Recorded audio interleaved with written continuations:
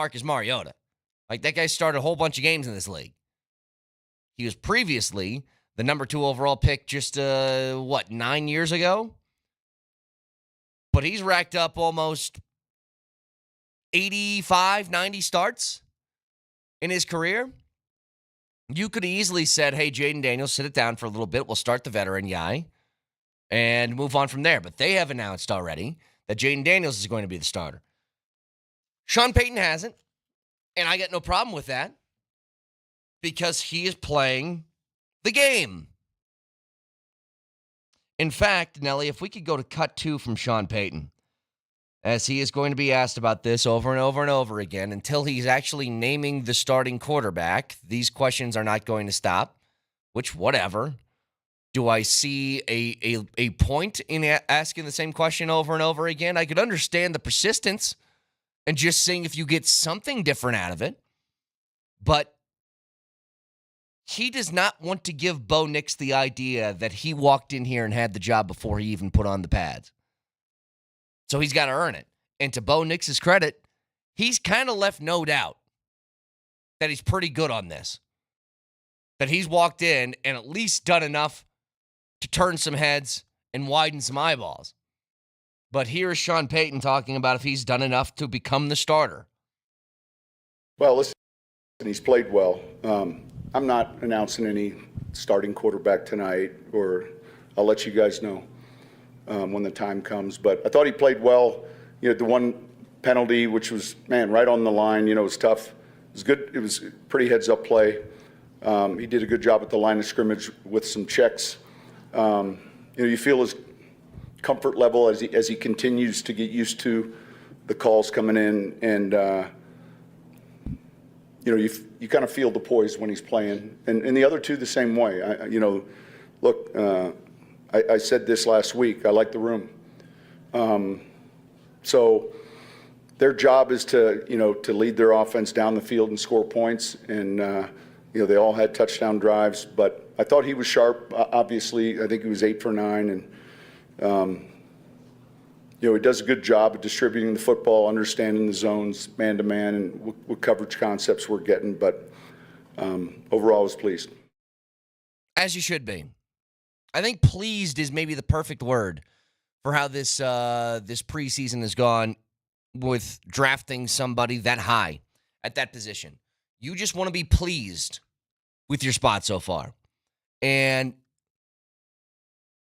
Texas says maybe he'll run a similar Saints offense with multiple quarterback roles. I mean, he wants to have an offense and a quarterback room, as I think everybody does, that just kind of fits no matter who's going to be under center. Like, you want to have guys that are built from, like, the same sort of ilk. And I would say when he was in New Orleans, whether it was Teddy Bridgewater or somebody else, they would come in and pretty much be the same guys as far as capability of running that offense. Now, had to tailor it a little bit when a guy like Taysom Hill was under center because he could do some different things. But I think the goal is you want somebody to come in off the bench and not have a whole lot change. Like, if you notice, people in that position, head coaches, won't typically have pocket passer with the backup quarterback being super big runner guy because you don't want to change the offense.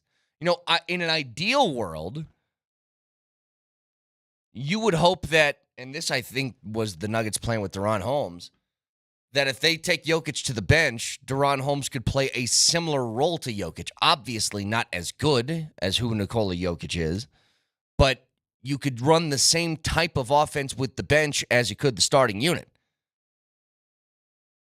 You ever notice how the bench has a really tough time keeping it together when Jokic leaves the floor? It's because you're running basically a brand new offense.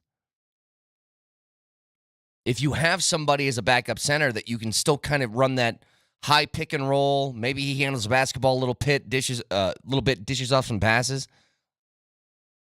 That's the ideal thing that you're hoping for, but Jokic is such a unique animal that it makes it really difficult for people to find ways to play and fit that role. But I got no issue with him not saying anything about this. And what it's going to eventually get to is after this third preseason game, I don't think he's going to drag his feet too much longer on this. He's going to name somebody the starter, and it's going to be Bo Nix. Bill Belichick was talking about Bo Nix on the Pat McAfee show. Here's what he said. What I don't think you want to do is put Bo in there, and then after 3 or 4 games, find out you need to take him out and put Stid back in there and go that way. I don't think that would work. I think that just creates a lot of confusion, and I really don't think that's what you want to do. If you're sure Bo Nix is the guy, then you go with him, but you don't turn back. You stay with him all the way through. If you go the other way and start with Stid, who's actually played, I think, pretty well in the preseason. I mean, overall, I thought he's done a decent job. If you feel like he gives your team a better chance to win and you want to give, the younger player a little more chance and you don't think he's quite ready yet, then when you make that move, you're going to make it, whether it's to start the season, week 3, week 6, week 8 at the bye week, whatever it is. Once you make that move, then I think you're committed to it all the way. You don't want to change it at that point. Well, he's absolutely right about one thing. If you start him at the beginning of the season, it doesn't matter how bad it gets, he starts for the rest of the year. You have to do it. But there's one thing I've never understood when it comes to this conversation.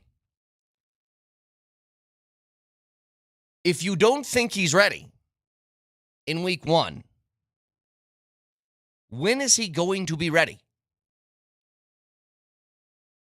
Like, if he's not ready in week 1 and you want to sit him down, then you might as well sit him for the year. I mean, think about it. He's not ready week 1, but let's say week 6, the Broncos are 1-5, and Stidham looks awful. And then you get the clamoring for the backup quarterback, which will be Bo Nix. Is he going to be ready a month and a half later? Is that all it takes? That's what I don't understand. He's either good to go or he's not. And I think the approach has to be, as Peyton Manning says the same thing, on-the-job training, live experience, there's no substitute. You can sit back and watch all you want to, but if you aren't in there actually doing the job, I don't think you can get better. And I think that applies to any job. And you just have to have the person who's maybe a little bit new to this, a little bit green behind the ears, just let them know that you're going to make mistakes and that's okay. This year is not the year that you're trying to win a Super Bowl, but you're trying to build the foundation and the building blocks to eventually get there in a few years. And that needs to be the mentality that this team is taking, and I think they have. That's why they decided to eat $85 million this offseason. They've decided to draft a quarterback at number 12 overall. They've decided to cut bait with some veteran guys who might be pretty good on this team. They're going to run with a younger roster, build that way. And it's not necessarily about the wins and losses this season, but it's about the foundation that you build for next year and the year afterwards. I keep talking about these story arcs that teams go on. And it's generally the same thing. If you're starting, quote, over, and look, they didn't strip this down to the studs, but they stripped this house down and it's a makeover. It might not be like you're pouring concrete for the foundation of the house, but you're on one of those HGTV remodel shows.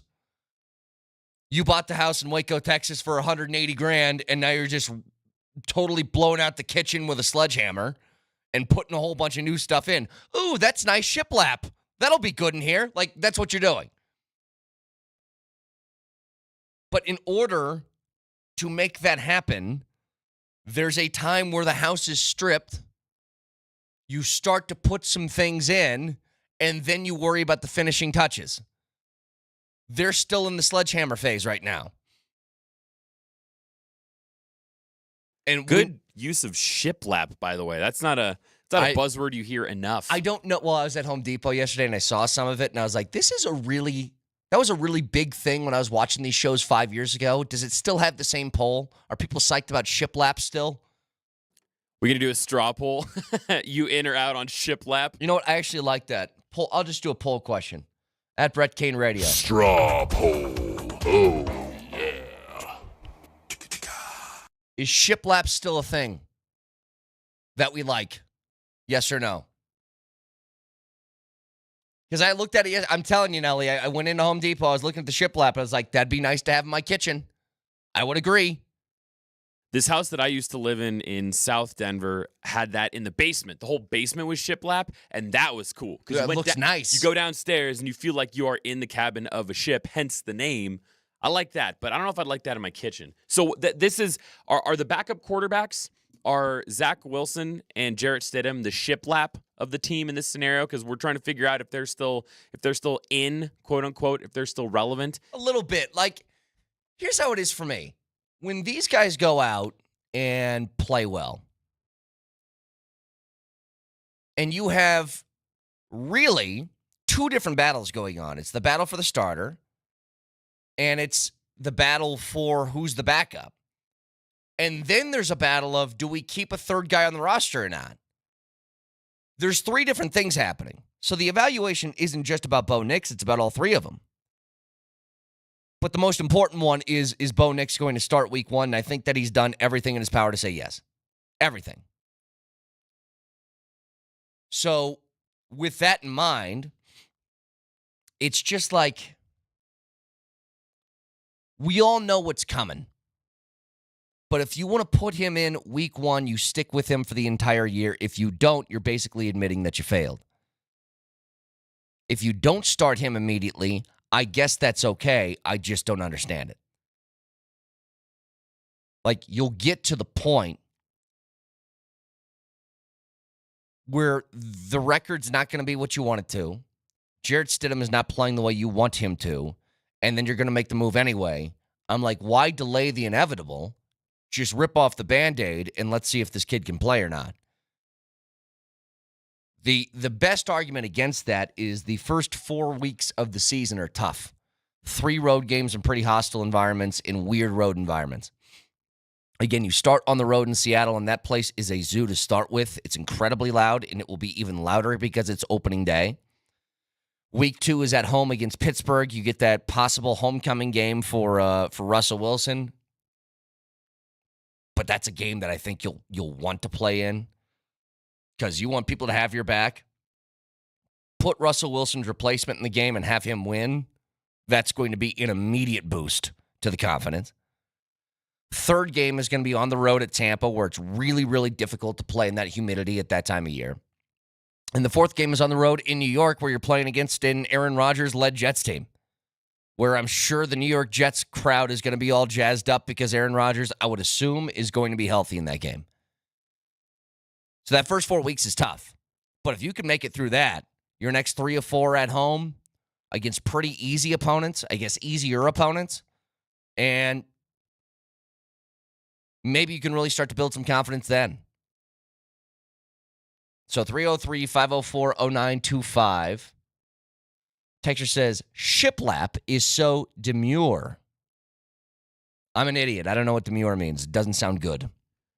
Hang on, let me get a definition. Well, that's how I know that texter's on TikTok, because that's a trend that's been blowing up on TikTok lately. Demure, in the TikTok sense, not necessarily the Merriam-Webster sense, it just means being very chill and composed and poised. It says reserved, modest, and shy.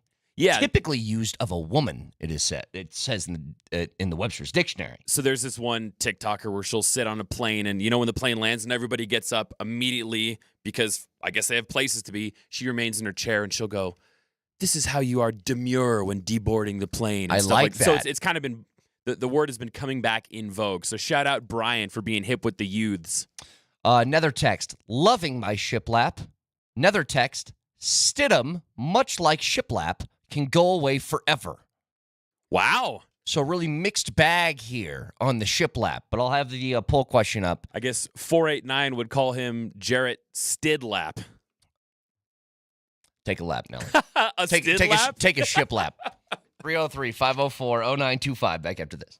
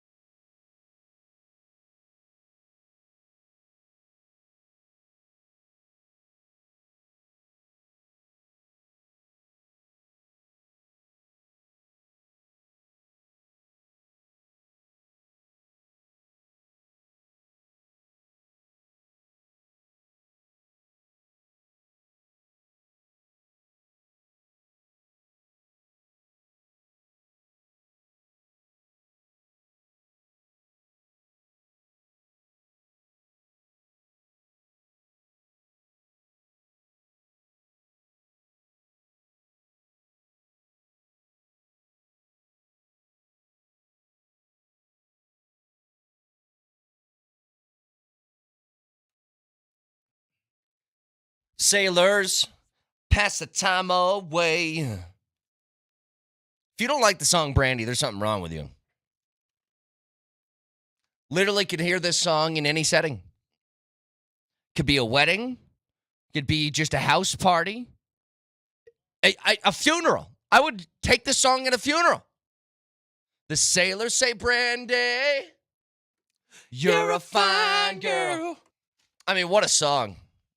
Who is this again? Brandy by Looking Glass. Looking Glass. That's right. Couldn't tell you anything else they did, but this one, this song one takes rules. care of it. Yeah, That's right. You know, in some ways, everybody wants to be the big-time superstar who's got like 15 albums that all people love. Sometimes you just need one. Ask the Quad City DJs. All they needed was Space Jam. Hey, they had had that a other couple one. bangers. They had, let's see, what was the Train. The Train. Come on, ride the train And ride it. And I think they also sneakily produced a couple songs. I think they produced Whoop There It Is. They did. You know what? I shouldn't have done that to the Quad City DJs. They got a couple of bangers. They got a couple of them. How dare you? Unlike Shiplap, Quad City DJs are beloved. Let me hit you with a Lou Bega, Mambo number 5. How about that? That's perfect, yeah. 303-504-0925. So, get back to the Broncos stuff in a minute. I would like to focus, if I could, on something that came out from NHL.com's Tom Galletti. Here's the quote from head coach Jared Bednar.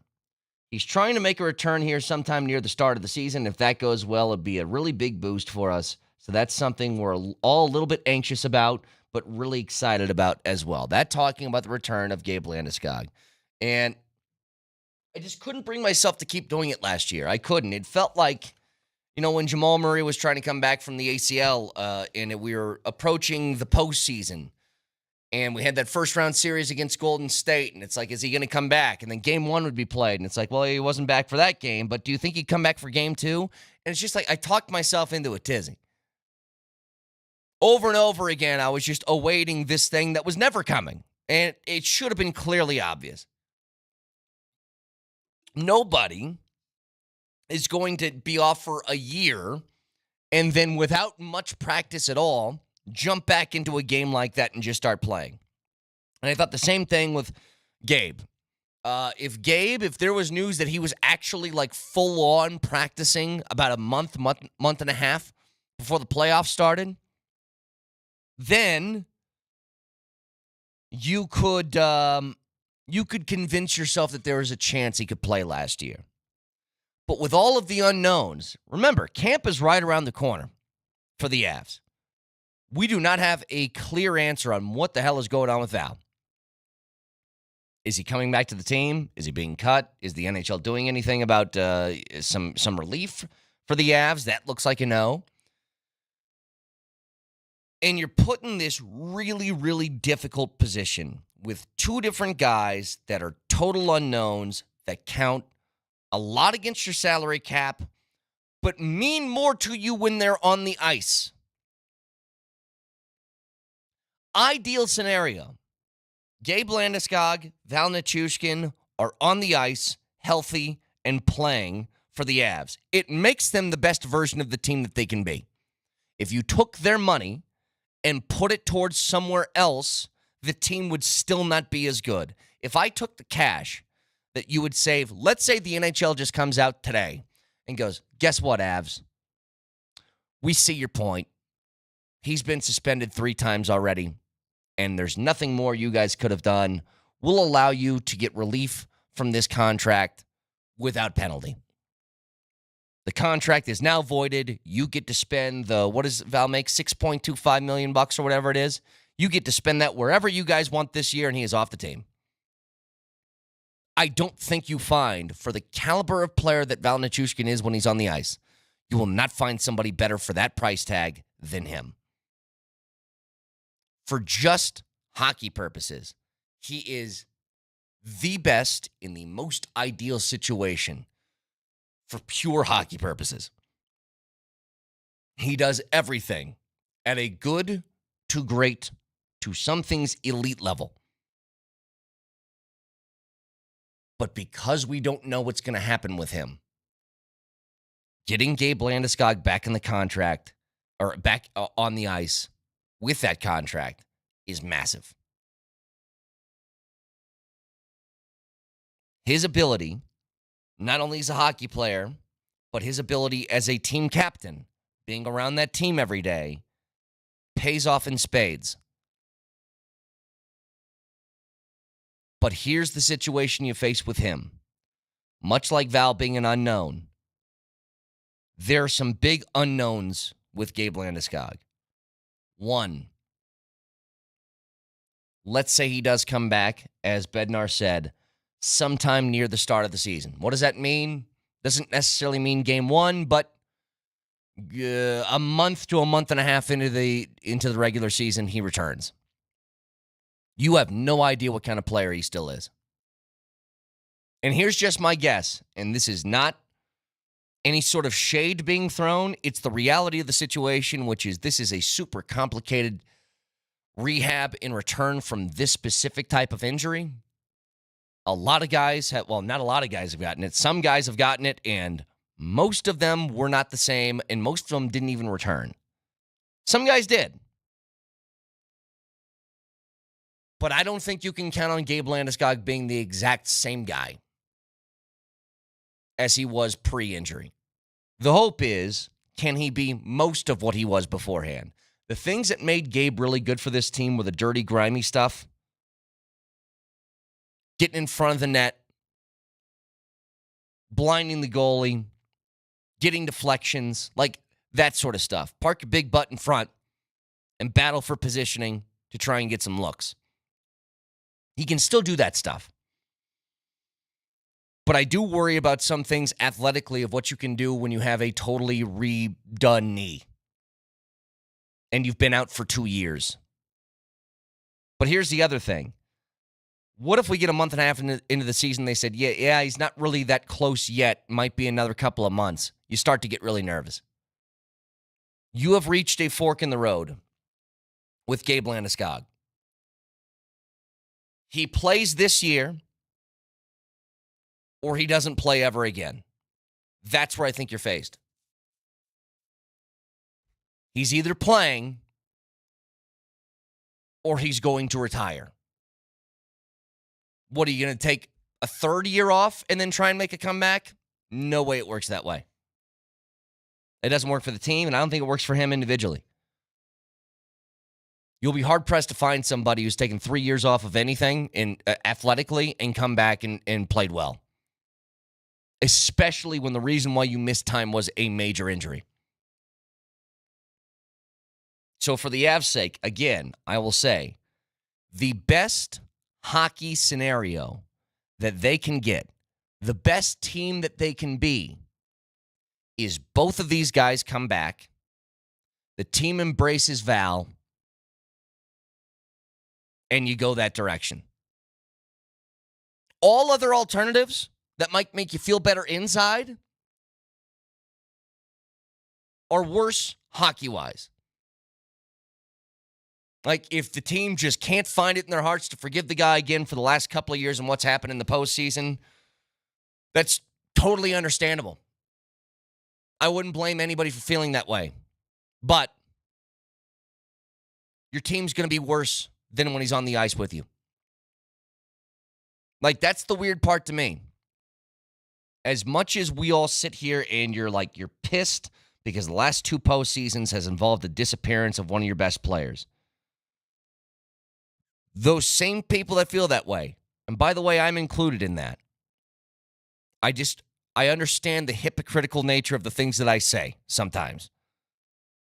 I'm one of those where I'm pissed about how the last couple of years have turned out for the Avs. And we also say what? If they had Val, they would have won the series. How many times have we said that? So the guy you're mad and you want off the roster is the same guy that we say, well, if he was playing, then this team would have won. And who knows? Could have went to the Stanley Cup final. That if game is dangerous, man. Super dangerous, right? I understand it. You can say, well, momentum shifts and the mental effect it has on a team in addition to his physical impact of being out of the lineup. I mean, we can go down sports bizarro world all we want. Mm-hmm. But at the end of the day, you're just beating yourself up. I don't know if I see the value in saying, well, they would have won if he stayed in. Look how many goals he was scoring in the postseason. Look how didn't he score more goals in the postseason than Conn Smythe winner Connor McDavid? Yes. There you go. Yes. So I guess there's some credence to playing the what if game, but at the end of the day, you're just beating yourself up. Well, and I keep going back to the stat, Nelly, because I think it's important. It's important to recognize, again, if we're just talking about pure hockey stuff here, okay, and leaving all the other stuff out of it, which obviously you cannot do, but just for the sake of argument, how many times do we have to bring up the record of the Avs with and without Val Nichushkin? With Val, they win like 70 to 75% of their games. Without him, they're a sub-500 team. That's not a small detail. And that's over the last 2 years, and those 2 years have not involved Gabe Landeskog. So, Gabe comes back. He looks pretty much the same as before. That's going to boost those numbers. But facts are facts. Like, it's pretty insane. Texter writes, I would only trust to have Val back if they rewrote in his contract to have him not be paid if he messes up again. It's a decent thought. That will never happen. Like, I don't think Val's agent would ever allow that, considering the situation that they've been in. And it seems like they have the NHL backing on this side of the contract, as much as we might think it's unfair, and I certainly do think it's unfair, because I don't know what more you can ask from a franchise than what the Avs have done with him, but they're paying the biggest punishment. I mean, Val's biggest punishment here is embarrassment, maybe? But he's still getting paid. I don't know what more you can ask from the Avs on their part of this contract. And I think it's a decent thought. Like, they write in the contract, hey, man, if you have another one of these suspensions for something, anything that involves whatever's been involved for these suspensions, I'm assuming substances. I don't know what they are. That's what I would assume, because they have given literally no detail on this. If that happens, then you're going to be unpaid. But I don't think that's how it's going to work. Like, somehow in all of this, Val has the team by the balls. He's getting paid no matter what, and you're put in the position of either I allow him to come back and play for this team, or what? I cut him and eat that money until 2030? Well, that seems like a far worse option. So, again, it's a really sticky position that they find themselves in, but it's not new. They've been thinking about this for a long time, and I'm sure that the Avs have whatever course of action already set in place. Just don't know what that is. But camp is right around the corner. Texture says he's suspended without pay right now. Yes, but his contract is intact.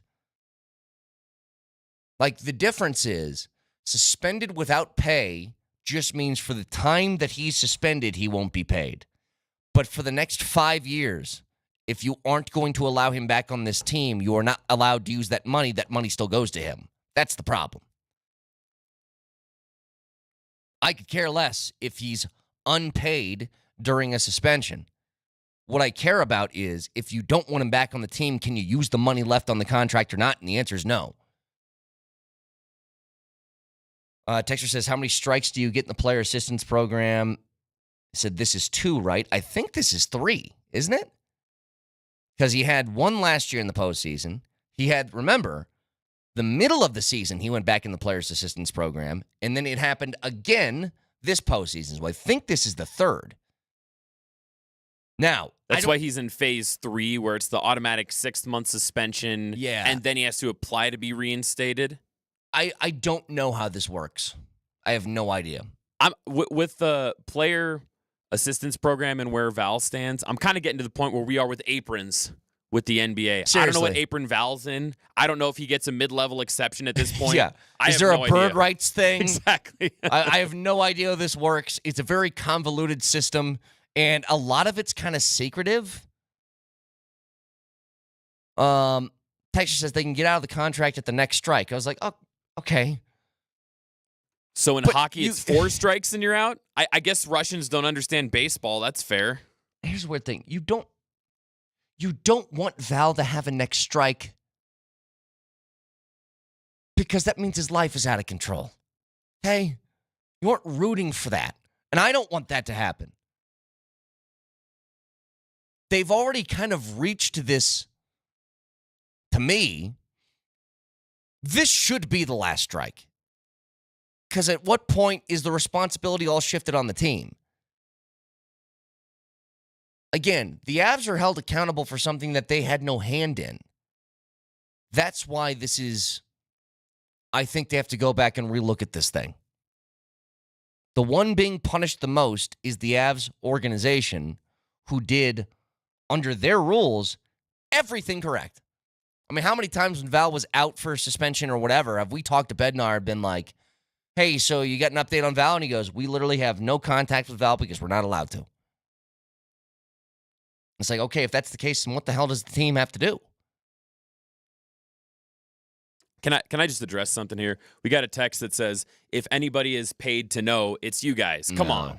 That's not how this works, man. We're kept on a need-to-know basis. If there are things about the Val situation that Mosier doesn't know, how do you expect me and Brett to know? By the way, if you think I'm paid to know the fine print of the player assistance program, I'm going to be honest, dude, I ain't diving that deep, okay? Take a lap. It's the same thing as what Nelly said with the aprons and the bird rights and stuff like that. It's like, I'm not spending all that time reading the fine print on that stuff.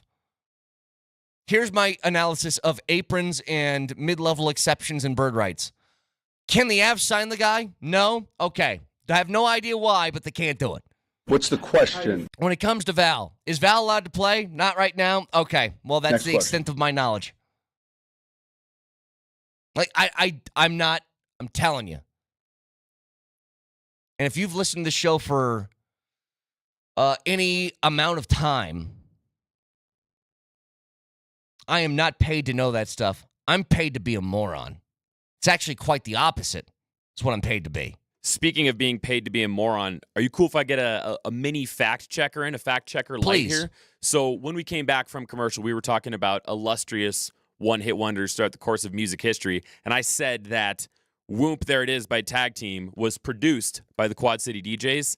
That is incorrect. I was thinking of other all-time peak of Western society one-hit wonder, Tootsie Roll by 69 Tootsie Boys. Roll! That was produced by Quad City DJs. Cotton candy sweet, yeah. I mean, that was a good era, though. I don't know what genre of music that is, but there were a lot that snuck in like the mid to late 90s, right in that sort of time frame, and then that genre just disappeared. Actually, here's a pop quiz. So, Whoop, There It Is, according to the Billboard Hot 100, their year-end chart, it was the second highest charting song of 1993. Can you tell me what the number one song was? Of 93? Yeah, the one song that beat out Whoop, There It Is on the 93 year-end chart. God. Is it like in the same sort of vein of music? Not even close. Not even close? Okay. I was thinking something Celine Dion-ish. Getting warmer. Cher? Not quite. Okay. I need a hint, Nelly. I need some sort of hint. Help me. She was known for really belting, hitting the high notes. Oh, Whitney Houston. Yep. And my heart, no. You're right there. Come on. Oh, come on, man. That one, yes. I Will Always Love You? Yep. All right. Got it. Hey, that was a good tag team there. I almost said My Heart Will Go On. I was like, no. I said Celine Dion earlier. Really got Celine on the brain. Anyway, 303-504-0925. Interesting how the Avs will handle this. If nothing else, it sounds like their expectation of Gabe is that he's going to be ready near the start of the season. So, Val stuff aside, that is good news. And a lot more to get to. Stick around.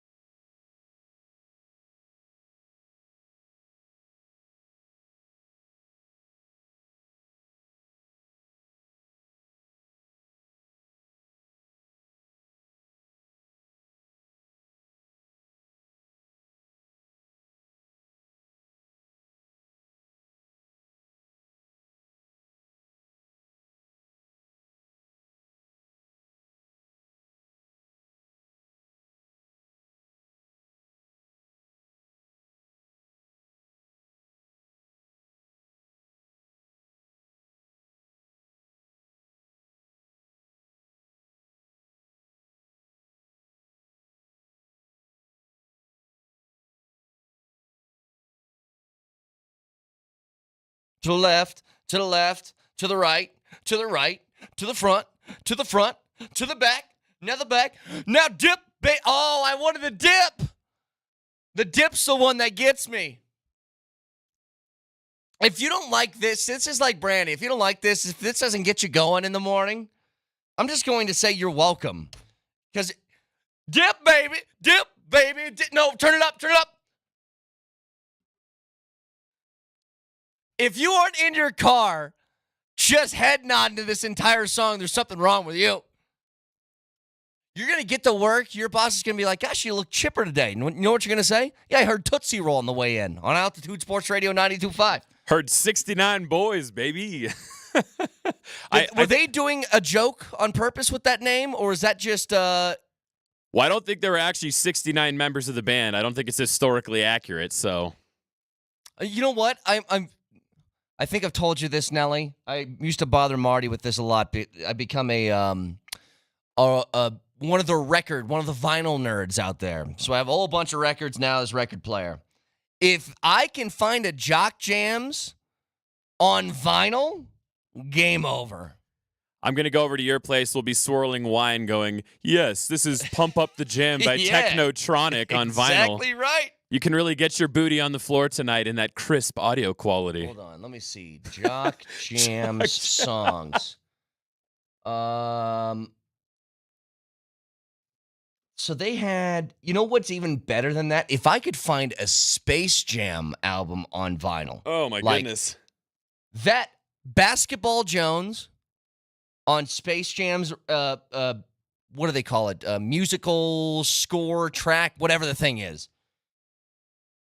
Just go look at Space Jam's album, and it's insanely good. You really want to hear the crisp vinyl quality of Gonna Make You Sweat by Yes. CNC Music Factory. Of course. Yeah, man, this is the good stuff. I don't know if they're still doing this. I think current artist Chapel Roan has a song where she gives you dance instructions, but that's what I need. When it comes to dancing, I have two left feet. So I like songs like the one we just played that say you go this way, and you step back this way. Yep. And you clap your hands, and you bend over, and you jump. Why do you think the cha-cha slide has been around for 25 years? Cupid Shuffle. Absolutely. I need spoon-feed me dance moves. I can't just tootsie roll on my own. Tell me what that is. 303-504-0925. Shunt Mazda text line, one price, one person, 1 hour. So listen. Texture says, I'm on a greens mower and started bumping when Tootsie Roll came on. Left some wonky lines. I hope the golfers don't notice. Thanks, Brett. You know what? I think they would all understand. You got a little bit of a wonky line in the fairway. You can just assume wherever you're playing today, that guy was listening to Tootsie Roll. As long as you do it in the Jim Nantz Master's voice. He's lining up on the green here, and it's a bit uneven because Tootsie the mower Roll. heard the Tootsie Roll Yeah. earlier today.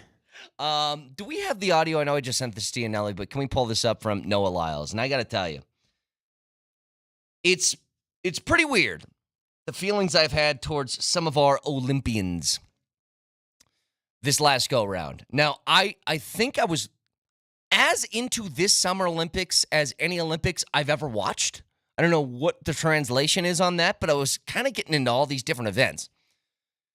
And we've had the discussion with the basketball team that there's some guys that you just find distasteful, that you don't really like all that much, and it made them hard to root for. I think another guy that's perfectly in that category is Noah Lyles. And that started way beforehand.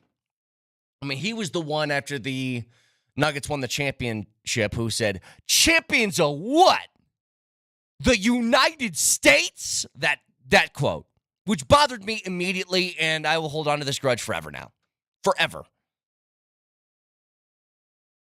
So he has gone on different podcasts. There was one that we couldn't play yesterday because of copyrighted music was played over the top of it. But he was talking about, Tyreek Hill said I could beat him in a race. Now, whether that's true or not, I don't know. I think he could make it close. He's probably not beating Noah Lyles in a race. But Tyreek Hill is very fast and used to be a track runner. I'm sure it wouldn't look totally crazy. Wouldn't be like me racing Noah Lyles. But somebody asked Noah Lyles about that, and in this video that we can't play, he said, oh, yeah, I heard that guy say that. Hey, hey, Rick, what's that guy's name? You know, the cheetah guy. It's like, all right, dude, you know his name's Tyreek Hill. Enough. But then Shannon Sharp and Ocho Cinco on their podcast were asked about, okay, you said the world champion thing. Well, what about Nikola Jokic in basketball? Is he one of the best players in the world? Listen. It's hurtful because you already have those, but you're giving the title to people who aren't doing that. Nothing wrong with being a national. But let me ask you this. They are great champions. They just didn't have the title. Is Nikola Jokic one of the best players in the world? I'm going to be honest, I don't know who that is. Okay. Okay, so two things here. One, he's either lying, or two, you are so incompetent of any other sport outside of running, you aren't allowed to have an opinion on the other sports because you don't know about them. I can't tell you a lot of the hockey players' names. That's fine, Vic Fangio. But what you can't do is then downplay their accomplishments if you know nothing about their sport. If you don't I'm know, not going to lie, I don't know that much about hockey. if you don't know who Nikola Jokic is, then you are not allowed to talk about the NBA. Period. End of discussion. You're not allowed. As Nelly's pulled up the list, Noah Lyles, congratulations. You're now on it. You just made the list. On this list, Evan Turner, Jim Schlossnagel, C.U. Honks, Kevin Durant, and Noah Lyles. Congratulations. Two of these, by the way, see, this is what I was talking about, Nelly. Two of these have made the list because of the Olympics, too. Durant wasn't on the list before the Olympics. And then he started going after Nuggets fans, and it's game over for you, buddy, pal. I'm not your guy, friend. Kevin Durant. Noah Lyles, this guy sucks. I don't like him. He sucks. You can always watch the show live on Twitch. Twitch.tv, search Altitude SR in the search bar, and the Altitude TV simulcast, and that is the Safeway Twitch feed. You can order online. Safeway does the rest. Get easy delivery or free pickup with the same great deals. Get started at Safeway.com and order to cart. Safeway. Fresh foods, local flavors. This song, Nelly, on my vinyl collection. How's that sound? Well, Tom Petty and the Heartbreakers. Oh, I sound like an actual radio DJ now. Little Tom Petty and the Heartbreakers, taking you all the way to break. Come back, 7 o'clock. More music. Stick around.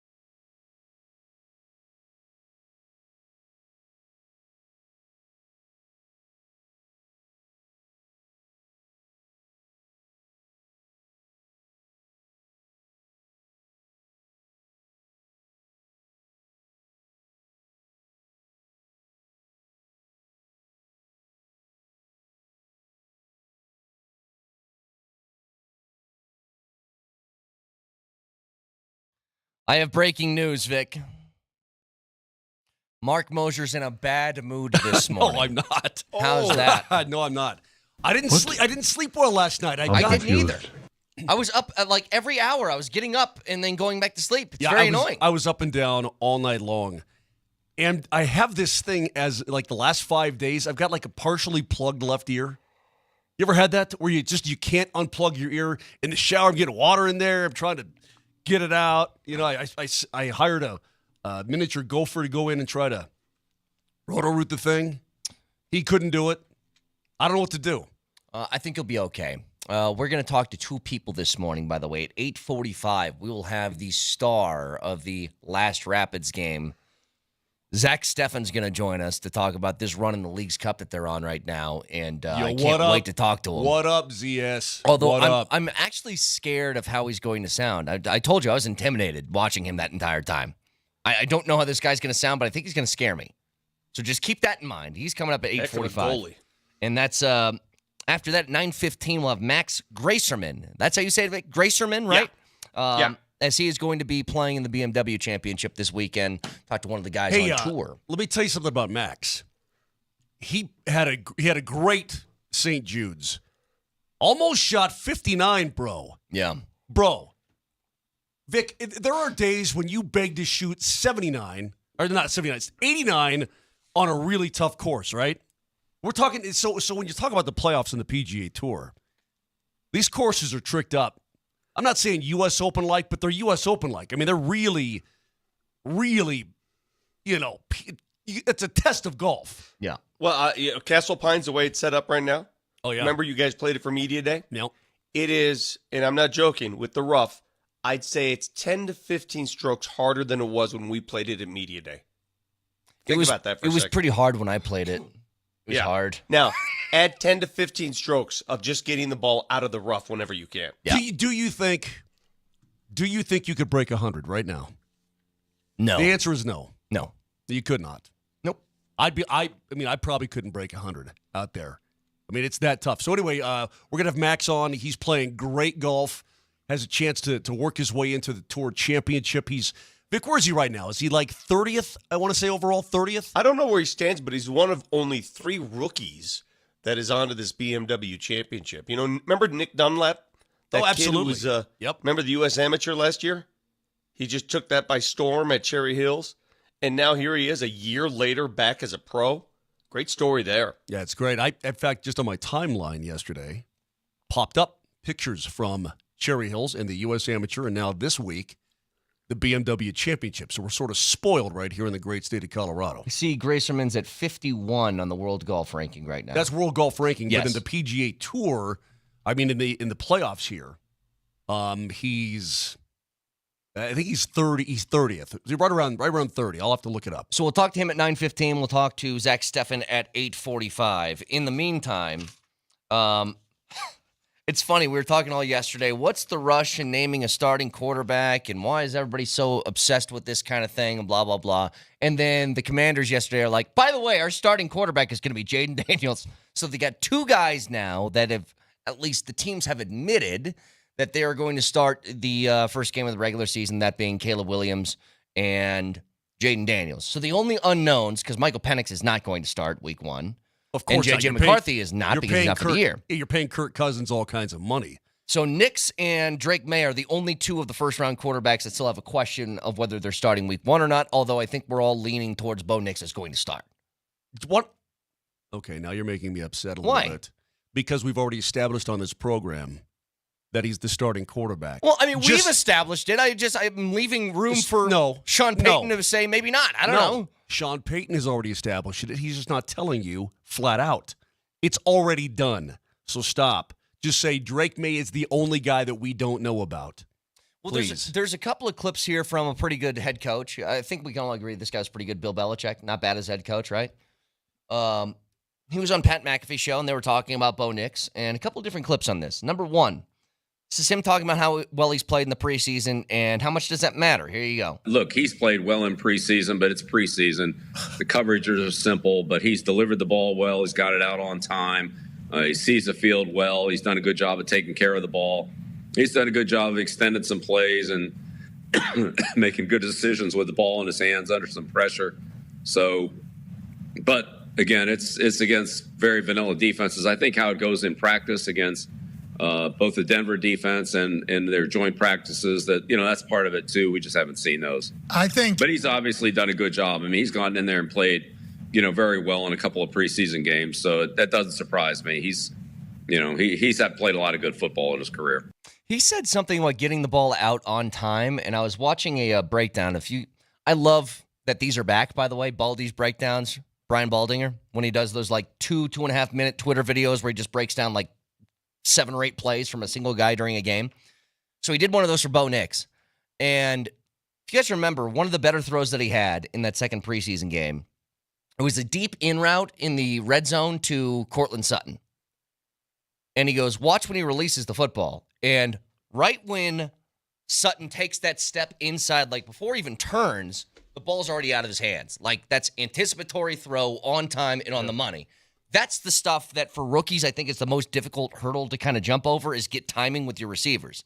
And he's got that. Yes. Yeah, trust. Well, he knows where he's going to go with the ball before the ball is thrown, and that's half the battle. He understands and processes the offense enough to understand that.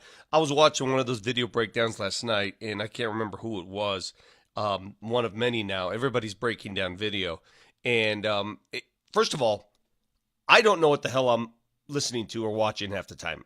When you're watching these breakdowns and they start talking that football parlance, right, and they start using those words, and everybody's sitting there, If I'm in class watching this, I'm like, what are you talking about? Vic, what is that? That's why I love Brian Baldinger's, because he doesn't do a lot of that stuff. He just goes, look at him, get this. That's what Baldies sound like. That's why they're my favorite.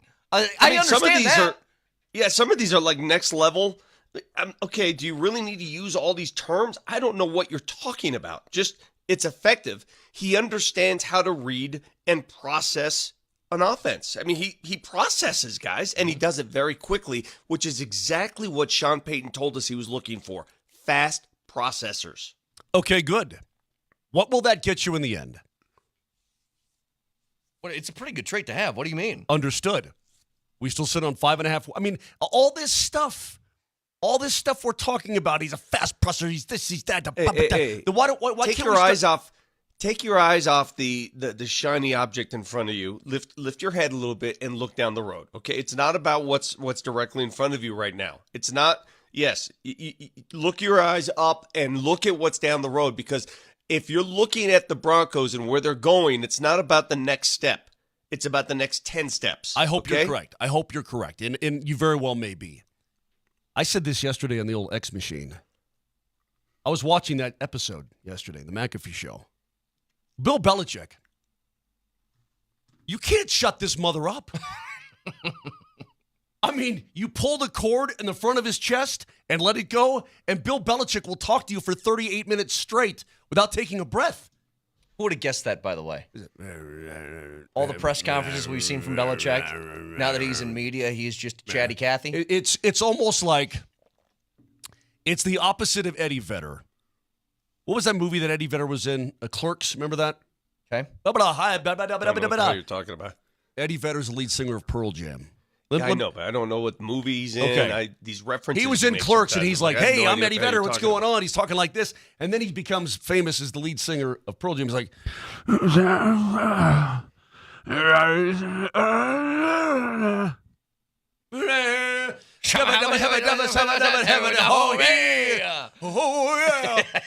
anyway, so Belichick's the opposite. We've been doing a lot of music references in the appetizer hour, and this is another one of those. Like, we played Brandy, and I was like, if you don't like the song Brandy, there's something wrong with you. We played... Hey, what'd the sailor say? He said, Brandy, you're a fine girl. What a good wife you would be. If you don't like that song, there's something wrong with you. It was one of the, what song was it from the Jock Jams era? What were we playing? We did Whoop, There It Is, Tootsie and Roll? Tootsie Roll. Tootsie Roll, yeah. We had some guy, I guess he was mowing the greens at one of these golf courses around here listening to us, and he goes, I was so into Tootsie Roll, I messed up my mow. Oh, no. I hope nobody notices. Oh, God, no. You probably turned that green into a Tootsie Roll, maybe, like this. But now you hear that. If you get that part, play it again, Nelly. If you hear this and you do not go... Oh, yeah. If you don't do that, then there's something wrong with you. Pretty much, yeah. Anyway, Belichick's the opposite of Eddie Vedder. Now he just is. He's head coach. He's in front of the media. He refuses to string together a complete sentence. And now, my God, it's like he's giving an insurance seminar. Let me give you something else. Oh, and real quick. I like football season and all the things that go with it. Okay, that's it. Watch Vic. Just I have to do this side note at 7:11 in the morning. Vic. Yeah. Everybody here is out of sight. They don't bark and they don't bite. They keep things loose and keep things alive. Everybody was dancing in the moonlight. Dancing in the moonlight. Everybody's feeling warm and bright. It's such a fine and natural sight. It's a great song. Everybody's dancing in the moonlight. Every time we're golfing, Vic goes, That's one of my favorite songs. Vic goes, put on my favorite song. That Put gets on you in the zone? Yeah, it gets him in the zone. Put on my favorite Fix the song. I shanks? say, okay. But I don't know the words. See, you guys know the words. I don't know the words except for Dancing in the Moonlight. All that other stuff that comes with it. I don't understand what that is. Here's the other thing from Belichick that I wanted to play. And this is important to keep in mind, but I have a follow-up question after this. Here's Belichick on McAfee. What I don't think you want to do is put Bo in there, and then after 3 or 4 games, find out you need to take him out and put Stid back in there and go that way. I don't think that would work. I think that just creates a lot of confusion, and I really don't think that's what you want to do. If you're sure Bo Nix is the guy, then you go with him, but you don't turn back. You do. You just stay with him all the way through. If you go the other way and start with Stid, who's actually played, I think, pretty well in the preseason. I mean, overall, I thought he's done a decent job. If you feel like he gives your team a better chance to win and you want to give, the younger player a little more chance and you don't think he's quite ready yet, then when you make that move, you're going to make it, whether it's to start the season, week 3, week 6, week 8 at the bye week, whatever it is. Once you make that move, then I think you're committed to it all the way. You don't want to change it at that point. I disagree with Coach Belichick here because we've seen it historically. We saw it here in Denver. In John Elway's rookie season, go back and look. John Elway's rookie season, he started. They gave the job to John as soon as he got there. And then late in that regular season, they pulled him. Steve DeBerg came in and played for him. Vic, that was 41. And then he took the job back for the playoffs. It's 41 years ago. Times have sort of changed. I'm just telling you, it's happened before. There are no rules. There's no fast and hard rules that say once you give somebody the job, you can't take him out. Why not? Here, come sit with me. Let's watch from the sideline for a couple games.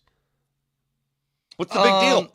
If the worst case scenario unfolds and he falls flat on his face, okay. All right, let's take a break. Come over here. Let's watch. Let's sit and watch. All right, now go try it again. And then if he can't do it again, he's not the right guy anyway. I mean, maybe you're right. It's just, I think what Mosier was getting at, which is, it just feels like a different era in time right now. And if you do that, Vic, you have to worry about all of the different social media, 24-hour news networks that are going to be talking about this. And it is a different sort of thing. Who was it, Schaefer, or was it Leggy Moj a couple weeks ago that was talking about Peyton Manning when he threw whatever it was, 27 picks his rookie year? How much? 28. Or 28 his rookie year. How much different it would be if he did that now in this era? He's self-admitted. Would he be able to come back in the same way that he did back then with all of the other stuff surrounding sports now? I mean, you're so overwhelmed by the social side of things now, the media that's all over your bacon all the time. And it was back in 1998. I'm just saying that nowadays it's oppressive. But he said, you may not look at social media, but your family does. Sure, your friends They'll do. see it. Your friends do. Yep. They all see it. And they're all talking to you about it. Incidentally, Vic. But can I say one thing real quick about Belichick? Yeah. Here's what I don't get about that whole argument and discussion. If you don't start him week 1 because you don't feel like he's ready, maybe you wait a little bit. If he's not ready in week 1, and let's say the Broncos start the year 1-5 with Stidham, and then it's week 6, is a month and a half the difference between being ready and not being ready? Guys, he's going to be ready. You know Don't what I worry. mean? He's gonna be just, ready. Just on the surface of that question, is like a month and a half to 2 months really the difference between the guy being ready to play or not? I don't get that. That's what I never understood. It's like either he's kind of ready or he's not, and you sit him for the year. He's going to start the season, and he's going to be your number one quarterback for the entire. I'm with Coach. Play him. Let's go. Get him up to speed the best you can. Again, he's going to be seeing, Vic, you heard what Coach Belichick had to say. He's seeing vanilla stuff right now. He's seeing second stringers, third stringers right now. He's going to be seeing the big boys in complex defenses to try and screw him up. How does he, and again, this is all about growth. How does he process that? How does he grow from that? How does he continue to work his way through everything that he needs to do to become a true starting quarterback and an effective one in the National Football League? We'll see it all on display starting with Seattle, and we'll go on from there.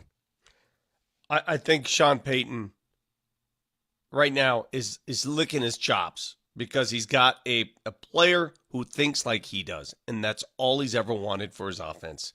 It's not Bill Belichick's decision. He can clearly provide some advice, but Sean Payton understands what he wants on the field, and he's got a guy who's going to produce what he wants on the field. The end. Texture says, Vic is right. Geno came back strong. If a rookie gets benched and it affects his confidence, then that rookie is a B. Geno, guy. If Geno came back if you strong. can't come back, that's on you. Geno came back strong, but he also went to another location to do it. Yeah. He didn't come back and play for the Jets. He left and went to Seattle. 303-504-0925. So we talked about something for a second yesterday, Moj, that I think begs a bigger and more important question that we'll get to next.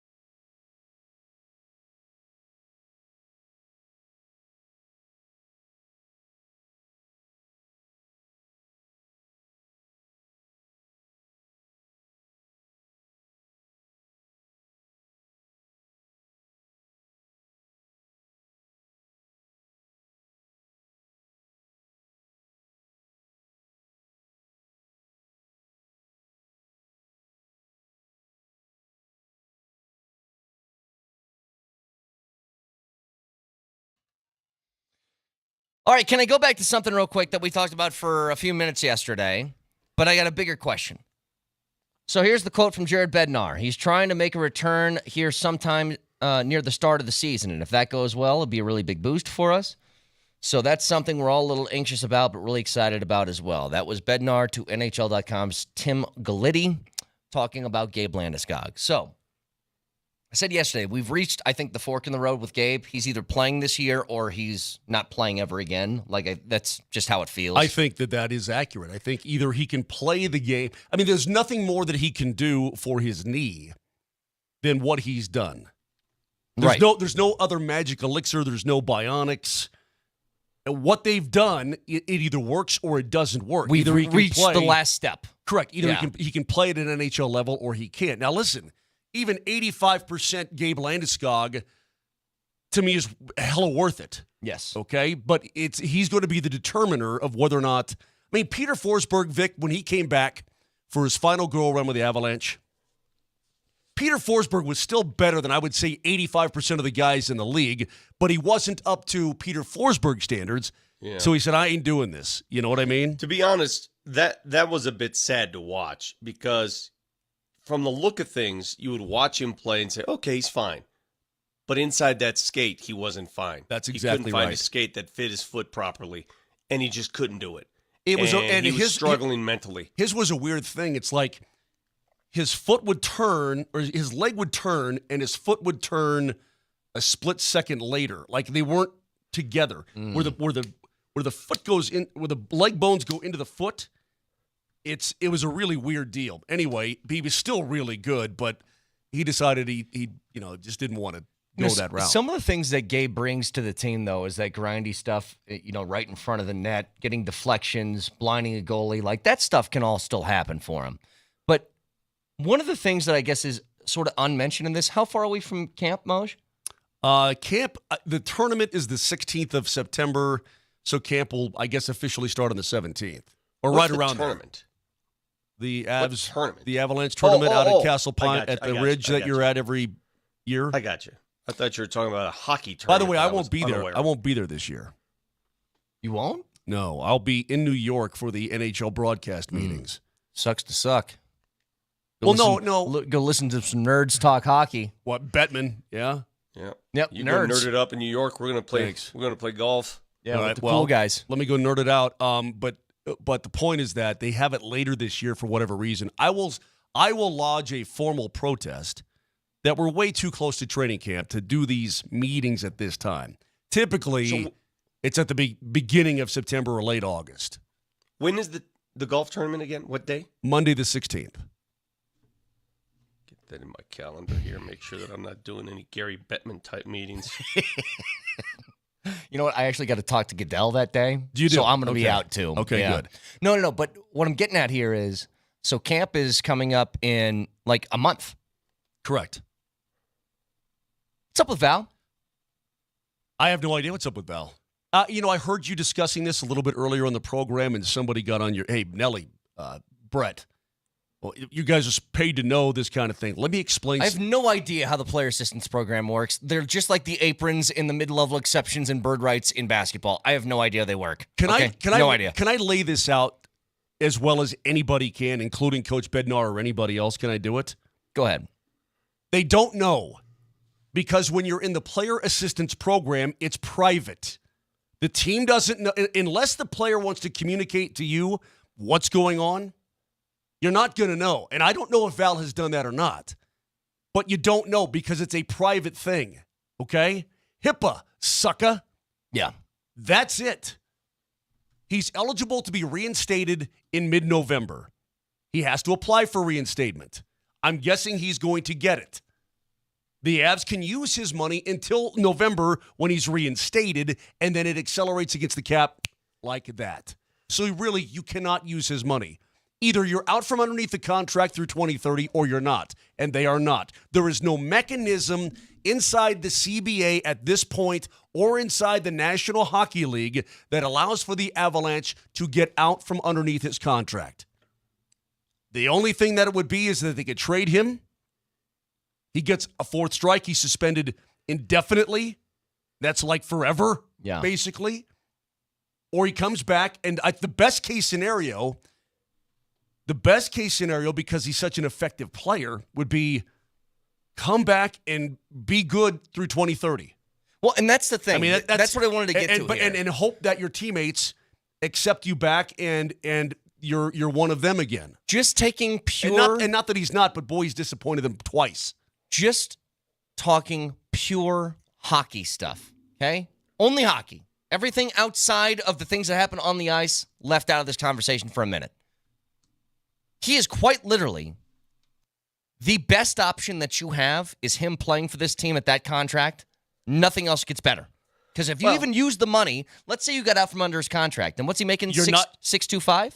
6.1, like 6.15, something like. Okay, you're not going. Let's to say you find get that money. You aren't getting somebody of the caliber of Val, the player, with that kind of cash.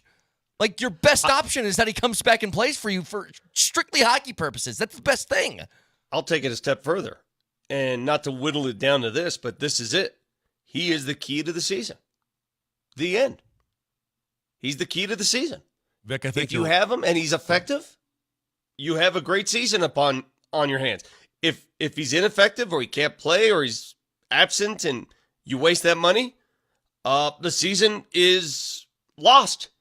He left. I don't know what to say. I mean, that's what it feels like to me. He left in the middle of the second round of the playoffs. And he had more goals than Connor McDavid, who won the Conn Smythe. Midway through the second round. And how many times, I know we do this over and over again, Avs record with Val, Avs record without Val. Look those up. You win 70 to 75% of your games with him in the lineup. When he's out, you're a sub-500 team. Another one here. Yeah. When it comes to Val playing for the Avs, the entire team looks better. And the amount of people that are like, you know what, I can't take it anymore, this guy needs to leave. And look, I was guilty of it too, especially initially. You're angry, you're like, get this guy out of here, can't deal with this anymore. But the same people who say that, including myself, would also tell you, yeah, I think they win the, I think they got a good chance of winning the Western Conference if he doesn't leave. And you're like, well, I mean, what do I do with this information? As much as the guy pissed you off, if he plays for you, you're like potentially in the Stanley Cup final? Really? It's just such a weird dynamic. And so if Gabe can come back and be, as you said, Moj, let's say 85% of what he was, it's going to be a boost for you. Maybe he can be 90, 95, maybe 100. I don't know because his body will let us know. The 1973, Val disappointed, ? He let his team down. Did anybody ever say Val's disappointed? What are you talking about? People, you hear what you want to hear. No, I don't know if he's disappointed or not. I haven't talked to him. And by the way, I've said this multiple times. I'll say it again. I like him very much as a guy. I do. He's really hurt his team beyond belief. Vic, you said it correctly. I mean, when he's there, they have a chance to win. When he's not, they don't. He's really hurt his team. It would be hard for me to welcome him back. It'd be hard for me to trust him.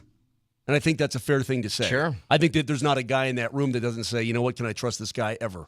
You know, perhaps you're waiting for the other shoe to drop. I don't know. But again, you want to support him as a human being because this is the player assistance program. You want him to be healthy, happy, and well for his family, A, and then B, for your team. Yeah, let me sort of rephrase that. When you have Val Nichushkin playing and being Val Nichushkin, your team is suddenly at a championship level. You are at a level that you can compete. If you don't have Val, you're still got a team. They're still going to play, but I don't think you're at that championship level anymore. It's that simple. Well, what he provides, we've talked about it a lot. He's a very unique player. He's probably the best back checker on the team, or he's one of them. He can kill penalties, we know. He plays on the power play. He's a huge body with a large wingspan. He can fly up and down the wing. I mean, he does a lot of things. That's why you paid him that kind of money. Yeah. Somebody says, well, he could decide to go to Russia too and mutually terminate his contract. He's got 6 point whatever it is through 2030. Anything. He ain't terminating jack. No. I mean, maybe the organization at this point would like to terminate only because it's 2 years in a row now that he's really hurt the team in the postseason when it matters the most. I'm just being factual here. I'm not casting dispersions on anybody. Maybe they would, but there's no mechanism. So that's that.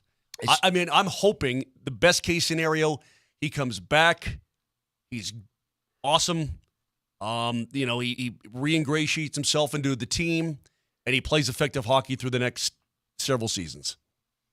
Just a weird dynamic that they find themselves in because it's what I said at the beginning. Like, the Avs don't have anything more that they can do here. You know what I mean? Like, they are hurt the most by a decision they have no part in. And that just feels like that's not a fair way to go about things. But it's been months now since this has gone down, and the NHL has not done anything about it, so it's not going to change. And now they're faced with the difficult decision of, do we just try and throw him back in the locker room, cross our fingers, and hope? Because you aren't going to cut him. Like, you aren't going to eat money for the next 6 years. And keep this in mind, too. Arturi Lehkonen, Vic, had shoulder surgery. He probably won't be ready to start the regular season, or maybe not. I mean, if you consider Val and Lecky and Gabe, I mean, let's say ideally you put your lineup out there on the ice. Jared Benner says, "I got all my guys available." Mm-hmm. That's 3 of your top 6 right there. That's you take any team in the league. Hey, by the way, we're going to start the season without 3 of our top 6. And again, you've been without Gabe now for a couple of seasons, so you've sort of stashed him on the side. But if you want to be optimistic, you say, golly, 3 of our top 6 are okay. Let's do some stuff here until we start filtering these guys back in. Couple of things here. Number one, how do you guys feel about Noah Lyles? I say Noah Lyles, word association. What's the first thing that comes to mind? Showman. Yeah, showman. I was going to say obnoxious, but I don't want to go that far. I can't stand this guy. I'll go that far. I can't stand him. So if he raced Tyreek Hill, would you be rooting for Tyreek? Yes. I can't take this guy. You know what? Too. It started now, I will fully admit, it started 2 years ago after the Nuggets won the championship, and he did the champions of what? The United States. He did that quote. That bothered me from the beginning. But then I wanted to play 2 pieces of audio. We can't play the other one that I found yesterday because there's copyright music in it. Noah Lyles was asked about Tyreek Hill's comments, and they said, "Yeah, did you hear what he said?" He goes, "Oh yeah. Hey, Rick, what's his name again? You know, the cheetah guy." It's like, you know the guy's name. Yeah, like you know his name. What are you doing here? Yeah, you're doing that just to try to be cool. I can't tell you a lot of the hockey players' names, but. He was asked he was on with Shannon Sharp and Ocho Cinco, their podcast. And he was asked about another guy. That's hurtful because you already have those, but you're giving the title to people who aren't doing that. Nothing wrong with being a national. But let me ask you this. They are great champions. They just didn't have the title. Is Nikola Jokic one of the best players in the world? I'm going to be honest, I don't know who that is. Okay. Doesn't know who Nikola Jokic is. Which, let me say this. That's a lie. If you don't, that's a lie. It's either a lie or if you don't know who the best basketball player in the world over the last 4 years is, you're not allowed to say anything about basketball. How's that sound? Yeah. Why are people so up in arms about? Because Noah I hate Lyles? this guy. Let me hate somebody. At the end of the day, do you think more people know who Noah Lyles is or Nikola Jokic worldwide? Joker.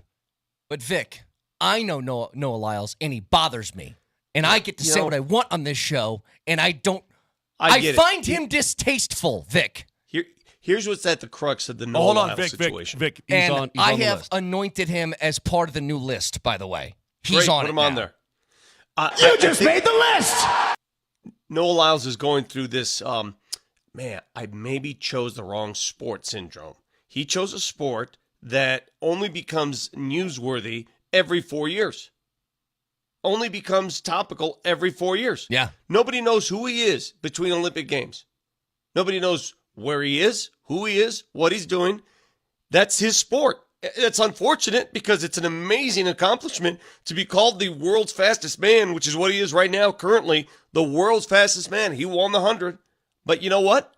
Nobody knows who the hell you are. Your sport comes and goes every 4 years. And he's trying to deal with that, and he can't. I love this. I love this. This is from Flax on the Safeway Twitch feed.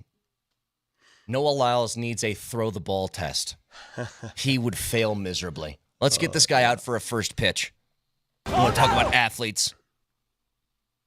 Anyway, can't stand the guy. That's all I wanted to say. If you haven't heard of Jokic, you shut your mouth about basketball. How's that sound? Sounds good. We're on the verge of college football. As we roll on here, did you see what Mike Gundy at Oklahoma State had to say? I did not. Is it something that we can say? Yeah. Or is it quick? Mike Gundy is saying whatever he wants to say at this point in his career. Basically, he's saying, I told my players, stop asking me for more money. Stop asking for money. I need some help, please. He said, It's like kids. Okay, hang on to this, Moj, because seriously, he's like my daughter who just went to college. I need more bread. I just gave you some bread. I just got one of those yesterday, Moshe. Can you Venmo me? What are you talking about? I just gave you a bunch of cash. Moj just told me the number for room and board and food that he had to cut a check for. And I go, you know that the food aspect of this, she's going to Starbucks every day anyway. Every day. Like, she's not going to get food from that mess hall. No. You know what's funny? Not. I asked where is the cafeteria for my daughters, and it's a little bit of a walk. I go, well, this is a waste of money. Yeah, my daughter's been there. Thank God she's not listening. She's probably upset I'm talking about her. Well, the last time I saw her before she left, she got up at 10:20. So I doubt she's listening. Actually, you were at the house, right? Yeah. She woke up at the crack of noon. You're like, she's like, hi, Brett. What were you doing up there? It's like sleeping. It's like, it's 10:30. So she says, I talked to her last night. She says, yeah, I went to the dining hall for the first time today. I said, well, you've been there for a week. She said, yeah, but I didn't have anybody to go with. I didn't want to go by myself, and now I do. I'm like, oh my God. Oh, she was worried about being Steven Glansberg. Oh my God. Anyway, it's colleges.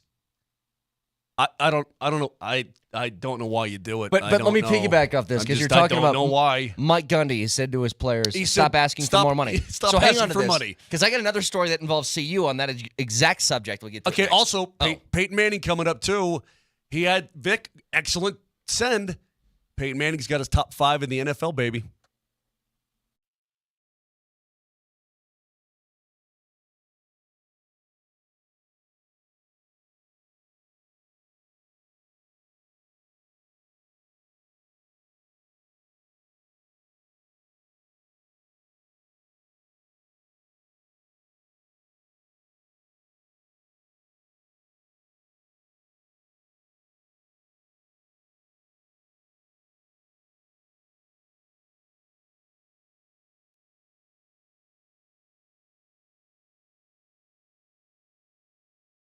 Circa Sports available in Colorado and that brand new Circa Sports app. Why not get an early look at week 0 of the college football season? The big game that you're going to have on Saturday in Dublin, Ireland. Florida State taking on Georgia Tech. Florida State 11-point favorites. The over-under 55.5. Later in the day, it's 6 o'clock at night. You got SMU in Nevada. SMU 27-point favorites. So a couple of games coming up this weekend. You can check that out in so much more. Over-unders for the entire year. CU at 5.5. You can throw something down on that. It's all available on the Circa Sports app. Tight money line splits, low holds, and amazing customer service. Download the app or go to circasports.com. And always remember, any gambling problems, call or text 1-800-GAMBLER.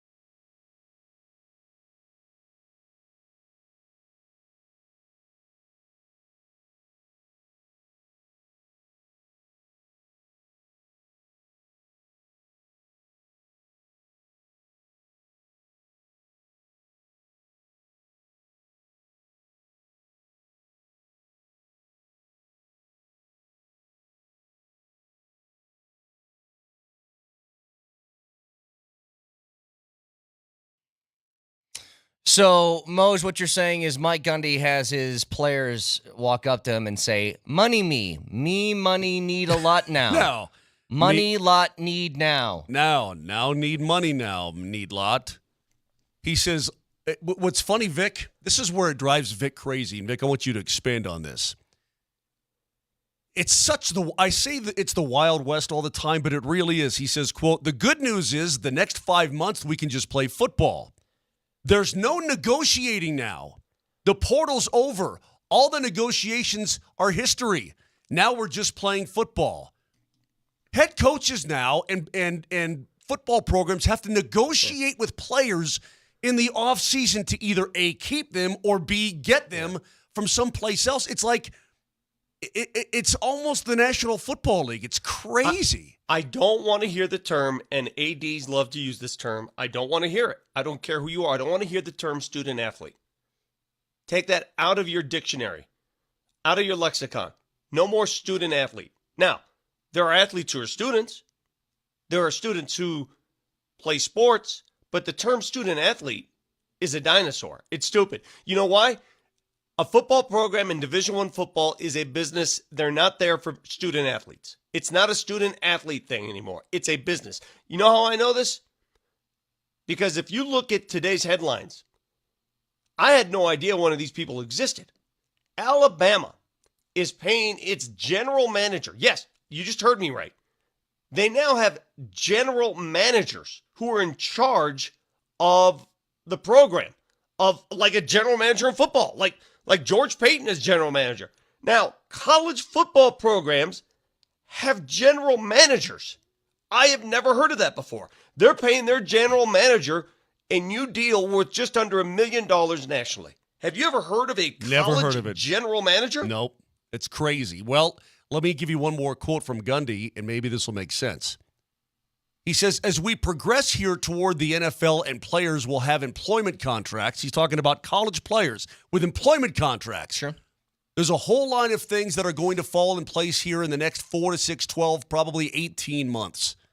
So basically, the way it's going, it's players asking for money, getting contracts to play college football. Is this what we really wanted? I mean, we always felt, I think, that the players needed to be compensated, in some regards, because programs in the NCAA were making money hand over fist and players were getting nothing. But now it's just pro football at a lower level. That's all it is. It's pro football, Vic. And if you're good with that, and that's, that's fine too. Well, I just think you're going to have to get good with it. There's no going back now. But did you see it? This is what I saw and what I anticipated before players were even given NIL and the opportunity for NIL. I thought it's just going to be pure insanity. And it's maybe really going to affect the college game in a bad way. Yeah. I don't know that it has yet, but nonetheless, Gundy's saying, hey, look, players are asking for money in the offseason. Now we can just play for football. And they're going to be employee contracts coming up in the future. Well, how long before players hold out? How long before that happens? Hold out for more cash. Well, they'll just transfer whatever they'll do. Who knows? I have no idea. Well, how many players, when they get to those bowl games where colleges love the bowl games, they don't play. And, it never ends now. It never ends. You've opened Pandora's box. The money's there, and I get it. I understand the value of paying the players. Don't get me on that. I understand. But we went in too deep too quickly. Too deep too quickly. That's what's happened. Can I give you guys an NAL deal that is different? It's the first of its kind, actually, and it happened at CU just recently. All right. So you know that Dion's got that deal with Blenders Eyewear. It's where he's got his those patented sunglasses. Yeah, Coach right? Prime shades, yeah. That went crazy, by the way, when they were up for sale. They put them out to the public last year, and they were sold out for like months. Yeah. So that same company is doing another deal with somebody at CU. Now, according to this article from SI, their football superstars, Shedeur Sanders and two-way phenom Travis Hunter, are two of the highest-paid college football players in the country. Sanders is number one with a valuation of $4.7 million, while Hunter is number four with $2.7 million. But Blenders Eyewear has taken their NIL deals to another level. And they announced the first ever NIL deal for superfan Peggy Copham? Yeah, Copham. So Peggy, the 99-year-old super fan of CU that was seen in the locker room during some of the speeches and stuff like that, she is now getting a, quote, NIL deal with Blenders Eyewear. The first fan to ever get one of these. And I'm like, isn't that just an endorsement? Don't people have these? If it's not a student athlete, is that still NIL, or is that just what an Instagram influencer get?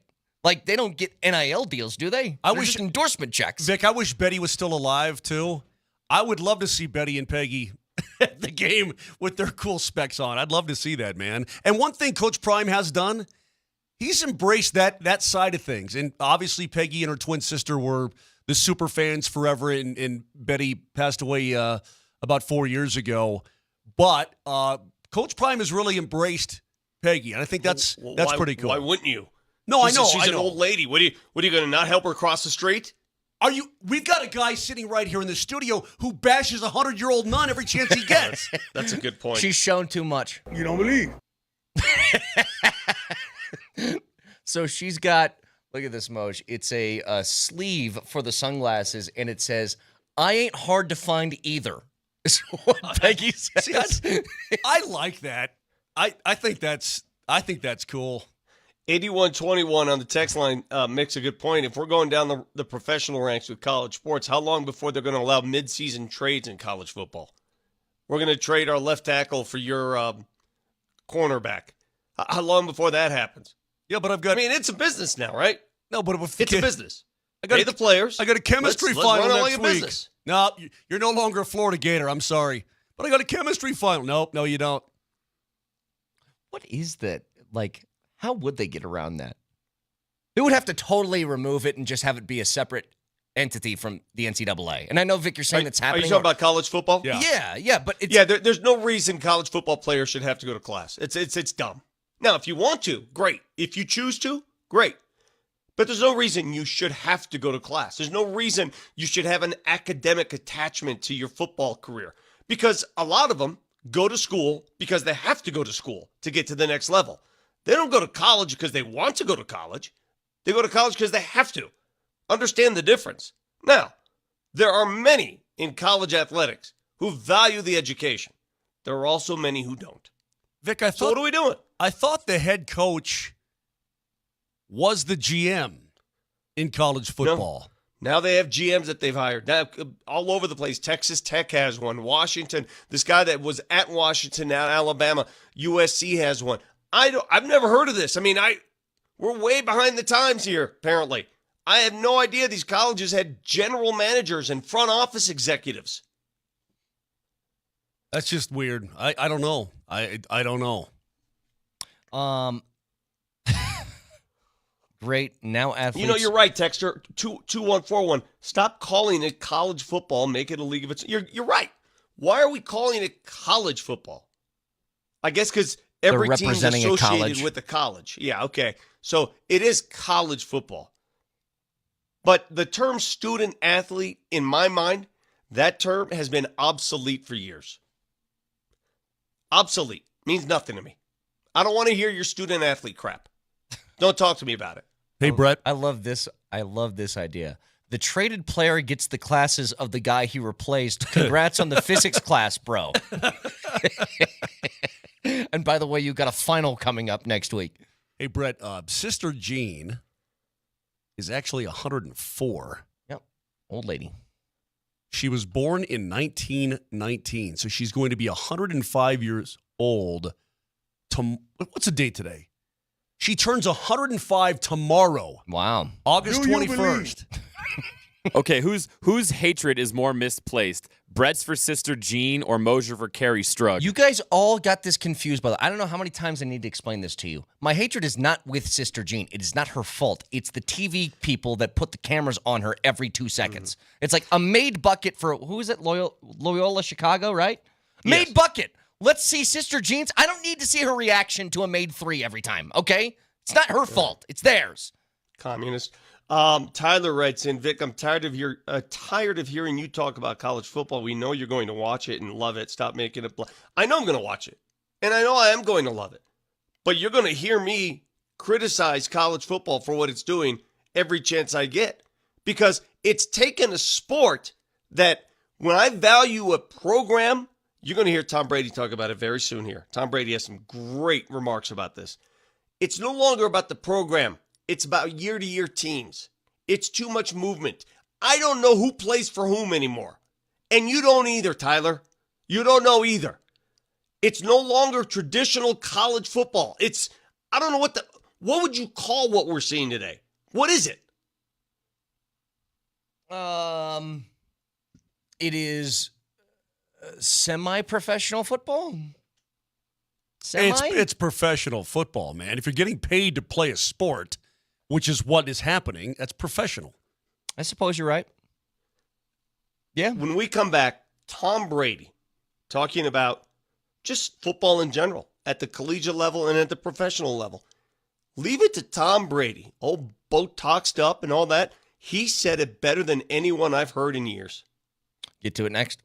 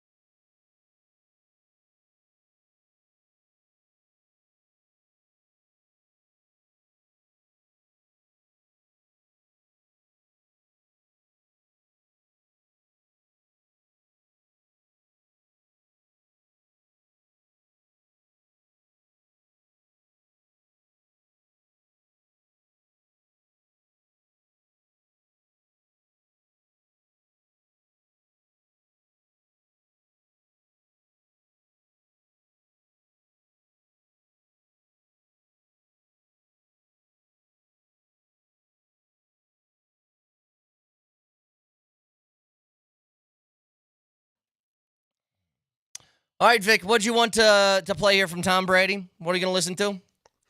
Well, now that Tom Brady is knee-deep in broadcasting, we're going to hear him on calls this year. And I think he's now out of his robotic stage. They all go there, right, when they're playing. They don't say anything. They don't want to rile anybody up. Now Tom Brady can't stop talking. And I heard him, I think this is Stephen A. Smith's podcast. He made such cogent points about football today, both the college game and the pro game, and why we are afraid of competition, and that fear of competition that the transfer portal has set in, that the NFL has defended. All of this fear of competition is making for poorer football players. Listen to Tom Brady wax. There used to be college programs. Now there are college teams. You're no longer learning a program, you're learning a playbook. And the program is ultimately, like at Michigan, for me, that was a pro-style program. 5 years I got to learn how to drop back pass, to read defenses, to read coverages, to be coached. I had to learn from being 7th quarterback on the depth chart to moving up to 3rd to ultimately being a starter. I had to learn all those things in college. That was development. Then I went to New England, and I was developed by Coach Belichick and the offensive staff there. I didn't start my first year. I think it's just a tragedy that we're forcing these rookies to play early. But the reality is the only reason why they are is because we dumbed the game down, which has allowed them to play. It used to be thought of at a higher level. We used to spend hours and hours in the offseason and training camp trying to be a little bit better than next year. But I think what happens is it discourages the coaches from going to deep levels because they realize the players don't have the opportunity to go to a deep level, so they're just going to teach them where they're at. Thoughts? I get it. I understand. I'm going to try and push off a lot of Tom Brady speaking now feels like a motivational speech of this is how I was successful. Yeah. So I'm going to try and push that away for a second. It just feels so artificial. I was reading an article on Riley Leonard, the new Notre Dame quarterback, the transfer from Duke. I'm reading this article, and I'm like, oh, they're all excited about him. And they got Riley Leonard. They actually looked at 2 different quarterbacks and in the portal, and they started recruiting these guys the moment the season ended. They started looking at who they wanted the following season, mid-season last year. And I'm thinking to myself, really? You can't, you don't have any other quarterback in your program. You have 5, 6 of them that you can develop. You have to go outside the program now. Every team is doing that. You have to go outside and go recruit somebody that's playing for another team in another conference, and that's college football in a nutshell. So it's stupid. I'll give you a perfect example, Vic. This is one that just doesn't make sense.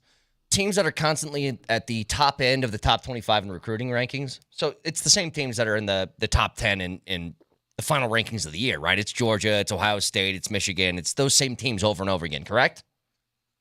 How does Ohio State not have a quarterback somewhere where they trust, where they don't need to go to the transfer portal and grab Kansas State's old quarterback that they didn't even want for another year? Will Howard was Kansas State's old quarterback. Yeah. Who they had the younger kid, Avery Johnson, Sunshine, that they're like, he's going to start next year. We don't need him anymore. And Ohio State, instead of having a guy that was a backup last year that they're developing, went and got him. It makes no sense to me. Because nobody wanted to be a backup to the previous quarterback. Oregon's doing the same thing. They had Bo Nix they got from Auburn. Well, didn't they just go get Dylan Gabriel? Mm-hmm. Didn't they just do the same thing? Yep. You see this never-ending cycle, right? Nobody wants to back up these guys if they're not going to be assured the job the following year. They're not going to. No capable backup is going to be developed. All these big colleges, all they're going to do is just hop around and pick up transfers. It's stupid. Do you think that's not college football? Quit calling it. That's pro football. Yeah, but hang on.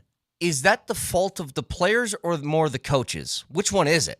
All of them. Well, all I think of them. the coach is under tremendous pressure to win. Are the players transferring because they're like, I'm never going to play here if I don't start right now because they'll just find a transfer next year? Or are they finding transfers because players are going to transfer if they don't play? Which one is it? I'll give you an example. It's everything. Toledo has this quarterback named Daquan Finn. Okay. At Toledo, he's pretty good. In fact, he played pretty dang good football. Transfers to Baylor. Boom. Starting quarterback. On the other side of things, USC. Hey, what are those when you're outside on the porch?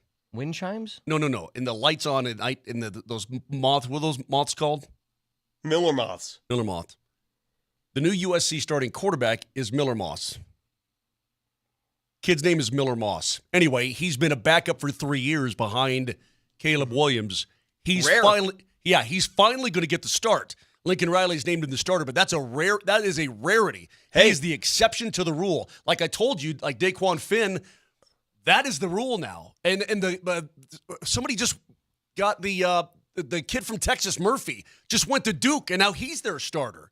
Because Arch Manning has been waiting patiently. Yeah. Arch Manning's been waiting for that job to open up. That's now unique and rare. That doesn't.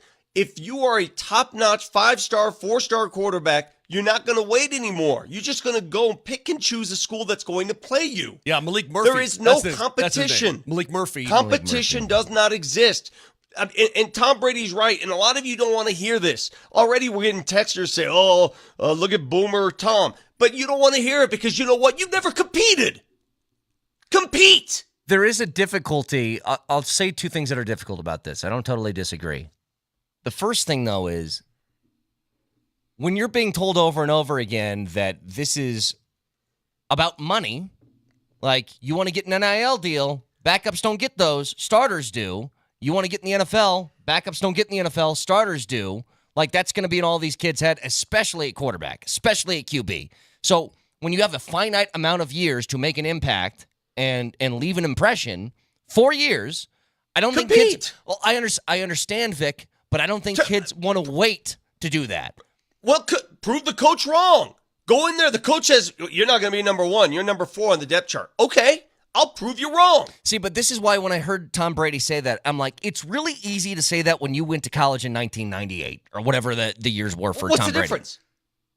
The transfer rules were, first of all, different, that you didn't have to sit out a year. But that's what he's saying. But are you good enough or are you not? Are you good enough or are you not? Can you impress upon that coach that you're the best option for that team? Well, that's what Brady is saying. He's saying that nowadays it's wide open, and you're not having programs anymore. You're just having year-to-year teams, like you were insinuating. Right. Well, you have been insinuating for months. Another example, real quick, just flashed up. The art of competition is gone. Yep. The art of competition does not exist at that level anymore. People want assurances now. Well, dig this. Redshirt freshman transfer Sam Levitt has been named the starting quarterback for the opener against the Wyoming Cowboys. He beat out another transfer from Georgia Tech and Nebraska, your boy Jeff Sims, for the starting job. Remember Jeff Sims couldn't hang on to the ball. Yes, Jeff Sims fumbled the football a lot. So Sims, who was at Georgia Tech and Nebraska, transferred to ASU, and this kid was at Michigan State. He transfers to ASU, and this kid won the job. But you see, they're all just dudes coming in every year. It's all just dudes transferring school to school to school to school. I guess all it is to me, though, I just think it's easy for somebody who was not in this era of college athletics to judge people who are in this. Like Tom Brady. I hear that all the time. I mean, to judge competitive fervor, to judge. There's a kid up at CU right now who is a walk-on, who had no chance to play. No chance. Charlie Oferdal, right? He had no chance. He was a walk-on. He just got a scholarship this year. No chance. He stayed around. He competed. He's now number 1 on the depth chart. He competed. Understood, Vic, but what I'm saying is if Tom Brady played in today's era, he attempted 20 passes his first 2 years at Michigan, I think there's a large likelihood he's not at Michigan for 4 years. And maybe Tom Brady would never. He's the exception to the rule. Maybe he is. But I think there's a lot of guys that had to play in that era that if they played now, I don't think they would be saying that. That, hey, just stick it out and compete. That's all I'm saying. That's fine. Is it fair to say that today's the way football's set up, and I'm not blaming the kids, I'm not blaming the athletes, I'm blaming the system. Competition is no longer, you're no longer asking for competition. You're asking for jobs. Sure. You're asking, I want that job. Are you going to assure me that job? Like Riley Leonard going to Notre Dame. Do you think when Riley Leonard went to Notre Dame, do you think he went into that office with the coaches and said, okay, I just want a chance to compete? No, or he do you said, think he said, I'll only come if I'm the starting quarterback. Yeah, that's exactly. It. Yeah. And that's BS. Yeah. That's BS. You know, I was thinking about this. If Vic basketball in the NBA, if the Nuggets and the NBA had the same issue as college basketball or college athletics in general, where every year it was like a brand new team, you couldn't love the sport as much, could you? Like, if you didn't know, like, there was no long-term contract for Jokic. It was like, 1 year he's here, the next year he's with the Lakers. Mm-hmm. And 1 year Jamal's here, and the next year he's with the Raptors. That'd whatever. Be stupid, right? That'd be stupid. Your head it would be very difficult to love that sport because you couldn't have continuity year over year. Yeah, and that's what's happening in college football. That's exactly the point Tom Brady made and the point I've been making. I still love college football. I love my team. My teams. I love the teams. I love the name on the front of the jersey. I will always love it. But I don't know who the hell plays for them anymore. Yeah. No, I had somebody asked to go on a podcast. He's like, "Can you talk about CU football?" And I was like, "Very surface level. I don't know how you can get really in depth with these teams before a game starts." From last year, dude. They cleaned out the closet a year ago, brought in Louis, and you know what they did a year later? 61 new ones. Yeah. I'm like, I don't know how anybody who's like unless you're all in on a team, right? Like every day you're covering that team, you're watching practice, you're taking notes, you're doing this. I don't know how you can pay attention to college football that closely. But then you still don't know. You still have no clue. Right. Is it going to come together? Are they going to surprise? Are they going to be worse than we thought? I mean, you still don't know until you get the evidence on the field. Because you don't know who plays for them. Correct. Because you're rooting for your team. You're rooting for the team. You're not rooting for the players anymore. And that's the shame. That's what college football has become. You've seen like the volatility, by the way, in college basketball and college football especially, of what teams do year in, year out as far as records. Like, there are now, in college basketball, there's like, oh, this team was a 3 seed, and the following year they can't make the tournament. You know what I mean? Or in football, it's like this team won 4 games last year, and now they won 11, and now they're back to 5.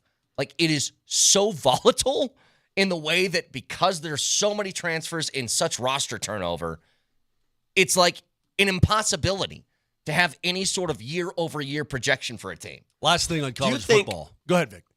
Do you think, and for everybody who's going to criticize Tom Brady, I give him all the kudos in the world because it helped him. Do you think the fact that he got buried in the depth chart, I talked to Brian Greasy about this when he was at Michigan, the fact that Tom Brady got buried on that Michigan depth chart and he had to work his way up the ladder, do you think that helped him or hindered him long term? Helped him. As a player and a quarterback. Helped him. Helped, right? It can only help, right? Because you have to work. You have to work. That aspect, that work ethic, that vision, that is quickly going bye-bye. And that's sad. Because they don't want to work anymore. They want to be assured the job.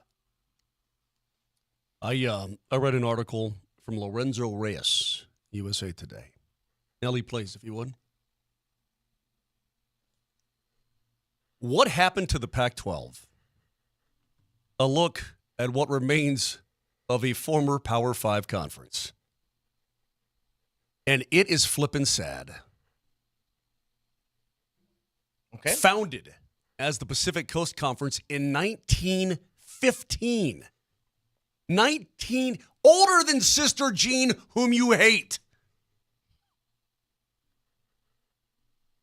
The conference would expand to 12 teams when Colorado and Utah joined in 2010. I don't know where this is going, but hold on. But that all changed. Where it's going is basically a eulogy for the Pac-12 saying they got 2 teams, but it's dead. And that's the stark reality as we're getting ready for the start of college football, dude. The great Pac-12, the glamour conference, is dead. Nelly, you got to know when to cut this dude off, man. This never should have even made the fight. I don't know what the hell that was just now. You just wasted a minute of our time. You were acting like that was breaking news. No. No. Did you think that 1 minute of talking about the Pac was? Yes, it's very important. $2. You completely $2. It's very important. You completely sideswiped whatever topic we were on. Give old Timmy money. I'm guessing that. Well, your topic could run its course. I'm guessing that this is the last article we'll ever read about Pac-12 football. Do we all agree that Mark Mosier just wasted 1 minute of our precious time on this Tuesday morning? Do we all agree? $2. Yeah, we all agree. That really was was a sad music, complete too. Good crap job, buddy. show, what you just did. It was great. I guess I'm the only one with a soft spot in my heart for Pac-12. That's what I grew up on. I ate Pac-12 football for lunch, and now it's dead. Anyway, but to read the article, the eulogy, it's a sad thing, bro. It's sad. Okay. 303-504-0925. Shant Mazda text line. One price, one person, 1 hour. Back after this.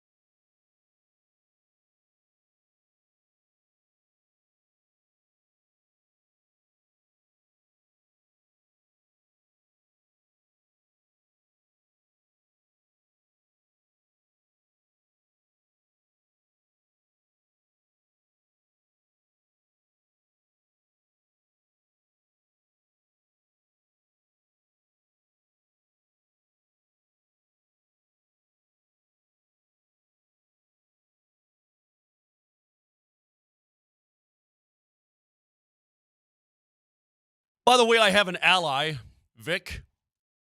I have an ally. You sent this to us, and I listened to the whole thing and went through it. Peyton Manning has come out with his top 5 quarterbacks in the National Football League. Top 5. Brett, would you care to take a guess as to who the top 5 quarterbacks are according to Peyton Manning? Mahomes. Good guess. Burrow. Good guess. Josh Allen. Good guess. Lamar Jackson. Good guess. Josh Allen. And Herbert. You're reading it, aren't you? Look at Justin Herbert. He has Justin Herbert, and I don't know if these are ranked. Mahomes, Burrow, Herbert, Jackson, Allen. For all the guff that you guys give me about thinking that Herbert and Harbaugh is going to be something special. I'm with you on Herbert. No, you are not with me on Herbert. You're such a liar. Vic, you're a liar too. Look at me. Let me see your lying face. You're a liar. No, Vic is the most non-believer in Justin Herbert. I've always said, dude, how many times have I told you? If somebody offered you Justin Herbert right now, would you take him? Absolutely. And not think for a millisecond about it? Of course. Of course you would. No, I love him as a quarterback. I just think the way Mosier props him up as the second coming of Brady is not fair. I'm to be not. honest with you. That's not what I'm saying. I'm saying this guy. I mean, look at his former head coach. Look at the. Okay. Who was the dumbest pro football team in the last 5 years? Well, what do you mean by dumbest? The Broncos didn't do themselves any favors in the last 5 years, so Broncos weren't very good. I'm going to leave them out of it, okay? The Chargers... Carolina traded a whole bunch of stuff for a first overall draft pick who looks like he stinks. That's pretty bad. Okay, touche. Yeah. The Washington Commanders been pretty bad for, a while now. Touche. But relative to expectation, yes, the Chargers have pretty been dumb. Yeah. They do dumb. They've historically just done dumb things. They could have had a postseason berth, and they went for it. And the Raiders said, "Oh, really? Watch this." And they stuck it to him. I think this guy's really good. And so when I talk about Bo Nix and I talk about the future, we talked about it with Adam Schefter yesterday. He thinks Herbert and Harbaugh is going to be something crazy good, or at least the chances are there. We all know that, but. This guy's got a tremendous amount of talent. If he's in Peyton Manning's top 5 right now, you've got to respect that this guy is still, even what he's shown, there's a ton more untapped potential inside of him. 3 years from now, Bo Nix needs to be in the top what for you to feel comfortable with the pick? 15. That's it? Yep. You're putting it at top half? I think it's got to be better than that. He's got to be around top 10. He's not going to be a top 10 quarterback in this league, is he? You drafted him 12th overall. What? What do you mean? What do you expect from him? Okay, is Drake? Oh, okay. Because there's a lot of guys that are still going to be around. Sure. Like Mahomes and Herbert are still going to be around. Okay, Jack. fine. There's another 8. Yeah, after that, it's watered down. There, Moj, after your first 5 or 6 quarterbacks, it's anybody's guess. It really is. If you, Moj, I'm telling you right now, if 3 years from now we aren't talking about Nix being like a top 10 guy in the league, around 10, then that's not good, bro. It's not good at all. Well, then you tell me who's going to drop out. Aaron Rodgers will retire, so he's going to drop out. Is Brock Purdy going anywhere? And I know you don't like Brock Purdy. Moj, the expectation is he should be like one of those guys. Okay, maybe not Mahomes, okay, but he should be one of those guys. Okay, time out. So which of these guys, if Mahomes and Herbert are still there, which of these guys are going to be dropping out? Tua. Purdy. Maybe. What's that? Maybe. Purdy. Jordan Love. C.J. Stroud. Trevor Lawrence. Good. Trevor Lawrence is okay. Trevor Lawrence has not been great. What about Trevor Lawrence's game makes you think, oh, my God, an icon of the sport? Well, he was top 10 in passing yards last year. You ask the Jags now. Mother Trucker threw for over 4,000 yards. So what? That's pretty damn good. When was the last time we had somebody run here throw for 4,000 yards? What do you mean, so what? Shove it up your so what? I would, Brett, I've offered to kill you on many occasions. Uh-huh. I would absolutely kill you for a 4,000-yard passer. You know what I love, by the way? A good voice crack gets me to giggle every single time. Somebody's angry and their voice cracks. Can I hear that again, Nelly? Can you find for me? Nobody says, so what? Yes, so what? I don't care about how many yards you throw for. I don't care. It needs to translate to wins. Herbert throws for a lot of yards. Tell me what his playoff record is. He was 18th last year. And you're right, Vic. I know, you're right. Hang on a second. I feel like I'm taking crazy pills here. Texture says, Brett, there was literally 5 quarterbacks taken before Nix. He won't be a top 10 ever. Well, then, so he's a failure. That's what you're telling me. No. What's the point? Yeah. So he's a failure. Pick then. Okay, then here's what you're saying. All the 6 of this So draft, he's a bust. Listen, That's what you guys are telling me. Right now, 2 preseason games into his career. No, but he's a bust. But somebody is. But the texture is correct. Somebody's going to be a bust. If Nix is in the top 5 or top 10, then tell that texture 2 of that these there guys were are 4 going to bust. quarterbacks there were 4 quarterbacks taken before Marino. Does that mean you still aspire for greatness? See, that's how it works. This is why I'm so confused, man. You took a quarterback with the 12th overall draft pick, and you're hoping he can be just top half of the league? Dream a little bit bigger, will you? When was the last time we had somebody run? Here, throw for 4,000 yards. It's an immediate laugh every time. I'm telling you, though, Moj, like, that's literally your bare bones expectation? Is if you can be the 15th best quarterback in the league, really?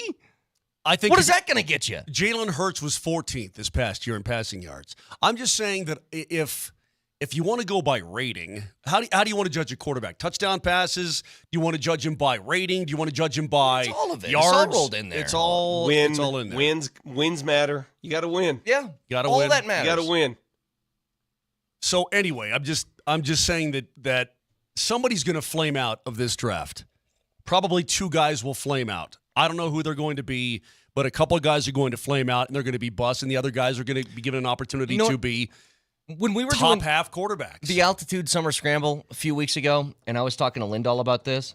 I asked him a version of the same question, which is, give me the quarterback that Bo Nix has to be for you to feel like you won in the draft pick. Like, who's the minimum guy that you would expect him to be for you to be like, you know what, that's all good. Kirk Cousins? Yeah, I guess somewhere in that category. Although like, Cousins will push that ball downfield. I mean, he's a fiery dude. He dropped a Jared Goff on me, which okay. Like, right pieces around you can be an okay quarterback sort of thing. Do you know how many? Well, I don't have to tell you how many yards Goff threw for last year. Yeah, but I'm telling you, man, like, how about 4,575? Dude, those are gaudy numbers. 30 touches, 12 picks. No wonder they had such a great season. Guy's a good quarterback. Now, Texter said, I've had a horrible morning, but hearing Mosier's voice go up an octave when saying the last time we had a 4,000-yard quarterback making me chuckle never changed, Moj. One more time for me, Nelly. Can I hear that again? Let's hear that octave. Let's don't do it. Yeah, I want to hear it again. When was the last time we had somebody run? Here, throw for 4,000 yards. Oh, I got something else for you. But you just dismissed it like it was nothing. Like you here, throw for 4,000 yards. You dismissed it like it was nothing. You dismissed it like it was who gives a rat's rip? Well, it's a big deal. Okay. We've been licking the baseboards at 2,900 and 3,200 yards forever. Let me give you an example. Sucks. You know who else threw for? Sorry, not 4,000. 3,946 yards last year. Sam Howell. Yeah, you like him? See a good quarterback? Well, he would still be a Washington Commander if they didn't draft Jaden Daniels. No, he wouldn't. Why not? Because Sam Howell's like 3rd string in Seattle now. He beat the Broncos' ass. You're a stat hound. Is all you are, Moj. You are all you are about stats. Give me wins, baby. Give me wins. Can I tell you guys something else? So the Sunday Ticket that used to be on DirecTV is now on YouTube TV. And I think the price, correct me if I'm wrong, I don't have YouTube TV, but I go halvesies with my brother. I think it's like $360 for the Sunday Ticket now, somewhere in that range. Hold on a second. What if you don't? Vic, do you have YouTube TV? I do not. What if you don't have YouTube TV? Well, then you can't get Sunday Ticket. Sorry. So you just get the... this is the point of the story. You actually can get Sunday Ticket. New thing just dropped. First of all, today it showed you if you had the YouTube TV stuff last year, multi-view was kind of a pain in the butt. You couldn't choose like your own sort of multi-view games. You can do that now this year, which I appreciate. But secondly, if you would like to have the Sunday Ticket and you do not have YouTube TV, you can get it now. There's an app in the Apple App Store. It'll cost you $680. That's an expensive app. Or if you want to add Red Zone to that, $740 for the year. That's not the $2.99 recurring subscription fee you usually pay for these apps. But you can get it. I'm on the road about half the time during the football season. $740 most to watch your football. And the sad part is there are some Sundays when I can't even watch my own team here because I've got a game of my own or whatever the case is, right? Or I'm at a sports bar and I'm begging somebody in Montreal to put on the Broncos game, which they will. They will. But it's not always easy. Yeah. And then I can't because I'm geofenced if I'm in Canada. I can't get it. You know what? It's not easy. Imagine me trying to explain to my wife, honey, It's for work. pretty as the day I met you. Can I have 7 bills to buy some football games this year? And tack on a couple 20s on top of that? But this is the kind of purchase that I do discuss with my beautiful bride. I mean, if she goes, what the hell is this $700 bill for football? And I would rather put it this way. I'd rather you say ask. It's easier to ask for forgiveness than permission. Permission, yes. No, man, just get it out up front, because what I don't want to do is be confronted with a what the hell is this? So when I read this, that again, guys, if you don't have YouTube TV, you can get the Sunday ticket. It's through an app in the Apple App Store. But it's $680 for the year, and if you want Red Zone on top of that, it's $740. Moj, I got this hat on that shows the great United States of America. It's America. I'm a red-blooded American. I'm a capitalist. It's the closest I've been to communism. Too much. It's too much. Too money. much. Too much money. The price of watching sports today versus 10 years ago is inhumane where it's gone on the price point. It's almost to the point where, like, can somebody step in and just figure this out? Can somebody step in and just calm down? Can we calm down with the amount necessary to watch sports today versus 10 years ago? Because if you added it all up, if you're a sports fan like we are, a multi-sports fan, you want your MLS on Apple TV, you want your NBA, you got to Speaking go of to Zach places to get Steffen, that. what time is Zach Steffen? He's in 15 minutes. Excellent. Go ahead, Vic. I'm sorry. You want it all. By the time you're done adding up all of these subscription fees for your Peacock, your Paramount, your ESPN Plus, the new one that's coming out, you add them all, you're spending easily over $1,000. Easily. It's not even close. It's wild. It's too much. I can't. You know what? And the tough thing is, it's like it's only going to get worse somehow. Like the prices we aren't hitting a tipping point. It doesn't feel like anytime soon. If I have Apple TV, it's $380. Dude, I used to pay like $299 a year. No problem. Now that I can get away with. That I can just go on YouTube TV. You said Apple TV. YouTube TV. Yeah, that's what I meant. Yeah. But on the old DirecTV, I would just hit buy now on the screen. Yeah. And it would come on the bill, and I could get away with perhaps $299 without being overly questioned.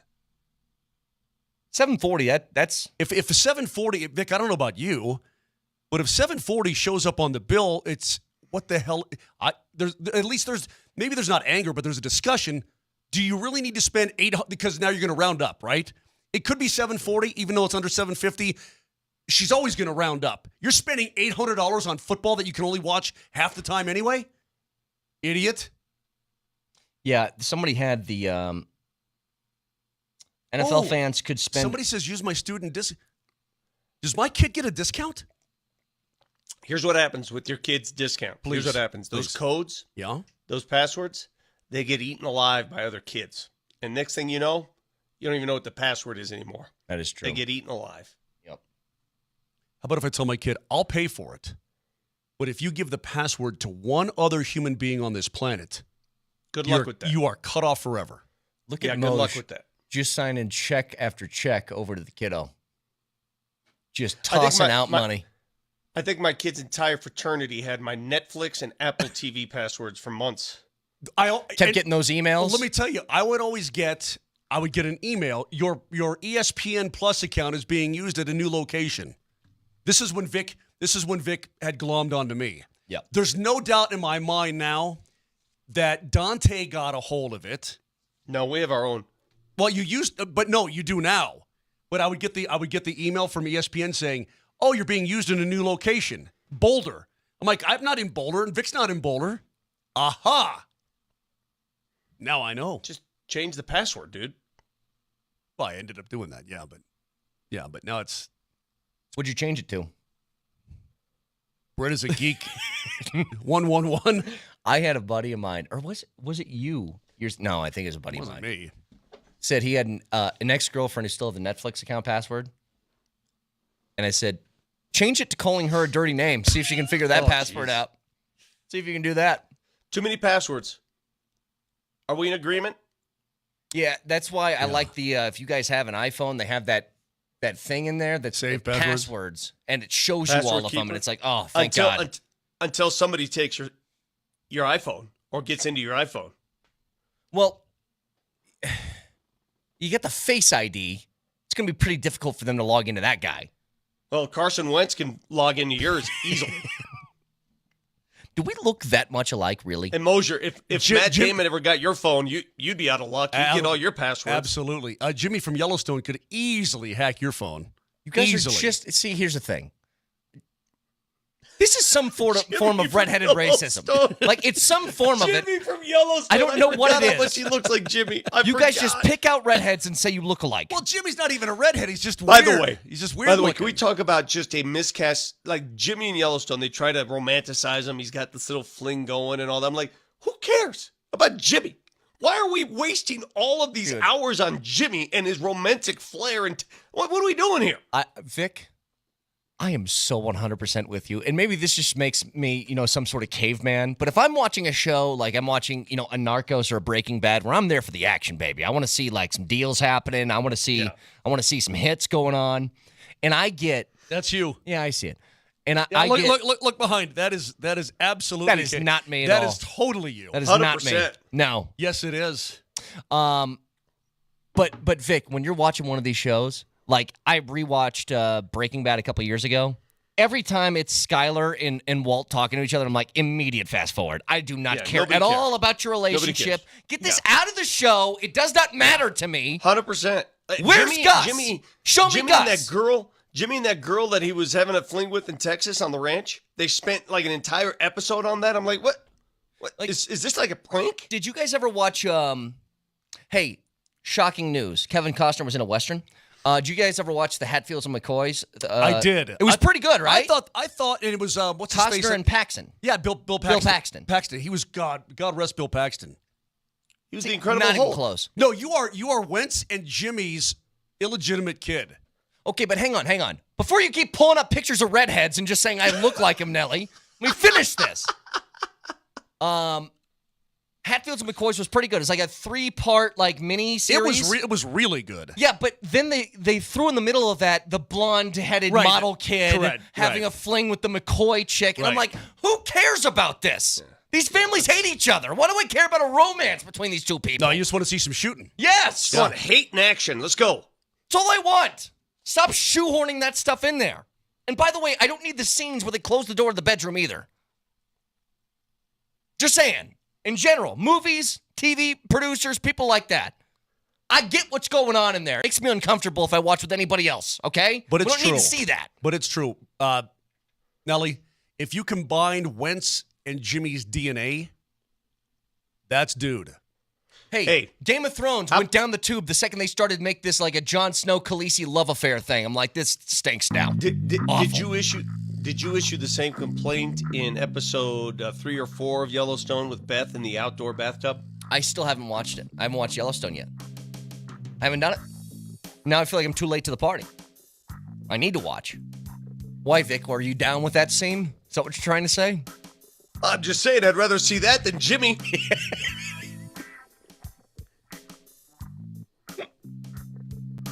Turn this music off, Nelly. What are you trying to do here? Nelly, you're making me uncomfortable. Hey, even without the scene, just the music makes you uncomfortable. You were talking about closing the door, Brett. Do you need a lesson about the birds and the bees? No, Do you need to I know what happens in there. I don't there? need to see it every time. That's all I'm saying. It makes me uncomfortable. And it's also uncomfortable to force two strangers who are meeting on a movie set. Go do this.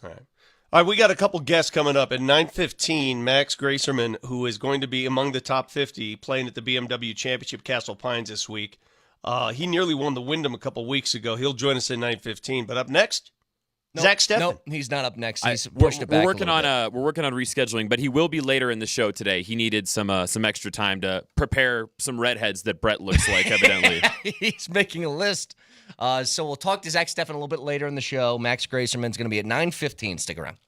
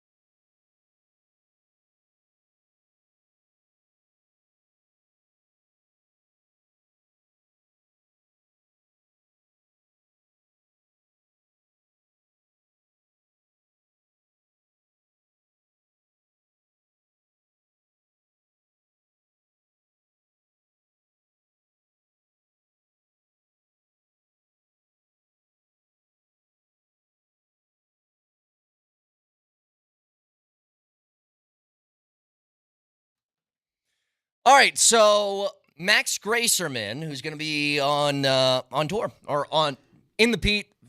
Goodness gracious, Jesus let's try this Lord. again. Are you okay? In the BMW Championship. Good Lord. He will join us at 9:15 this morning. Do not embarrass us. We'll have. Okay, we have Zach Steffen's going to join us at 9:30. By the way.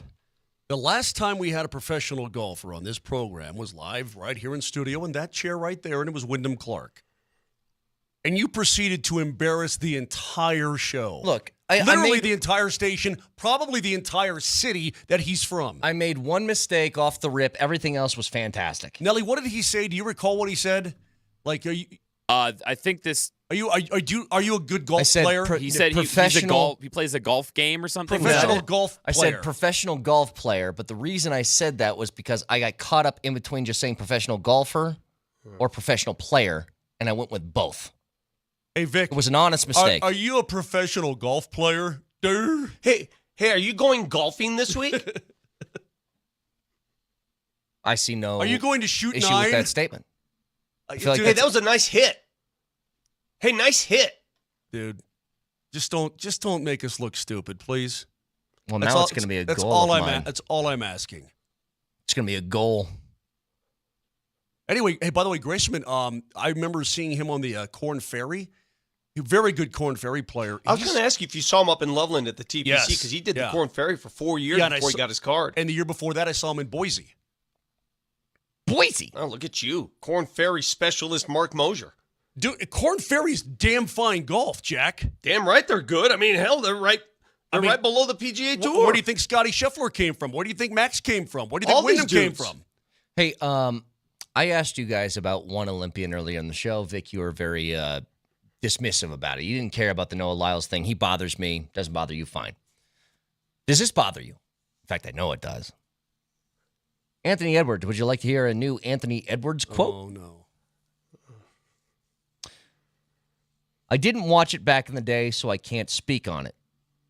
They say it was tougher back then than it is now, but I don't think anybody had skill back then. Jordan was the only one that had real skill.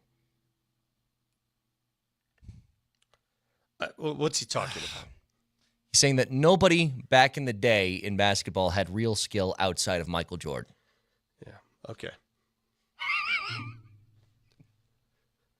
I love that he said that. Well, the first sentence, can I repeat the first sentence? I didn't watch it back in the day, so I can't speak on it. And then he proceeds to speak on it. You know what? I'm a bit over Anthony Edwards. I'm done there. It's incredibly bothersome. I'm done. And I understand everybody's going to give me the I told you so thing because I was very late to this. Because I wanted to like him. I really did. Yeah. And I can't. I can't bring myself to do it now. Yeah, I'm done on him. See, I'm done on him. He walks into that locker room for the Olympics and says, they got to make room for me. What happened at the end of that Olympic run? What role did he play? He was watching. Okay? Yeah. Moj, I wanted to like the guy. And he's made it literally impossible. Yeah, there are some things about him, though, and some things that he says that I really like. But boy, oh boy, does A.E. love. So does Ant love him some Ant or what? Yeah, he does. Ant really does. Ant. And then, this whole team, again, this is where the yanking came in when they play Serbia, right? Because it's our guy. Then Durant has to spout off. He's got to spout. He's just a spout. Spouting. Mm-hmm. And then Ant does his stuff. I don't know, man. The Curry.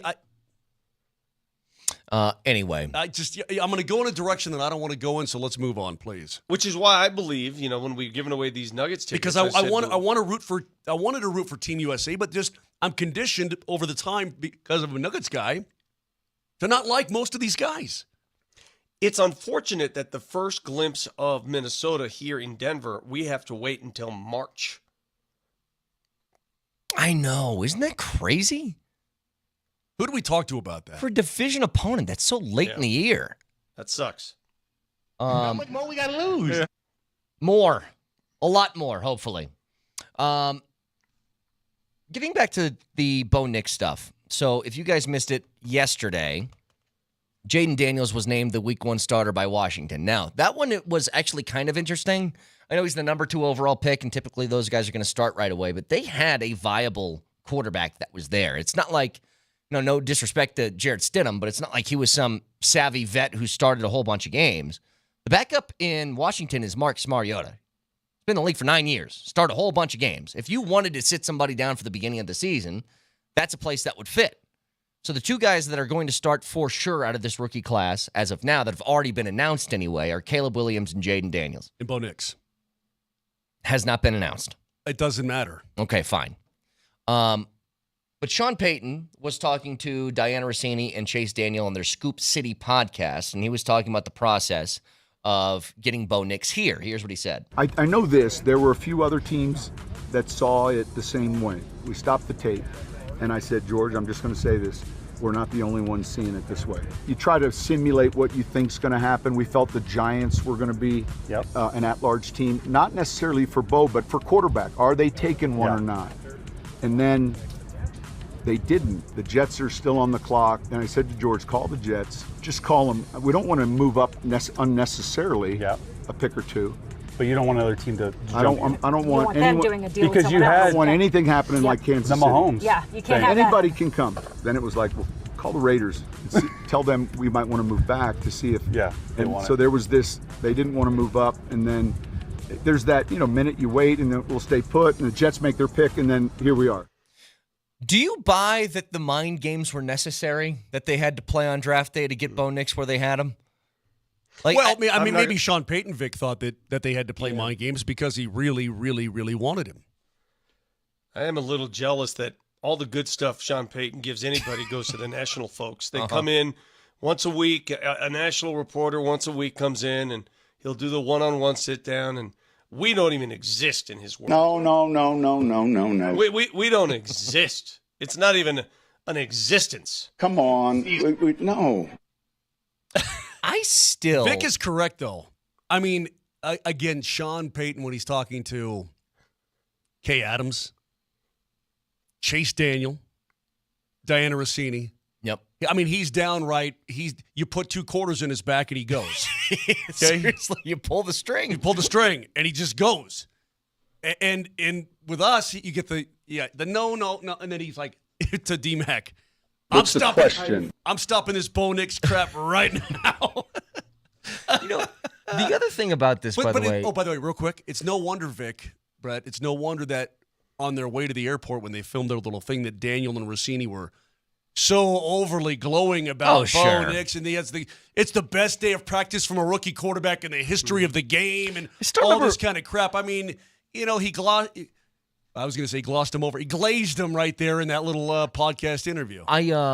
I remember when Rossini left that joint practice day, and she was saying all these amazing things about Bo Nix. And I was like, I watched the same practice. I did not get that at all. Agreed. I did not get that vibe. Now, Bo Nix played great in the preseason game. It was pretty uneventful, I thought, during the joint practice stuff with the Packers. But the question I have is, he mentioned the Giants. How do you think the Giants feel right now, as this was a quarterback-frenzied draft? They had the number 6 overall pick, and they took Malik Neighbors, who looks like he's going to be a good wideout. But Daniel Jones is awful. Like, he's really bad. And what a terrible position to be in. If in a draft where 6 guys went in the first 12 picks at one position, and you said, nah, I think we're good, and then Daniel Jones has basically Brian Daboll cursing in his post-game press conferences in the preseason, by the way. No coach cares about that. They're stuck, right? That's the worst position to be in. The Broncos were in that position a year ago. They were stuck with the quarterback the coach really didn't like and didn't want to play. But why did they pay him then? And why did they pay him? I mean, they paid him. Well, because they made the postseason a couple of years ago. Yeah, big deal. They were 9-6-1. Yeah. Big deal. I just remember I watched Daboll. They had it on ESPN after they played their second preseason game, and Daniel Jones throws 2 picks. And I watched Daboll, who is pissed like they just lost a Week 8 game of the season. I'm like, dude, if this guy's feeling like this in the preseason, then he is just like, he wants to throw everything in his office about Daniel Jones being the starter again. But they passed on the opportunity to take literally anybody else. Penix, McCarthy, Nix, anybody. So again, we're going to have Zach Steffen on at 9:30, and in 15 minutes, we're going to have, I'm blanking on the name, guys. I can't do Max this right Gracerman. now. Max Gracerman. Max Good Lord. Gracerman. He's going to join us at 9:15 this morning. But imagine being a rookie on the PGA Tour, and you are in the BMW Championship. Only the top 50 make it, Jack. Right. I mean, it's pretty, and he's tied right now. He's tied for 33rd, but he's a damn rookie, and he shot 60 over the weekend in Memphis. Dude, the dude is a bad mamma jamma. I have a trivia question. I'll give you the answer after the break. For all of you listening, name the only member of this field, of the 50 players in this field, who actually played in the international golf tournament back in the day. There's only one guy. Get to it next. I'll get it.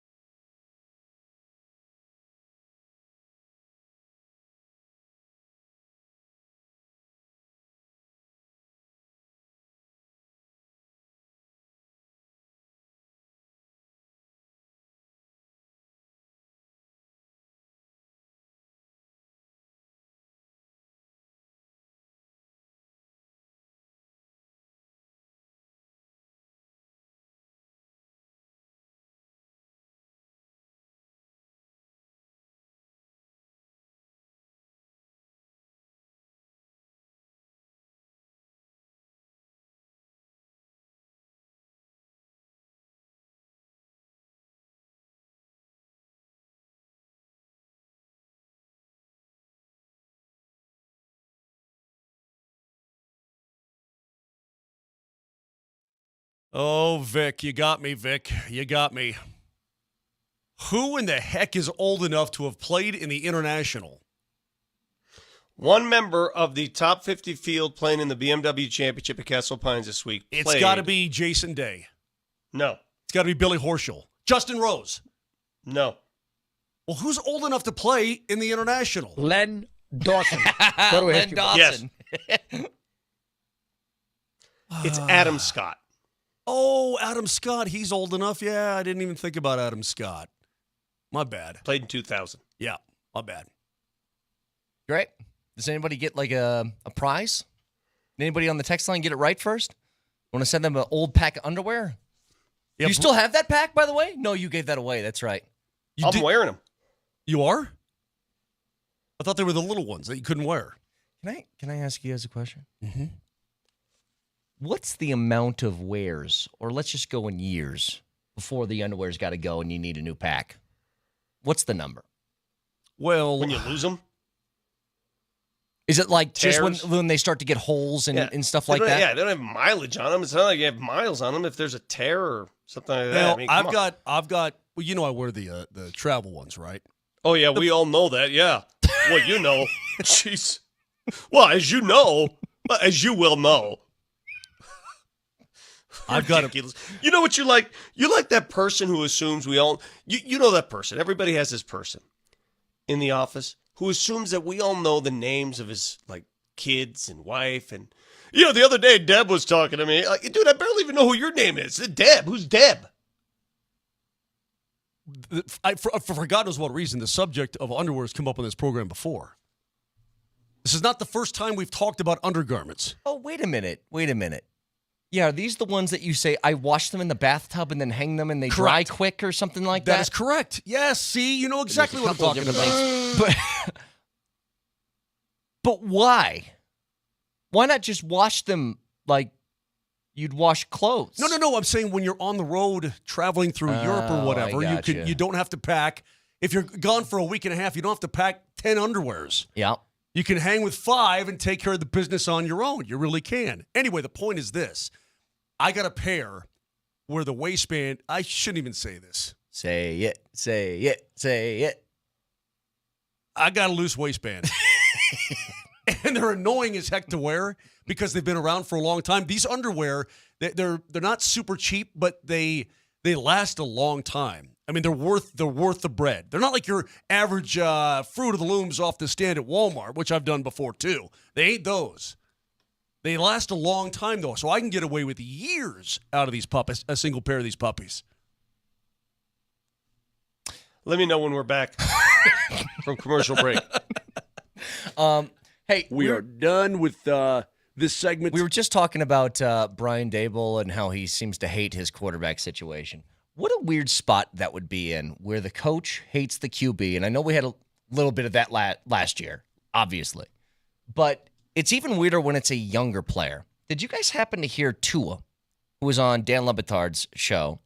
And they had a one-on-one. He was talking about when he first got there with Brian Flores. Did you guys hear this?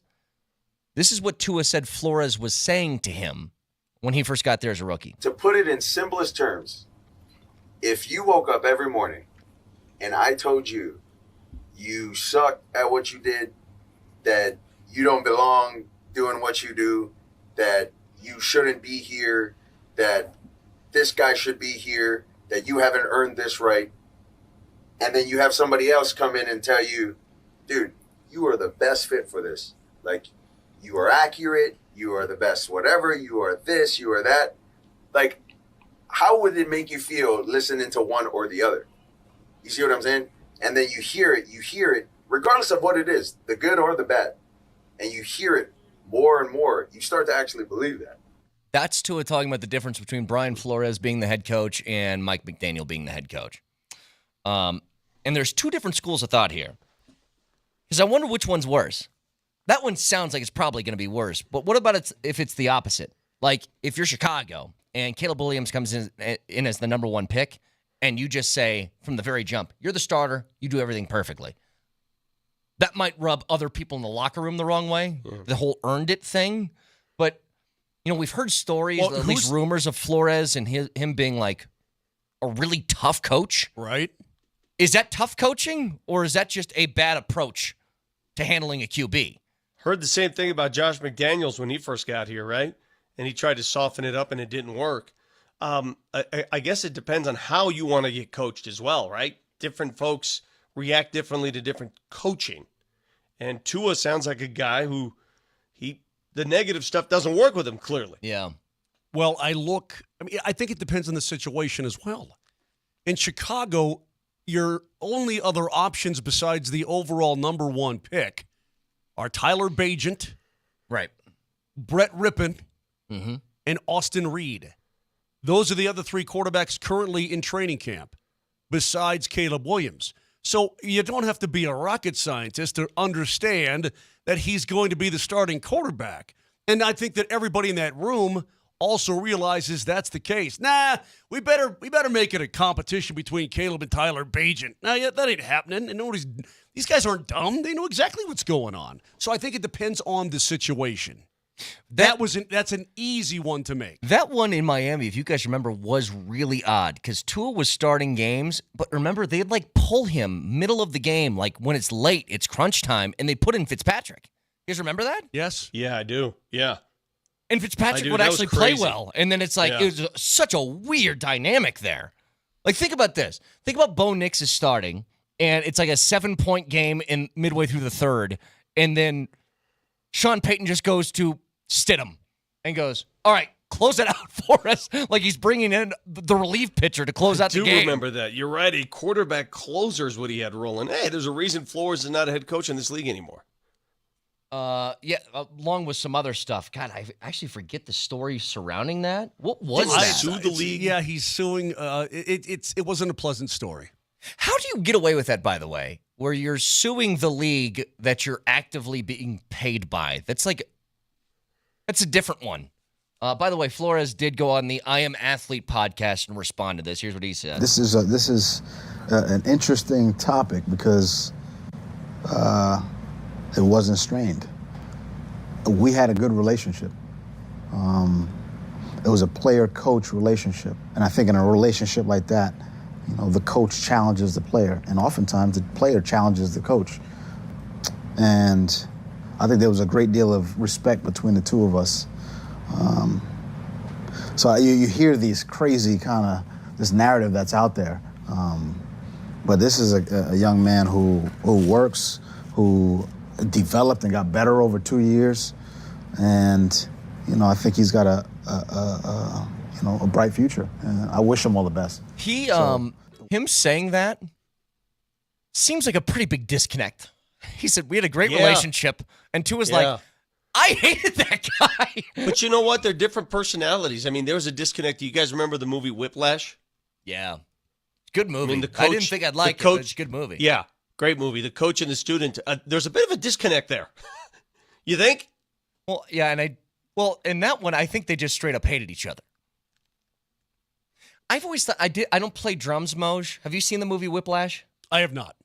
Okay. Oh, dude, you'll love that movie. It actually is a good movie. You should watch it. But, what's the guy's name that plays the coach, the conductor? I don't know his name. He's in all movie. He's in the insurance commercials. commercials. Yeah, he's the J.K. Simmons. J.K. Simmons, that's it. Is he the Allstate guy?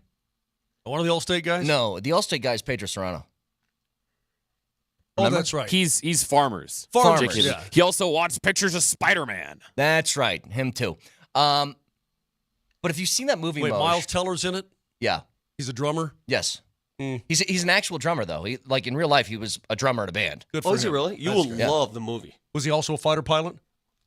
He was, not to my knowledge. J.K. Simmons mentioned that, though. He said that Miles Teller was actually a drummer, and he was actually in a performing arts school studying to be a conductor.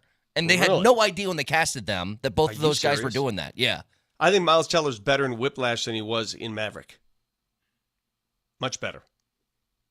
Yeah, the movie's good. But he's playing drums, and he's practicing so much that blood is flying off his hands. Happens. Does it? It's just so unbelievable. Hey, drummers out there, does that happen? Happens. When I get going late at night typing on the laptop and the bloody hands, happens.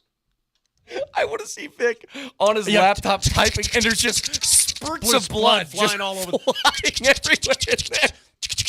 It's like what are they called in courtrooms? Stenographers? Is that what they are? Yeah.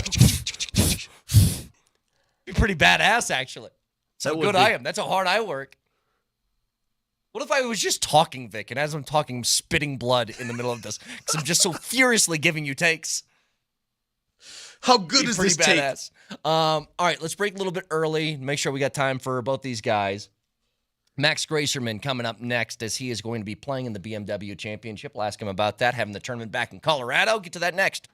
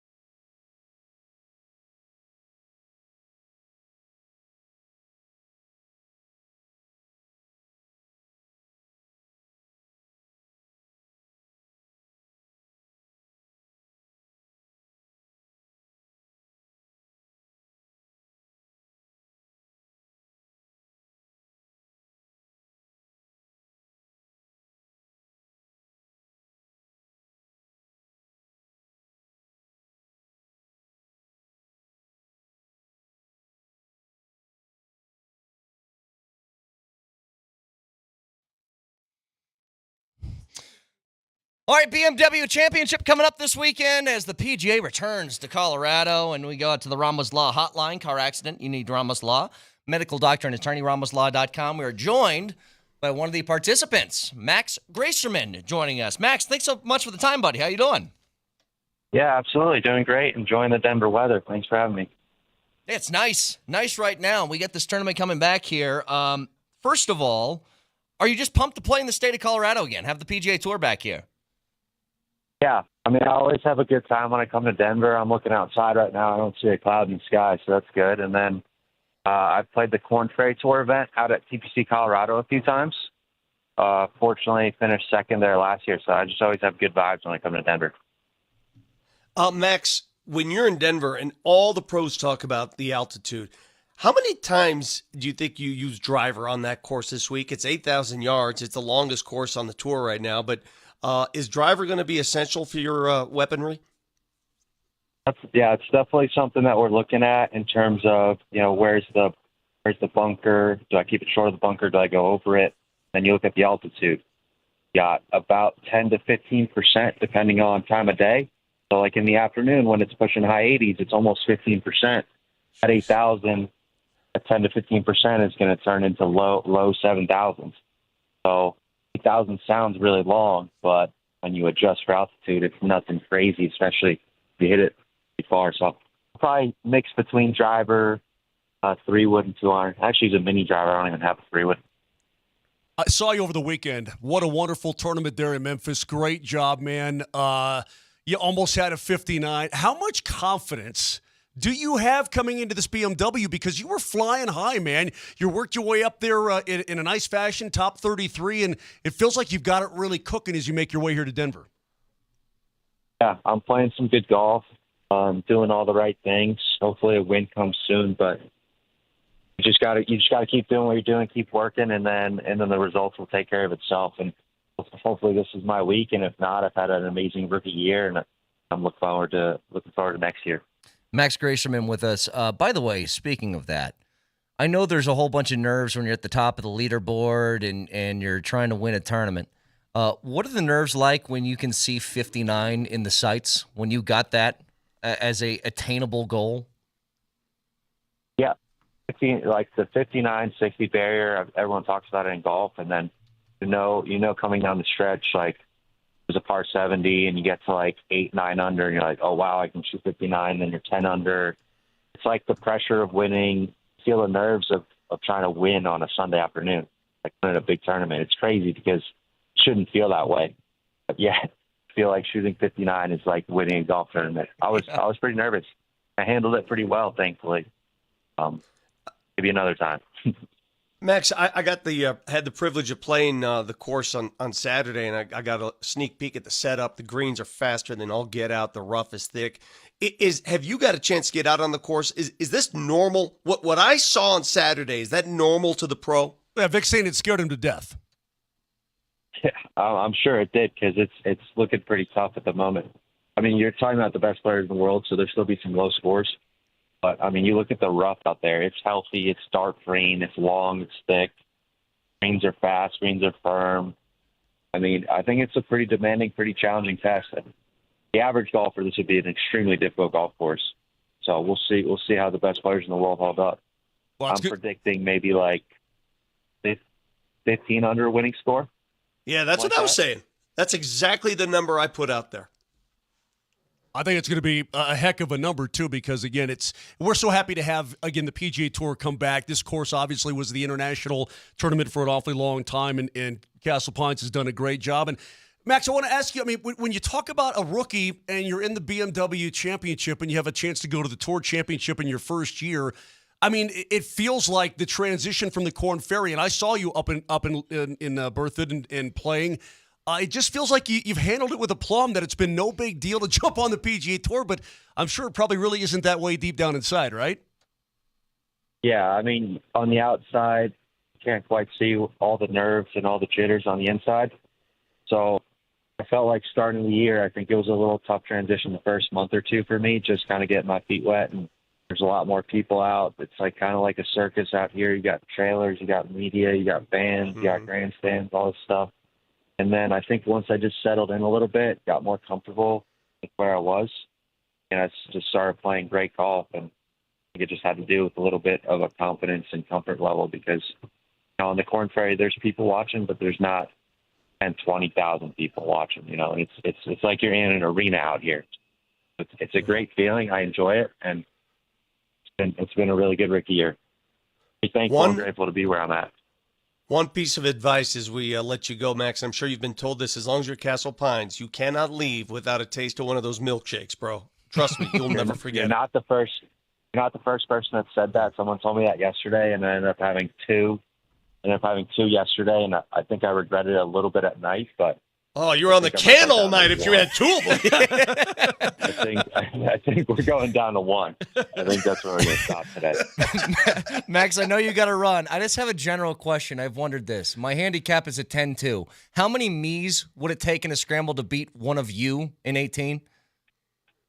In a scramble, it would take probably 5 or 6. Oh. I played a scramble against 3 guys. One guy was a scratch. One guy was a 5. One guy was a 10. I won. I'm up on 18. Okay, so awesome. It would take 5 or 6. Yeah, 5 or 6 Bretts. 5 or 6. Yeah. Well, good for you, man. We're pumped to have you in this tournament. Pumped to have this tournament back in Colorado, and good luck this weekend, man. Thanks, guys. Appreciate the time. Max Gracerman joining us on the Ramos Line. So I'm reading about Max, and Mose, you got to witness and watch him play, and his history is amazing. His parents are immigrants. They got him on a golf course, took it up. He was like a phenom as a kid. He broke par. Listen to this. He broke par, shot a 71 on a tough course, a Fazio PGA National course. He broke par at the age of 9, shot 71. Yeah. Yeah. What is that? Brett, I'm going to say this too. I mean, come on. You're 9. You could quit your job and play golf 10 hours a day for the next 10 years. My hands would bleed like Miles Teller. Exactly. And you would never be as good as he was as a 9-year-old.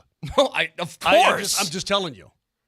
Same with me. He played on the high school golf team, he was one of the key players as a 7th grader. Yeah, it's pretty amazing. How sad is that, by the way? You want to put something in perspective. How many me's would it take to beat you if I had all of me's scrambling? And he said 5 or 6. 5 or 6 Brett clones, but out there hitting the same shots. But think about it. I mean, you're talking about 5 or 6 of yous, trying to get tight, and he's knocking it, 5 feet, running it in. He shot at 60. Yeah, it's just incredible. Yeah. I just want because I asked him about the course and the layout, and they see this every week, right? What I saw on Saturday was insanity. It was like the rough is so thick that it takes everything to get it out of the rough, and then when you get on the greens, they're so fast, Moj. You remember playing those Castle greens. They're like 13 on the stimp right now. If you touch the ball, it's gone. It's gone. These guys see this every week. It's every week for them. It's nothing new.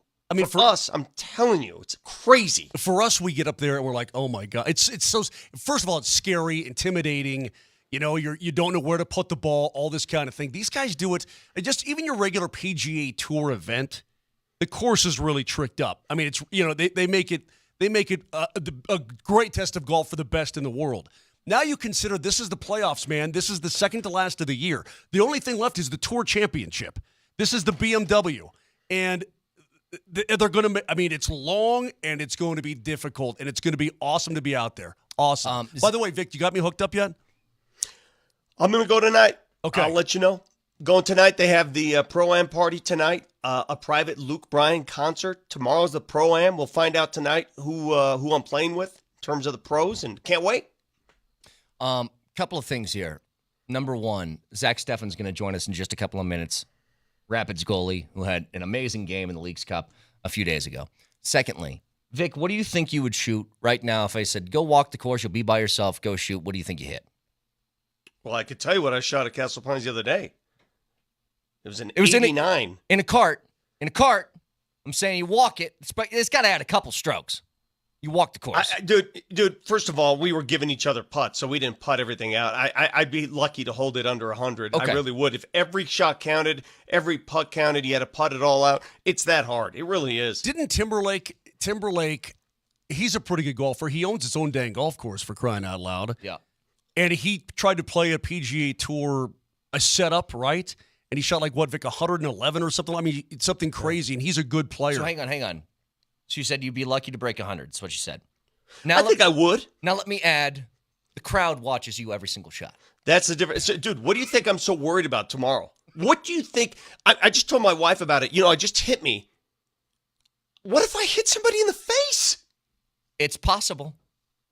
It is possible. I swear to God, God is my witness, I would not be on a tee box. I would not be lining up a tee box with amateurs on the tee. They got to cut that. They got to cut those, don't they? For these pro-ams, like with amateurs hitting, they can't put the people down. It's intimidating.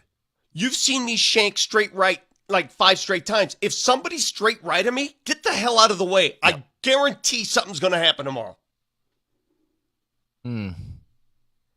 Somebody is going to walk off that course with a limp. Vic, would you actually say to people, would you say before you line up over the ball, can you guys scoot this way a little bit? I'm dead serious. I'm going to say, hey, just be on your toes here. So it's every time I'm in a bunker. Hey, guys, just heads up. Be on your toes. No, but you think about it. You think Grayson, and thanks to Max for coming on the program. And I've followed him throughout the course of this year because when I go to the Korn Ferry events, I like to see who's got kind of the hot hand and who I think is going to be able to get their tour card, right, Vic? So I like to follow those guys. Bo Hostler, who I saw a couple years ago, he's back on tour, playing some pretty good golf and so on and so forth. These guys maybe bounced up and down. But so I like to follow these guys. Grayson has had, imagine being a rookie on the PGA Tour. You've been on the Korn Ferry for some time, right? Playing good golf. But you graduate to the PGA Tour. You don't know where you're going. You don't know. Again, like he said, there's trailers. And there's cameras, and there's media, and there's people everywhere. The crowds are ginormous. And I'm just trying to make a freaking putt, right? I'm just trying to keep it in the short grass and knock it on and maybe 2-putt, right? This guy finds himself in the BMW Championship. They cut it down all the way to the top 50, and he's tied for 33rd. I just started thinking about something, Vic. Your group tomorrow. Can you say who's in it? You already said that Elway was playing with you. Elway's in it, and I'll tell you tomorrow morning who's in it because tonight it's all gonna be. But do you know your pro? Somebody pretty. What's that? Do you know your pro in it? We don't know our pro till tonight. Okay, gotcha. We don't know our pro. I don't know how they pick the pros, and I have no idea. All I know, if Elway's in the group, there's going to be people following, and if there are people following, I'm gonna hit somebody. So if you hit someone, like traditionally, what happens is, and Elway's played in the Colorado Open. He's played professional golf, so he was John Elway, but he's used to that kind of thing. What I'm saying is, like, if Rory sprays one to the right and he hits somebody in the head with a drive, the traditional thing that you do is you sign a glove or something like that, give it to him, sign a ball or something, right? Vic, do you just look at one of the other people in your group and say, you take care of this dude for me? Well, I would hope if I did strike somebody if I smothered a shot off the tee, duck hooked it, I would hope that whoever it hits, hit it back into the fairway, please. Just position yourself to where it goes back. Do you know who's really good at handling pressure? This guy. Zach. That's on the Ramos Law hotline Zach right now. Zach Steffen, goalie for the Rapids. Zach, thanks so much for the time. How you doing this morning? What's up, guys? I'm doing well. Thanks for having me on. Can I say one thing quickly? Is we were watching the game the other night where you guys win in PKs and you actually finished the stuff off. You scared me because you didn't show reaction at all after you guys won, and that's the most terrifying thing I've ever seen. Is that just you being in the zone? What is that? Yeah, that's just me being in the zone. There's still some work left to do, so it's nice to continue to move on, but we'll save the celebrations for after the final. Zach, being a keeper is one thing. You're trying to keep the ball out of the net, and I don't know how you do it. I guess, do you have to guess on PKs? Is it all a guessing game? Do you try to pick up on something, lean one way? How does it work for a keeper? Because I could never do it in my life in a million years. It's tough, man. It's an instinctual feeling that I get when I'm up there. And sometimes you do some homework, sometimes you look at video and all that stuff. But when you get up there, you really just pick a side. And when you pick a side, you go all out on that side, hoping that the ball will hit you. That being said, what about being on the other side? I mean, when you're you got to get up there and boot it, man. Yeah, when they said you're up, what was the mentality then? Yeah, I was nervous, man, but the mentality was just keep focus on the ball and just tell yourself you're going to score, and whenever I do that, yeah, I usually score and I make the save. So it's all mentality. Zach, the clutch factor was enormous. I mean, the fact that you had to make that in round 5, you had to make the save to stay alive. You did that, and then it gets to round 10. How does it work, by the way? Because did you know you were up to kick at that point, or did you make the call? You had a teammate start walking in that direction. Who ultimately makes the call that you're going to kick there?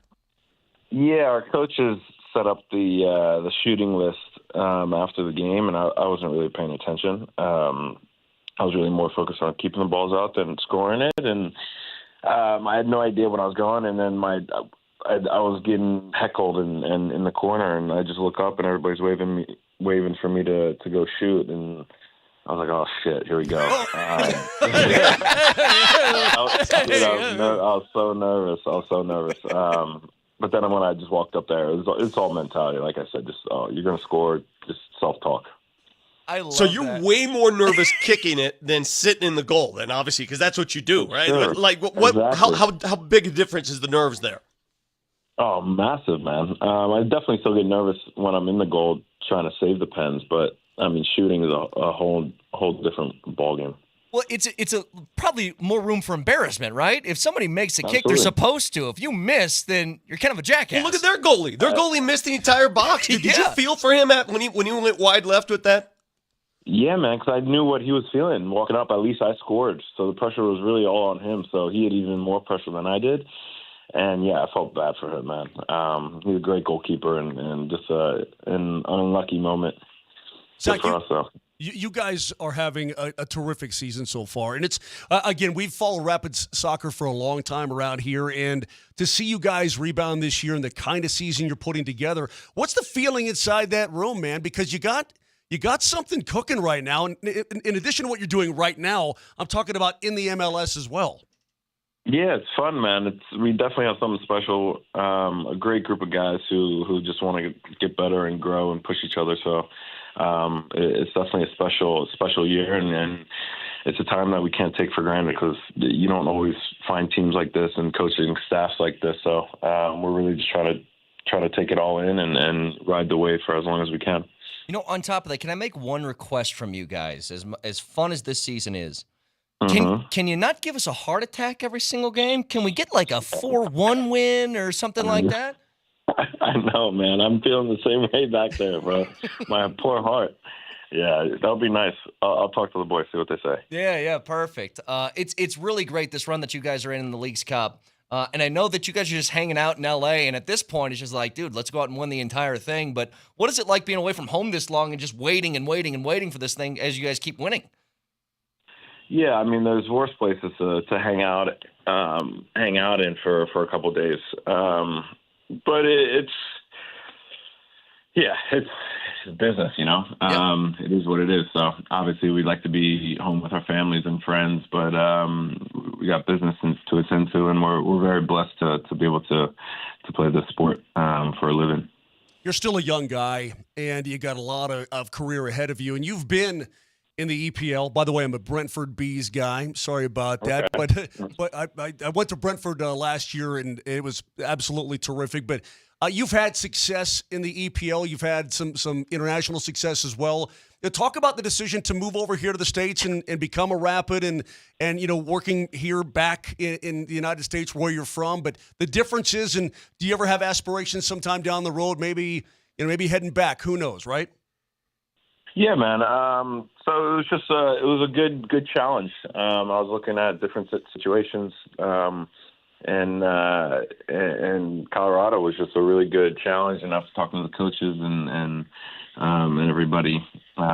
This is where, and my wife and everything. This is where we wanted to end up. We wanted to land and just embrace the challenge. And it's been a great 6 months, and we're really happy. And who knows what the future holds and if there's opportunities to go back or not. We'll see, but I'm just focused on playing and trying to make playoffs and win an MLS Cup. Well, you've been a major factor, and it just seems to me if you can take the pressure of a Man City, then you can take the pressure kind of, I don't know, anywhere. You know what I mean? And it's been great to watch you guys this year. It's been amazing to watch what you've been able to do. Appreciate that, man. Thank you. Can you tell us one last thing before we let you go, Zach? How about your head coach, Chris Armas? I mean, the ability to come in here in year one and have this thing gel together this quickly and this, I don't want to say easily, but this well. I mean, what is it about him that makes him a good leader? Yeah, it's really impressive, man. He's been around it, man. He's been a player. He's been around good teams and everything. He's been a coach as well, obviously. So he understands how to treat his players on and off the field. He's an awesome guy, a family man, a really hard worker, just devoted and very passionate to getting the best out of his players and pushing his players and making sure that we're set up for success. And his energy is unmatched, man. You guys would love him. And I know that all the guys here on the team love him, and he's a huge part why we're doing so well. Hey, Zach, did you play any other sports growing up in Pennsylvania? Yeah, I played baseball and basketball, a little bit of American football. I love it. American football. It's not the same football. What position do you play in American football? Is that in the Bundesliga? Is that what they say, like in the Bundesliga? Oh, that American football stuff. Yeah, whatever, right? Yeah, for sure. I didn't really play official American football. I just would play with. I know, why do I keep saying that? But I just played around the neighborhood and with friends and all that. But played a lot. You make a good receiver the way you stop the ball, man. You literally the backbone of that Rapids team, and it's been so fun to watch this team play, man. Best of luck to you this season, buddy. Thanks, guys. Appreciate the time. Zach Steffen, Rapids goalie, joining us. What a cool guy, by the way. And Rapids back at it tomorrow as they're on the quest for that Leagues Cup. Listen, he's played in the Bundesliga a bunch. He's played for Bundesliga. He's played for Man City. He's beaten Chelsea. I mean, this guy's done a lot already. At the age of 29, man, he's here in beautiful Colorado, and he's kicking some major butt. He also learned during those PKs. The other goalie didn't figure it out. But when you're nervous like that during those PKs, just smash it rip up it. the gut. Right up the gut. But you don't try to pick a side. The other goalie got a little too detailed. It's like, watch this, I'm going to sneak it inside the left post. Smash it up the middle. Every once in a while when you talk to somebody you haven't talked to before, that was our first conversation with Zach Steffen. Once they get off the phone, the first thing that hits me is this dude passes the chill test. Like, I want to hang with this guy. Yeah. Seems like the coolest dude in the world. He does. Immediately just because he said, no, I was pretty nervous. I was back there saying, blank. Exactly. I'm like, whoa. By the way, from now on, when we reference, and we talk about this subject a lot on the show, when we reference the NFL or college football, it is now American football. From now on, that's what we're referencing. If we just make a true commitment to doing that for a day, we would trip so many people out if we just kept saying that over and over again. Let's talk about some more American football. So anyway. If the Broncos are going to be good at American football, their quarterback has to really come through, the young kid. Let's bring in our American football insider, Adam Schefter here. He knows all there is to know about American football. All right, big thank you to Max Gracerman and Zach Steffen, who joined us in this past segment. Got Fact Checker next.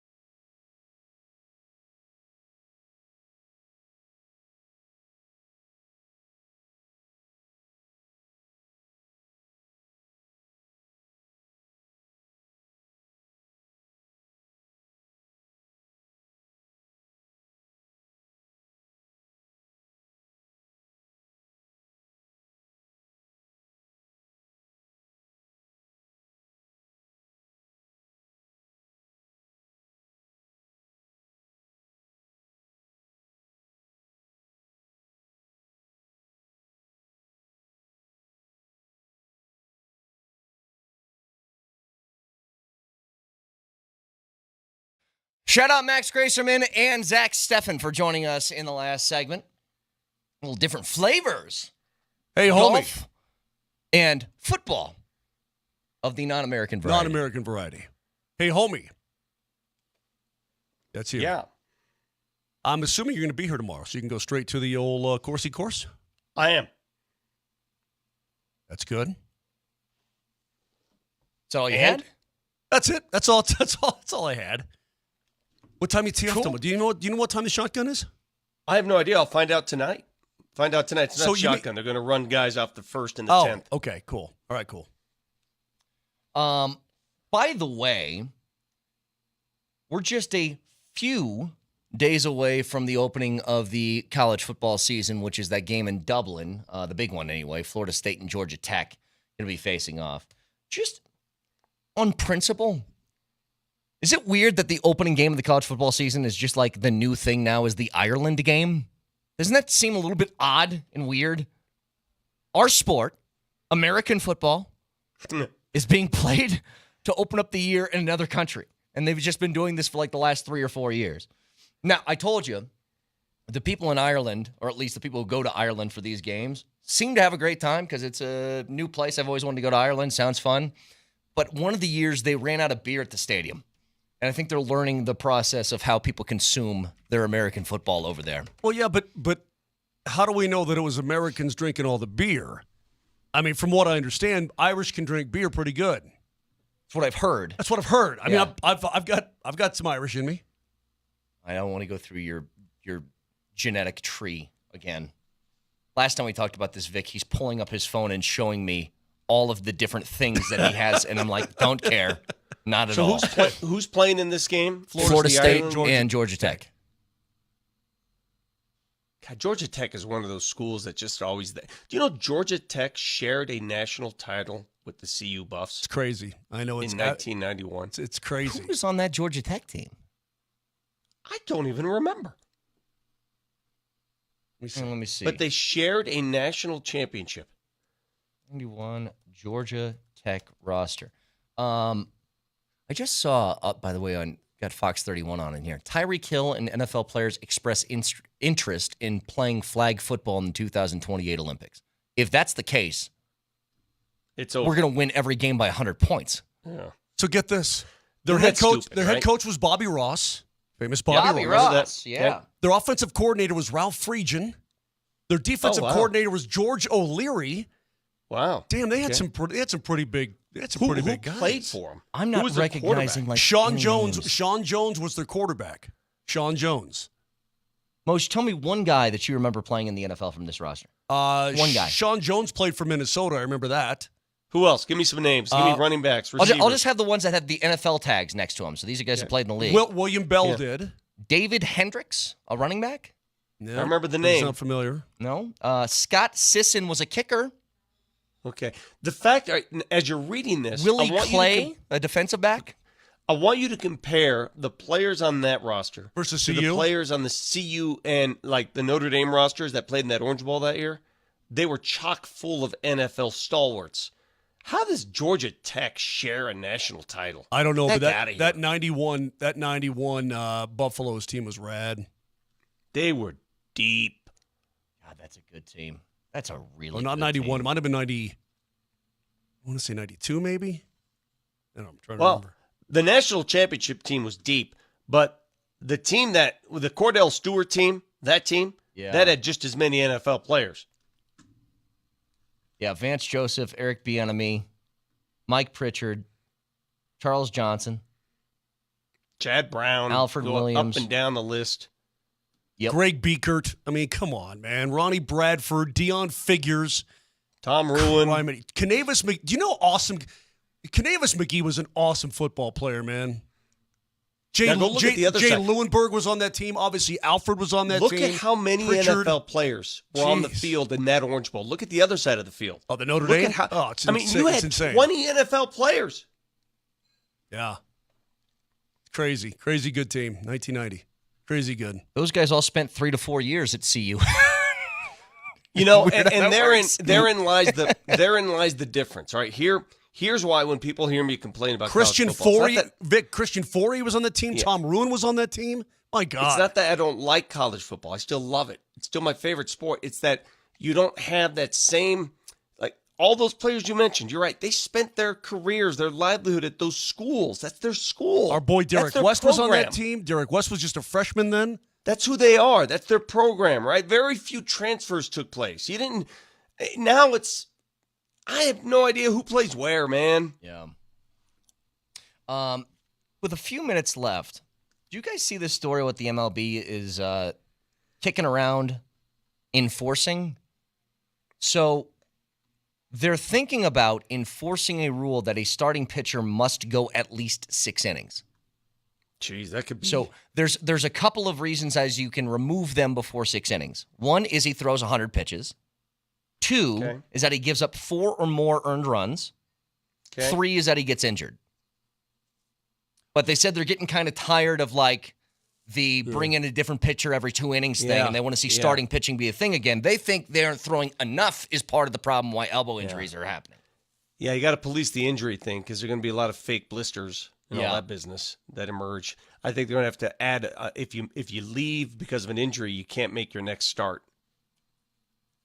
God, I don't, man. I mean, that's going to get very complicated. Out of all the sports, by the way. Is it really necessary? Honestly, is it necessary? Well, you guys are the ones saying that starting pitchers don't pitch enough all the time. I thought you guys would be down for this. I just read a thing yesterday, God, if I can find it, about, I always bring up Nolan Ryan because he's the benchmark, and he's probably he's the real outlier is Nolan Ryan, but there's things that he did that would blow your mind. See if I can find it. Here it is. He threw a 13-inning, 235-pitch game. 3 days later, That's just stupid. 3 days later, he threw 6 shutout innings against the Yankees. 3 days later. 235 so he goes pitches. He goes 13 innings. He goes the distance, 235 pitches. 3 days later, he shuts the Yankees out through 6. I mean, they don't make them like that anymore, dude. I'm trying to figure this out. Here's another good one. This is from our buddy Ricky Cobb.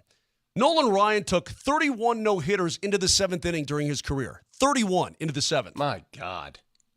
He says the next generation of starting pitchers will be lucky to see the 7th inning 31 times. Yes. And that is That's an a very absolute good point. fact. I mean, it's just the That's game. a fact. It's a different game now. Total different game. Well, you know what, though? I mean, they're all throwing harder. Their arms are being taxed. Their arms are going out. They're all doing this surgery. It's a different game, different era. I don't know how to explain it. Moj, before we say goodbye, did you see what I did with the last barrel of my parents' wine? Yeah, I called you about it. Funny video. So I call Vic, right? He calls me back. I don't say hello. You know what I say? All I say is, what the hell happened to the last barrel? Yeah. It ended up on the floor. He said, well, we saved some of it, but I think I let 4 gallons leak out onto the floor. Dude, what did you do? What happened? I'm just dumb, dude. I'm dumb. I'm a dumb man. I don't understand how gravity and water works. I did not expect it to come out that fast. I thought it was just going to be sort of like a glub. Dude, it came pouring I thought it was going to glub. I didn't know it was going to be a rush. Once you pull that piece of wood, the wooden stake out of the heart of the vampire. Pull my finger. I mean, dude, come on. If you're watching on Twitch or Altitude TV, Vic pulls it. And, was part of your strategy to push the bucket against the hole, hoping that would stop it? Is that part of your strategy? My entire body was wine. I smelled like a wino. Oh, God. And I drove my Vespa back home smelling of fine wine. The Bambina, she's just beside herself. She can't believe her firstborn was such a knucklehead. Yep. Oh, I feel bad for her. She's like, that's the last of the goodness. Have you ever had the Bambina wine? No, I want some. It's delicious. Give me some. Wine me. Me wine.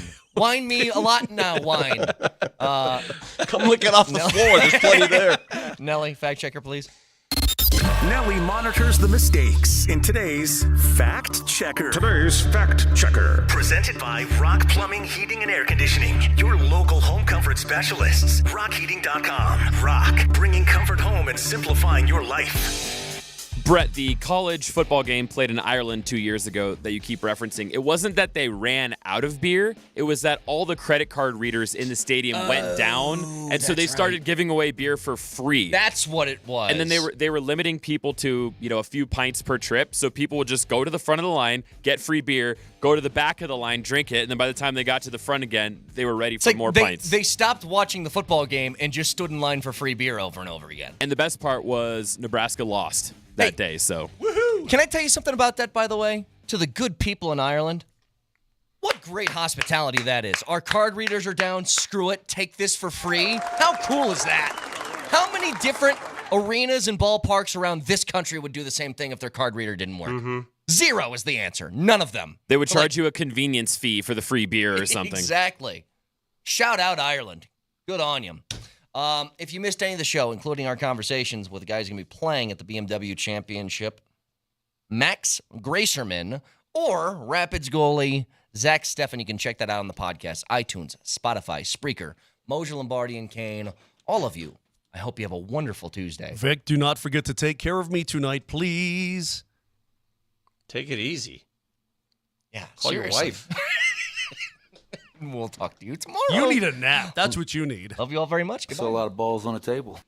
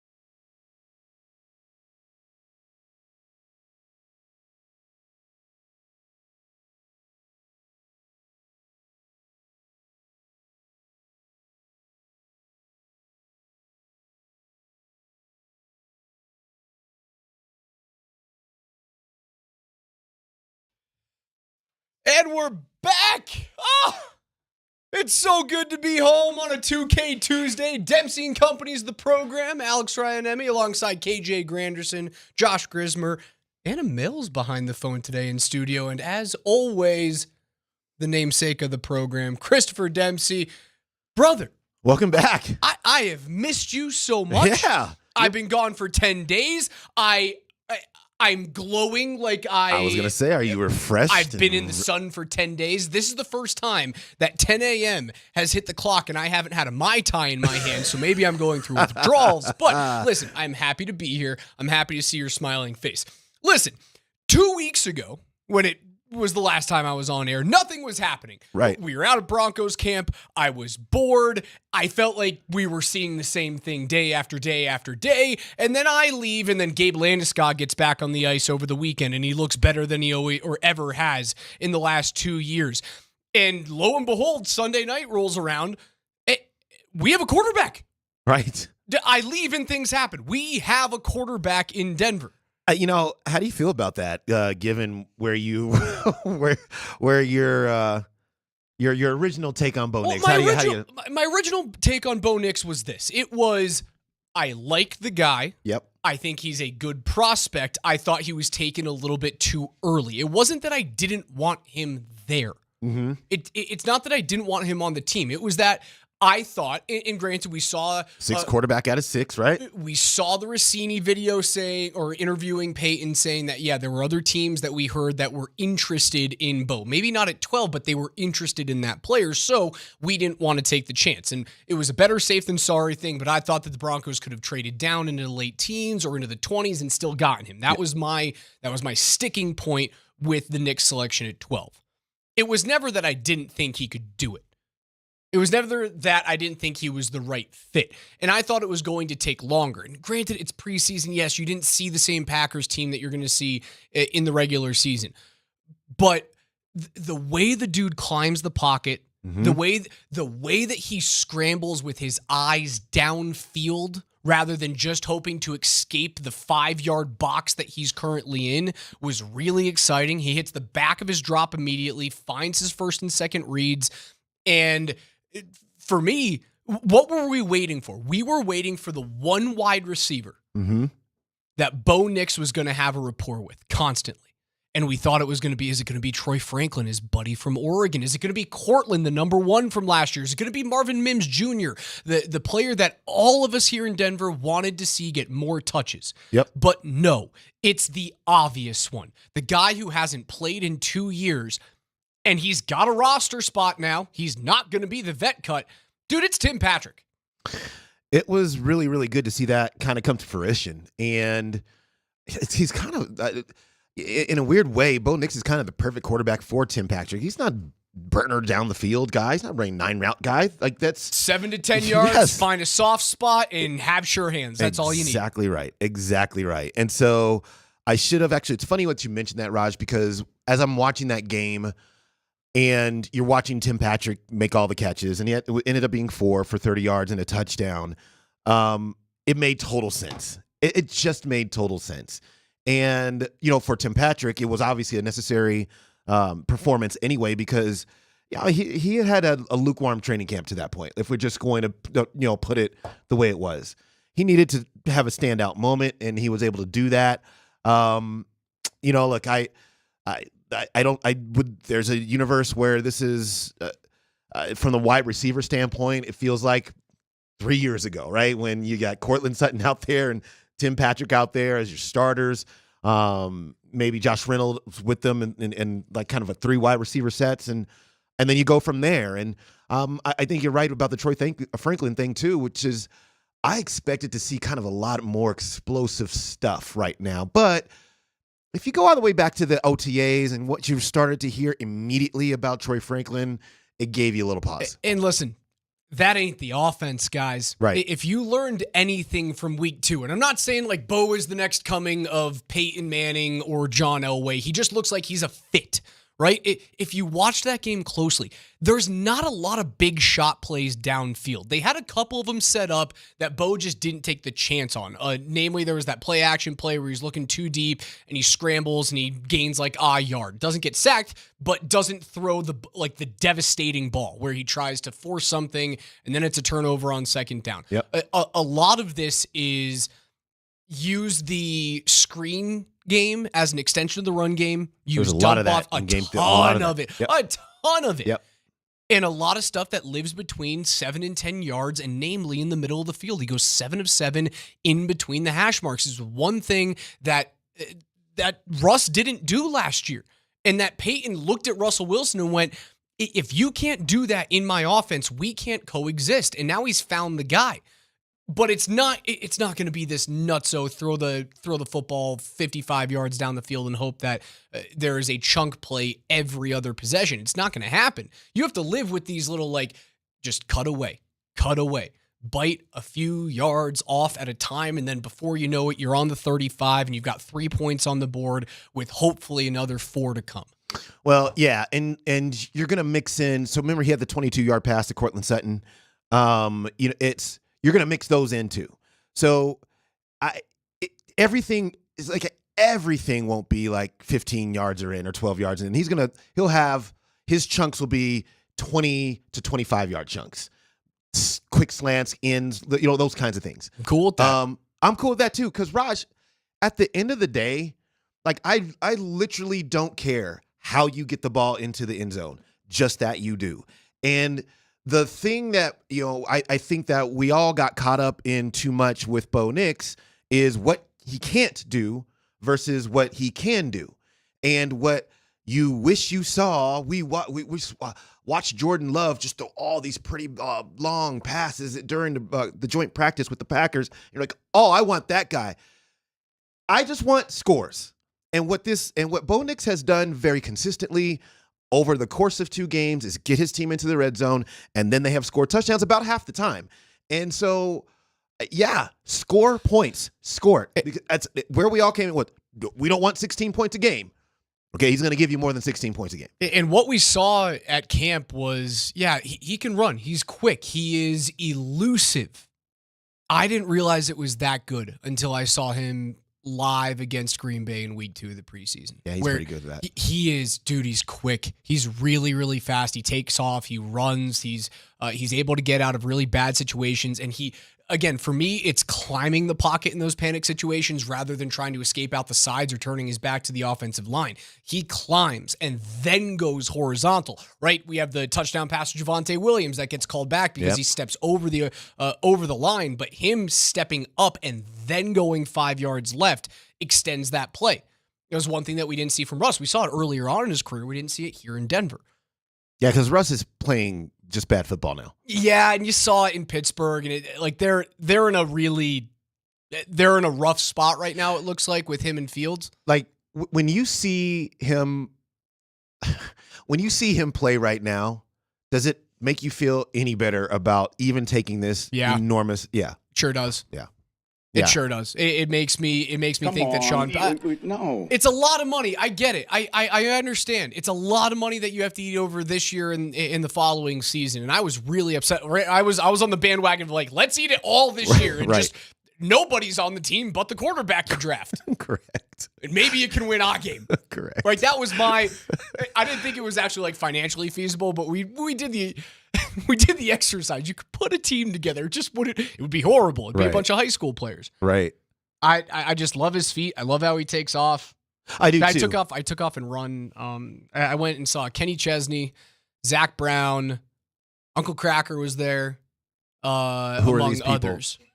Come on. What? Kenny Chesney and Zach Brown band? You don't know any of those You've guys? never heard of country music?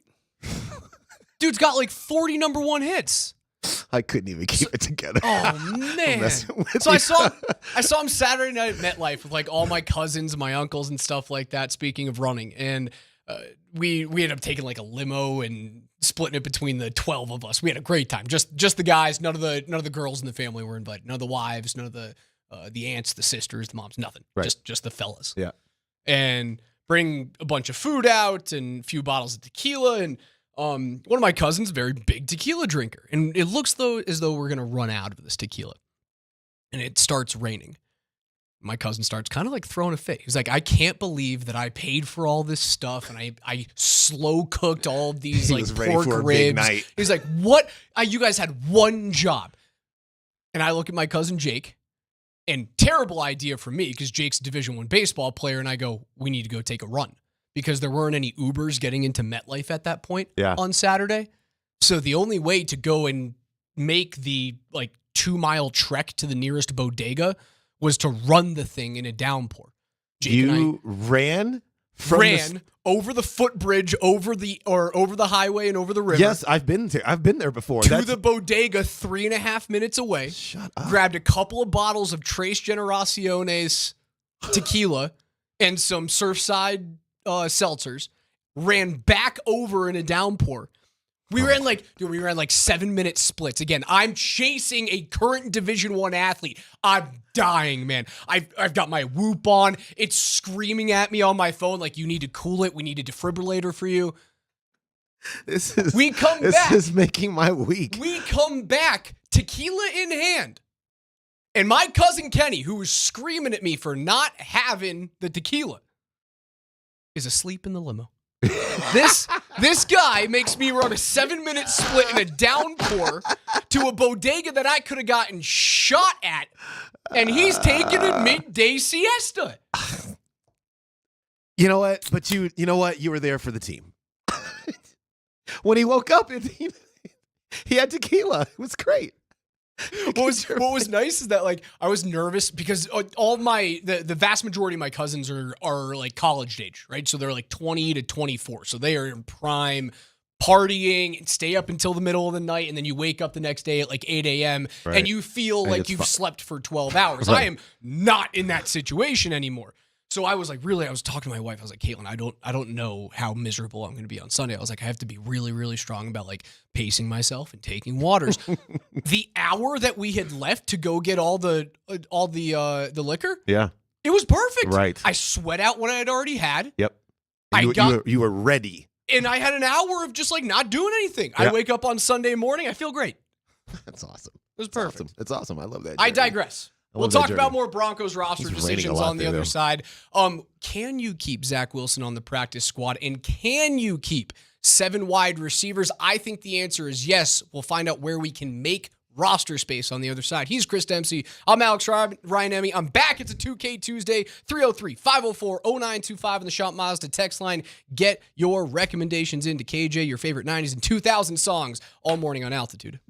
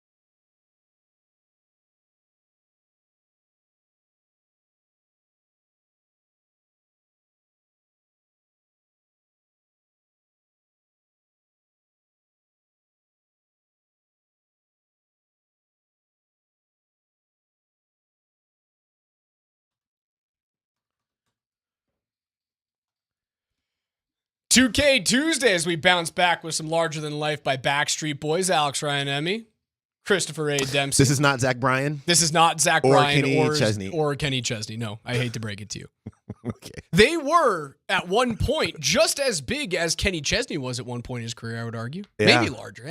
Probably bigger. I think in the boy band era right now, NSYNC is having a little bit of a renaissance because their song is being used in Bye Bye Bye is being used in some movie. It's like a kids movie.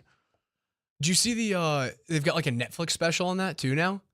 It's called Dirty Pop, and it's on some. This guy was like essentially embezzling money behind the scenes, and he was the one dude behind 90% of the boy bands in like the 90s and early 2000s. Uh-huh. It's a pretty good one. It's like a little three-part series. I'm in for that. Yeah, it's on Netflix now. I'm It's in good. for it. It's a good look. You said you found something about college football in the NIL in the break. Before we get back into Broncos and figuring out how we're going to keep Tim Patrick and 6 other wide receivers on the team, what did you find? Yeah, and I'll just thank Anna for this. She sent this to me. But speaking of teams that are orange, the Oklahoma State Cowboys. This is what's going to happen with them in NIL this year. Oklahoma State players will wear QR codes on their helmets. QR codes on their helmets that will link to a donations page for their NIL collective this season. I guess. Okay. I just don't see how it's going to damn cool. How are we going to snap that when they're running around on the football field? Are you close enough? I've been to their stadium a million times, and I actually cannot remember how close the sidelines might be to the stands. But even if they're moving around at all times. You're complaining about the wrong thing right now. You're trying to figure out how to access the QR code. Right. This is tipping culture, dude. It's great. No, it's not. This is the same thing as I go to a gas station to pick up a Gatorade and a power bar because I haven't eaten in 3 hours. Uh-huh. And some guy at the station whipping around the payment portal and asking for a tip for that. That's exactly what that is. This is tipping culture going crazy. Well, the football players need money. Raj, don't start. Raj, they need money, Raj. How are we going to get money to the athletes that are giving us all the joy on Saturdays? We must pay them. This is the same thing as This is the same thing as the college kid going to a concert with a sign with their Venmo. Right. That's what this is. It's like a GoFundMe page. And that's it. Isn't that a smart way? It's not. It's kind of. I understand what they're trying to do. I just want to pay the players, Raj. Oh man, the text thread is ripping you to shreds right now. By the way, Chris goes, yeah, there's an NSYNC song being used in a kids movie, and the text line is like, it's for sure not a kids movie. For the love of God, don't take your child to Deadpool and Wolverine. It's a Marvel film where people are getting decapitated. I haven't and seen, there's curse I've words never, I've never seen Deadpool. Every 7 sentences really don't give is a just littered with the F-bomb. Okay, everybody on the text line. Here's my challenge to you. Go to the what is this movie? Deadpool and Wolverine. It's the one. Who is it? Ryan Reynolds and Hugh Jackman. Okay, yeah, I've seen commercials for this. Yeah. Go in there and tell me how many 10 to 12-year-olds you see in there, because I promise think you it's rated it will be R, a lot. man. I promise you it'll be a lot, because parents don't I've care. seen the There's first like, two it's a character. Deadpools. Let's just put them in. I've seen the first 2 Deadpools. Right. I don't think a 10-year-old needs to see that movie. I agree. I'm just saying that in a theater, okay, is the movie rated R? Or is it PG-13? There's no way. There is no way it's a PG-13 film. It might be. You never know. I don't know. There's such an egregious amount of blood in those 2 I've never first seen movies, any man. Deadpool movies. Deadpool and Wolverine. There's no way it's PG-13. It has to be a rated R film.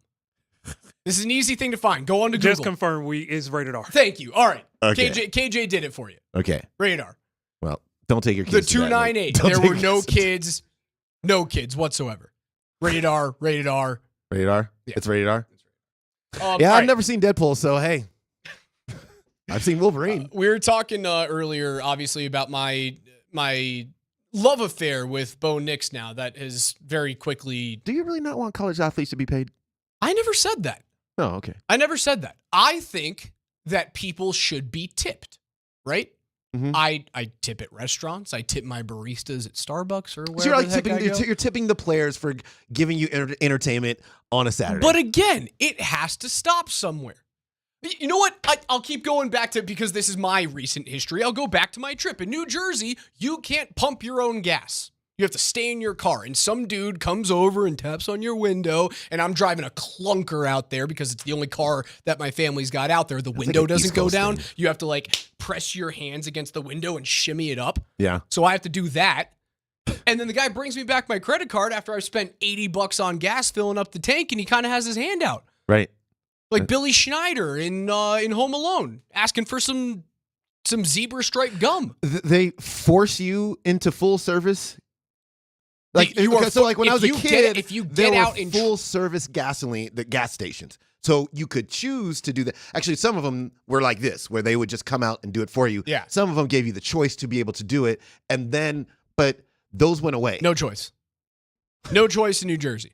If you try and get out and pump your own gas, like you'll get arrested. You're not going to get arrested. Yeah, I'm not. Yeah, well, I'm not getting gas in New Jersey. But after I spent $80 on gas, something that I could have walked the 24 inches to my gas tank to do so, Yeah. I got a guy waiting there for a tip. Did you tip It's him? got to stop. No, I did not. Out of principle. Okay. Did you bring me breadsticks? Did you fill up my wine? Was my service timely and my steak cooked properly? If so, 25%. Here you go. Any day of the week. Pump my gas? No, nothing. Was my 3-pump quad shot caramel latte delivered on time? It was. Here you go. A couple bucks. You get $1 per beer that you pour me. That's what we're doing. The Starbucks tip screen. Yes. When they hand that to you when you're going through the drive-through. Yeah. That one took me a little by surprise. See, so there's an end to it. I'm not saying that the college athletes shouldn't be paid. They should all be paid. And they should be paid handsomely because the universities are getting paid for their services. But you're telling me now that like John Q. Smith, who went to Colorado in 1972, who's living off of his, pension checks, is going to QR code scan Shador in the back of the helmet? Yes. And now he's going to pay him an extra $20? It's insane. It's insane. It's getting out of hand. It's tip culture. I heard the guys talking in the morning about how, it's wild, wild west with the NCAA right now. That you have GMs running teams. And now and Tom Brady was going off about how you don't have programs. You have teams now, right? Like you don't sit there and have to compete for a starting quarterback job over a couple of seasons. Then you rise as a junior. You have a great junior year, great senior year, and then you're a first-round pick. You just go from team to team to team. It's true. The same thing happens with this NIL stuff. And now you're opening up to the general public. It's nuts. It's nuts. It's amazing. There's just no other way that they can sustain the rate of the amount of money that you need every year to field a football team now. I mean, we just saw that Ohio State, $20 million valuation for their football team, $20 million. How many years in a row can you get $20 million? Devin goes, I'm going to scan the QR codes and request $20. No, it's not Venmo. Where's my money? That is great. You imagine Shador's got it on his shoulder. It's like, hey, bud. Pay me. You're making 4.2 this year. Request Give me a payment from shekel. Shador. I'm a little behind on the mortgage. gosh. Come on, help me out. Yeah. It's interesting, and I just college. Yes, it is what do we expect? Like I laugh at all of these people, like the experts who come out and they start to say, "Oh my gosh, it's the wild, wild west in college now," and all I can think of is, what did you expect was going to happen? Who is regulating the money? The minute somebody says, "Everybody just pay them, go ahead, it's cool." If anybody can do it anytime, anywhere, did you think it was going to be done in just a very nice and neat way in a nice little box that everybody can agree on and it's going to be fair and equitable? No. There was never any other alternative other than it being the Wild Wild West. That is it. And so now you have colleges like Oklahoma State that couldn't possibly keep up with a college like Ohio State in terms of people who will give money to the program. Hold on. The Oklahoma State cannot do it. They cannot. They've got they had one of the richest. T-Boone Pickens. Come on. We're not talking about Wazoo. All I'm saying is we're not talking about the New Mexico State Aggies. Ohio State doesn't Oklahoma have State QR has codes on their helmets for a reason, because Ohio State has the depth of boosters that will give them the money that they need. But I just don't know how long that can last. Oklahoma State, they need QR codes on the helmet. Colorado, they probably need QR codes on the helmets. That's just where we are. Okay. Long way for us to get back into Broncos here. Yeah, I didn't think that was going to take us 10 minutes down the road.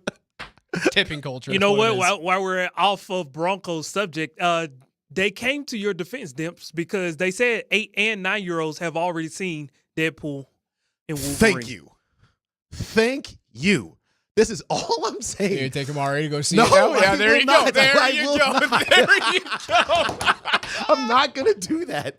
But I'm just saying, I know I have seen kids in some movies that maybe they shouldn't be in the past. But if this one, they've raised the level all the way up to rated R, then I'm okay. All right. So bye. Over the weekend, I have now fallen in love with Bo Nix after being like one toe in the water and being just, we're just going to wait for this thing. We're going to hope that it works out at some point this season, and we're going to play the long game. Is that like 3-4 years from now, Nix is the guy and you're really competing for divisional championships, or you're finally seeing an AFC championship appearance. After this week, seeing how quickly he got the ball out of his hands, seeing how well he operated that offense, no mistakes, arguably 2 touchdowns. I know one of them got called back because he was right over the line, but played his way into another touchdown with his feet. I want to figure out how to keep 7 wide receivers on this team, Demps, because I don't see a world in which you can cut a guy like Tim Patrick. Like Cortland Sutton's on the team, Marvin Mims, Josh Reynolds, Troy Franklin are your 4 locks probably. I think you can throw Devon Vele on there after his sensational camp and him being a recent draft pick as well. So I'm already at 5. Mm-hmm. Patrick's got to be on there at 6, and we were expecting just 6 wide receivers to make this team. But with my guy at camp has been Jalen Virgil. He's been great. And David Sills V just continually gets open, but I don't think he ends up making this squad. If we keep 7 wideouts on this team, where are you making space? Because we're not getting rid of Michael Burton, the fullback. It's not happening. So you're going to have 4 running backs: Burton, McLaughlin, Estime, Williams, and we're assuming Samaje Perine is the big veteran cut. Do you take away from the offensive line that has already had a season-ending injury? Do you just go 8 offensive linemen? No, you can't do that, because the player that you lost in Quinn Bailey was a versatile player. He could play multiple spots. He was your swing. Yeah, exactly. He was your right. number 6. Now you gotta, I don't believe they have another player like that in depth. So now you have to just have guys who play positions, even if they can swing from right tackle to left tackle or whatever. But it's so no, you can't. There's no way you can take that off the offensive line. I just don't know that any more than 6 wide receivers are going to stay on this team. And I just think that we're getting set up for maybe a name we did not expect to be cut. Or practice squad. And see, okay, so now let's get back to Troy Franklin, because that's where we entered the program earlier. This is where I think he's going to end up. I think he's going to end up on the practice squad, because I think Tim Patrick, to your point, played himself on the team. I don't think that was the case before you left. I think before you left, he was very much on the bubble. I think after last week, it just is an eye-opening thing to a head coach like Sean Payton. Oh, wait, okay. There's chemistry there. He understands how to, operate in small spaces. We are going to be an offense that, at least for the first half of the season, operates in small spaces. We got to have a guy like that on our team. And then because Devon Vele started playing really, really well, and all of a sudden he's had a great camp, had some eye-opening catches in camp, played well in the first preseason game. it just starts to look different. And I just think that the guy that might have been a lock to make the roster was Troy Franklin, even though he hadn't been performing very well. It's one of those where it's fine. He's got potential. We just got to get him into a better space. Well, you can't do that now with your main 6 guys. So I think he's going to the practice squad, and that allows you to then go Sutton, Reynolds, Patrick, Vele, Marvin Mims. That's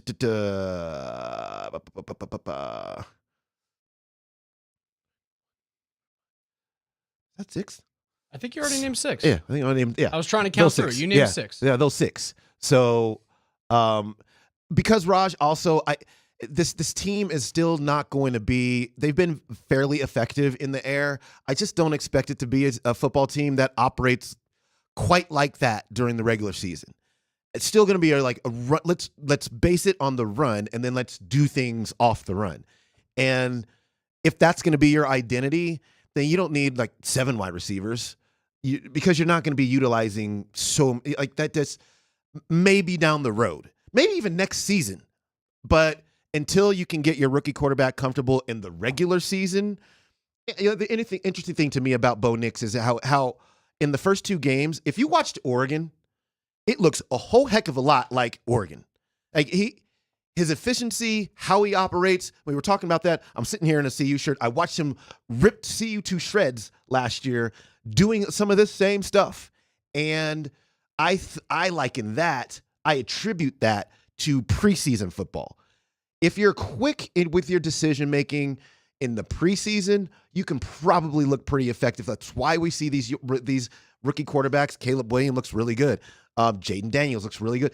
Each one of these players is making it look almost exactly like it was in college, because they are very good at their job, but also it's the preseason against players that will not be present in the regular season. It's going to get real tough real fast.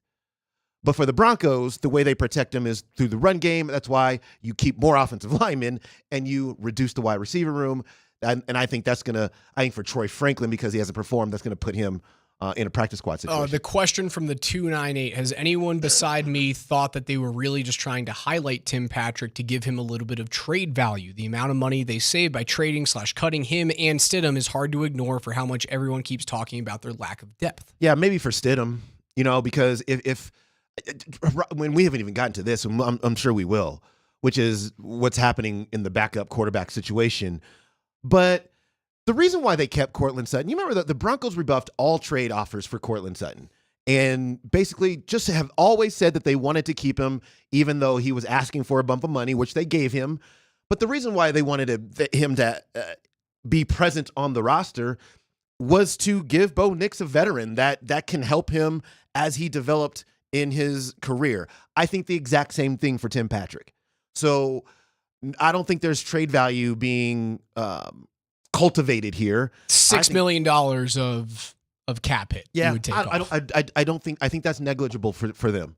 I think the benefit for them is you have a wide receiver. What he just showed you just this past weekend was he is another wide receiver that can help your rookie quarterback. And if you can collect those kinds of players and they can be effective and they can help Bo Nix work through whatever growing pains are going to happen during the season, then you keep that player versus I don't know who the backup quarterback is going to be. Maybe we can cut actual Jarrett Stidham. And the Stidham money doesn't help you. Like it really doesn't. It's a 1-year deal. It's not like you're going to cut Stidham this year and then go find someone for this season that's truly going to help the depth of this team. Like if this is a team that they know is going to try and take steps this year, but not truly compete for the playoffs, they're going to do that next coming season. Stidham stays on the team. You just let him walk as a free agent. He's got 1 year and $12 million left on the deal. If you were to release him, it'd be a $2 million cap hit. Mm-hmm. Like there's hardly anything that is screaming to me that Stidham should be off the team. Tim Patrick would save you a bit. I mean, I think he'd be a $4 million cap hit if you were to release him. Yeah. But he's only on a 1-year deal as well. Yeah. Like, it's not like those guys are here for a while. If those guys were signed for 3 or 4 years, maybe you move on from them. And you eat that dead cap hit this year, and then you can go out and you can make the team deeper in subsequent seasons. But those are expiring contracts. Yeah, and even if they weren't, I don't care about that. Yeah, and even if they weren't, I think in the case of Tim Patrick, he is a guy that actively helps you week to week, A, win games, but B, helps your quarterback grow. And in a way that obviously Jarrett Stidham does not, right? He's the backup quarterback. So he doesn't if Bo Nix is healthy for the entirety of a season, Jarrett Stidham is not even going to figure into the equation at all. So the player that the player that helps you win games on a week-to-week basis, plus helps your quarterback grow through whatever, that's the player you want to keep. And yes, would it save a little bit on the cap? Yeah, but not so much that it actually matters.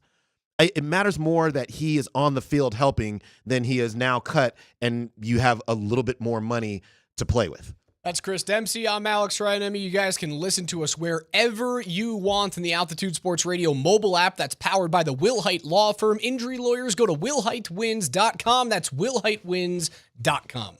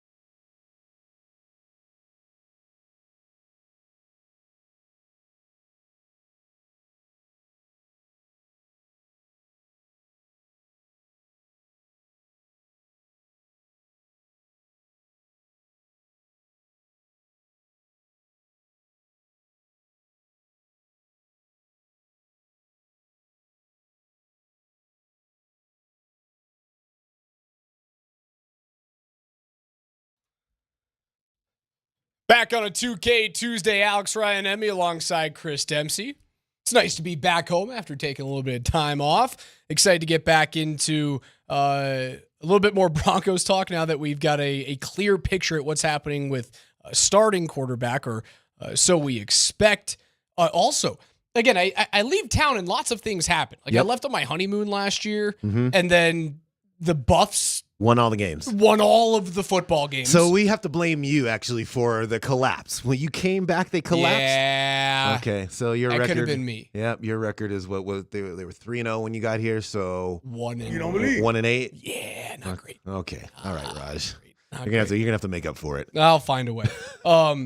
Just hopefully it doesn't happen with Bo Nix. Hopefully I don't come back and then Bo plays 2 series in week 3 and gets hurt for the season and 3 sacks and a pick. Well, that's what happened with Russell Wilson in Pittsburgh. He goes 8 of 10. So the same thing we saw last year, which is all right, the completion percentage is up there, but there's no yardage and 3 sacks in 3 series. For us? Yeah. Yeah. And then Bo goes 8 of 9. Yep. But 80 yards, a touchdown. 0 sacks. 0 sacks. Right. 0 sacks. Right. Gets the ball out of his hands. He's done everything that's been asked of him, and it's been great. I think, I know there's so many of us that are very encouraged with what we see and very excited. I mean, Coach Sanford was talking about yesterday how many people were actually at that preseason game over the weekend. I actually think that's par for the course for Broncos fans when they feel good about their football team. And I think we're getting back to feeling good about our football team. But I also think that we also understand that, you're not being super realistic if you're just looking at this team and you're going, oh, it's most certainly a playoff team. That's not super realistic. And then the other, part 2 is we also know that the Bo Nix experience is going to have its downs. It's had nothing but ups right now, except for a couple of practice sessions which you would get reports out of there saying, this wasn't Bo Nix's best practice session. But we have not seen that in the game yet. Now, he has played really well for the most part in both games that he has played, but that's not going to be the case going forward. Of course he's about to have bad games. Of course he's going to get sacked. Of course he's going to throw a pick or 2, but he's really good about not putting the ball in harm's way. At least he was in college. So I don't expect that would be a thing that he would do in the pros either. But the downs are coming. But it is just it's all in terms of what he's building toward, as a finished product. And so I just wouldn't encourage anybody to not be positive and not be happy with what you see. But also, we know it's coming. We also don't necessarily know what's happening with the backup quarterback position. Exactly right. And you're hoping you can keep all 3 quarterbacks here and you can find a way. And this is the way that I think most people believe this is going to go, is Nix is starter, Stidham is backup, and you hope to stash Zach Wilson as a practice squad player, or you're just okay with him being picked up. Yeah, see, I just think that Zach Wilson, of the two, I hope it goes like this in week 3. I don't think we know what the quarterback split is going to be for the last preseason game. Excuse me. I hope it's going to be Zach Wilson for a half, Jarrett Stidham for a half. I think right now, if you're truly asking yourself which of those 2 players is better than the other, I don't know. I don't know. Zach Wilson, it was a little rough for him at the start last game. He took a couple sacks. Okay. But then he led a touchdown drive as well. I just think when you're looking at the totality of the preseason and training camp for both of those guys, it is a toss-up as to which one of those guys would be your backup quarterback. So now, if it is, and maybe you don't think it is. No, I think it's a toss-up. And honestly, I don't care. I don't care who it is for this team. But I do have an opinion on who would be easier to keep if you were to drop into the practice squad. And I think that it's Jarrett Stidham. And I have a differing opinion because I think that more teams would look at Stidham, more playoff contention teams would look at Stidham and go, all right, we have a 6-week injury to our starter and maybe our backup is hurt or we just don't trust the backup whatsoever. I think more teams would look at Stidham as a guy who can go 3-3 over those 6 weeks and keep you afloat, keep you in the hunt. And I think there's more teams on the opposite side of the coin that say, well, yeah, Zach Wilson's got all the arm talent in the world, and maybe we can fix him. But we are in a position right now where we need to stay alive, make the playoffs. And while we think that the future of Zach Wilson could be nice because he can make every throw in the book, and maybe I'm the guy that can fix him, he could very easily go 1-5 over those 6 games and tank the season.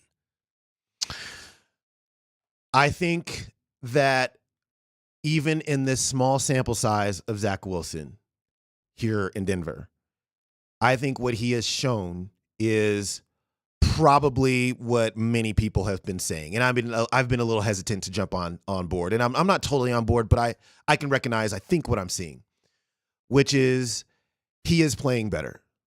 He in like the change of scenery has quite clearly done him some good. And then, so if you're any other football team, you're like, wait a second, this guy was the second pick in the draft. And even if we all are allowing ourselves to understand that might have been too high a draft pick for him, he was still a really high draft pick and a really highly regarded player. And if what is happening in Denver can happen on a larger scale somewhere else, well, then this guy is not going to spend 10 minutes on waivers. Like, somebody will take him quickly. And I just, the question for the Broncos is, what do you want? Because the scenario that you just laid out, that means something for the Broncos as well. So if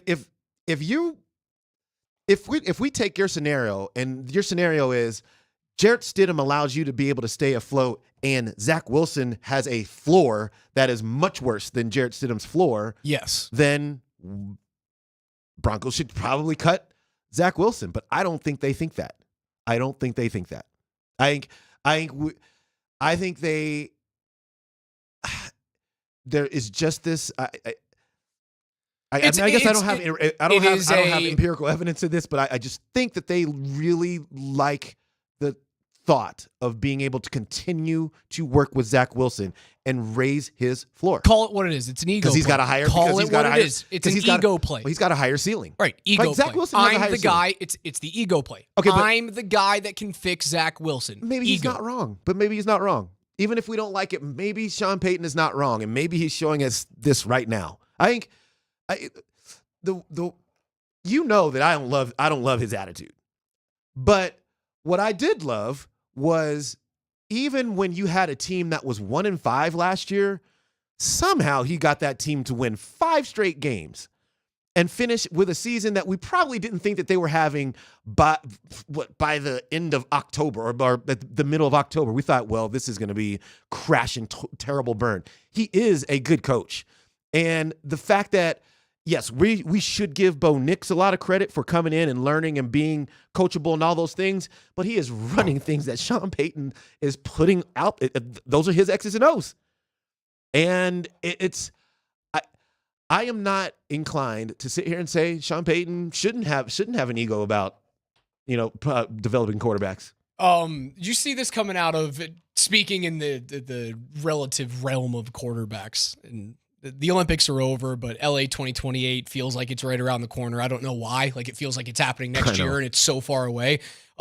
Did you see that the United States flag football starting quarterback, Daryl Hoosh Duchette, says it would be disrespectful to assume that NFL players will simply take Olympic team spots when the sport debuts at the 2028 games. He goes on to say, I think it's disrespectful that they just automatically assume that they're able to just join the Olympic team because of the person that they are. They didn't help grow this game or get it to the Olympics. Oh, brother. All right. Well, the facts. This is what I would say to him.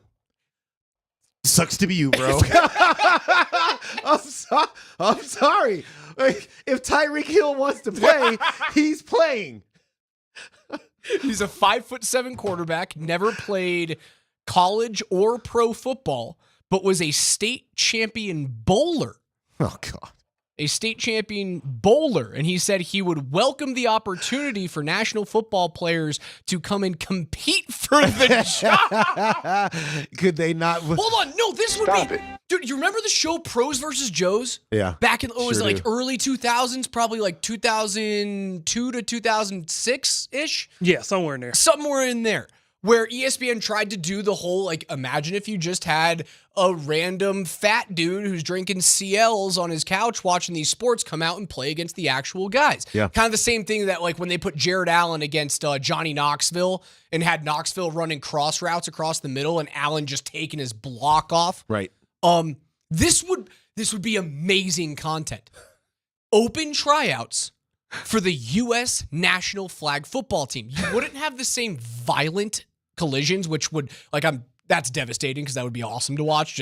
But like, if Patrick Mahomes wants to play, should he have to try out? Well, no, but it would be hilarious to watch this guy, and I'm sure he's very agile and is a fine thrower of the football. But Lamar Jackson comes in. I know. Like, I bet you what's his name is Hoosh Doucette. I bet you Hoosh is quick. Uh-huh. He's not Lamar Jackson quick. No. I bet you he can zip a football pretty quick.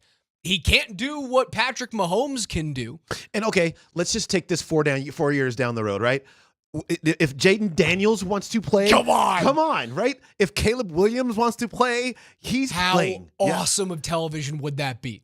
You get the current U.S. flag football team, Right. which I would assume is probably one of the. I have no idea what it is, so like I could be so off base here, but I would assume it's one of the best in the world. Mm-hmm. And then put together a roster of current NFL studs. And it would just be happening right at the beginning of the training camp. So who cares? Who cares? So, yeah, like, Who cares? You know what? Come on. Yeah. Give it to me, man. I know. Give it to me. I'm with you I would 1,000%. love to see it. All right. Again, I leave and lots of things happen. Gabe Landeskog's back on the ice. I'll tell you why I'm so excited about it. And news with a former Colorado Avalanche and his contract situation and how it pertains to his current team. We'll get into it next.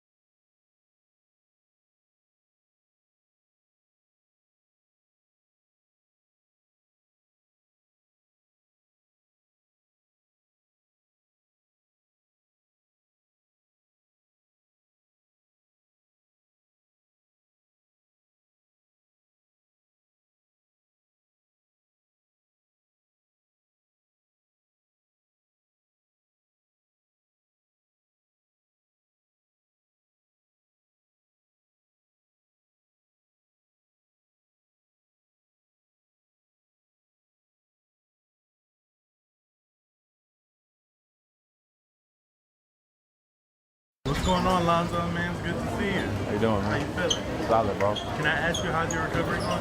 Going well, man. Going good. Yep. You'll be prepared for the upcoming season, you think? That's the plan. Be back out there? What can fans expect from you this season? Just be back on the court, man. That's all I want to do. So everything's well, man? All right. Solid. Thanks, man. That was Lonzo Ball talking about how fans can expect him back and playing this year. He had the exact same surgery as Avs captain Gabriel Landeskog did last year during the season. Gabe was seen at Family Sports skating more powerfully than he has in the last 2 years. He had Curtis McDermott out there. He had Eric Johnson out there as well. This is a guy that when I was sitting in his post-season presser next to Mark Springer, and he made the joke about how fans can expect him back somewhere between October, November, and December.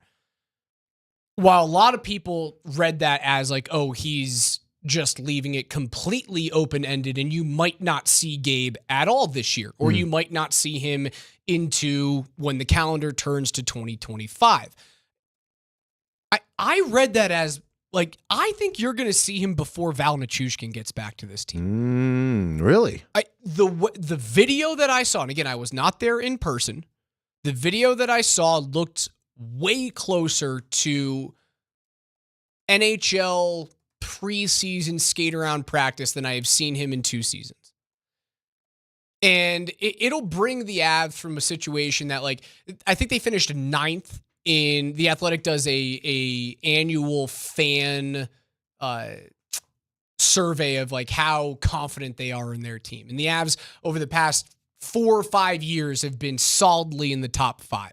And now they've dropped to 9th because of all of that uncertainty that's going on with Landeskog and Nichushkin.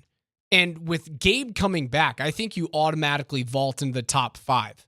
If he's relatively the same player. Do I need him to be the same exact player? No, but he just can't be a fourth liner. Yeah, right. But what if he starts out as a fourth liner, but over the season that's fine. Okay. Doesn't matter. Okay. As long as playoffs roll around and then you're a top 6 player, then I don't care how long it takes. Okay, yeah. But you do need to see, like, I think you got to see 50 games out of the guy, 60 games out of the player? Yeah. I'd hope so. Because, again, you and I had Mark Mathot on a couple of years ago. Yep. When he went through that first of the surgeries. And he said he came back, and then it just... Mathot, different player, older player at that time, and this was over a decade ago. So the thought is that the surgery and the rehab process have gone through years and years of refining since Mathot had that surgery. He played like 8 games and then called it a career. Mm-hmm. I think he's in a good position to come back and contribute to this team, and I think that your fan base will be far more ready to accept that this team is still a cup contender. Mm-hmm.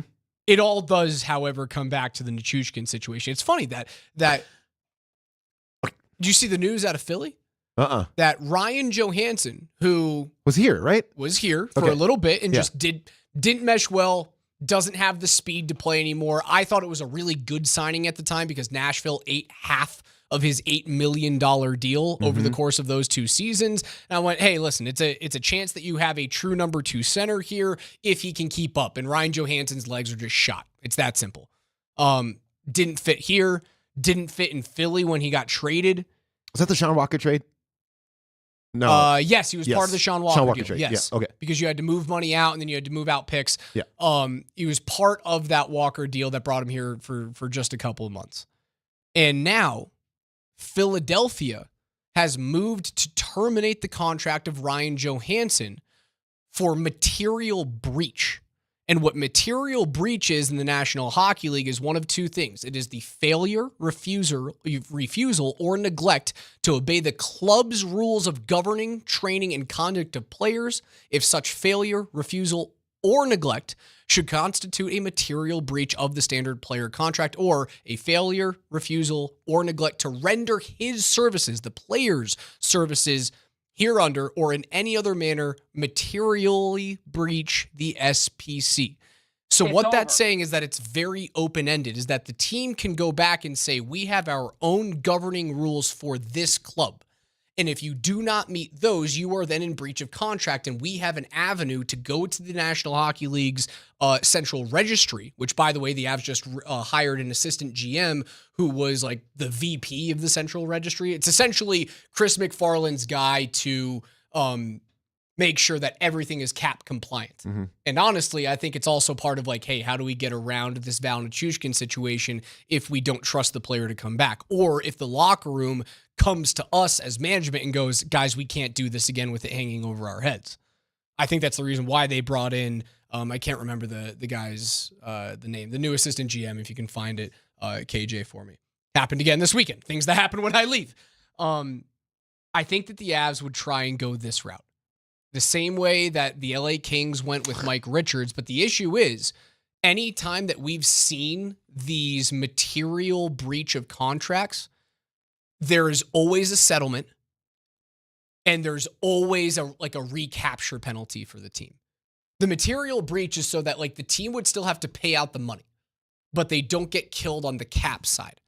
And typically what happens is that the player has 60 days. Which is what the Avs would want. Right. Yeah. And Johansson in Philly has 60 days to appeal this, and he's going to, because the NHLPA is there to protect the player for situations like this. Philadelphia wants to get out from those $8 million. He wants they're to play. only billing $4 of it. He wants to play somewhere, and he wants to get paid on top of that. The Avs will have the ability to do this. It's just whether or not the NHL agrees on it and what that recapture penalty, for lack of a better term, would be. Okay, but also this, so at the part that which you said that it, if you are not meeting team standards, whatever the team's standards for blah blah blah is, then they could kind of start to invoke this. That's where, to me, the sticking point will come in. And this is where Val Nichushkin would have wiggle room, because you could say it's a behavioral thing, like for him, because for Johansson or Nichushkin? No, for Nichushkin. Yes, you could say that. It's off ice.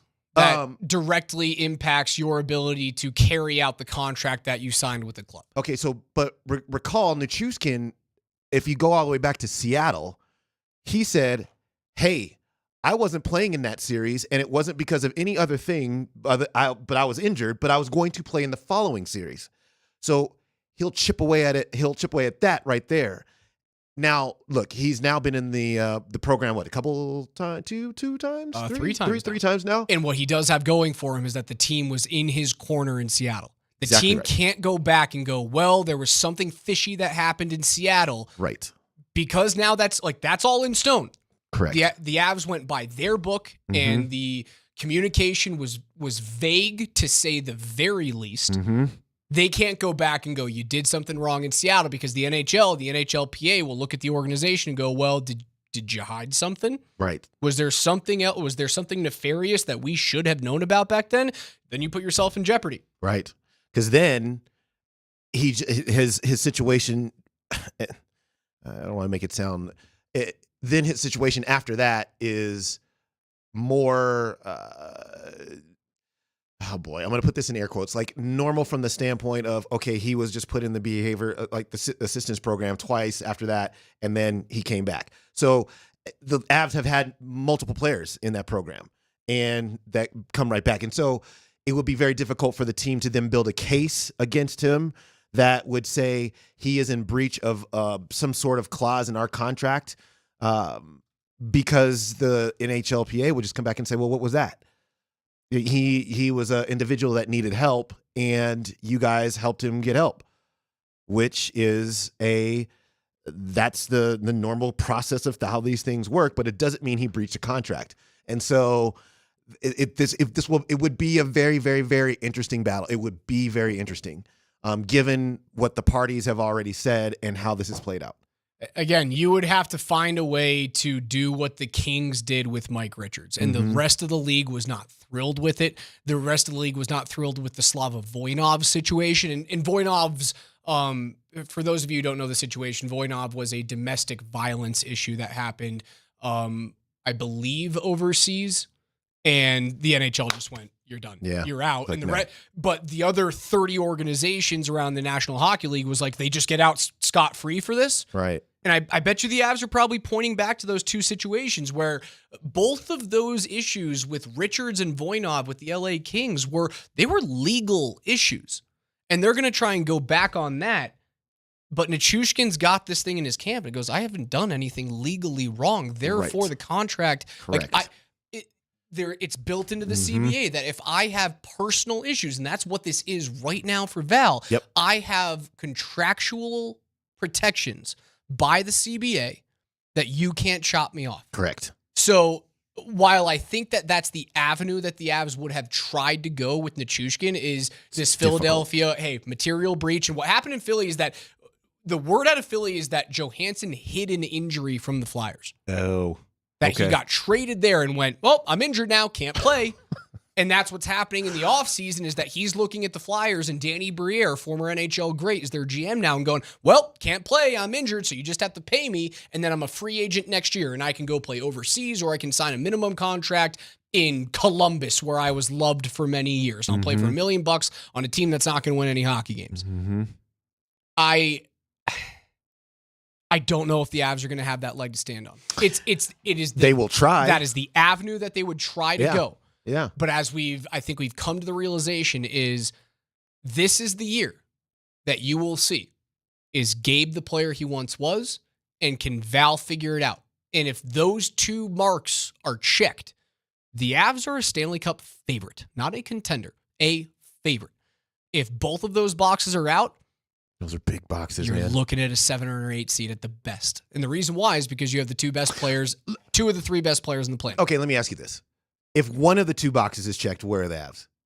Doesn't matter which one. Either Gabe plays great or he doesn't play great, but Nichushkin comes back, he's fine, and he plays great. Where they were last year. Second or third seed in the Central with a chance if things fall the right way to play. Yeah. Right? Because last year, if Nichushkin is back and playing, you could make the argument they beat Dallas and they get through. Do they get through the Western Conference Final? I don't know. But that's a team with championship pedigree and two of the best postseason performers in the history of the game. Yeah. I think Edmonton was on a run last year that they were kind of hot. They were hot. Yeah. And I don't know if you would have gotten past that juggernaut last year with everything that was happening. But yeah, one of those two players comes back and is full. Yeah, you're back in the top 5 or 6 of the league. Yeah. And any one of those teams can make it. Right. Right? Florida was an 8 seed 2 years ago, made it to the Cup final. They won it last year. Edmonton got swept in the Western Conference final 2 years ago. They made a run last year, certainly not as successful this past season. And then they get to a Cup final this year. Like, you get into that top 6, top 3 teams in each conference, you're fighting for it, man. Yeah. It's interesting. It's interesting. KJ's NFL notes are next. We'll also check in with Coach Mike Sanford. He's up at CSU previewing the Rams football season. That's next on Altitude.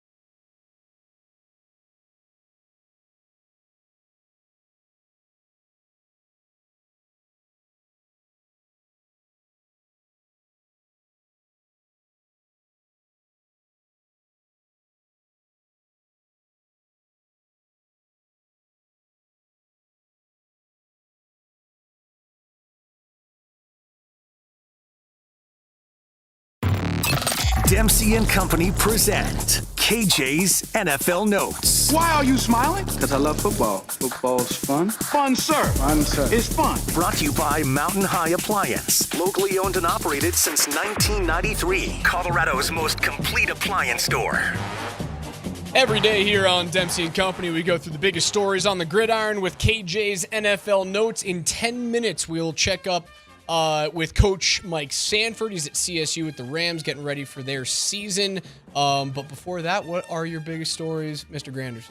So I want to piggyback off of you guys' conversation at 10:45 we had about backup quarterbacks, because Bill Belichick was on the Pat McAfee show yesterday, and he went through the decisions Sean will have to make in regards to if you start Bo and then you pull him back, what does that do versus if you start Jarrett and then Jarrett has a bad stretch and then you put Bo in instead?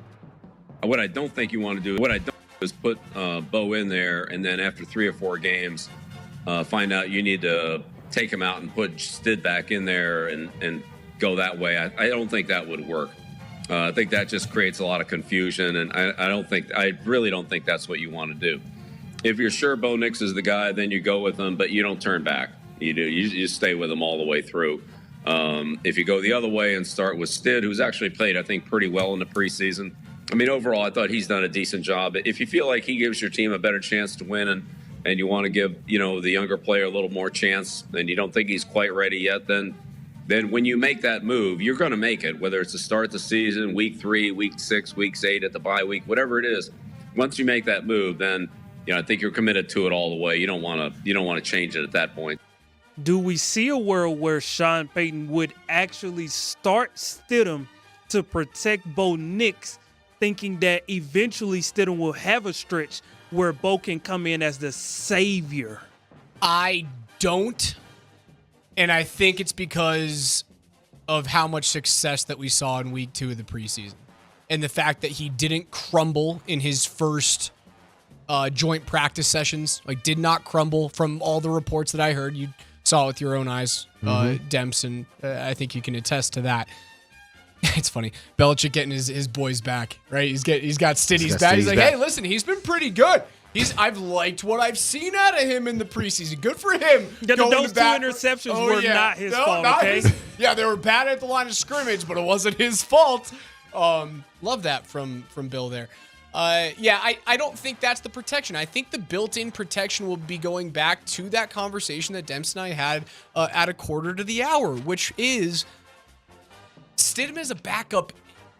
It's not encroaching on Bo Nix's ability to be the starter here. You're not going to worry that if Nix goes through a couple of games of struggles or throws some picks and maybe some boos start to rain down at Mile High, I don't think you're going to hear fans clamoring for Jarrett Stidham. That's his protection this year. That's the reason why I think Stidham's the backup and Wilson either goes to practice squad or finds his way to another team this year. That's his protection. It's not that he starts with Stidham and then has the pressure of putting Bo Nix in as a savior, because I think that's added pressure that Nix does not need. You go into the season week 1 and just go, do what you can, man. It's not about this year. We're going to try and win every game we have. We want to be a playoff team, but it might not happen. We're playing the long game with you, and we're here for the growing pains. I think it would be a mistake to start Stidham. But I also think it would be a mistake to have Zach Wilson as the backup, because I do believe that you would have a subset of the fan base that if Nick struggles, 100%. They'd be screaming for the guy with the rocket arm. 100%. I mean, that's to me the case for not having Zach Wilson on the roster right now. I'm with Raj on this one. I mean, I think that you start Bo, but I guess I can't put it at a 0% chance that Sean Payton might just get cold feet right at the end and go, maybe I should just start Jarrett Stidham. You don't think he's feeling good about himself right now? I do. I think. You don't think Sean's sitting on top of his throne going, all of you little small-minded idiots thought that I was doing the wrong... That's going to wear off by the time that the Seahawks game rolls around? Come on. I don't think that's I'm with you. I am with you. I just don't like a 0%. I just don't like a 0% chance is all. Because you just have to allow for something crazy to happen. But maybe Bo doesn't even play. I think, to your point, if you have Bo Nix in a confident space right now, don't even put him on the field for the third preseason game. Just practice him, and then start him in Seattle. Hold on. What if Arizona plays their number one defense? If you get word that Arizona's putting their starters out for a series, their number one D. If they put their twos and their threes out and they rest all their starters, I'm in agreement with you. Bo can sit, that's fine. Get him ready for week 1 against Seattle and then throw him to, I'm not going to say to the Sharks because I think the Seahawks are like a meh football team, but throw him to the Sharks for lack of a better term. If Arizona plays their ones, I think I want to see Nix in for a series. Do you think he needs it? Well, yeah. I mean, it's I still, do think the defenses would still be vanilla though. Vanilla, but it's ones. Vanilla, but it's guys. It's starters. It's NFL starters. He played against them with the Packers in the not everyone in the joint practice right? Yeah. Not a so game on Friday. Yeah, on Friday. Talk about practice like AI. It's not a game. Not a game. It's not. But it was against their ones. If Arizona puts the ones out, I want to see him for a series. If they don't throw out their number one defense, sit Bo, get him ready for Seattle. I think he's just in a perfect position right now. I would not play him at all. I don't care who they put out there. And the reason is because if he just by chance, I mean, every time he goes out and has a good game, there's a chance that the next game is not going to be a good game. Like he's not going to put together 20 straight weeks of great games. So now that you've pretty much gotten him through 2, just sit him, put him on the shelf, and let all of that confidence and that goodwill and all that good equity built up, just run that right into Seattle. And he's going to need it. I don't want the last thing we see on film of Bo to be a suspect, a suspect performance, especially and I don't know if Sean Payton's going to name him starter this week or not, but especially if he names him starter. Trending. It's trending. Okay. Yeah. Well, I mean, that could happen as early as tomorrow. It could. If he names him starter, don't play him. If he doesn't name him starter, play him. I think that's, for me. KJ, what's next? This segment is sponsored by Mountain High Appliance. We are Colorado's most complete local appliance store, locations in Denver, Louisville, Littleton, Colorado Springs, and Glenwood Springs, offering every major appliance line and brand. MountainHighAppliance.com. Imagine a world where you guys go through a drive-through and you guys say with it, whatever combo you get, you want a Coke. And the next thing you recognize when you get home, because you didn't necessarily check, is there was a lot of ice, and you came to find out that your drink wasn't as dark as it should be, and it turned out to be Mountain Dew. Dude, the ice game is as egregious as Chipotle skimping on chicken portions. Dude. It's brutal. You ever taken the ice out of like a venti iced coffee and see how much actual coffee you get? It's a joke. Yeah, I don't drink coffee. That's not what you were trying to talk about. KJ, I derailed you. No, you're good. You're good. And dim sum, which I don't do much coffee myself. But the point I'm getting at here is you guys kind of hinted at it earlier. Tom Brady, he actually spoke on the NFL rushing rookie quarterbacks to play. And I want you guys' reaction to what Tom Brady had to say about why the NFL is running the risk of putting out a watered-down product. There used to be college programs. Now there are college teams. You're no longer learning a program, you're learning a playbook. And the program is ultimately, like at Michigan, for me, that was a pro-style program. 5 years I got to learn how to drop back pass, to read defenses, to read coverages, to be coached. I had to learn from being 7th quarterback on the depth chart to moving up to 3rd to ultimately being a starter. I had to learn all those things in college. That was development. Then I went to New England, and I was developed by Coach Belichick and the offensive staff there. I didn't start my first year. I think it's just a tragedy that we're forcing these rookies to play early. But the reality is the only reason why they are is because we dumbed the game down, which has allowed them to play. It used to be thought of at a higher level. We used to spend hours and hours in the offseason and training camp trying to be a little bit better than next year. But I think what happens is discourages the coaches from going to deep levels because they realize the players don't have the opportunity to go to a deep level, so they're just going to teach them where they're at. Who's at fault for where we are with the development of rookie quarterbacks? Well, let me just say this. And Tom Brady is the GOAT. If you recall, and I don't know if you guys remember when Tom Brady was first put in to replace Drew Bledsoe as New England's quarterback, it ain't like he was running 4 wide, super intricate stuff. Man, he was handing the ball off to, I believe it was Corey Dillon is what he was doing.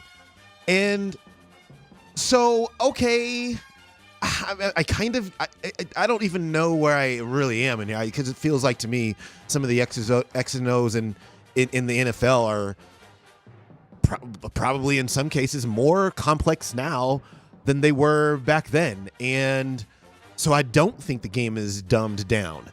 I don't think that, I have a lot of thoughts on this process. It's from a college standpoint. He talked about staying in one program and growing through one program. Well, the current quarterback of the Denver Broncos that we expect to be a starter bounced from one team to the next. I mean, he was at Auburn.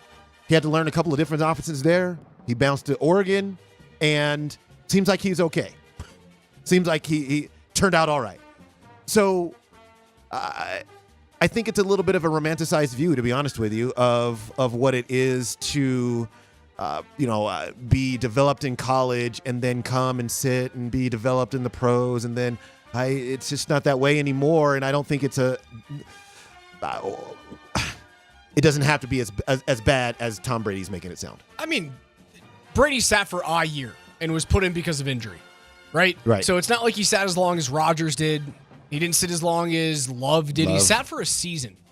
I think the running backs in 2001, 2002, Kevin Falk and Antoine Smith. Antoine Smith? Is that how you pronounce Antoine, that? yeah, it would be Antoine Smith? Yeah. That's a weird spelling of Antoine.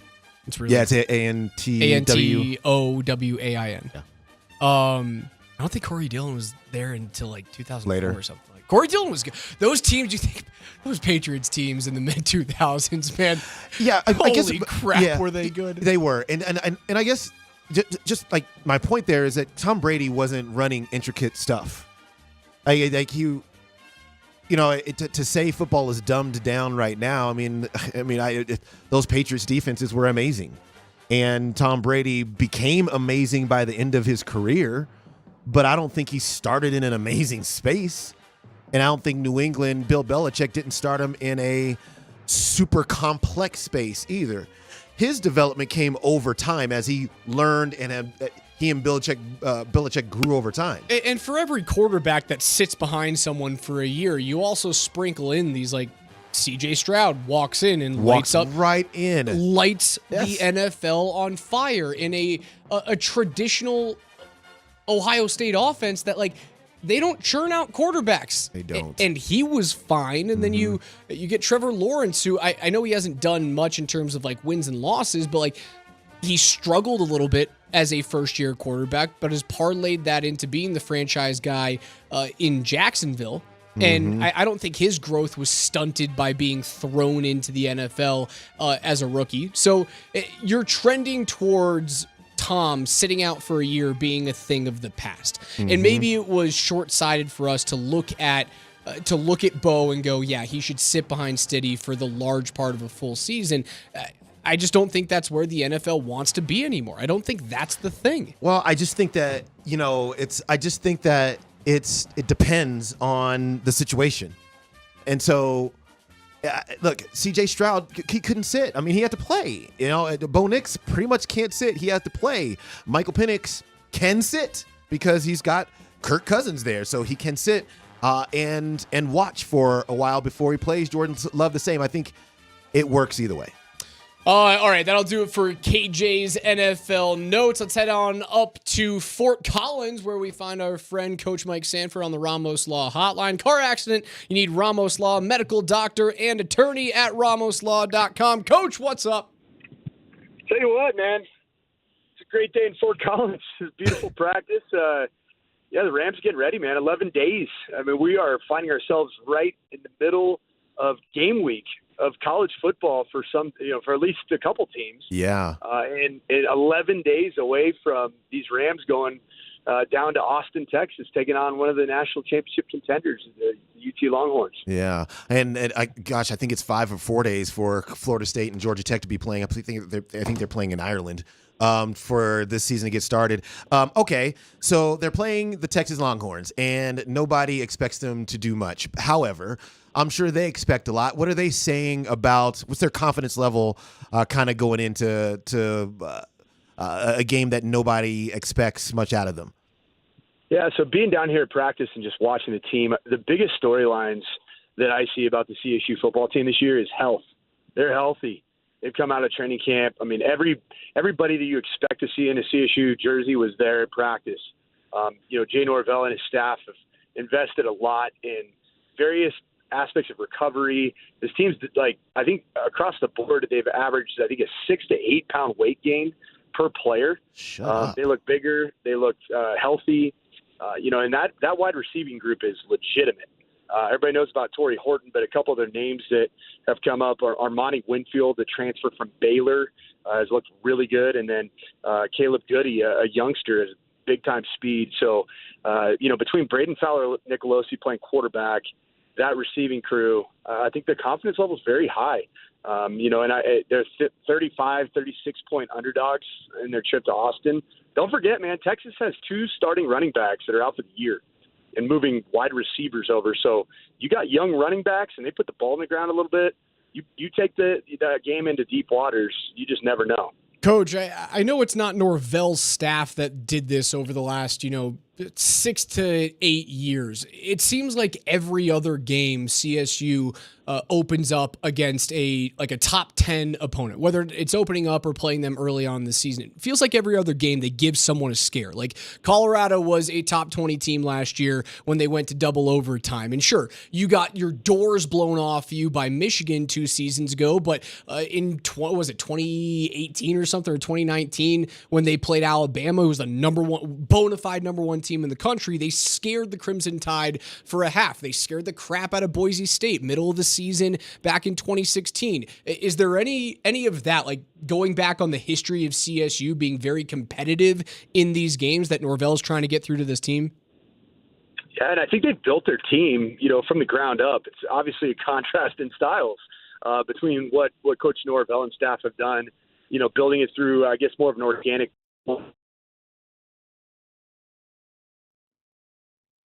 We lose Coach with the transfer portal.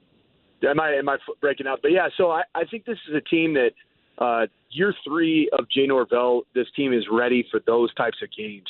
I'd say that year 1 and year 2, probably not so much, but this team's ready for it, and I would not be surprised to see a very competitive football game. Yeah. So it'll be an interesting game for sure.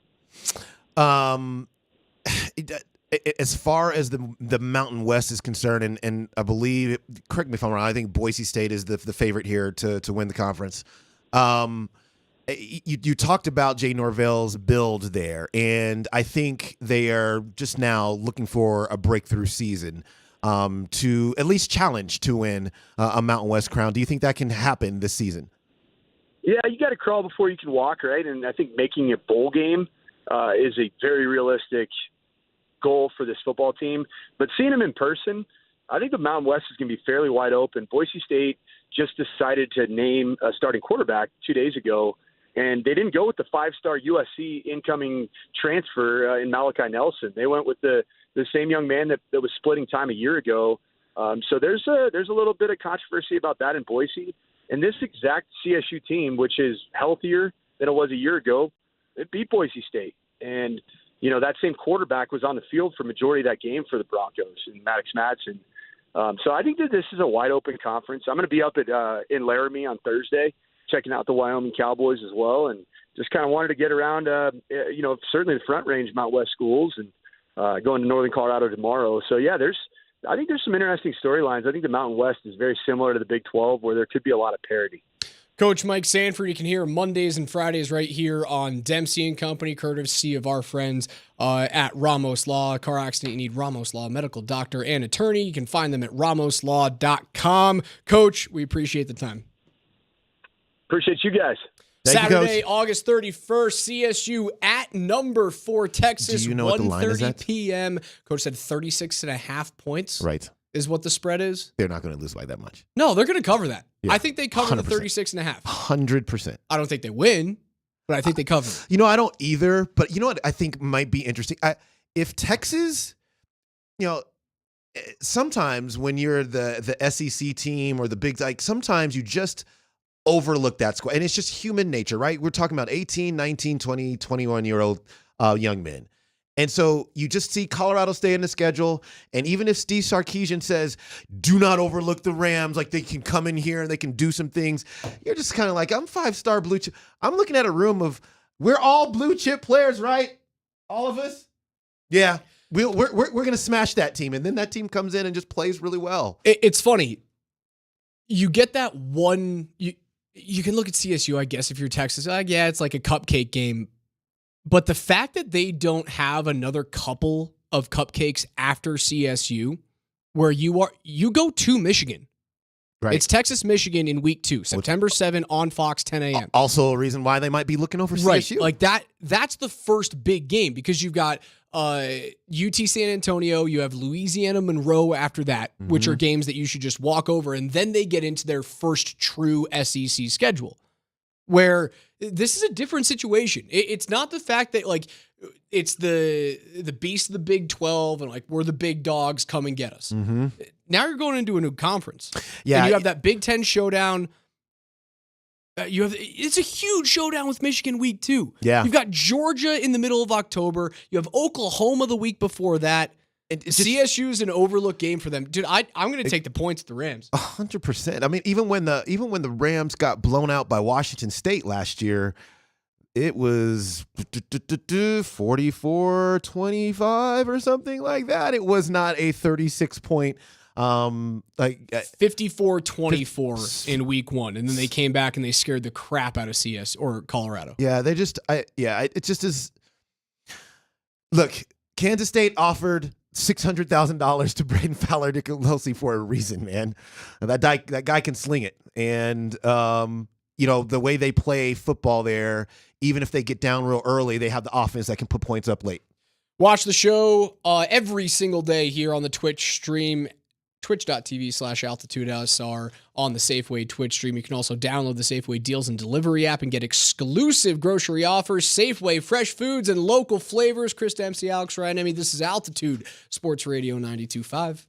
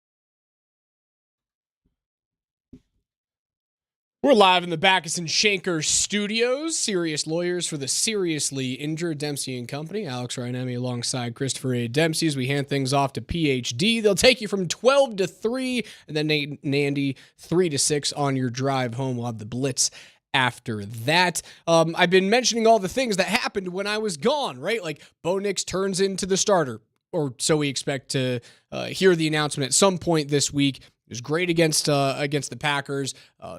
Gabriel Landeskog gets back on the ice, looks pretty darn good out there, granted skating against nobody out at Family Sports, but looking pretty good. And then the other thing that happens, the Rockies just waive Elias Diaz. Which was dumb. After 2 years What's of the question? not trading the guy. So they stand pat at the deadline.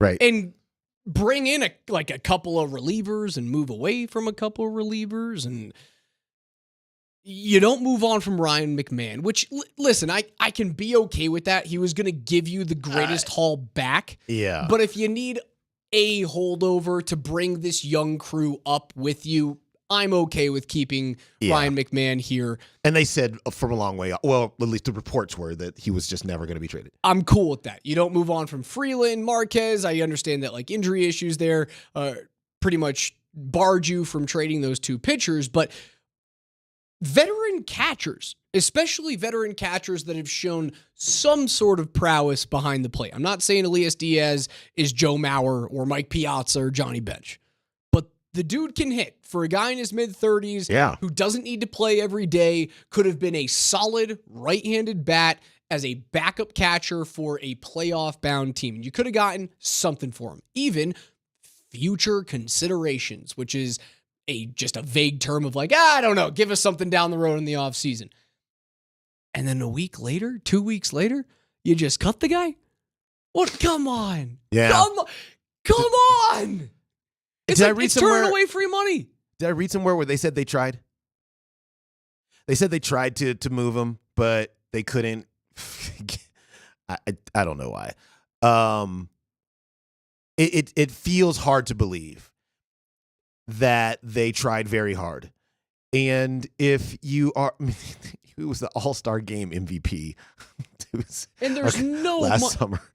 $1.5 million remaining on the expiring contract plus a $50,000 waiver fee. You find that in the couch cushions of a playoff MLB team. In the couch cushions.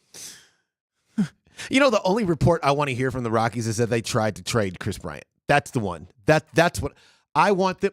Maybe they just need to do what the Broncos did. Hold on, would you? I was going to say, yes. Would you Nolan Arenado the situation? 100% I would. Here's 50 100%. sheets. Take him off our hands. We don't want to deal with it. Yes. Come on. You could do no. You could do the same thing, KJ, and people would love it. Yeah, we would. You could just carbon copy the Nolan deal, which people hated, rightfully so. Right. Because you traded a guy who was still, while not in the middle of his prime, just on the back half of his prime, was the face of the franchise, is probably a future Hall of Famer with how good he was defensively. Yeah, just listen to Tim Kirkshin, how he speaks about Nolan Arenado. Right. Yeah. Probably a Hall of Famer and would have worn a Rockies cap going into Cooperstown.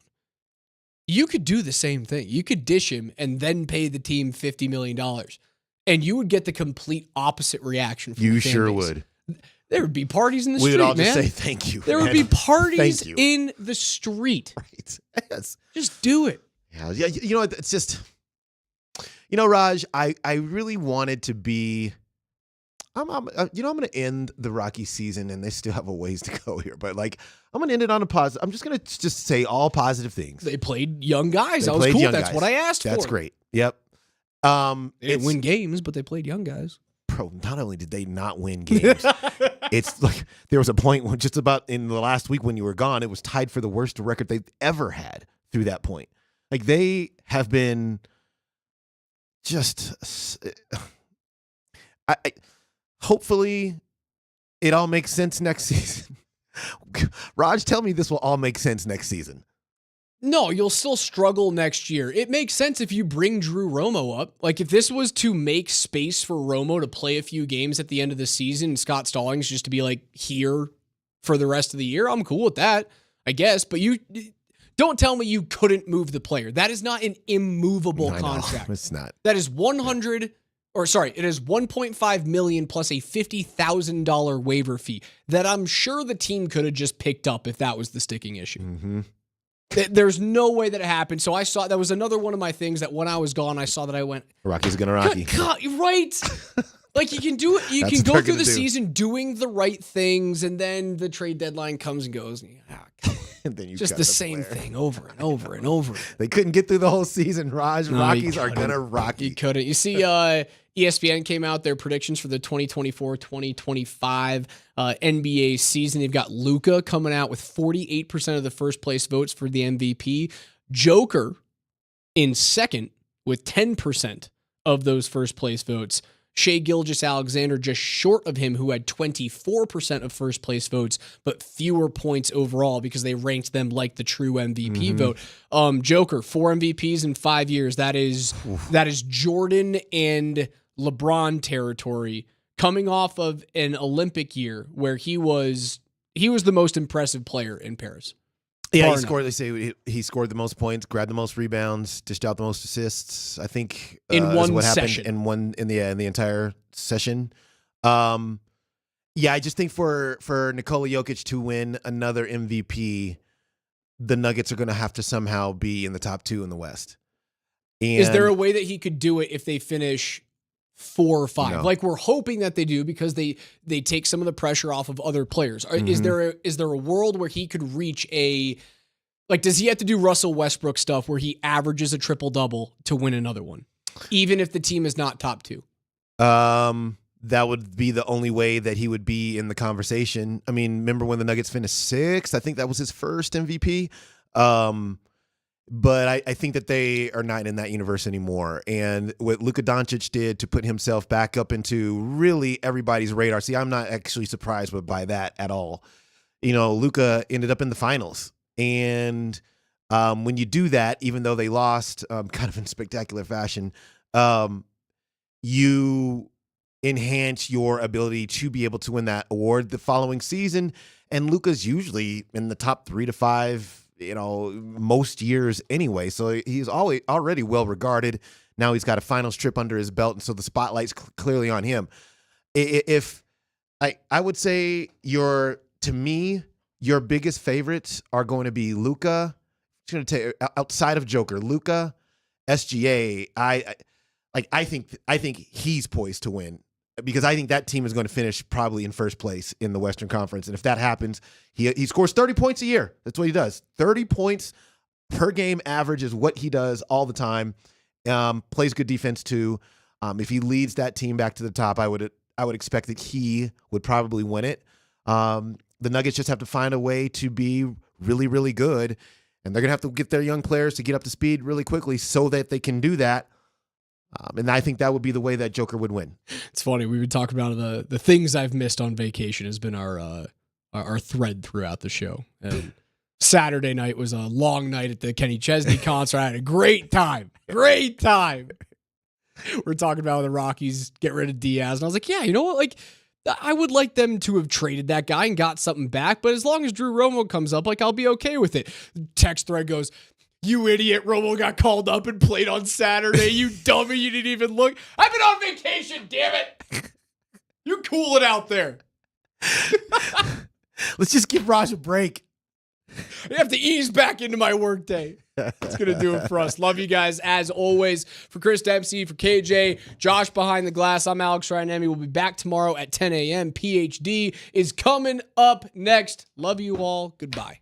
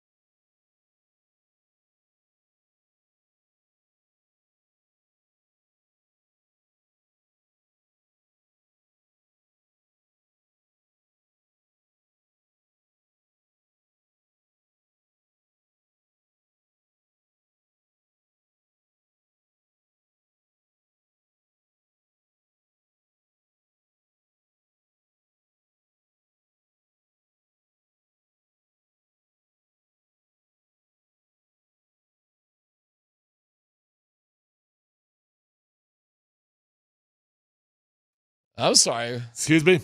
I'm sorry. Kevin's getting a little liberal with this. A point of clarification on a butt joint. Yeah. Do you know what a butt joint is, Dan? A butt joint is a wood joint in which the end of a piece of material is simply placed or butted against another piece. The butt joint is the simplest of all the joints. Well, that would make sense if we're the simplest of all the joints. That would 90-degree angle, 180-degree angle.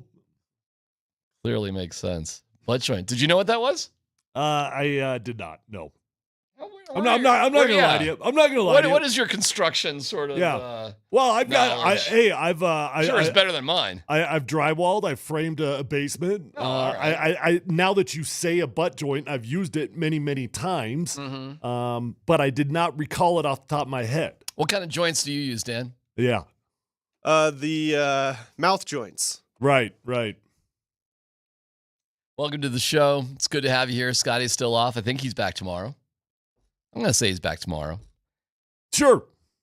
Looking forward to that. You catching all the attention Bo Nix is getting these days nationally? Hard to miss, man. I mean, you open up the old X machine. If we come around to calling it X yet? I don't know. Huh? I feel weird. I think most people do know is it X, but I don't know. Still feels odd. I don't know. I think that might be the first time I've ever actually done that the proper way. Yeah. You open up the old X machine. Sure. And it's pretty impossible to miss, whether it's Chase Daniel, whether it's Kay Adams, Diana Rossini. It doesn't matter, man. I mean, it is absolutely everywhere. People are talking about Bo Nix.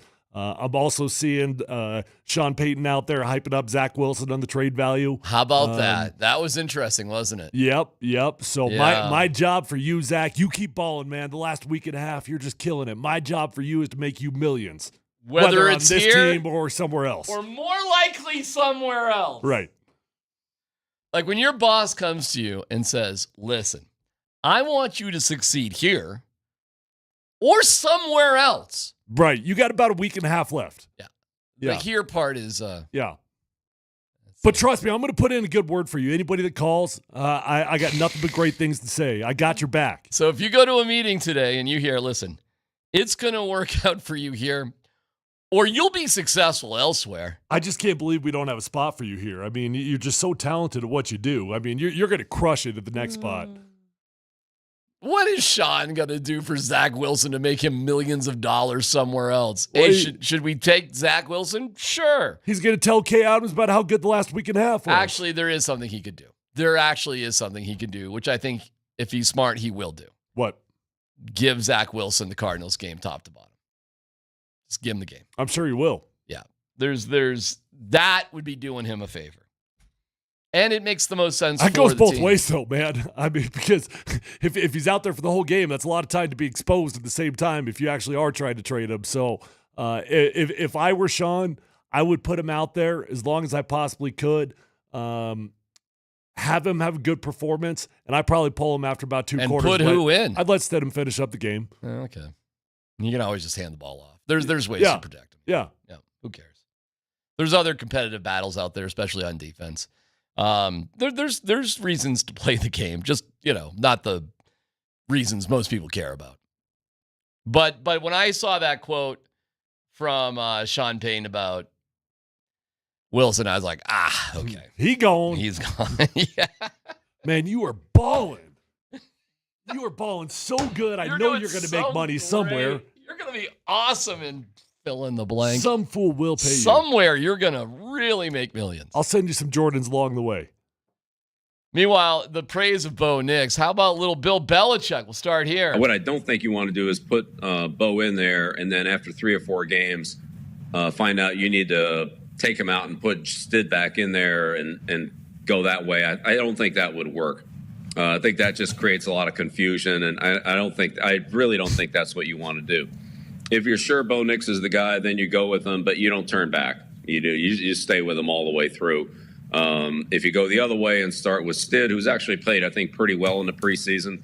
I mean, overall, I thought he's done a decent job. If you feel like he gives your team a better chance to win and you want to give, the younger player a little more chance and you don't think he's quite ready yet, then when you make that move, you're going to make it, whether it's to start the season, week 3, week 6, week 8 at the bye week, whatever it is. Once you make that move, then I think you're committed to it all the way. You don't want to change it at that point. Hey, man, how creepy is just Bill Belichick in general? Back when I was playing, when we had offensive linemen that would talk to the media, we would say you got diarrhea of the mouth, right? Like you just can't help but open up your mouth. I've committed to a life of diarrhea coming out of my mouth since my post-retirement. Yeah. But boy, is that diarrhea coming out of his mouth. Oh, Listen my to God. Bill Belichick. It's like he's so uncomfortable. He's not Diarrhea. great. He's not great at the job. He can't look the camera in the eye. So his eyes are like kind of... Well, he spent a lifetime of avoiding eye contact. So he's not good at it. And that was rich coming from Bill Belichick, the dude that benched Mac Jones 25 different times over the last 2 years. Well, he would know, I guess. Like, hey, dude, you literally benched him in multiple years about 5 different times. Yeah, maybe he's saying, hey, I've ruined quarterbacks before. This is how it works. I got this covered. You want to know how to destroy somebody? I'm your guy. I'm your guy.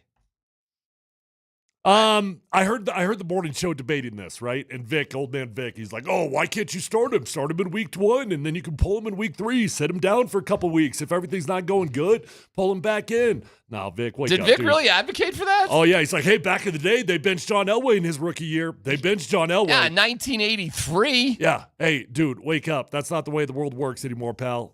When you start the season, you got to be ready to rock and roll. And the whole point. It's not so much that a dude like, hey, look at Zach Wilson. That's about as living proof as you could ever get out of that deal. It's not so much the dude can't come back from the bench and all that, but it's the experience of what you get in there. When you go in too early and you've got the bad reps and you just get that trained into you and you start seeing ghosts, it's not that like it's not that you can't come back from a couple weeks on the bench, but it's just all the bad habits that get ingrained into you. The good news is I don't think you got to worry about it with Bo. I mean, hell no. As long as What I don't think you want to do is put Bo in there. Sorry about that. As long as you call a game plan that live within the strengths of Bo Nix, I think he's going to be fine. I think there's a way to rattle Bo Nix. If you call a game plan that doesn't go play to his strengths, I think there's a way to rattle him. But as long as you call to his strengths as a play caller, I think he's ready to rock and roll. Yeah, me too. 346, where's that? Well, area code 3. Appreciate you listening on the app, by the way. The Altitude Sports Radio app is powered by the Will Hite Law Firm. Injury lawyers, go to willhitewins.com. That's willhitewins.com. Any guesses on 346? We know that? What, Dan? What do you got? Well, I just looked it up. Do you guys want to guess? Yeah, South Carolina. No. Is there a rhyme or reason to the numbers? Is there like zip codes? Is there a rhyme or reason? Hit me with to a no phone dumb numbers? question right off the bat. I'm being serious here, right? Oh, I get it. Like 303-720. Like how do those two connect? Do you really want to know? I do. I don't.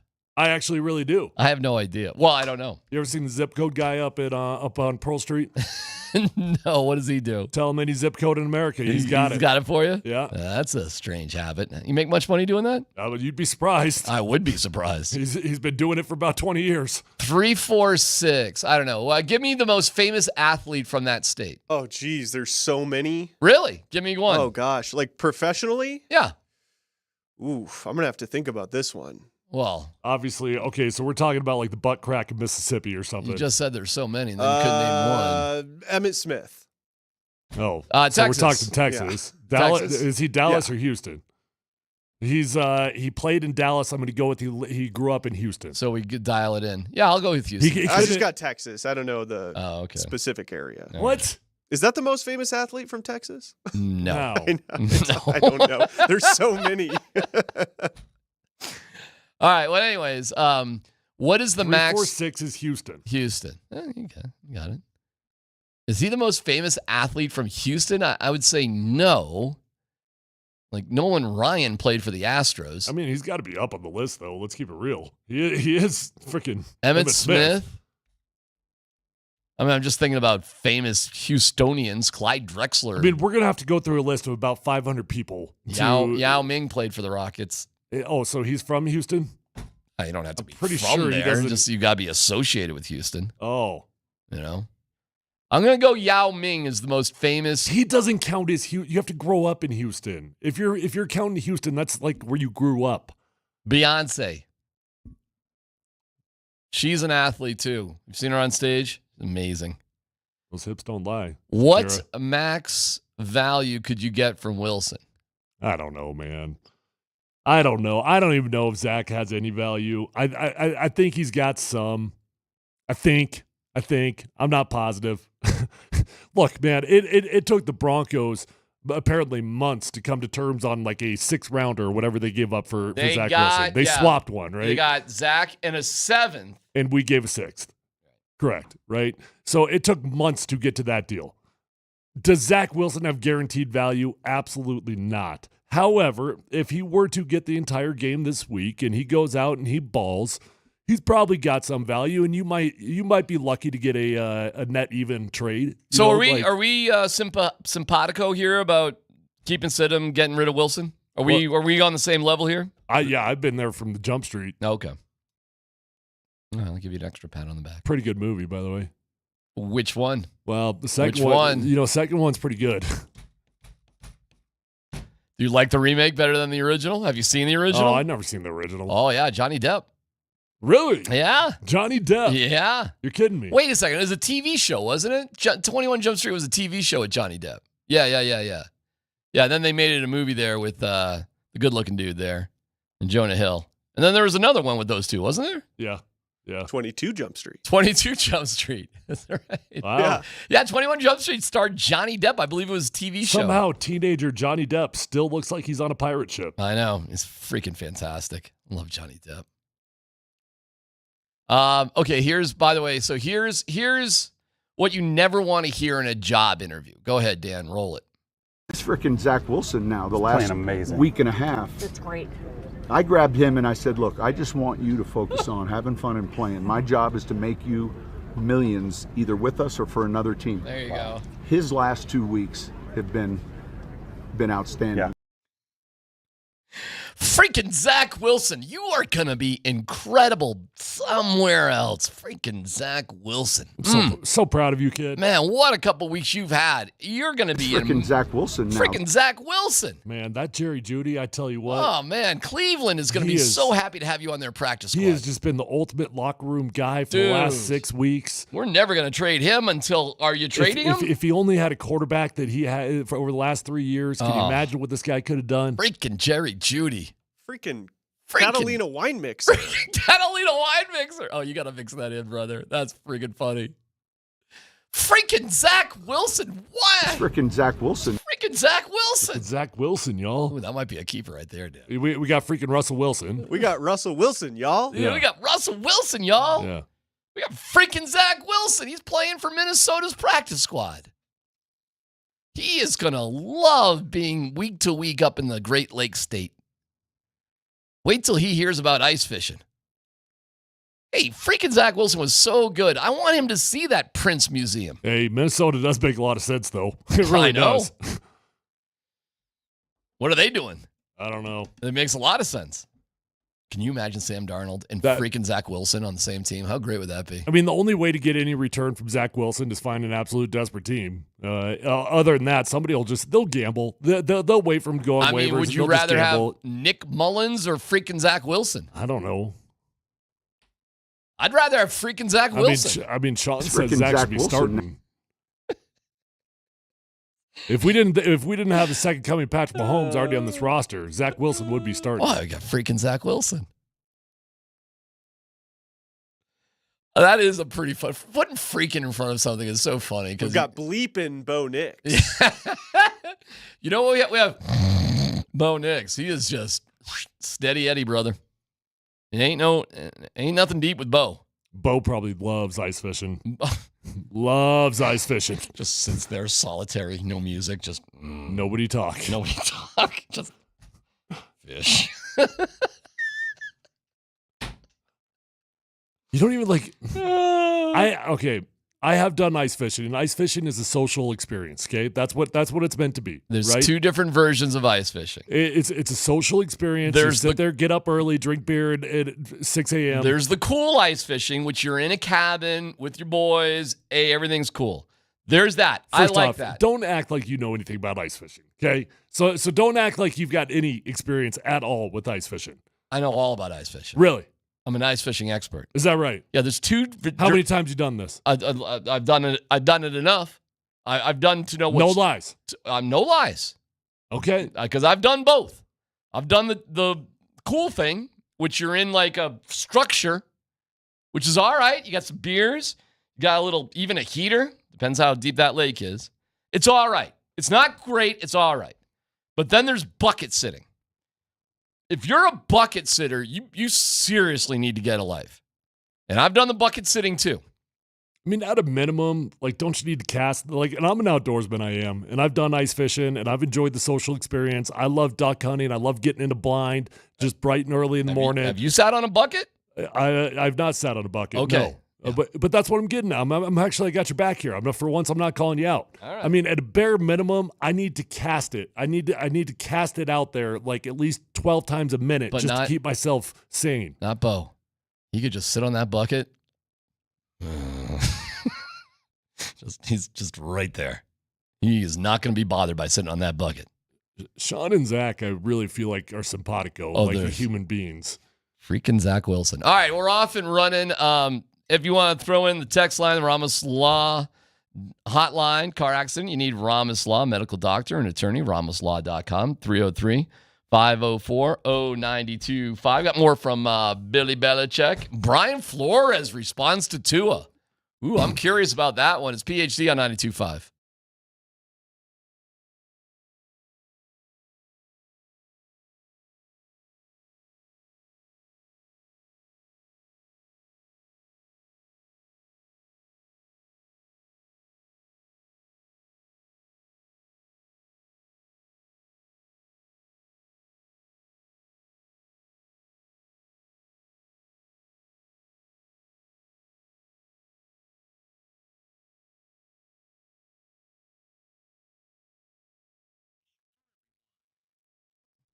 Hey, if you don't want to worry about pills and injections and shots and all sorts of voodoo magic, don't worry about it. We've got Soda Weight Loss, where I lost 40 pounds in 4 months, lost 3.12 pounds a week and dropped 40. Go on maintenance, ride my bike every day, go hiking, go swimming, just enjoy life. And if you want to get ready for, say, the wintertime, as we're here in Colorado, winter activities are popular, I understand. You just go to sodaweightloss.com, click on the request a nutritionist callback, and that's something that makes sense. This is something that will be sustainable for the rest of your life. You don't have to go, sticking things in you. All you have to do is figuring out what the right thing is to logically do, and Soda will get you there. They know what they're talking about. The at-home program available wherever you are, at home, at work, on the go, with nutritionists and coaching support. Here's what Kim, the Soda plan works. I've lost 31 pounds in 10 weeks. My cholesterol went from 270 to 212. That's amazing. Right on, Kim. It's sodaweightloss.com, SOTA weightloss.com. Soda Weight Loss, state of the art.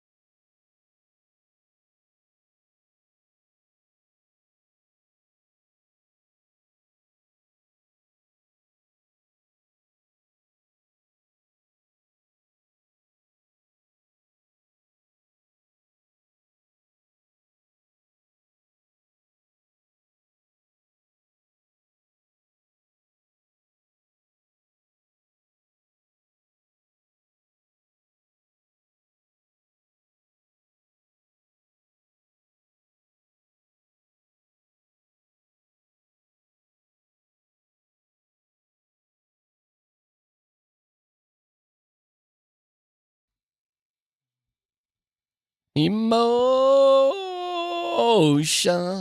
That's what I'm talking about. This is where you just roll that window down and look at that Colorado sunshine. You turn up the radio just a little bit.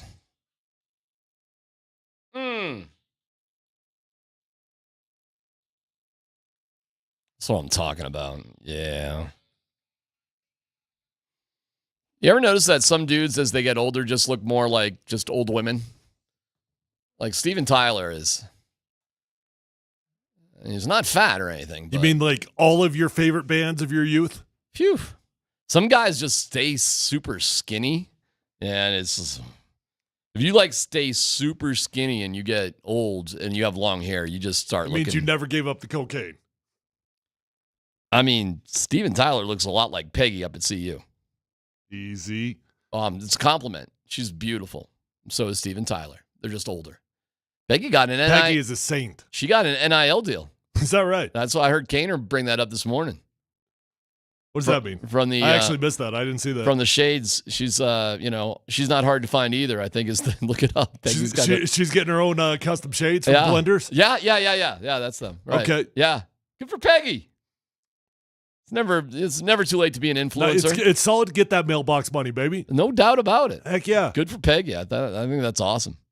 What the hell is Oklahoma State doing? I think that is so cool. Okay, all right. That is great. All right, so what Oklahoma State's doing, they've got this little QR code on the back of the helmet that you can just scan it and you can donate to your favorite players on the team, right?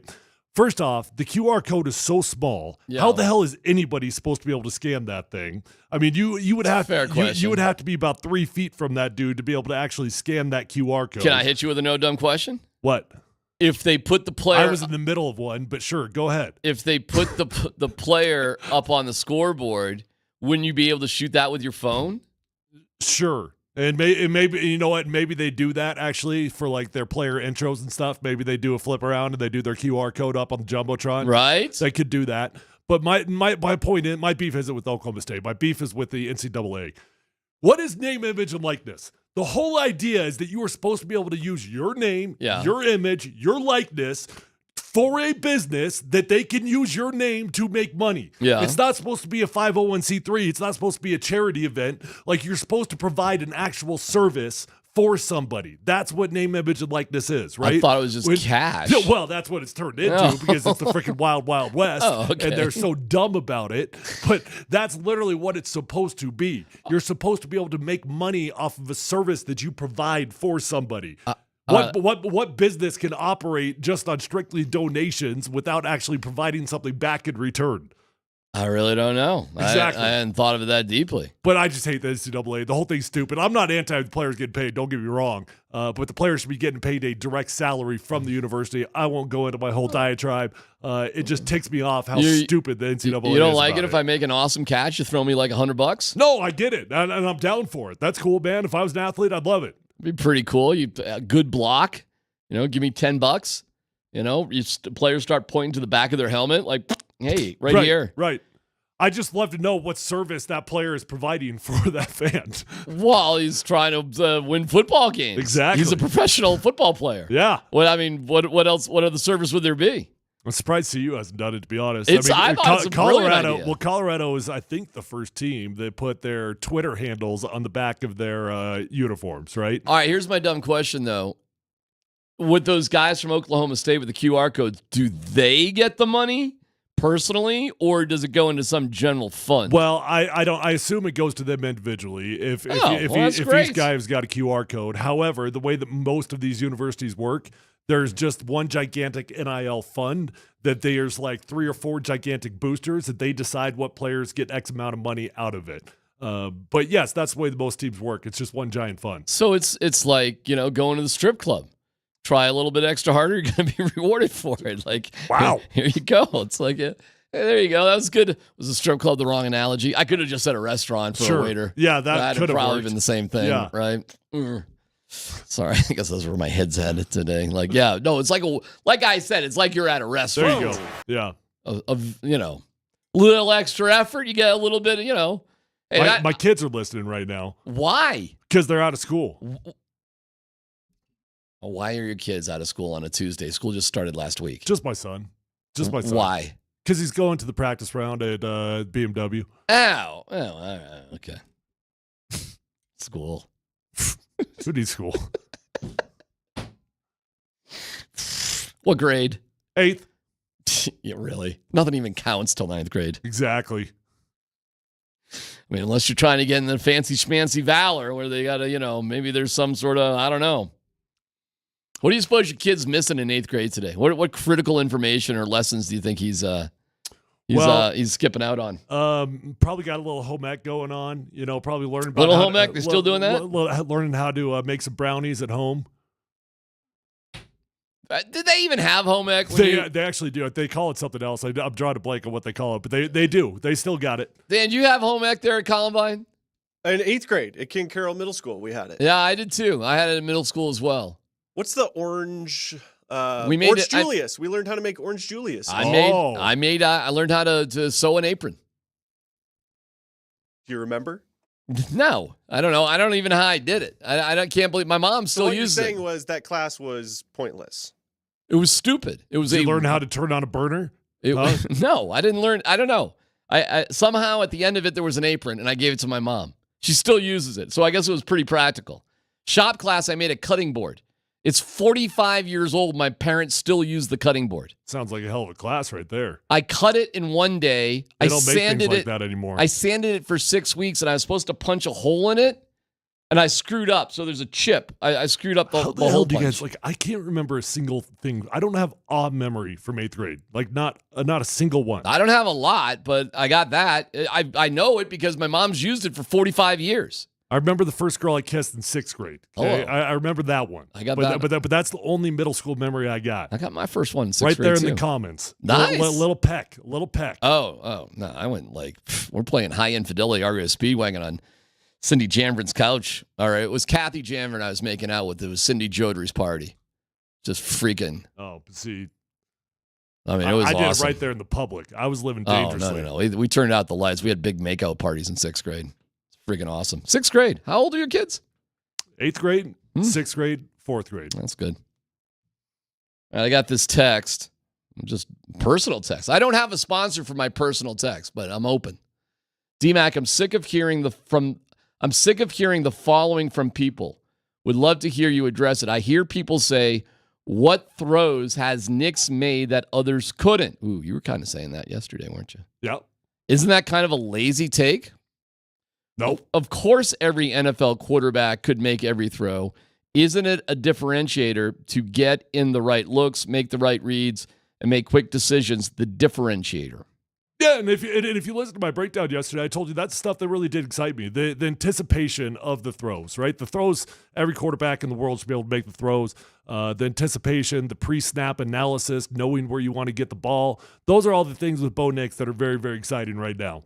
But no, he is not giving you a throw, not a single one that you would look at and be like, okay, now I know he can throw into a tight window. Now I know he could throw that 43-yard bomb when we needed to go win a game. You haven't had one of those, but it doesn't mean that there aren't a lot of things to be excited by. There's tons of things to be excited by. Here's Belichick, the incredible photogenic, if you like, big frog-like faces. Belichick talking about Nick's looking good, but hey, hang on there. Look, he's played well in preseason, but it's preseason. The coverages are simple, but he's delivered the ball well. He's got it out on time. He sees the field well. He's done a good job of taking care of the ball. He's done a good job of extending some plays and making good decisions with the ball in his hands under some pressure. So, but again, it's against very vanilla defenses. I think how it goes in practice against both the Denver defense and their joint practices, that's part of it too. We just haven't seen those. But he's obviously done a good job. I mean, he's gone in there and played, very well in a couple of preseason games. So that doesn't surprise me. He's played a lot of good football in his career. Is McAfee trapped in having Belichick on? Like, is he just like? He's the new Aaron Rodgers. You didn't hear? Oh, is Aaron Rodgers out? Oh, A-Rod's been out with Pat McAfee for like a year and a half. Oh, yeah? You don't remember that public breakup? No. Oh, yeah. Pat got rid of him. He dissed him. He said, I can't handle that drama. We need to be sports only around here. Oh, I didn't know that. I thought they were on last year together, no? They called it off. No, okay. Yeah, but Belichick's a regular they returned thing. the wedding presents and everything. Belichick's a regular thing now. He's going to be forced to deal with that the whole year.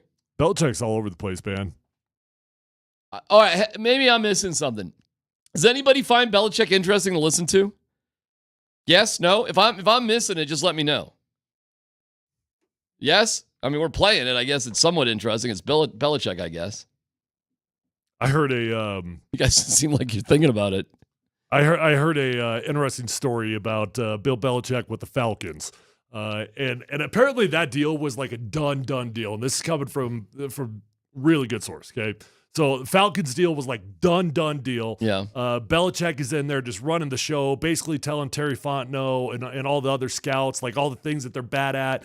Terry understands like, hey, if I hire Bill Belichick, he's probably going to bring in Scott Pioli. He's probably going to bring in his own guys. So if I hire this dude, I'm hiring somebody that is going to fire me, right? So in what world does that make sense for my own personal well-being? It does not. It does not make sense for my own personal well-being. And the deal was like a done deal until Belichick's sitting there with the owner and Terry Fontenot and everybody else. And Terry comes up with some idea and Bill goes, Terry, that is the dumbest idea I've ever heard. That is why you are a glorified scout that rose to a GM.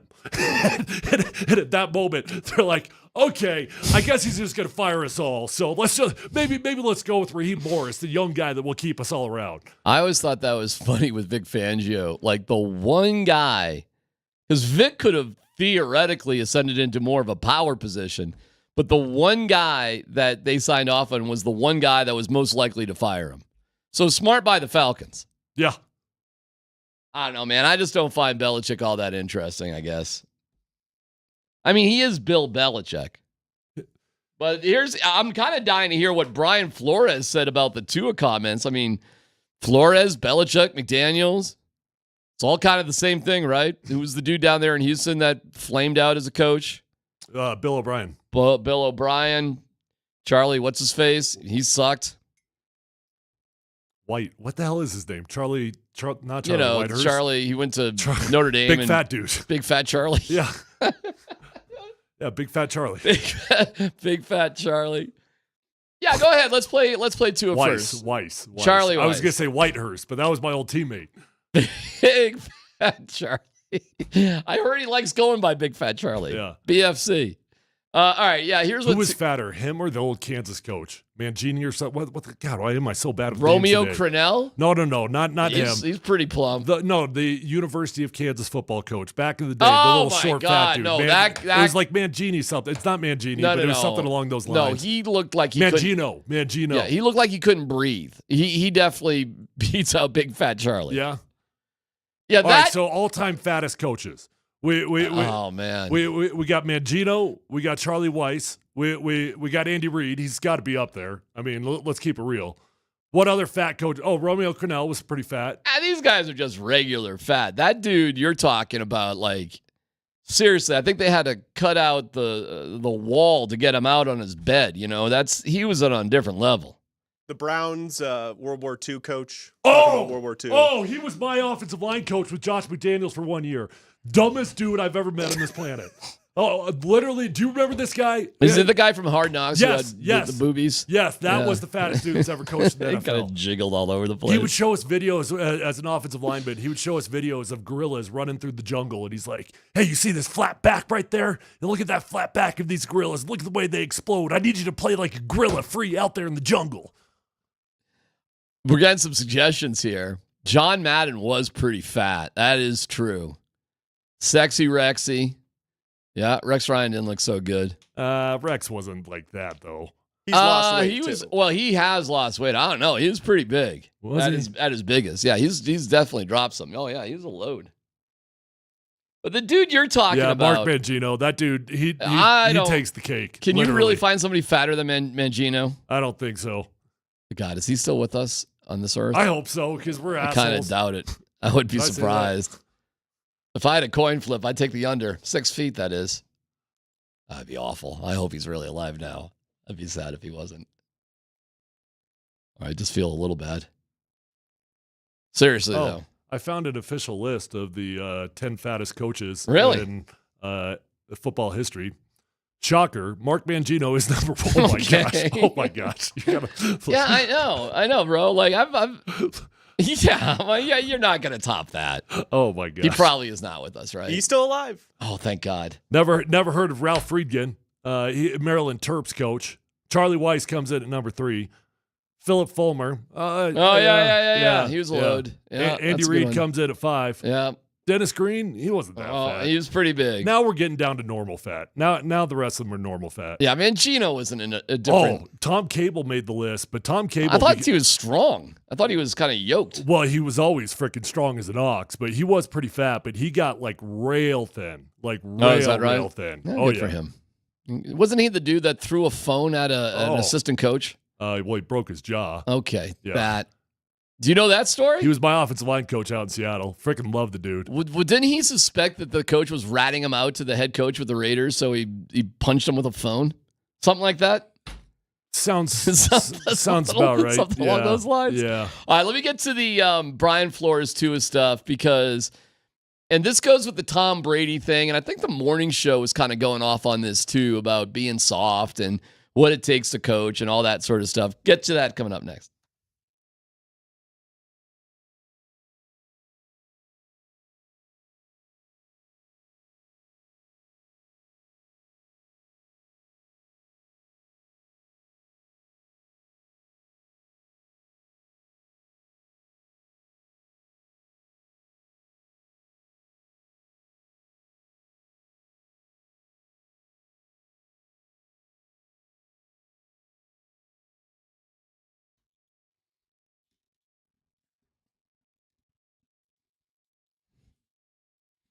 It's going to be awesome having Adam on.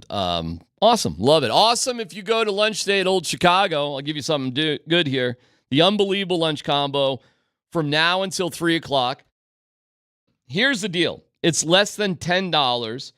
This unbeatable lunch deal is unbelievable with a cheesy 2-topping individual pizza on a flaky handmade crust, a crisp garden salad, an icy fountain drink, all under $10. Delicious, generous, $9.99. Old Chicago saving lunch. Now, it happens until 3 o'clock, so you got time for this. Dine in or call in. It's for a limited time. So a little bit of a sense of urgency to save some money and get yourself a delicious lunch. Now, it is a Tuesday. So I don't know where you are with your work schedule, but they do have 110 local and legendary beers. So you can take the tour there for the Old Chicago World Beer Tour and earn rewards along the way. But how important is your job? Well, figure it out one way or the other. Get to Old Chicago. It's going to be delicious and affordable. Go to oldchicago.com.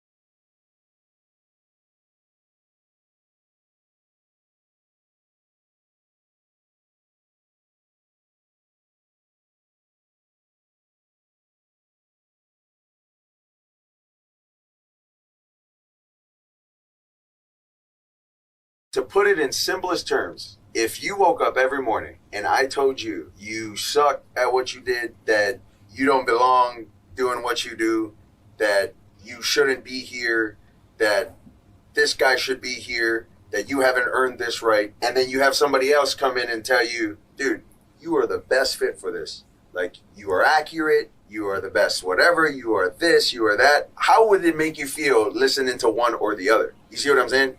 And then you hear it, regardless of what it is, the good or the bad, and you hear it more and more, you start to actually believe that. I don't care who you are. You could be the president of the United States. You have a terrible person that's telling you things that you don't want to hear, or that you probably shouldn't be hearing. You're going to start to believe that about yourself. Okay, and I heard Tom Brady, that's Tua, about Brian Flores, and I heard Tom Brady basically say, nah, you need to be coached hard. And I believe the morning show is kind of picking up on that. Don't be so soft. They don't get it. They've never been there. They don't understand. They've never been inside the building. It's different. You can't play football without being coached hard. You can't. And I agree with that statement. You don't have to treat these kids like millennials all the time. You don't. What is it now, Gen Z? You don't have to treat these kids with kid gloves all the time. But gone are the days that you could do it nonstop. And whatever you think it was, amplify it by 20. That's what a Belichick room is like. All right, here's Flores. I have not heard this, by the way. I'm looking forward to it. So where was Flores responding to this? Do you know? It was just a podcast. I'll have to look. And he was on a podcast? I believe so, yes. Okay. All right. Well, here's Flores responding to those comments. This is an interesting topic because it wasn't strained. We had a good relationship. It was a player-coach relationship. And I think in a relationship like that, the coach challenges the player, and oftentimes the player challenges the coach. And I think there was a great deal of respect between the two of us. No. So you hear these crazy this narrative that's out there. But this is a young man who works, who developed and got better over 2 years. And, I think he's got a bright future. And I wish him all the best. So the world can think what it wants to think. I think ask Tua. I'm here to say what I got to say, and you can ask him. So I think he'd say the same thing. Huh? You think he would say the same thing? He did not. I think we already heard what he would say. He very significantly did not say the same thing. That's with Brandon Marshall. I think it's with Brandon Marshall, the I Am Athlete podcast. But okay, so who do you believe, Brian Flores or Tua in this one? Oh, I 100% believe Tua. Yeah, I've just lived it, so I know exactly what he's talking about. He's not a baby. He's not a little kid. He's not whining about tough coaching. There's a line. There's a line that you can't cross, and Flores is delusional. I mean, he's literally lying out of his. We have a great relationship. Just ask Tua. Tua just told us. He just said it. Yeah. You do not have a great relationship. He thinks you were a jerk. What is Flores doing these days? I do wonder if coaches don't realize, he may be honest with his answer there and just not realize how he truly was. Oh, I think that could be true. Sure. I think he could be entirely delusional to his own behavior. Yeah. I think, I ran into a coach at one time and he just had no idea. He had no clue whatsoever. And I was like, oh, no. And he was denying things and whatever. I'm like, dude, I'm watching you do it. And it's a weird one, man, that you just, I don't know. And I think it goes to how you learned to coach and how you grew up. And I think a lot of things like that got passed down, but it does not connect these days. Can I tell you too, Sean Payton is not a yeller or screamer like that. He is not. I know. That's what I was trying to say all year last year about everybody's thoughts, opinions about Sean Payton, about this grinder, that he's unrelatable. And I've been telling everybody, you go behind closed doors. Sean Payton's not only got a certain swag to him that guys relate to, but he's got comedic relief to what he does. He coaches hard. He's old school. He does come from Bill Parcells' background. I think Mike Shanahan and Sean Payton are very, very similar in their coaching styles. They're not fun in games. Don't get me wrong. Exactly. But they're relatable. Even Mike Shanahan had a swag to him. Like he liked fancy things. He lived in mansions. He had cool places to take you. There was always a relatability that would make up for whatever toughness, thick skin they might have. Right. What I think both of them, and Sean Payton in particular, loves doing is actual coaching. Like really saying, okay, here's this, here's that, this, that. I think he loves that aspect of it. And so I think he might do it with a certain amount of energy and enthusiasm, but he's not a rip your head off, scream at you sort of dude. Don't get me wrong. I think he does that. I think he does it, but it's not his entire personality, right? In order to coach, you got to be good cop and bad cop. There can't be two different guys. Sometimes there can be, but I mean, you've got to be able to be demanding. You have to be able to call guys out, curse them out. And at the same time, you got to be able to have fun and pat them on the back. Yeah. So when he melted down on Russ last year, I don't think that was even coaching. I think he was just totally pissed off that Russ just wasn't getting things the whole year. And that red zone drive, which he was really upset about the first play, not, the reason that they couldn't get a touchdown there.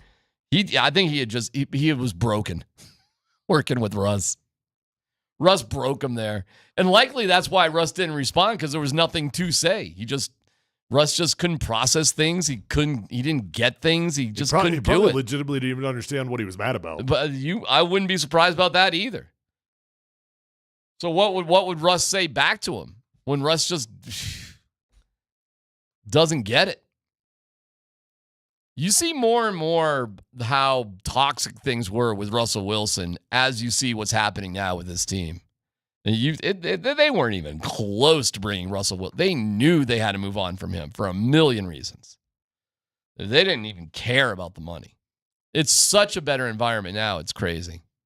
I think the whole building feels it. It's not just Sean Payton, and obviously the building will replicate whatever vibe Sean Payton is giving. If Sean Payton is uptight, the building's going to be uptight. And to be fair, we did hear plenty of comments last year that the whole building was uptight. Whether it was assistants, whether it was secretaries, whatever. There was a little bit of a Josh McDaniels vibe going on last year, but it feels like all that has just been removed. And it's amazing that a dude like Russell Wilson, who's not a jerk, he's not an a-hole, it doesn't even add up how a guy like Russell Wilson could be such a weight on a locker room. I mean, it does add up once you know. Yeah. But if you don't know, you don't know. Like, you don't know. You don't know. Remember when you and I are doing radio across the street? Yeah. And when we got Russell Wilson and we're going back and forth with all the Seattle guys, and they're all dogging us and they're warning us. And they're like, "Hey, good luck. Have fun." And we're like, "Ha ha, you morons! Got you idiots." Yeah. Enjoy Drew Lock. Yeah. And Geno Smith. We fooled you. Yeah. Well, that's how desperate we were. By the way, you want to talk about a cult member, Tom Brady. I think he's a brainwashed Patriot guy, too. Nah, he's not. Well, let me play this. This is from January. So this is from January. He's a loyal soldier that doesn't like his general. That's what he is. Well, here he is about the Tua confidence thing from January. If the coach was going to be hard on me, I was going to accept the difficult coaching because I needed to hear it. And again, it motivated me. And there was a lot of players on our team that would see me get coached hard and that they would say, okay, I got to step my game up because I don't want to get yelled at. Tom's getting yelled at. I don't want to get yelled at. Yeah. How do I up my game? And I think that's what accountability looks like. And you can't be, so have your ego so big that, any criticism is going to, lessen your confidence. I mean, look, you're going out there in the Super Bowl in 2 weeks in Vegas and you got hundreds of millions of people watching. You better be tough at that point. You better have not go in there with, a weak attitude. Fragile. I think you got to go in there and you got to embrace the challenge, embrace the opportunity. You're going to be tested. And if your coach tests you and your teammates test you, then you can go beat your competition. Okay. I mean, I can't deny his feelings. It just, I don't buy it. I think what he's saying is true. Like that's what I'm saying. You can't get rid of tough coaching. You can't do it. You can't play football without it. So there always has to be a healthy balance of that in there. But what true accountability is is you're riding a dude when he deserves it, right? That's what when he talks about accountability, when he talks about getting yelled at. Look, man, if you're an idiot and you make the same mistake 3 times, you deserve it. Dog cuss him. Cool. I'm down with it, right? But accountability is not embarrassment. And that's what that culture turned into, was just a culture of how can I embarrass this dude the most I possibly can. Okay, I don't know. Listen, man, if you say it works, you would know better than me. I always hated that when back when I played sports a million years ago. I've been a coach, and I think there's something about having good, effective, stern practices and stuff. And this is baseball. Maybe it's different than football. It is. For sure. It is. There's no other sport in the world other than like MMA and boxing and, truly violent sports. But there's no other sport in the world that you have to challenge a dude to man up. I'm not talking about like be ready, but I mean like you got to be the most dominant male on that field, right? Like it's a different experience. I don't know. I played a lot of basketball too. We had a high school coach who just was, he was just on us all the time. It was so funny because we had a really good team, a high school basketball team. But we had a really good team because we literally had the top scorer in the state, Richard Buckley, averaged 33 points a game in high school. Can you imagine that? 33 points in high school. I rode the bench. Guy didn't like me. I didn't play. But, here's what happened, though, Tyler. He rode everybody, except for Buckley. He's just a jerk. It's basically everybody screaming every single day about everything, except to Buck. We get to the playoffs. Number 1 seeded team in our Division III. We're a lower level, but still number 1 seeded team in the state. We lose in the first round. Buck scores 53 points. We lose by 6. You know why? Because everybody was just freaked out. Everybody was just frozen, because this guy didn't know he couldn't find the balance, Tyler. So I'm with you. I understand there's something to it. But if coaches just can't find the balance, you're just going to have a terrified team out there. The most challenging part about being a coach is knowing how to coach when you're mad. Right? So yelling, are you yelling or are you coaching, right? Are you ticked off? Are you trying to embarrass a dude or are you actually trying to help a dude? And that's the tough balance in there. When you get ticked off, you also have to know how to communicate your message at the same time. All right, let me ask you a question to answer on the other side. What is Prime doing in that department? Next, PhD on 925.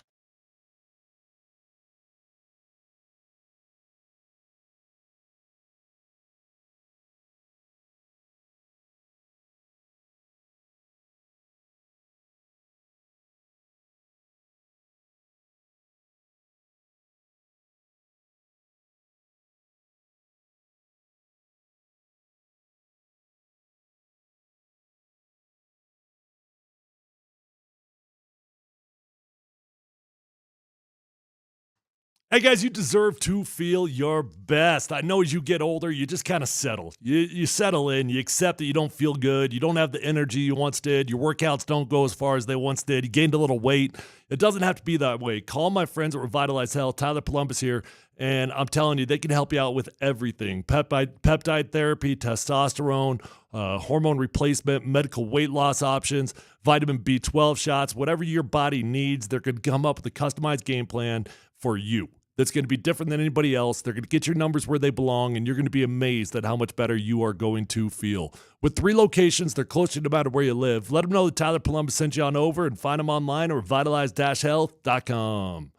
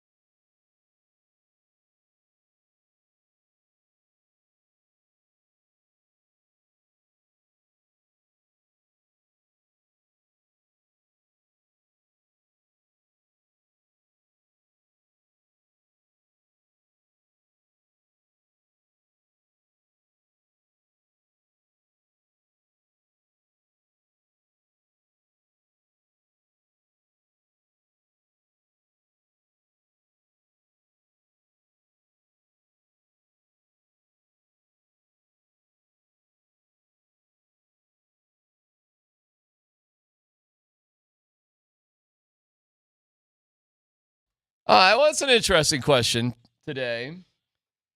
Like how, what kind of coaching works, what kind of doesn't. You know, you got Tua saying, screaming at me, Flores. Flores like, I wasn't doing that. We had a great relationship. Tom Brady says, stop being soft. I bet Josh McDaniels thinks I had a good relationship with him. It would not surprise me. I swear to God, I that wouldn't love surprise Tyler. me. What a great guy. So what is Prime then? And we're going to have Brian Howell on to give us the latest about CU coming up at about 1:45. We're going to dig into, it'll be more about the football team and really what's going on rather than, but it's hard to get away from Prime, obviously. Oh, of course. If I'm being truly honest with you, D-Mac, I don't know the answer because he's so guarded. It's so safe. They did do media today and with a bunch of coaches that they had the offensive line coach, linebackers coach, a bunch of one-offs, right? But they guard those practices so well. I don't really know what practice Prime is like. I don't really know what game day Prime is like. Mm-hmm. You and I have had discussions in the past about guys like Cormani McLean and the dudes that aren't showing up, and Deion's calling them out in the team meeting. To me, I'm down with that. I'm down with team-wide accountability. I'm down with the dude. Now that's like your third strike, right? Like if a dude doesn't show up to class, you address it with him, right? You handle it with him. Second time, all right, buddy, now we got our punishment runs. We got whatever else is going on. When you can't be accountable to yourself as a last resort, well, now it's time for you to be accountable to the football team, because at this point, either you're going to show up for your boys or you're not. And it's time to weed out the bad weeds if they're not going to be a part of this thing. So I'm down with calling dudes out in a team meeting. I honestly am, whether that's football, whether it's academics, whatever it is. To me, that is the most powerful form of accountability that you could ever have. But I know you feel differently. Well, I'll roll with you on this. Are you okay if you call a guy out in a team meeting and then you put it in a documentary so everybody can see it? Sure. Really? Yeah. Wow. Yeah. I mean, so you're okay if that sort of moment leaves the sanctity of the locker room, sort of meeting rooms area. If anything, I think it'd be BS. It'd be total BS if you took that out of a documentary, because now you're trying to act like you're something you're not. Now you're selling yourself to the world as something that you're not. Like, that's true transparency, I'm not a huge fan of the I'm going to humiliate you in front of everybody thing, but I can get it enough. I thought putting it in the documentary was ridiculous. Like, it was so crazily unnecessary. What exactly are you referring to? Oh, they had an offensive lineman stand up, and he just got screamed at by Prime in that documentary about, I don't know, something. And it was embarrassing, man, for that kid. And I don't know who that kid was. And then the other one was the dude was talking to his aunt, praying before a game, and he wasn't in the rah-rah session in the locker room. And Prime just completely berated the kid, and they left that in the documentary. Now, should the kid have chosen that time to pray with his aunt? Maybe not. I mean, the team's all gathered. You probably should be with the team. Maybe you can get with your aunt a little bit later or earlier or whatever. Dude, that one looks bad from an image standpoint because the dude was praying. And I actually got a side story because Josh McDaniels did something very, very similar to me. Mm-hmm. But so that one looks terrible. Oh, you're gonna yell at this dude because he wants to pray with his aunt, which he does before every game. Mm-hmm. Well, he's praying with his aunt during a team meeting. He's praying with his aunt during a team message. I gotcha. So like, yeah, there's a time and place for you to go do that. There's plenty of time before the game. Yeah, no problem. But you left that in the documentary too. Right. Like, there's and everything. Would you prefer that he cut that out and try to act like he's something he's not? It's not that you have to act like it's something you're not. I don't think it's one or the other with that. I think it's I think they put it in the documentary to show, like, I'm a big guy, that sort of thing. I don't like how it was used. To me, I think it's a teaching moment of handling pressure, man.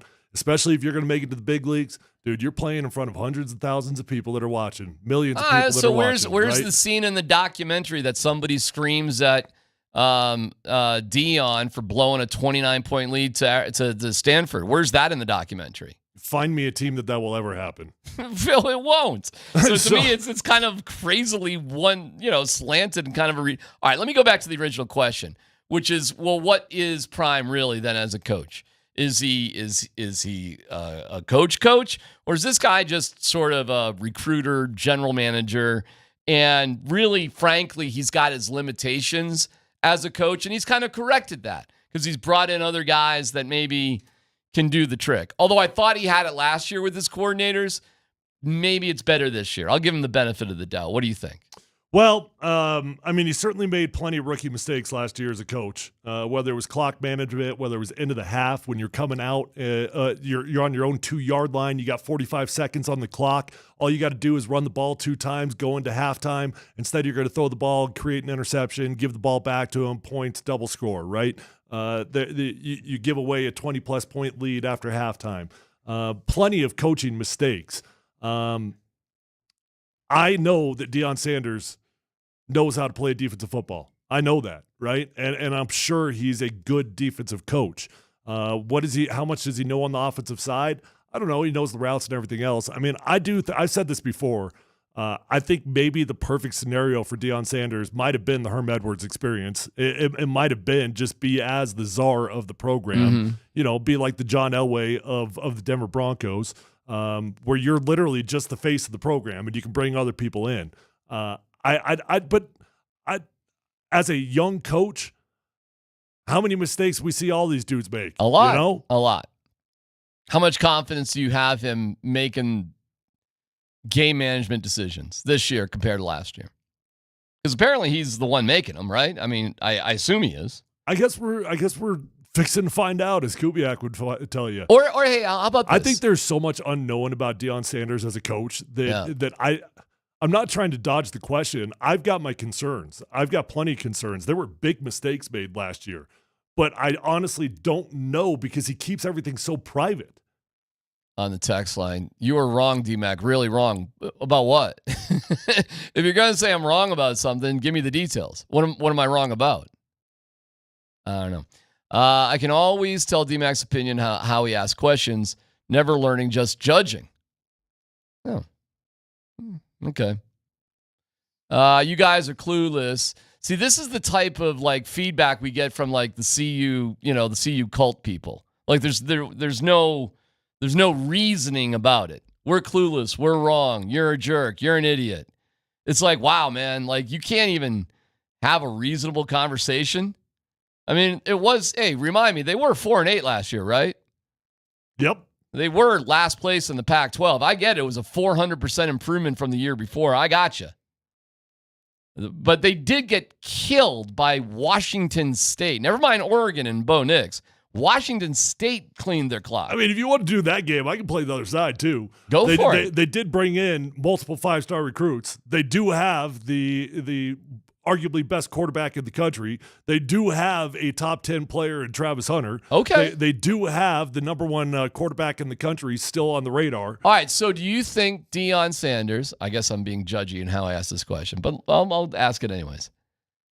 Do you think he has enough self-awareness to realize what he's good at when it comes to coaching, game management, and what he's not that great at? Do you think he realizes that to do what's best for the team? I think the easy answer to that is to just quickly say no, because you look at all these things and he's so flashy and he doesn't care about other people's opinions. But I think if you dig a little bit deeper, I think the Pat Shurmur thing is very, very revealing. Mm-hmm. How the hell does Pat Shurmur and Deion Sanders line up? It does not. Deion Sanders and Pat Shurmur are not anywhere remotely on the same path as just human beings, as the way they go about life, the flashiness. They want to be, one guy's quiet, one guy's loud, all of it, right? So the fact that Pat Shurmur is a dude that Deion Sanders gravitated towards, to me, is actually a pretty healthy sign of a guy that understands his limitations. Hey, man, that's cool by me. I agree. And I think it's a good decision. And maybe one of the few people in the media that actually likes Pat Shurmur. I actually do. I liked him when he was here with the Broncos. And I've said this to a few people, and people thought, oh, man, he was this, he was that, he was the other thing. I don't know. I didn't get that. I like him. He wasn't very successful here with the Broncos, but it's not like he doesn't have high-level coaching / play calling experience. He certainly does. Mm-hmm. So that'd be fine by me. I think that would be smart by Prime to let Shermer just sort of really run things and make those decisions. Yeah, I think that would be really smart. Now that's the question: is he really allowing Well, that? what do you think? What do you think? I don't know. I don't think Pat Shermer clicks with Deion Sanders. I don't think Pat Shermer seems like the type of dude that is going to take a job that he feels like he's going to be micromanaged. Does he seem like a dude that's going to take a job that he feels like he's going to be micromanaged? If it feels like to me, for the most part, he's going to let Shermer do things, but when things get tight or whatever, I don't know if Prime is going to be able to help himself. Well, quite frankly, every head coach should do that when things get tight. That is the moment that you give your opinion. When it does come down to a 3rd and short, hey man, I don't care that this is a shot play opportunity. I don't care that we're on the 23-yard line and it's 3rd and short and it's 4th down territory. I want a 1st down. Run the dang ball. Those are the only times of a game that actually are appropriate for a head coach to try to influence a play call. You know what's great about the Broncos with Sean Payton right now? We don't have to worry about any of that. None of that. None of it. Judge, jury, executioner. Yeah, man. It's simple. He does have an idea. He has run scenarios 1,000 times, 10,000 times in his head. He has, and it's not always going to work out, but he's not going to question him. He's thought about it. I know he's thought about every single situation. He knows the playbook like the back of his hand offensively. It's the huge advantage of having a rookie quarterback with a guy like Sean Payton. Gargantuan advantage. That the guy that's in charge of everything is also the guy most responsible for your development.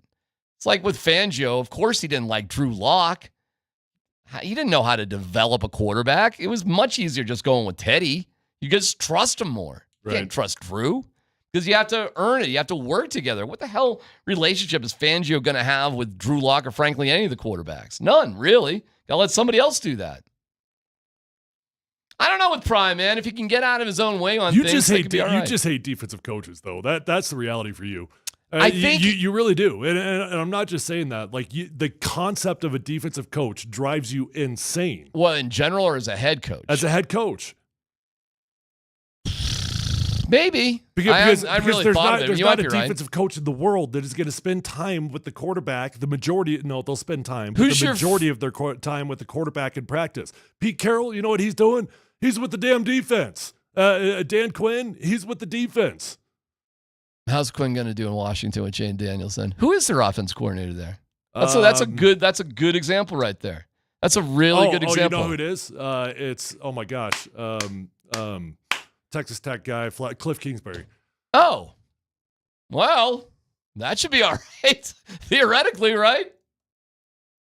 Let me double check my math on that. I hope DQ works out. Yeah. You've said nothing but great things. I met him a couple times. Seems like a great dude. I hope it goes well for him there.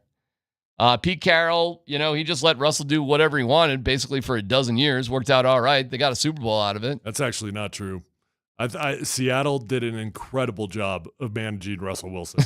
Incredible job. All right. Of not allowing Russ to become Russ. They didn't have a choice a lot of times, but was what it was. They hit a point out. of no return, but they managed that for about 6 years. Yeah, I mean, you can only do so much with a dude who just doesn't learn whatever you're doing and just kind of freelances. But he can do it, and he got away with it for a long period of time. Who's your other favorite defensive coach out there? What am I missing the boat on? Like, who is it? Belichick? Oh, I mean, I don't know, like, who's the best defensive coaches of all time? Is that what you're asking me? I don't know, man. Like you said, I don't like defensive coaches. I hadn't really thought of it. You might be right. I'm sure there's a few good ones out there. I mean, right now, coaches. I'll tell you guys that I think are going to be successful. I think Raheem Morris is going to be successful. I do. All right, let me maybe you can answer it on the other side. Let me throw a question out to you. Who is the best defensive head coach of all time who developed a young quarterback? Mike Tomlin. Oh, is that it? I answered that quickly. It wasn't on the other side, but I think he did. With who? Ben Roethlisberger? Yeah. All right. So that's it? Maybe. Bill Belichick? Yeah. I didn't follow your tease. Sorry. All right. Well, we got something else. PhD on 92.5.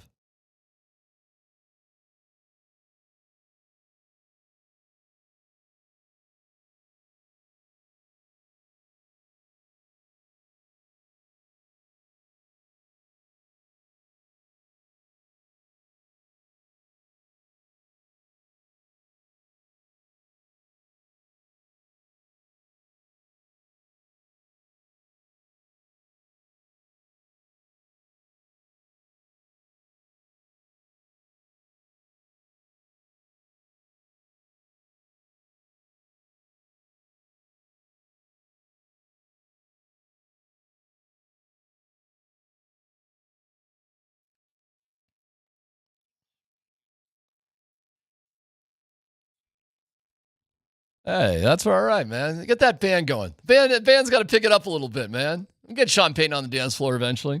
AAA Home Improvements. Hey, maybe you need a dance floor built. That could help, Sean. AAA Home Improvements could do it with 20-plus years of home renovation, custom home building, and remodeling experience. Service is completely turnkey. So you got a project with the design, permitting, project management, inspection, upfront pricing, no surprises ever. AAA Home Improvements. What an amazing, amazing team they are. And the reviews are in. Here's Kathy and Aurora. We've used AAA for 3 projects and have been delighted each time. Bob's the guy I'm working with. I love Bob. Bob was thoughtful in his designs, was able to work with our budget. JT, Bill, and Carlos worked around our schedule. Awesome, man. Yeah, Bob's been fantastic. We're doing some kitchen stuff. And AAA has been amazing for us. They will be for you too. Their schedule does fill up quickly. Check them out today for a free, no-obligation estimate on your dream renovation. AAAHomeImprovements.com. That's AAAHomeImprovements.com. Quality at a fair price.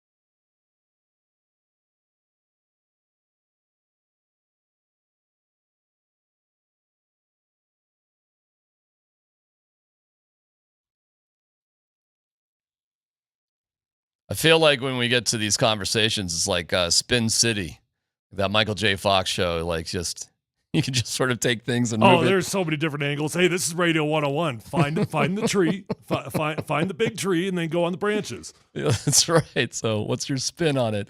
It is an interesting question, man. Like, was Tom Brady developed, or was he just always going to be? Was he always going to be great? Yeah. Like I've heard this, especially about Josh Allen. Like, oh, the Broncos would have ruined him. Would they? Or was he going to be pretty good no matter what? Mahomes, was he going to be all right? I mean, how much develop? So it's like, well, what kind of substantial mediocre quarterback was raised to a higher level, and you knew it was mediocre because he went somewhere else and just stunk? Yeah. There's always going to be outliers to absolutely everything. And so like the true elite of elite quarterbacks, they're going to thrive in absolutely any environment. Right. I actually happen to think that Josh Allen happens to be one of those guys. It might have taken a little bit longer. At some point, you're going to figure it out. Okay. But we're talking about the elite of the elite. And then you come back to like the damn good quarterbacks, even quarterbacks like some of the best quarterbacks of all time. You'll find quarterbacks on that list that wouldn't have thrived in just any environment. It takes the right environment for 9 out of 10 guys. There's just those outliers that are able to overcome it. I think bad coaching or a bad organization could ruin somebody who's pretty good. Hey, Baker Mayfield sucks. Well, did he suck or was he with the Browns? Like, which is it? So you asked me going into the break, defensive coaches that developed young guys, right? Or that, what was your question specifically? That was more or less it, right? Yeah. Okay. Did Pete Carroll pull it off? Yes. Okay. Mike Tomlin pull it off? Yes. What's the hesitation? Well, there? I guess my caveat is they pulled it off, but they haven't done it again. Okay. All right. Well, that's the second question. And I'll go to that. Again, it's like, did they pull it off or did they just get a really good guy? Okay. That's a totally fair question. But I mean, I could go down the list. I mean, even guys that are in the NFL right now, there's still defensive guys that have done it. I mean, DeMeco Ryans is doing it right now.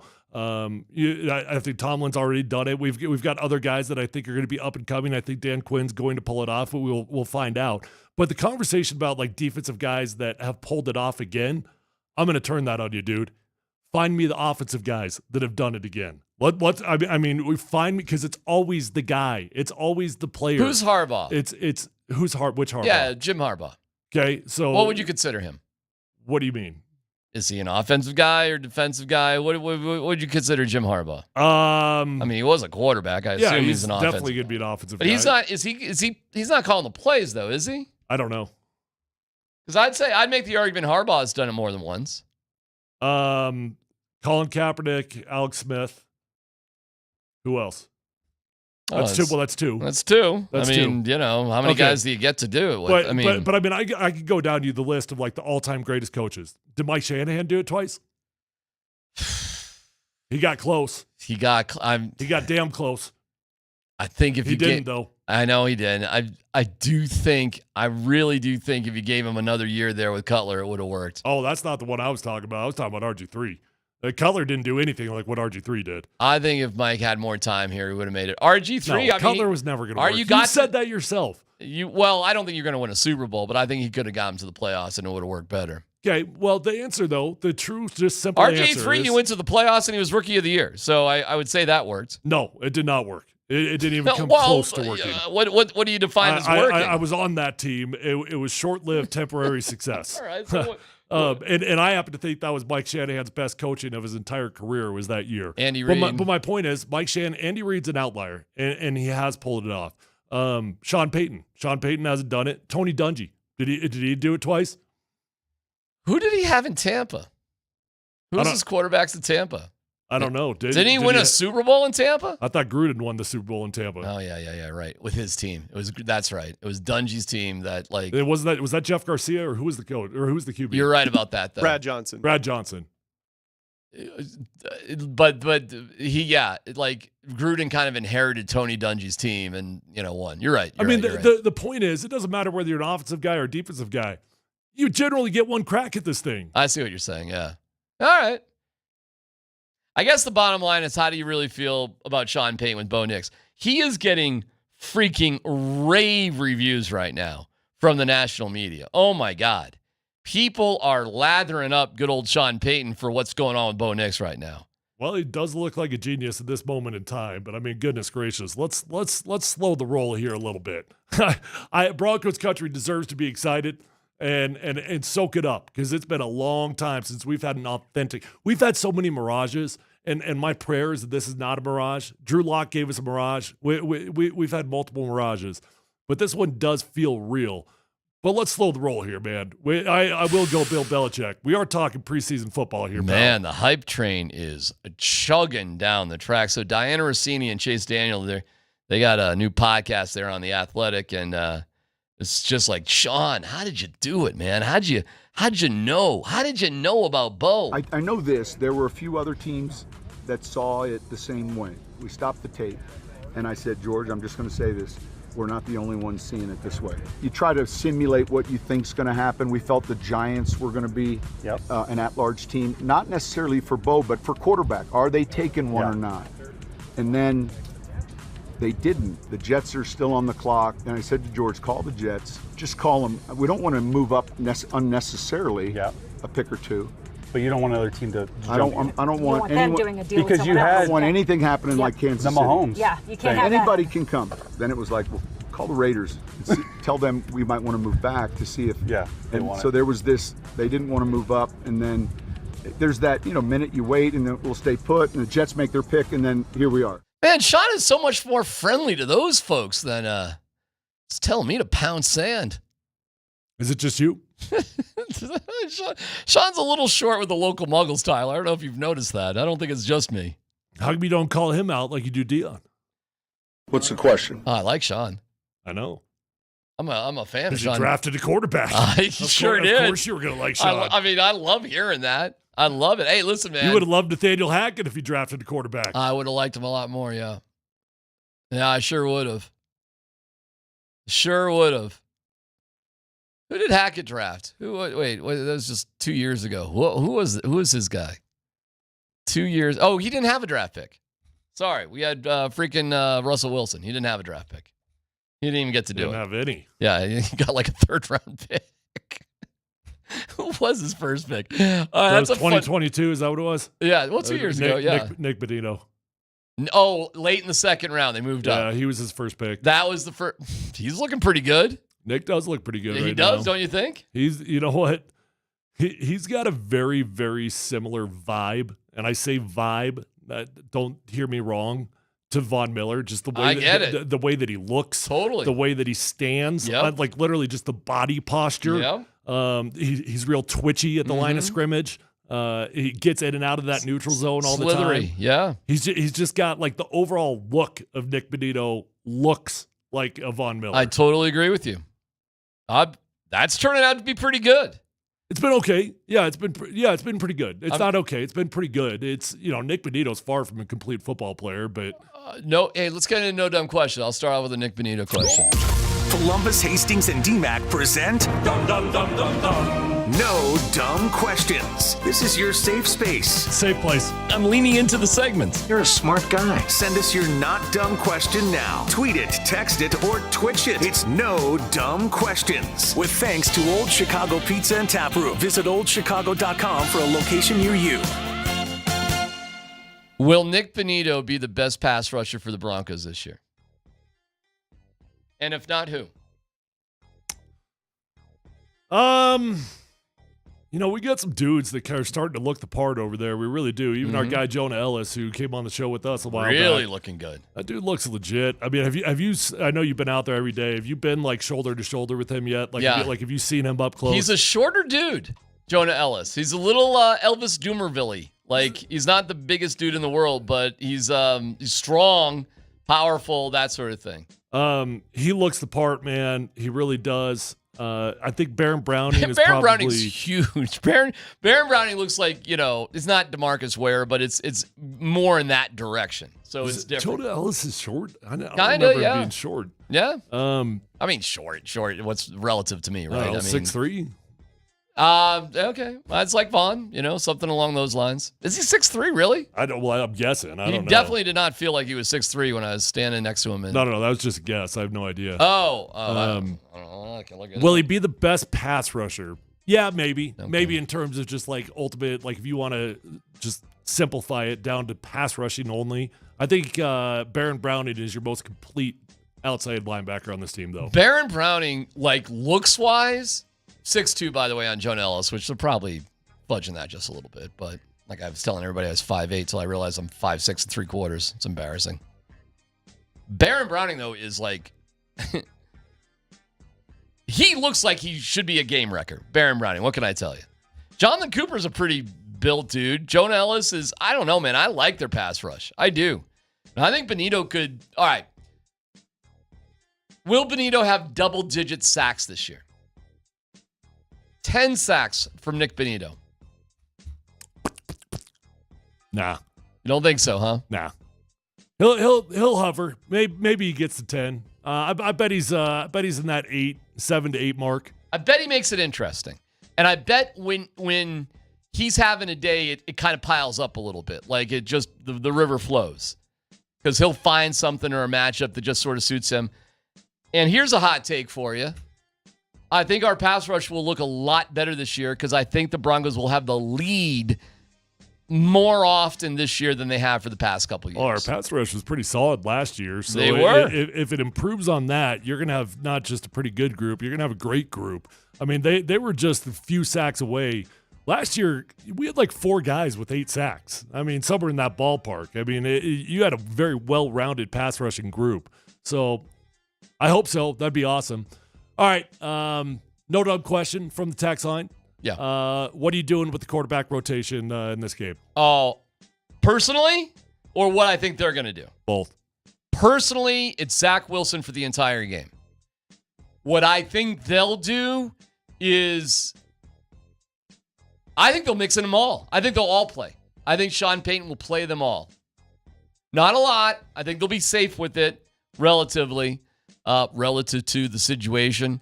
But I think that's what they'll do. I would just play Zach Wilson because he's freaking Zach Wilson. And listen, when we heard Sean Payton, you got that sound, Dan? Play that again if you got it. You got to hear what Sean Payton said. Like, if it sounds like they're going to try to trade Zach Wilson, and I would say your best argument to trade him is to showcase him. Yeah. But go ahead. Yeah, go ahead, Dan. It's freaking Zach Wilson now, the last week and a half. That's great. I grabbed him and I said, look, I just want you to focus on having fun and playing. My job is to make you millions either with us or for another team. Wow. His last 2 weeks have been outstanding. Yeah. You know what I heard? That's great. I heard Zach Wilson's making the team. Where'd you hear that? Hey, he's going to make millions. With somebody else. Oh, he said either here or somewhere else?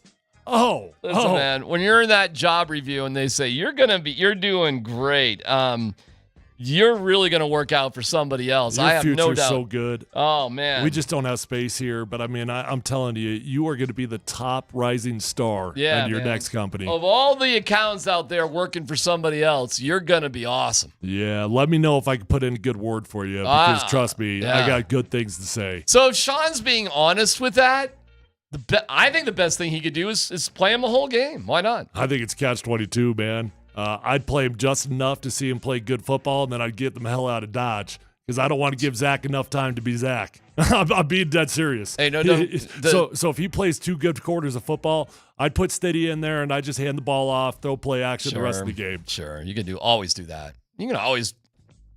Okay. But then what do you do with your offensive line then? What do you do with those guys? My hot take on Zach Wilson, as well as he's performed, and he's done everything he could. He didn't have a great game this weekend. I'll give you that. Didn't have a great game this weekend. But big picture, at training camp, he's done everything he possibly could. Mm-hmm. I don't think you can trade him. I don't think there's any value. All right. Then you let him go, and then that's that. Oh, well. It doesn't matter. What I would do, though, is I would hold him through the initial round of cuts. There's only one round, so I would hold him through that. He'd be on the roster Monday, Tuesday, Initially. Wednesday. initially. And then I would try to buy some time for those teams out there that tried to hit the waiver wire to get a backup quarterback. They didn't get the guy they want. Maybe they claimed him. The dude ends up going somewhere else. Now they need a QB. So buy yourself 3 or 4 extra days. See if you can get some desperate team to give you a 7th rounder. You know, if you could get a 6th rounder and call it a wash, that'd be awesome. You're definitely, whatever anybody thinks with Zach, you're not going to get added value out of that trade. You're not going to improve off of whatever you gave up. I always thought that was the harshest part of cuts and it happens to every team every year. They cut to 53. They wait a day because they want to see what shakes out. That's brutal. They always cut like another dude. It's absolutely brutal. It's so bad. I mean, because you're waiting your whole life to just survive that. Is my phone gonna ring on cut day? It doesn't ring. Okay, I think I made the team. Right. But you know what? I've been on multiple teams that not only wait, every team waits and every team cuts a guy the day after. But I've been on multiple teams that will have practice the day after. You go out and practice, and then they grab you as you're walking into the locker room. Like, not only did I think I made the team, I actually survived another practice. I'm good to go, baby. No. It's brutal, man. It's life on the edge, life on the bubble. Hey, we'll talk to Brian Howell. We'll see how things are up there at CU. You know, I heard the morning show talk about this. I heard Brett Kane say, I thought it was cool the way he said it. Like, if I were to tell you about CU, I could do things on the surface, but because there's been so many changes, like, who is this team aside from the obvious? We'll dig into it with Brian Howell. North Dakota State is here in less than a week. It's Altitude Sports Radio 92.5.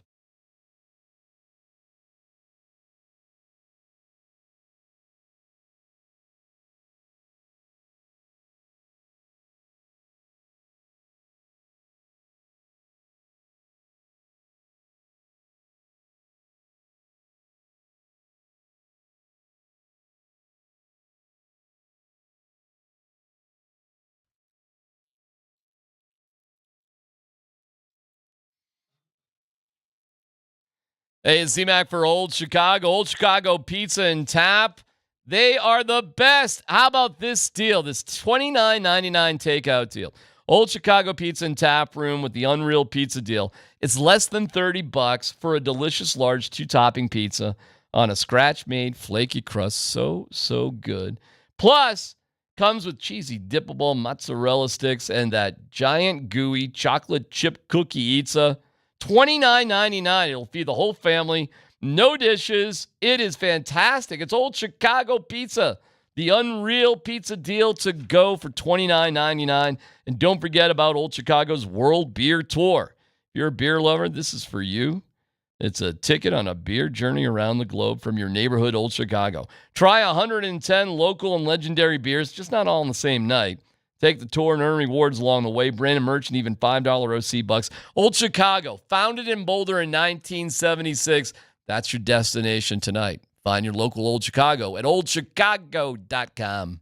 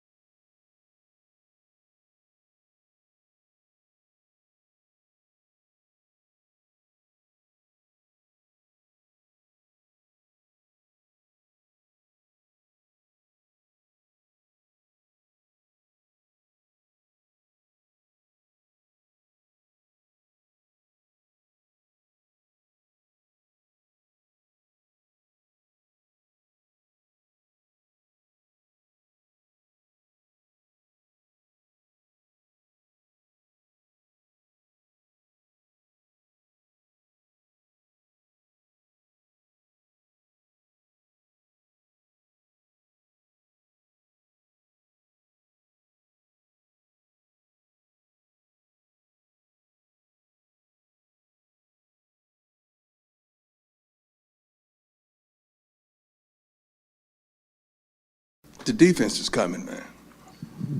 These young men, is probably 6 pass rushers there that's going to get home to the quarterback. I'm talking about from the outside, but from the inside, these guys are handling their jobs. I mean, I have to name all of them because these guys are really taking care of their business. And Vic Quan, he's just coming back. Barnes, he's just coming back from an injury. He's trying to get back together. But Bentley has stepped it up tremendously. Trevor is 224 pounds right now. These guys are really performing well. Brian Howell of the Boulder Daily Camera, but Brian's YouTube stuff is. Oh, you got a competitor? I do not have a competitor because he blows people out of the water. Are you kidding me? Brian, what's going on, man? It's good to hear from you. Nice to hear from you. And I'm no Bucky when it comes to YouTube. No, but dude, seriously, way to go with what you're doing on that channel. I saw it the other day, and I'm looking at the views and the subs, and it's really good because you guys are super focused on everything you're doing. Are you surprised how that has blown up for yourself, to give yourself a little pat on the back? Yeah, honestly, because I didn't even know about the monetization, all that with YouTube until last spring, and someone told me about it. I'm like, oh, I should probably try to work on that. And I had 325 subscribers when they started last year. I think it's 8,500 or something like that now. So wow. Yeah, it's been kind of a cool little bonus. Yeah, very cool. Well, we want to get to know the team better. I mean, we find ourselves a little bit at loss because there's been so much change. So maybe you can give us a little bit of a primer and maybe let us know what happened today in terms of talking to the coaches. Like, who else should we know on this team aside from the big stars? Yeah, I think there's some guys on defense that are really going to surprise people with, just how much better they are on that side of the ball.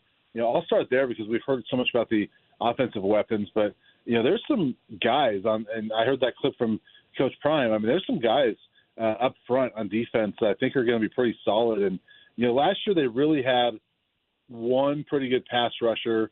That was Jordan Dominic, who right now is in the CFL. But this year they got several guys. I mean, Sam Okunlola and Deion Hayes, who talked to us today, are both Pitt transfers. They were two of Pitt's top pass rushers last year. Tajay McCoy, who was here last year, is coming on strong. He's going to be a force this year. There's just so many guys. They have, 4 or 5 deep on the pass rushers, and they've got defensive linemen now that came here after playing FBS football, and not just on the bench, but starting FBS football. Whereas last year it was kind of a lot of FCS and FBS backups, and so it's just a deeper, more experienced group than it was last year. How's the Pat Shurmur experience going? What does it look like to naked eye when you're watching practice? Can you tell a difference between what they were doing last year and now? Well, no, because we don't watch practice. Okay, but you got the All-City Stadium. You got that one, Brian. We did. Got one.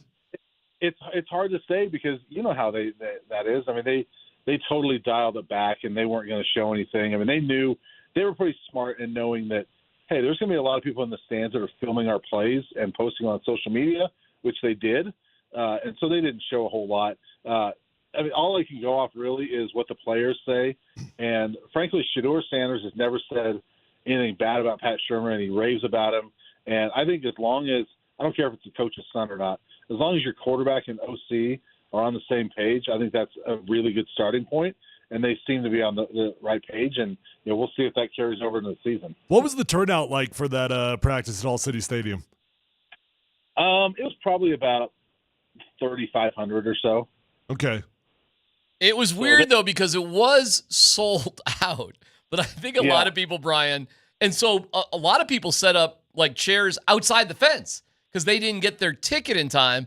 But I think, Brian, a lot of people got tickets that just didn't show up. But the tickets were free, so they just got them in case and didn't show up. That's what it felt like. Yeah, absolutely. I mean, a half hour before the event started, there were signs out there saying it was, quote, sold out, even though it was free. But, yeah, there was not 5,000 people in there. So I think all those people on the outside probably could have got in. It was kind of like, I don't know if you guys have ever been to state track, but sometimes you go to the state track meet and it doesn't look full because people line the fence. There's a ton of people there, but they line the fence. Yeah. That's kind of what this was. The stands looked maybe half full or 2/3 full, but there was hundreds of people that were around the fence because they're trying to get as close to Coach Prime and Travis and those guys as possible. So there was a lot more people than it would look like if you just looked at the stands. Yeah, I'll tell you this, it was sizzling hot there too, so people might have just been trying to get – it really was warm when everything started. It cooled down a little bit later on. But anyways, hey, Brian, I'm one of the few people that actually kind of likes Pat Shurmur. I think he's kind of got a good personality and plenty of experience. What's your vibe on him just as a person and as a coach that you've been around him? I'm glad I didn't cover the Broncos because I don't have this preconceived notion of him. Mm-hmm. And I've heard things from people that have covered the Broncos that are now up there, and they're like, yeah, he's kind of a sour guy and everything, and I've never seen that. In fact, agreed. I ended up riding in the elevator. You're lying out of your, not you, Brian. D-Mac's lying out of his ass right now. You've never seen Pat Shurmur grumpy? Oh, okay. It's not, I wouldn't call it grumpy. I think it's just his personality. And he's got a very dry sense of humor with things. I found him affable, if I can use a fancy word, Yeah. I would agree. I went up last year, when they lost to Washington State up in Pullman, that was the game that Shedeur got knocked out. They got drilled in that game. I wound up riding in the elevator down with him after the game, and he had every reason to not even talk to me. And it's a long walk from there to where the press conference is. We talked and walked the entire time. He was a super nice guy, even though they just got drilled. He was great. And every time we've had a chance to talk to him in the media, he cracks jokes. He's got that dry sense of humor. I think he's been pretty affable with us and pretty nice guy. And, even there was a guy that covers the Broncos that was there a couple weeks ago, the last time he talked, and he goes, he's never been that nice to Broncos media. So I would respectfully disagree with that person, man. And I was around him a ton with the Broncos media. I think he just got pillared here with the Broncos, and nobody really dug that deeper into it. I'm hopeful that it works out. Who's making the call on big decisions, though? Is it still Prime, or is he going to pass that over a little bit? Yeah, I think it's definitely him. I think it's he's going to be the one that is going to, if it goes to overtime, he's going to decide whether to take the ball first or not, like he did last year.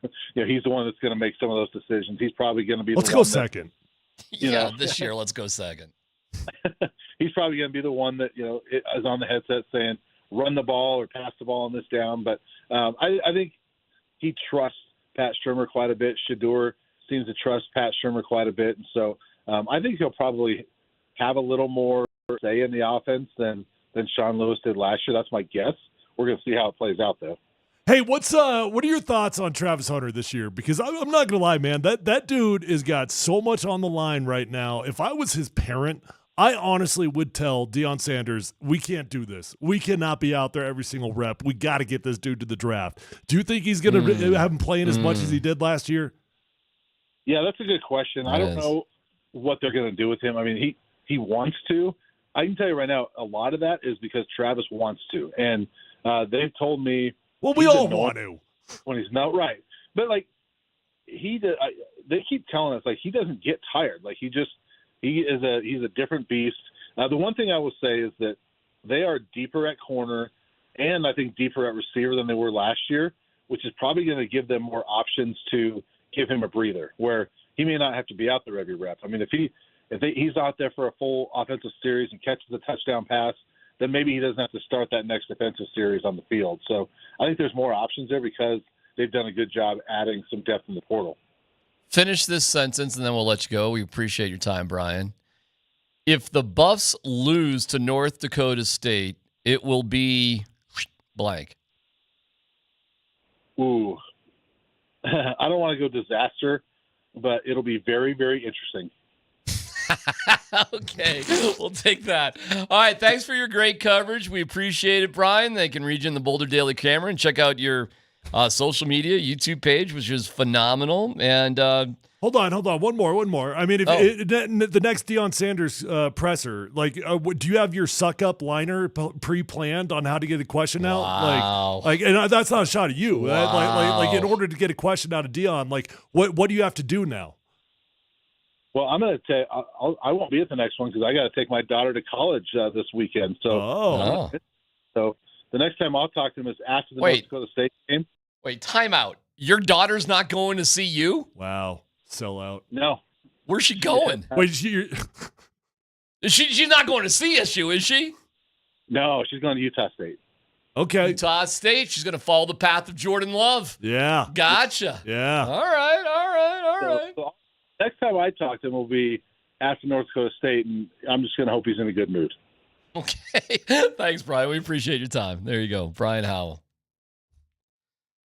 The power of Prime. Prime has made a lot of people money, Tyler. That was my first thought. And I'm not taking a shot at Brian. He's great at what he does. But how does Brian Howell go from 35 subscribers 300 to 8,500? Yeah. That is bonkers. It turns out it's probably not Brian. That, and it's CU Buffs is very focused. Prime time. Prime has made a lot of people money. I'm telling you. He's made a lot of people money. We're ready for prime time. What do you say? I bet. You got over your dumb thought thinking they weren't relevant anymore, but they are as relevant today as they have ever been. Oof. What happens if they lose to North Dakota State? What do you mean? Almost every other game is kind of excusable. Almost every single one on their schedule is kind of like, well, okay. I can find an excuse for that one. I don't have to try too hard. Next question. They won 9 out of the last 12 FCS championships. Great football team. Of all the games on their schedule, of all of them, which is the least excusable game to lose? Oh, of course. Right, I plan on winning. Yeah, of course you can't lose the game. But, what's your question, though? When you say what happens, what are you asking? It's actually, I think, it's like a no-win situation first game of the season. I think it's really tough. You could TCU, if you lost to TCU last year, Tyler, it'd be all right. It's okay. No big deal. You lose to North Dakota State? Ooh, my goodness. It's PhD on 92.5.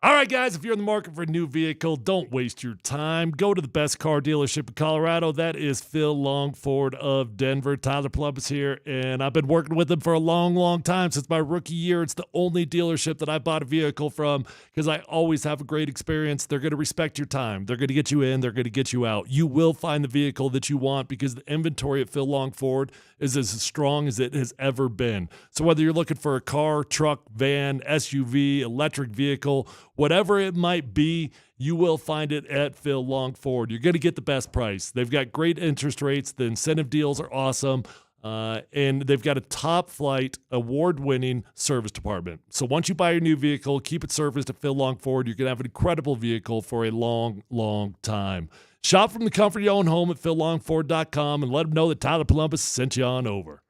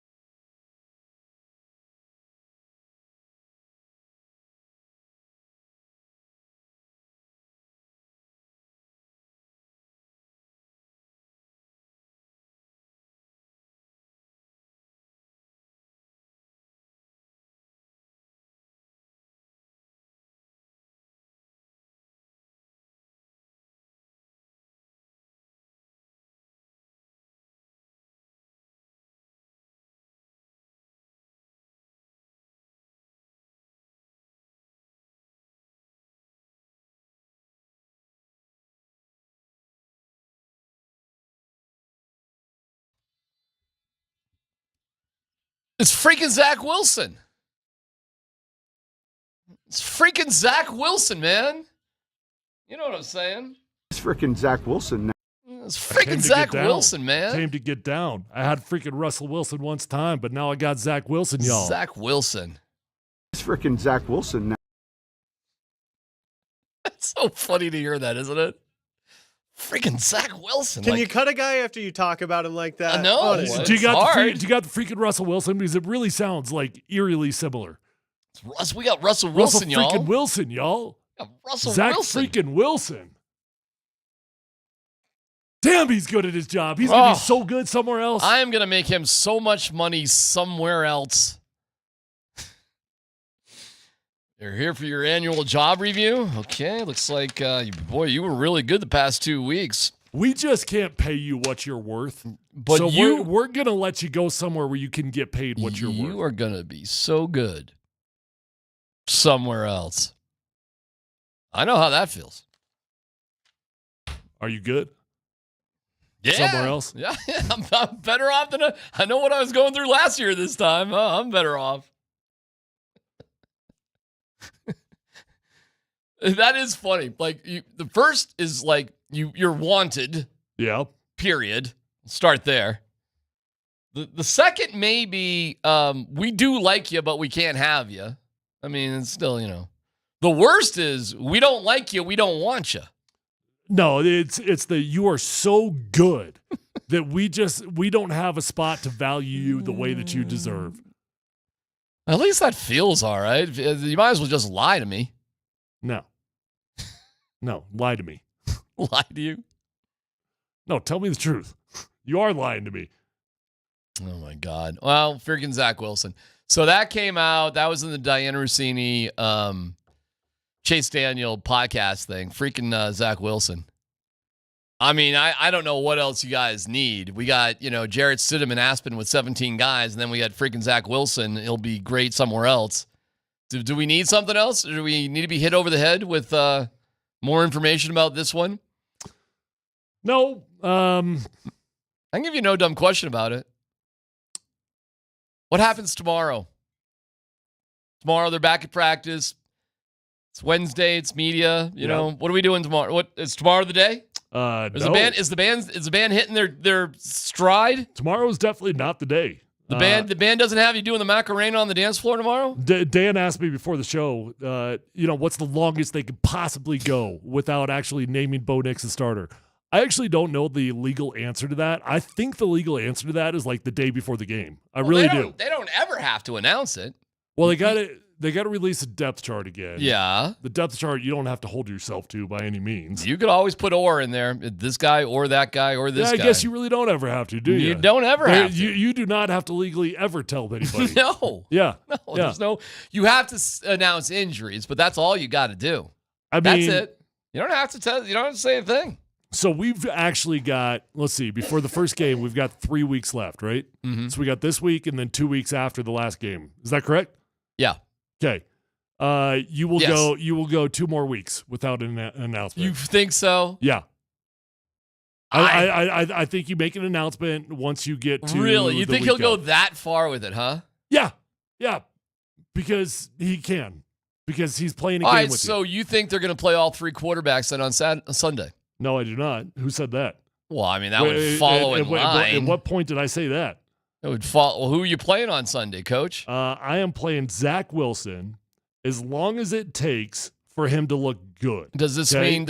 I'm watching you. Does this mean you're not listening? Is Bo Nix your starter then, Coach? We have not figured that out yet. We got a lot of good things going on right now. The band sounds pretty good. But we got to go through sound check and we got to get through everything else. So once we get, every arena is a little bit different with the sound, with the acoustics. So we got to check that out once we get there. So what's the reasoning behind not playing Bo Nix, Coach? Well, Bo's shown us enough that we know he's in the mix, right? So Bo's going to be here. These other 2 guys, we still got to figure it out a little bit. Bo will be here no matter what. So there's a competition with Zach Wilson and Jarrett Stidham, but not with Bo Nix? It's a great problem to have right now. All 3 of these guys have played great football, And, there's a lot of teams out there that are just scrambling to find anybody who can back them up. We got 3 guys that we trust, that we know could go in there and play good football if their name is called. As insane as that logic is, that is exactly what they just did in Atlanta. I mean, that is actually literally what they just did. There's no reason to not play Michael Penix. He's not going to start. But they didn't play him because they're trying to protect him. But he's not starting. That one's bizarre. It's so weird. It's just what you did. It's just what you laid out right there. I mean, not really. That one's like so unique in every circumstance. The entire point of drafting Michael Penix was that you've got the luxury of this dude developing, right? This dude's got time to develop. Well, let him develop. Let him play football. You're not counting on him playing this year. Are you kidding me? But Michael Penix plays 1 game and you're good? Yeah. On the text line. Then start the dude. D-Mac, I'm just going to roll with this band thing. The band thing is pretty fun. Yeah, of course you love the band. I love the band thing. Kay Adams got it. She's the jig. What? The jig is up. Band's still playing. Actually, Kay was kind of calling him out. I mean, she's doing it in her flirtatious, I'm so fun and cute, aren't I? Sean's analogies are a little mixed up because he said the band still has to play. But then when he was being, what he said to me, he was like, the band sounds good, but they're not there yet. So on one hand, he was saying the band hasn't stopped. When the band stops, I'll know. And on the other hand, he was like, well, they haven't got me on the dance floor yet. I'm not dancing. It's kind of 2 weird things, but we'll go with I'm going to compare it to a wedding. When do you really get on the dance floor at a wedding? The band's been playing. The band is always playing. Am I just in attendance? You are, well, what would Sean be? You're the father of the bride, I guess. Oh, I got that first dance.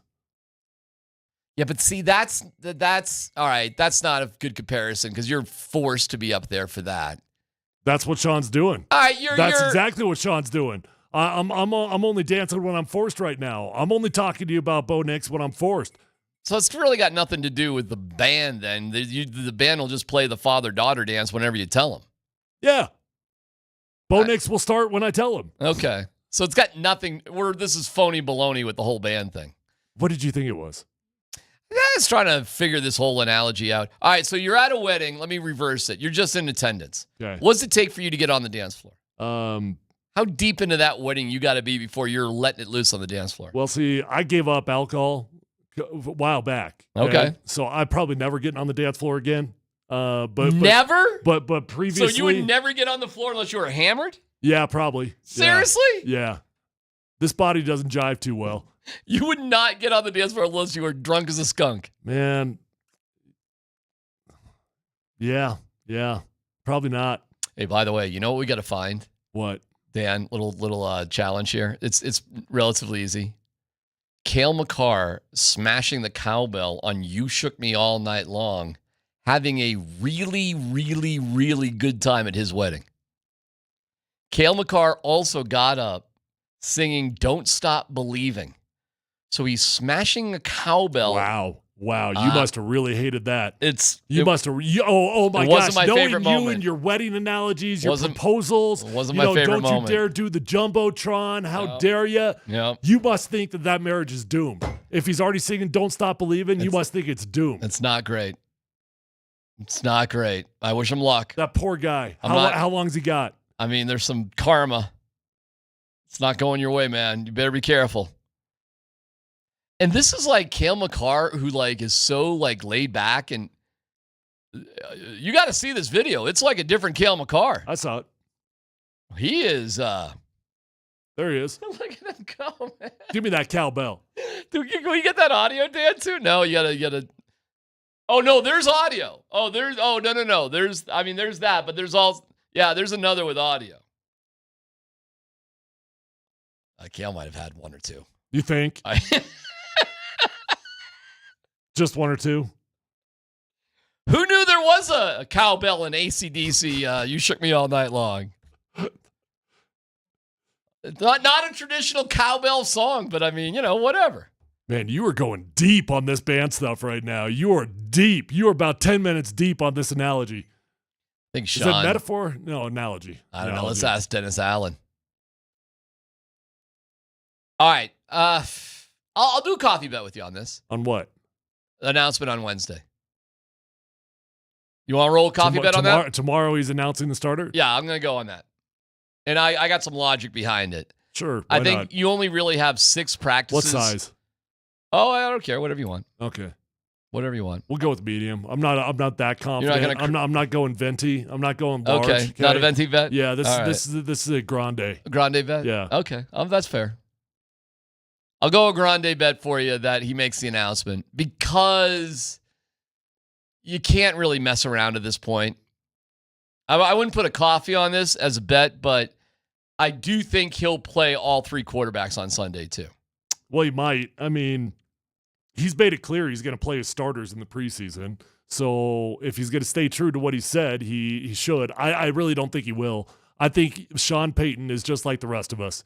He is content. He has seen what he needs to see. And I'd be very surprised if he puts Bo Nix back out there. All right. I do think that I'm not putting a coffee on that. I just think he will, but if he doesn't, it makes sense. All right, but I think he makes the announcement tomorrow. Say the other 2 guys play. Who starts the game? Zach Wilson. Why? Because I think he's freaking Zach Wilson, and I think he just purely for trade value. Yeah. Mm-hmm. Yep. I mean, logically that makes sense. Yep.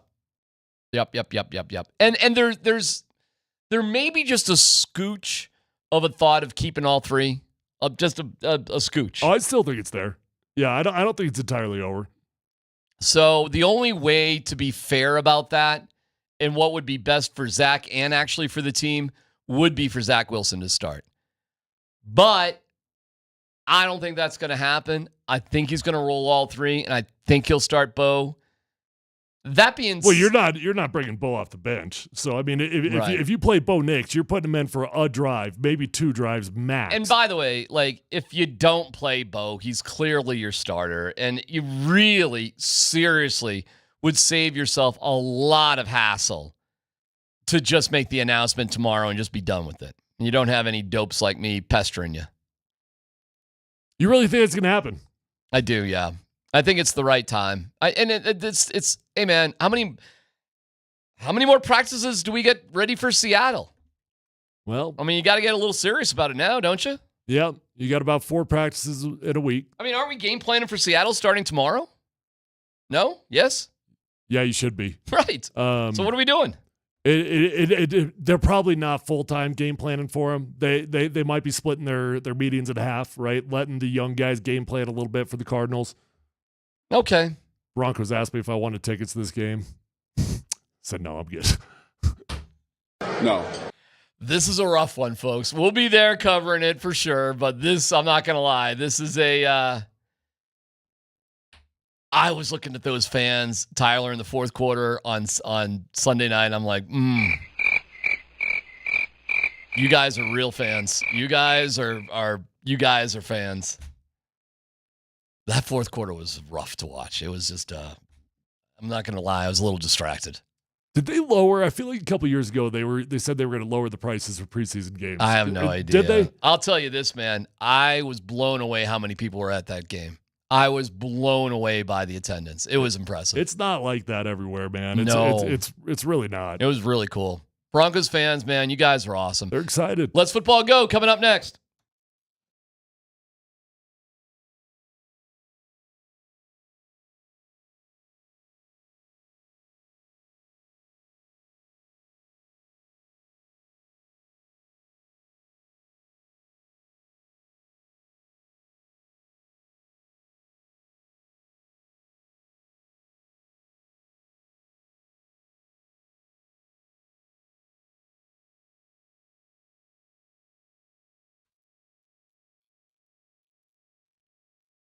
Dealing with erectile dysfunction stinks. Who wants to deal with that?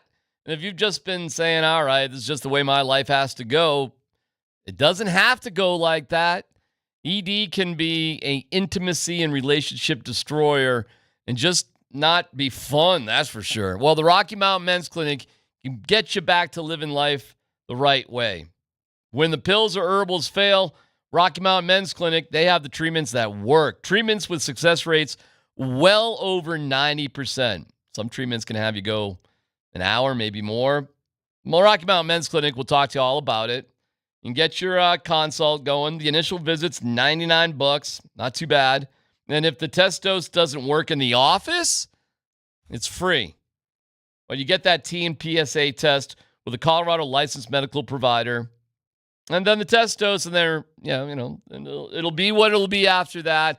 But man, a lot of people can have sex the next day. 5 locations, so there's one close to you, I promise you.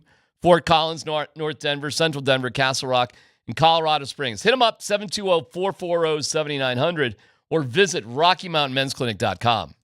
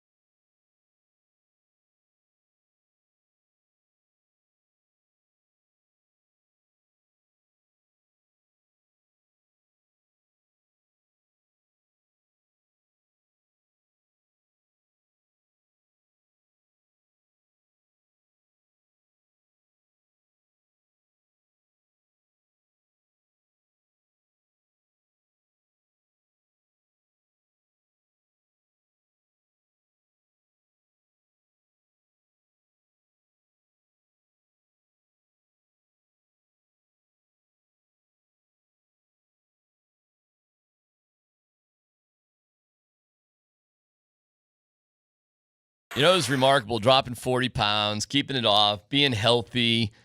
Big swim yesterday, which felt great. I'm going to get my swimming in while the pool's open. Swam a mile, 1,500 meters. Well, a little short. 60 laps. Crazy. This is stuff that imagining doing, being so heavy as I was last December would be ridiculous. So I've been able to just feel better, do more, be more active, and think, oh, what can I do today that's pretty cool? What can I get done? And I'm not using any pills, no shots, no voodoo magic, nothing like that. It's just working with a nutritionist from Soda, doing things the right way, talking to someone who truly wants to help you be in the best shape of your life comes when you click the Request a Nutritionist callback at sodaweightloss.com. SOTAweightloss.com. 9,000 Google reviews, thousands of amazing before and after pictures, an at-home program. It's going to work wherever you are. So give it a shot today. Go to SOTAweightloss.com. Soda Weight Loss, say it with me, state of the art.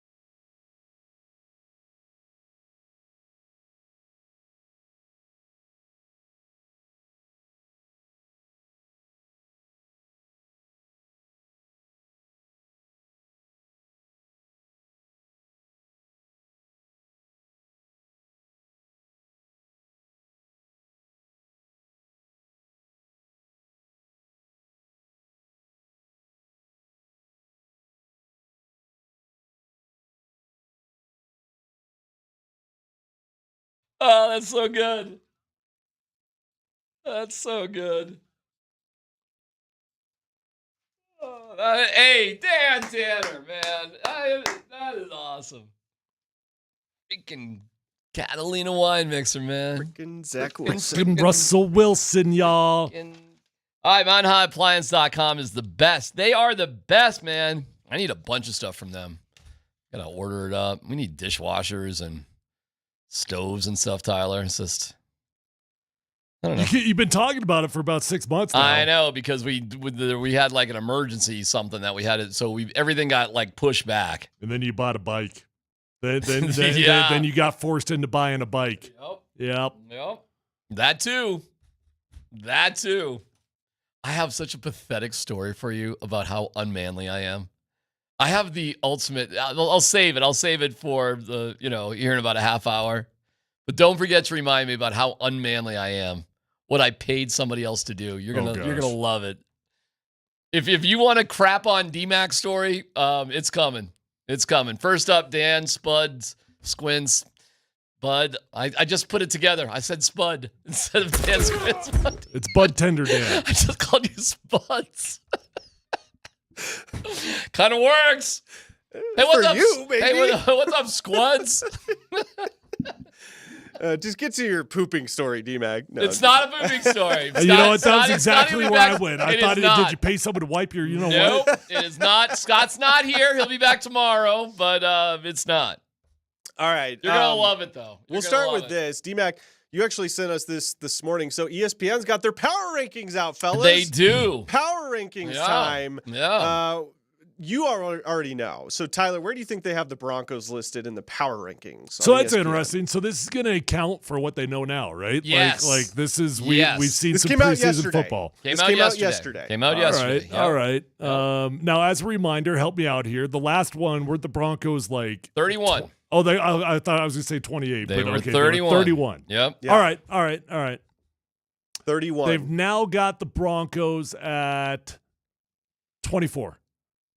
Dan? Incorrect. I know what it is. 29. 30. 28. 32. 31. No, that was great. We got no improvement. That was great. I loved it. That was great. I couldn't guess the same one. I know. They have the Broncos behind the Patriots. You guys set me up there because I'm like, clearly That was something's very- moving, hey, it was right? very organic. They got to evaluate things. I guess we did, but that was super organic. Bo Nix has been doing great. Yeah. So as hype as we are, no change by the experts out there with the power rankings. Nothing. They're behind the none of it Patriots. matters. You guys really screwed me on that one. 31. They only have the Panthers as a worse Dude, team come right now. on. in the I thought power that was rankings. ridiculous. Yeah. You don't think that is All right, give me that is ridiculous. Give me like the bottom 8, bottom 10. Okay, it goes Carolina, Denver, New England, Arizona, All right, Washington. well, let's just stop. Hold on. All right. And then Vegas. So I definitely got Denver better than New England. Definitely. New England's going to be so bad this year. Arizona. Arizona's so we'll see. I never know what the hell to expect I from know. Arizona. That's a weird one. I don't. I don't know if we're better than them or not, but okay, fine. What was in front of that? Washington? Oh, we got to be better than Washington. I don't know. Jaden Daniels might ball, dude. He might ball. He might actually. Think Bieniemy's going to be all right there? Bieniemy's not there. Think Bieniemy's going to be all right somewhere else? Are they better than Freaking the Raiders? Eric Bieniemy. Are they better than the Raiders and Giants? That's who the next two teams are. Raiders and Giants. Oh. Because a lot of people have the Giants get the first pick. I do think they're better than the Giants. Raiders are complicated, man. Dude, that hype video with the guy putting the song Higher by Creed with Gardner Minshew workouts, that was awesome. I missed it. Oh, I put it in the group. Oh, it's great. Dude, you got to check it out. I think the Raiders are a pretty damn good team, actually. And I like Gardner Minshew. I think we split with them this year. I'll put it that way. What do you think? Split head to head or yeah, overall head record? to head. Okay. Yeah. I don't know, man. I think you got to beat the Raiders at some point. point. All right, but I mean, as we're sitting here going through it, I'm like, all right, well, I don't know that we're better than Washington. I don't know that we're better than the Raiders. All right, let me slow this down. First of all, the good news here is welcome to the team, Travis Hunter. I mean, that's here we go. That'd be cool. Over under, we said yesterday was ridiculous. We're definitely hitting the over on 5.5, right? Yeah. Okay. So even with 6 wins, you'd be drafting 7 or 8. Well, that's what I said last year. I looked at the Falcons at number 10. Right? I forget what I said, but I think the Falcons had about 6 or 7 wins last year. Okay, so you're going to be better as long as we're consistent with what we think. You should have a shot at Travis Hunter no matter what. You're going to be no worse than the 24th team in a power ranking, right? Yeah. I mean, you're gonna have a good pick next year. So you're gonna be better than 7 teams at least. Even at the worst of the season, you're gonna be better than 7 teams. I don't know. So are we just? You're 100% sold. This isn't a mirage. I know. Well, I'm just about to ask that question. Are we really fooling ourselves? Well, I don't think so. I mean, in outer space here. What I said yesterday, or what day is today? Yeah, on Monday. Hey, enjoy it. Okay, and you've earned the right as a fan to feel more optimistic because Bo Nix has given you that, right? So whatever your preseason prediction was, if you had the Broncos winning 5 games, bump that up into 6 or 7 category. Whatever your preseason thought was, I think you bump it up by a game or 2, but don't go anything crazy. Look, you're not winning the AFC West. You're probably not going to the playoffs this year. I had the Broncos, I believe, as a 6 or 7 win team initially. So now I think they're about an 8 or 9 win team. They'll be about 500. And if the ball bounces their way, and I mean really bounces their way, maybe they got an outside chance of making a wild card spot. Maybe. But I probably think they're on the outside looking in at the playoffs. Next story. Well, just to add to these Squads. power rankings real quick. Yeah. So the theme of this power, they always have a theme for each team. Yeah. The theme of this one is who's on the hot seat for each team on these power rankings. And for the Broncos, they listed tight end Greg Dulcich. I think we would all agree he's probably on the hot seat. What does hot seat mean, though? Probably just has to perform. He has to perform or he's gone. Oh. So let me ask you guys this. I'd agree. Okay. Let me ask you guys this. Other than Dulcich, I have somebody else in mind on the offense who would be on the hot seat. Who in your mind is behind Dulcich as far as potentially being on the hot seat for the Broncos? I think under that parameter, the biggest hot seat is Garrett Bowles. Yeah. I mean, Cortland Sutton's at the top of the list, but... Oh, well, I look at him differently. Why? What's different from him to Garrett Bowles? Well, I think if they're winning or winning enough, he's a lock. And even for the future, and if they're not winning, I think he's just going to get traded. I think the bigger decision with Bowles is a big contract. It is a big decision, and keep in mind, Bowles, he came into the league a little bit older, right? So his age, although football years, it's not as old, his age is getting up there. I think my gut tells me Garrett Bowles will get re-signed because I think left tackles are like quarterbacks, and when you've got adequate play, you're terrified of change. But you're not wrong in saying he's on the hot seat. Well, for the record, I do hope he performs to get signed. I do. It's clearly the best thing for the team because I really am high on Travis Hunter being a Denver Bronco next year because that's what they don't have. Just that really dynamic, I'm going to do something magical. But that is kind of a luxury item compared to a left tackle. I got a bunch of dudes on the hot seat, though. I mean, Javonte Williams is on the hot seat. He might be on the hot seat just to make the team. No. That's idiotic. Are you being serious? Are you being serious? I'm so serious on that. Javonte Williams isn't just a lock to make the team. He's a lock to be your day one starter. Yeah, we'll see what happens there. Hold on. Break this down. I mean, if you're being serious, you got to break this down. You think there's a chance Javonte Williams gets cut? A chance. It's unlikely right away, but I could see them moving on from him if it's not working out. Well, yeah, I mean that's hot seat for sure. All right, I mean, he's hot seat. If you're talking about the end of the year, yeah, he'll make the team to start. He'll be your starter for guaranteed 6 games. You know, you see crazy things with these running backs, like this Brady guy and Blake Watson. They've had some kind of cool moments too. I like Brady a lot, man. Right? And he's one of those dudes that when you cut him, you're crossing your fingers, hoping and praying you can get him on the practice exactly. squad. You will. You can. Okay. All right. Next up, Dan.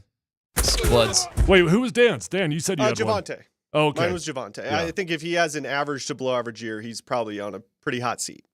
All right, let's hear from Tom Brady. This is pretty interesting. We have a rookie quarterback here in town right now. There's a ton of rookies around the league from this year's draft class, but Tom Brady talks about the travesty of rushing out rookie quarterbacks before developing them. There used to be college programs. Now there are college teams. You're no longer learning a program, you're learning a playbook. And the program is ultimately, like at Michigan, for me, that was a pro-style program. 5 years I got to learn how to drop back pass, to read defenses, to read coverages, to be coached. I had to learn from being 7th quarterback on the depth chart to moving up to 3rd to ultimately being a starter. I had to learn all those things in college. That was development.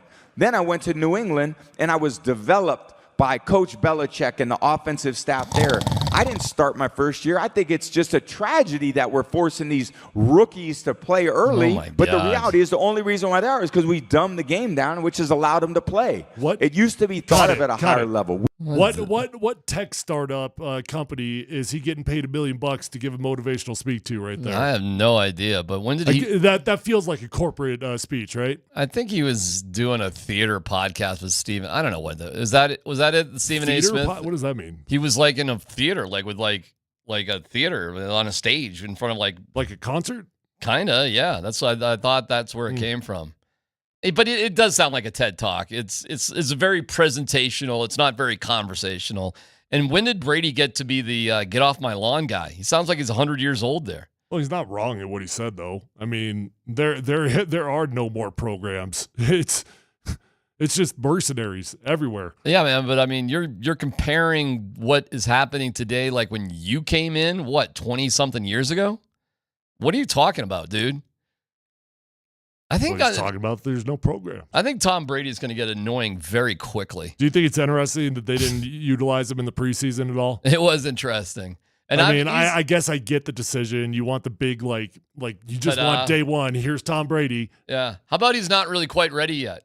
Oh, he'll be fine. But you don't think Tom's going to be good? I think he's going to. I think he'll be annoying. I think he'll be good. I think he's not. I don't think Tom Brady is funny.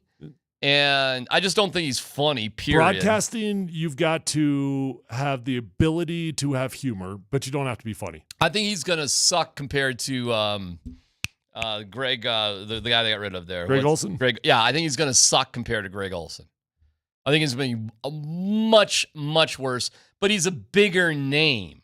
And so you have to understand why they hire these guys and pay them all the money. It's not to broadcast the games. What they really get paid for is to schmooze clients around the games in the offseason. They become part of the corporation. And as soon as you don't have value doing that, they get rid of you. Yep. That's the bottom line. So it actually doesn't matter. We're all watching the game no matter what. Like whoever turned off the number one game on Fox because you didn't like the play-by-play color guy. Not just the number one. I've never once in my life turned on a game or off a game because of a broadcaster. I've had broadcasters driven me nuts, and every now and then I've even muted the television. Yeah, but you're not going to not watch. But I have never chosen to watch or not watch because of the broadcast. Their value is what they can do for advertisers away from the broadcast itself. And on that one, Brady's going to crush Greg Olsen. He's Tom Brady, yo. So, I mean, that's his real value. Okay, what do we got there, Dan? One more? All right, just really quickly, Justin Herbert returning to practice for the Chargers for the first time since July. Let's listen to Jim Harbaugh describe what it was like for him seeing his quarterback walk out onto that practice field. Right. Great. It felt like the music should be playing. I even thought I thought I heard music. Voices of Angels, maybe. It felt great. It felt great. He is such a weirdo, but he is an entertaining weirdo. Let me ask you guys this. He's a good coach. Are Great the Chargers one of the most unknown teams in the AFC this year with Jim Harbaugh? Definitely, because they got rid of so many guys. I don't even know who's on that team. Tyler, do you? Do you know what they're made up of? Yeah, they did sort of do a great reset, which felt very surprising. But when you dug into it, they had big financial problems going on. They got rid of their wide receivers. I bet you couldn't even name a wide receiver on their team. No. Every time I play this game, I pull up their depth chart just to remind myself of who these guys are. Joshua Palmer, Ladd McConkey, Wow. DJ Chark. DJ Chark. Yeah, I mean, you're going to know a couple of these guys. Oh, you know who the Chargers got? Former Colorado Buffalo, Brendan Rice, Jerry Rice's son. As Was a he receiver? yeah, but was he a free agent? I think he might have got undrafted. He's on You remember he transferred? He's the one that transferred to USC. Well, yeah, where's he on the depth chart? He's listed as number 2. Oh, okay. Yeah, I mean, who's their running back? Their running back is no longer a short little fast guy from Colorado. Their running back, Gus Edwards. Oh, well, Gus Edwards is a good running back from Baltimore originally. Yeah. Okay. And they got J.K. Dobbins also. Okay. Alabama. All right. Oh, they got a couple guys. In theory, they got some pass rushers, though. They got Joey Bosa. They got Khalil Mack. Khalil Mack just had like the best year of his career, which was fascinating. That dude had like 4 or 5 years of doing nothing, and then he just explodes in year 15 for him. I think they're a lot like the Broncos. We'll see. You know, it's kind of we'll see how it all meshes, I suppose. But they got a great coach. Harbaugh's a great coach. He gets guys to play for him. They'll figure it out. And if Herbert's really good to go, well, we'll see with Herbert, won't we? We'll see with Herbert. We'll see if he really is the truth or not now. No more hiding for him. Yeah. And they've had a kind of a weird sort of Who do you believe in more mishmash. right now today? Josh Allen or Justin Herbert? Wow, great question. I'll say Josh Allen. And I'll tell you why.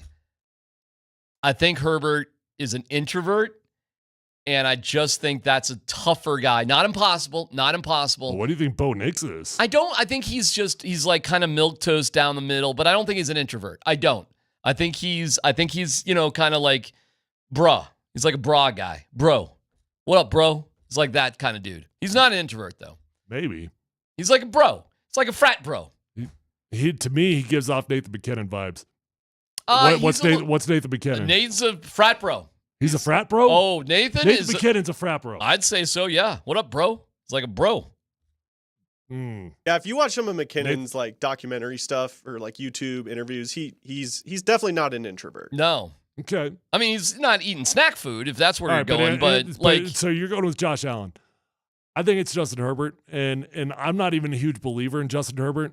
I think we know exactly who Josh Allen is now. We know exactly. The dude's a damn good quarterback that just doesn't have it. He just doesn't quite have what the ultimate it. He may have just come along at the wrong time. No, he came around at the perfect time. He had damn good football teams. He came around at the same time as Patrick Mahomes and Joe Burrow. Okay, fine, but and Lamar Jackson. But I'm saying if he couldn't get it done with the weapons he had over the last couple of years, he ain't getting it done. But hey man, the history of Buffalo, right? Like, hey, Jim Kelly was that guy. He couldn't get it done. It's not that I believe that much in Justin Herbert. I'm just saying he's still got that unknown where I feel like I know everything I need to know about Josh Allen, and I'd take him in a heartbeat. Don't get me wrong. I just think he's missing. There's just something missing. All right, I got something missing from me. I got the most unmanly story to tell you. It's pathetic, but I can laugh at myself at this. Okay. But wait, it's a good one. It's a good one. Making fun of myself next.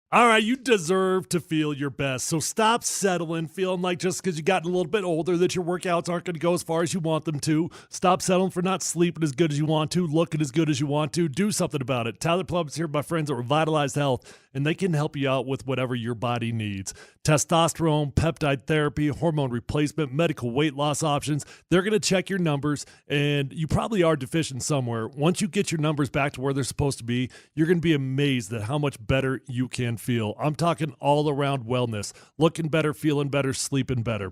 With 3 locations, they're close to you no matter where you live. Let them know that Tyler sent you on over and find them online at revitalize-health.com.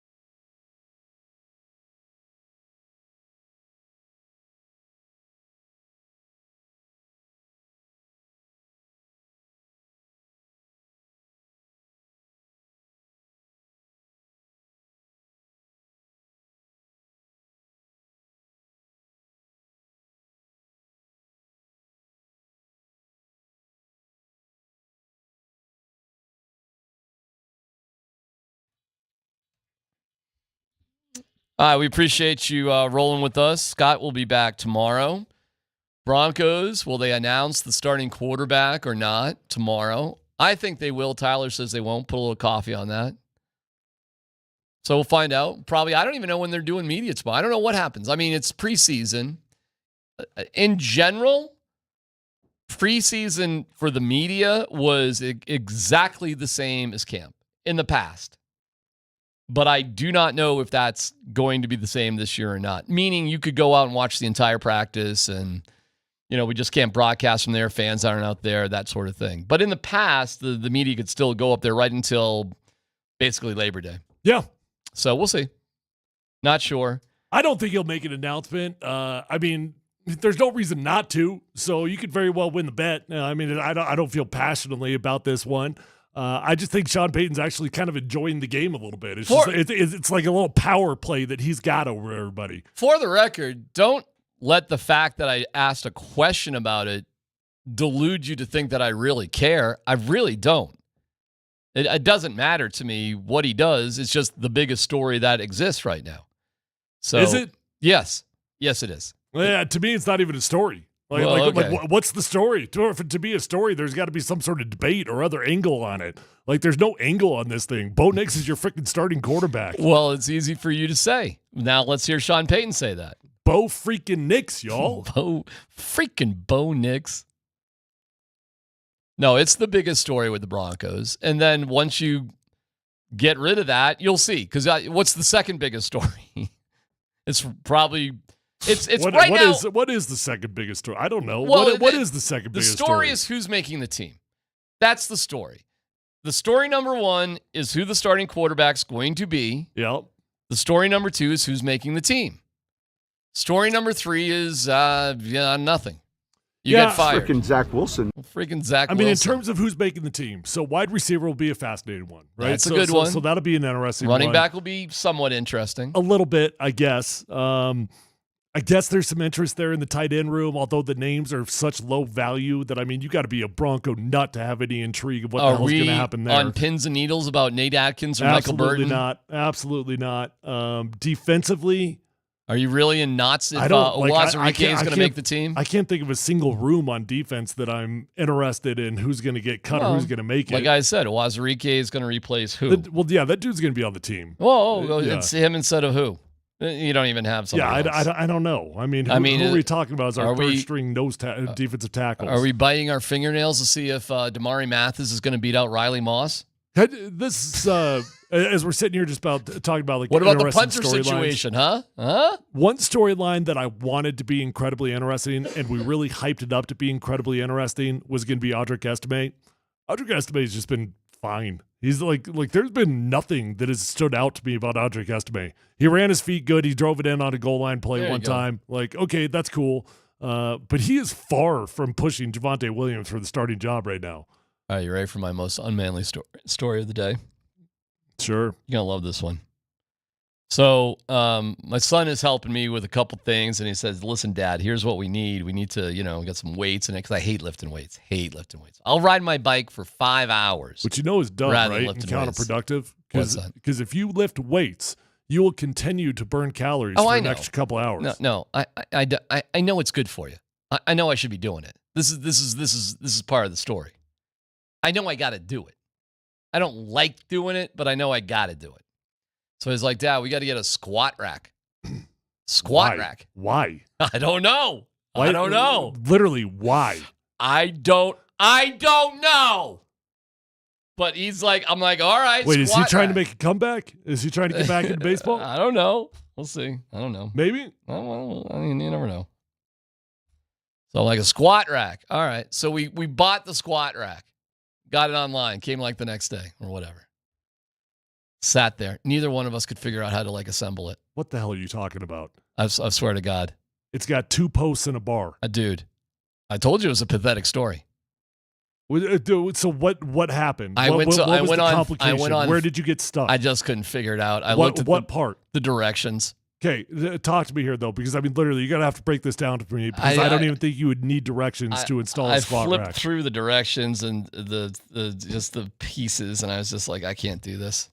Well, your first mistake was looking at the directions. Tell me about it. That's right. That's your move. That's your move, right? Don't look at the directions. Every man understands that you install something on your own and you only look at the directions as a last resort. You realize I started this story with look how pathetic I am, right? Okay. I'm highly confused why you bought a squat rack, generally speaking. Dude, I didn't know. I'm not confused by you not figuring it out. On advice, I got a squat rack. Advice from who? My kid. For you or for him? I don't know. Who wanted the squat rack? Not me. But I was told that this is critical for whatever. For who? For him or you? Well, so I go on Thumbtack. Today, I paid $175 for a dude to come to my house to build my squat rack. Unbelievable. Build, assemble. You're probably that dude that actually buys a TV from Best Buy and then you pay somebody to come install your TV because you can't figure out how to put the HDMI cord. God forbid you got to put that on a wall. You ever try to mount a TV? Are you nuts? You think are you crazy? Are you? You got to find the studs. You got to get a stud finder. No, that was. Do you even know what a stud finder is? I know what it is. It's Dan Tanner. Look at him. That's a stud finder. Sexiness.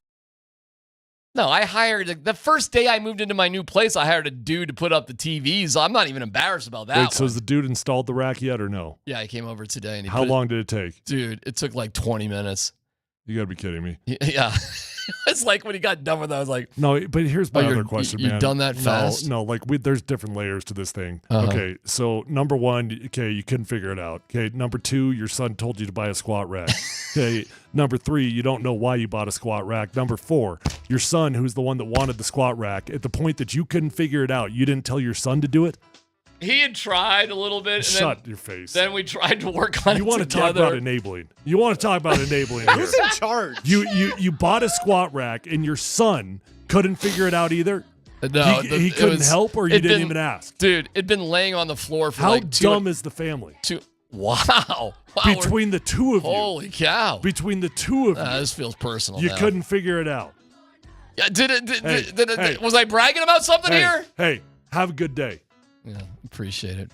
Freaking Zach Wilson. Nate and Andy are up next. It's frickin' Catalina It's frickin' Catalina wine mixer. It's frickin' Catalina wine mixer. It's frickin' Zach Wilson.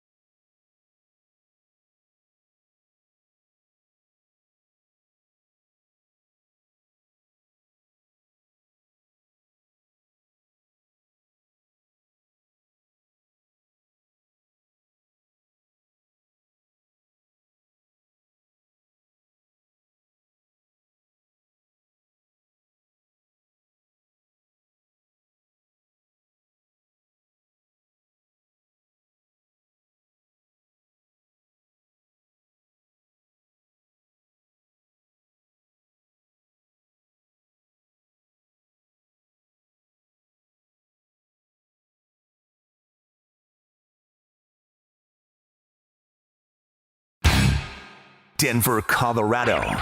Altitude Sports Radio 92.5. It's Kreckman and Lindahl. October 10th, 1937. Well, I remember it well. Leggy covered it. The Chicago Bears defeated the Cleveland Rams 20-2. Eggs Mansky had a 56-yard interception. Eggs Mansky. Eggs like the food. Eggs as in... And Mansky. Fry me up some. Okay. With a 56-yard interception return, sealed it for the Bears. Gosh. All right. I then did additional Eggs Mansky research. Yeah, because you know I would. Eggs Mansky is in the College Football Hall of Fame, and he played his college football at Northwestern. He was the last college football player to play without a helmet. Because of course he was. Looking at his face, he did all right. He's a striking gentleman. He was very good looking. He's a striking gentleman. Yeah, he was very handsome. He wasn't. If you had that hair, I wouldn't put a helmet on it either. It is, especially for his time. Yeah, gorgeous head of hair. There was no perk to keep that thing up. I mean, No. He was no Head and Shoulders. Oh, that was natural. Eggs Mansky.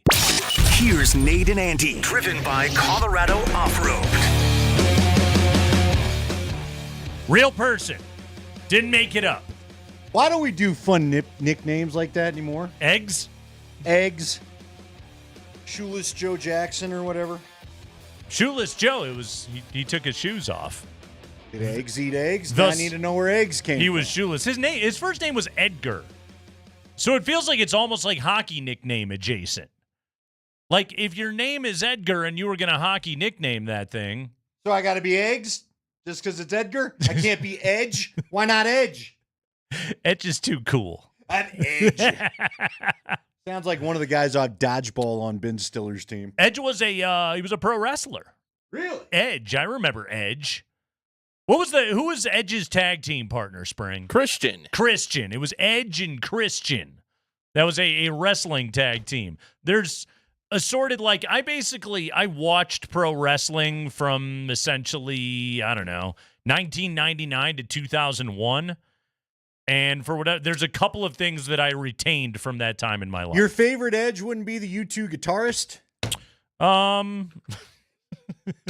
Although he's the Edge. The Edge. Yeah. Yes. It's like the Ohio State. The Edge. By the way, or is it the Edge? Apropos of nothing. Okay. Since we are on names, I told you. Found out the name of. I went deep to my sources to find out the name of Kilt Parabolic Guy. Okay, so if you missed yesterday's show, we could tweet out the picture. We Nate discovered. already has. Really. Yeah, we can just go ahead and retweet whatever I tweeted. Bump up my numbers. I appreciate that. Sure. Yeah, you know me and my power. Oh, good for you. I need to get into the algorithm is what I need to do. As soon as Andy gives it a bump, then it really takes off. But no, it was Andy had discovered that there was a sideline work. Yeah, there's assorted people that work the sidelines. There was a guy that was holding the parabolic mic, like the big plastic bubble thing. And while Sean Payton was looking at his rather large play sheet, Andy happened to notice that there was a guy standing behind him holding the parabolic that was wearing a kilt. And not just like the kilt. He had the socks. He had the satchel. The whole deal. We were told dress shoes. He had it all going on. Trying to text you somehow. Trying to tag Altitude SR. Uh-huh. I just tagged Jessica Alba. She'll be interested as well. I have untagged her. Yes. No. Tag her again. She'll want to know this. Just tag her so she can see. Yeah, she'll want to know. She's still, she's probably still resentful of Derek Jeter. She'll want to hear this. She's probably more interested in Eggs Mansky, but we could throw it out there. No, you want to know the name? I do. So what is the name of the individual that was holding the parabolic mic? Richard. Perfect. In a kilt. Perfect. Holding the mic is not as important as in a kilt. Richard in a kilt. If your name is Richard and you're holding the kilt, I'm assuming that you're doing justice to the kilt, right? If you're holding the kilt, if you're salute. And wearing the kilt. like a hook. You know what I mean. Wearing the kilt. Just okay, hold on though. Hold on. So we have seen low over the years people that are standing on the sidelines of college or NFL games that they can get taken out from time to time. Yes, Sometimes a play along the sideline. Nearly twice. We've seen cheerleaders get wrecked. We've seen camera people, assorted other dignitaries, people that weren't paying attention, chain gang, whomever it was. Everybody. That get taken out along the sideline. If you're wearing the kilt and yet you're going commando below the kilt, the risk that you run, because if you get knocked to the ground, all to see. The world will always know. Instead of the world will never know. Yes. Like the Tootsie Roll commercial. No, they'll always know. They will always. They'll see his eggs, man. Yeah. Big you time. might go by eggs. Huevos, if you will. Yeah. Richard. Yeah. Is the guy that wears the kilt. Richard is the name of the kilt-wearing parabolic mic operator. Okay, so did you happen to ask this source, and I don't know if they have this information or not, is Richard, is he only a preseason employee, or will Richard be on the crew in the regular season? I meant to ask. I forgot to. I meant to ask. I just know that Richard is a repeat employee that actually had done it before. We missed him last year. Did Richard wear the kilt? Yes. This is not the first appearance of the kilt on the sideline. Was this in the regular season? I didn't ask. All right, didn't get there. This is what I need to know. Are you kidding me? I found out the name and damn near hung up the phone and called you right then. But I thought, I'll save it for the air. And I pointed out to my source, I said, so you hired a guy wearing a kilt whose name is Richard. Just so we're clear. Did he wear the kilt to the interview? You don't get interviewed. No. I told you, it's just random friends. That's just I used to have I've hooked up a lot of friends to go and do it. I think I even hooked up like one of the Outlaw players once because they just wanted to see a pro game from that close. To be the parabolic guy? Yeah. Now, again, I've warned them. Okay. You're staring through the blurry little dish and the hand. I mean, You're still there, though. Sure. It's still cool. It's not. You've got more manual labor going on than most of the people down there. The camera guy's got it worse than you, lugging that camera around and running all around. But yeah, you're still having to hold that thing. You know, you don't want to get run over. It's manual labor. One guy had the handle break. We had to go tape that dumb thing up. Yeah. That would be frustrating. Broken handle. So one time I nearly had David Bruton take me out with another player. It was a kickoff. All right. And so David got into it with a Tampa player, and they were running to the sideline, and I was watching the action. So David was upfield blocking. I had my back to him because I was watching the returner as he went out of bounds. So I thought I was safe. And I turn around, and David's got a guy by the shoulder pads, and he just flung him. And I turned around just in time to get out of the way, or I'd have been taken out like a bowling pin. Ooh. Because he chucked this guy pretty good. Not quite sure. Did you ever get hit on the sideline? No. Or have you been? The closest that I got, and I if I go back deep enough, I've got the picture. Mitch Unrein, one of the guys to catch a single touchdown from Peyton Manning, no less. We all like Mitch, right? Byers guy, if I'm not mistaken. Played at Wyoming? Yeah. I thought it was Byers, but it might be a different. He's from Colorado, went to Wyoming. Eaton, we all perhaps? Maybe it was Eaton, but a big Mitch Unrein. Yes. And of course, Eastern Plains. Bonded with the guy a little bit over that. Corn-fed. And so he catches the touchdown, and I'm like, oh, man, I caught the catch. And then I was like, oh, I'll get the spike too. And he spiked the ball. Literally, he's in the corner of the end zone, probably standing on the white boundary, and I'm 5 yards away, and the ball whizzed past my face. And that's when I realized, like, it went over my ear. Had it gone any other direction, I'd have had the broken. I mean, he'd have just busted my face up. So you almost took a spike to the face. Because he thunder spiked that sucker. As he should. There was one time where I Number did 96. stop Emmanuel Sanders. Do you remember the time Emmanuel Sanders went fastball pitch and dang near blasted one of the security guards who wasn't looking? That's always as he dangerous. Tried to chuck it against the wall. Yeah, that celebration's dangerous. You can do some damage to people. There were on two that cheerleaders taken out in my time on the sideline. The worst one of all, where I kind of felt bad, but kind of didn't. It probably doesn't make me a good person, but it's not the only thing. We were in Pittsburgh, the famous Jay Cutler game where he threw 3 touchdowns to Javon Walker. Do you remember that game? And Yes. they beat the Steelers? Yes. No, it was Jake Plummer. Sorry. It was Jake Plummer. It was his last good game, and then Jay would replace him later on.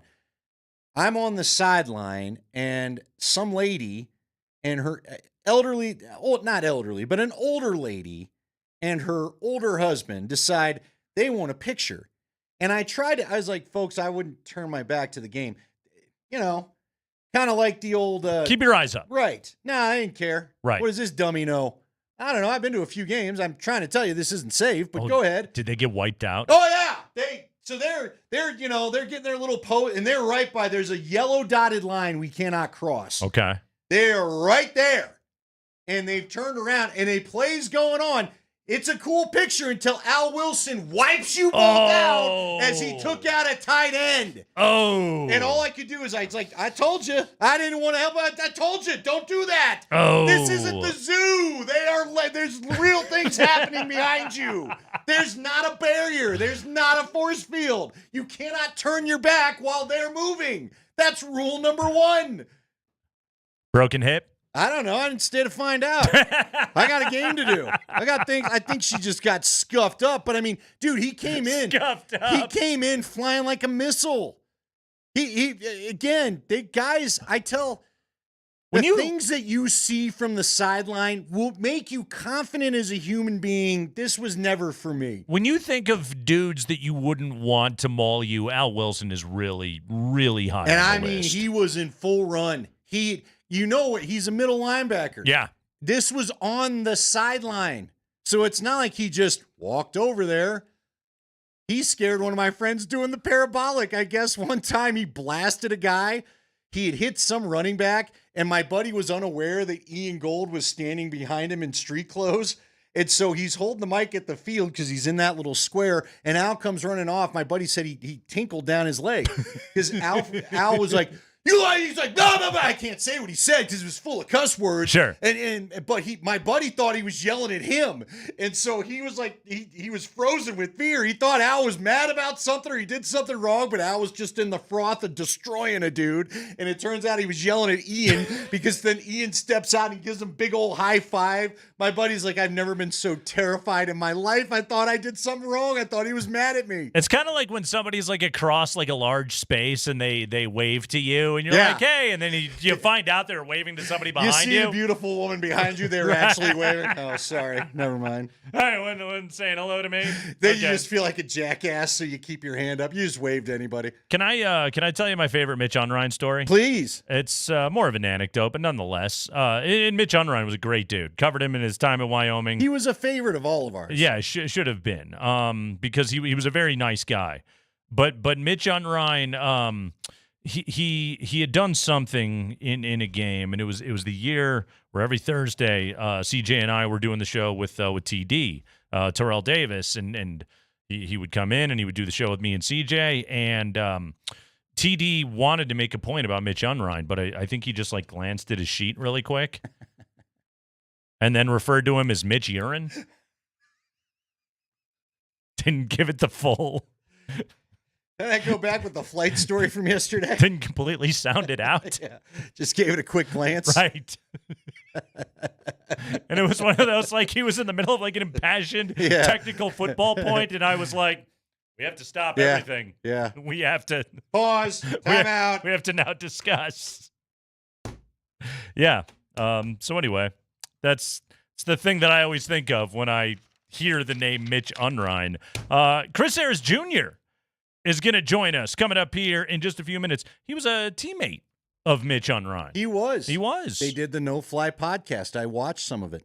Is it a podcast? No Fly watch along, really? Cast? Yeah. Yeah. Sure. It's got a technical term. We're all just going to call it the Manning cast from here forward, right? That's the gist. T and Akib were having a big fun. I think he had TJ Ward on, judging by a tweet that I saw. James Palmer was there. James Palmer was Wonderful hosting. hair. Yes. Yeah. Chris Harris Jr., Broncos. I can call him Broncos legend, right? Yeah. Broncos legend. Chris Harris Jr., we're talking to him about Bo Nix, about Patrick Surtain, about this Broncos defense, about the Broncos in general. That's all next.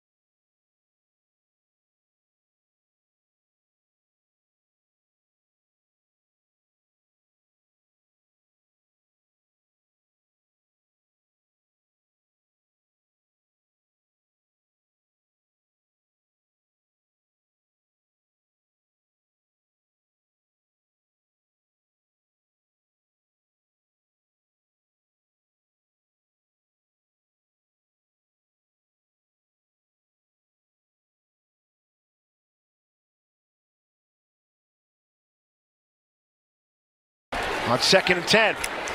Nix wants to throw. Zips one in, wide open. Cortland Sutton inside the 5. Robert Rochelle brought him down. Nix and the Broncos offense, they are humming. Pick up a 23. Now throwing for it. And caught for the touchdown. Tim Patrick will enjoy this one at home. Nix to Patrick. Maybe that's something we should start getting used to as well.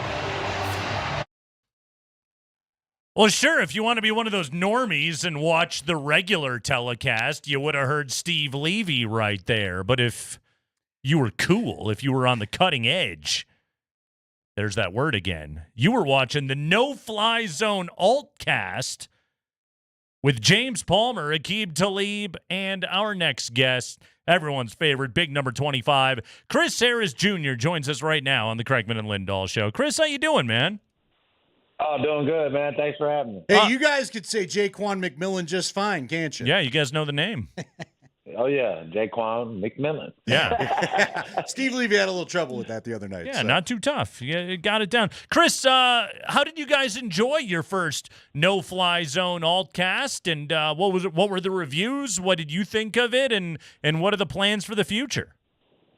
Oh, man, definitely had great reviews. And, it was fun. It was something, that, the Broncos had approached me and Talib probably earlier this summer, and we just told them we'd be ready for it, and anything that they needed, we would be there. So it's just trying to find ways to include more of the former players and, get us active with the team, and it was fun, man. And also bring back some memories and get everybody some insight of what we were going through in the locker room at the time when we're playing, and also give breakdowns of what we're seeing on the field at that same time. So it was fun. Yeah, I want to get deeper into some of that, but I got to tell you, I almost texted you, but you guys got the trivia question right. When James asked, so James Palmer, they threw up a trivia question on TV, and James is like, he thought it was the Webb's question, and then he realized it was TV's question.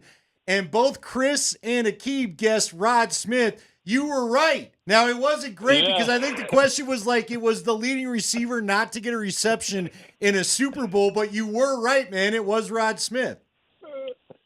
I know, man. We were like, if it has to do with a record and it's with the Broncos and it has to do with receiving, it's going to probably be Rod Smith or DT. So I know in the Super Bowl, DT had a touchdown. So I'm thinking, okay, it got to be Rod Smith.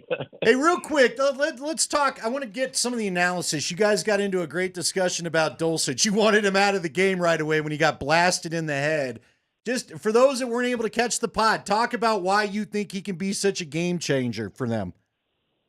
Man, just, that's what we want to see. We want to see him make a guy miss, see him get upfield. He took a hard hit, man. That was a regular season hit right there. So he bounced back up, and he looks like he's ready to go. But I think that's a confidence booster to a guy like Dulcich, has all the abilities to be a consistent player in this league, but just hadn't been able to stay on the field. So hopefully he gained some confidence from that, and I think Broncos country should be more confident with him because we know he has the capabilities to get open and be that receiving threat tight end, but you just got to stay on the field.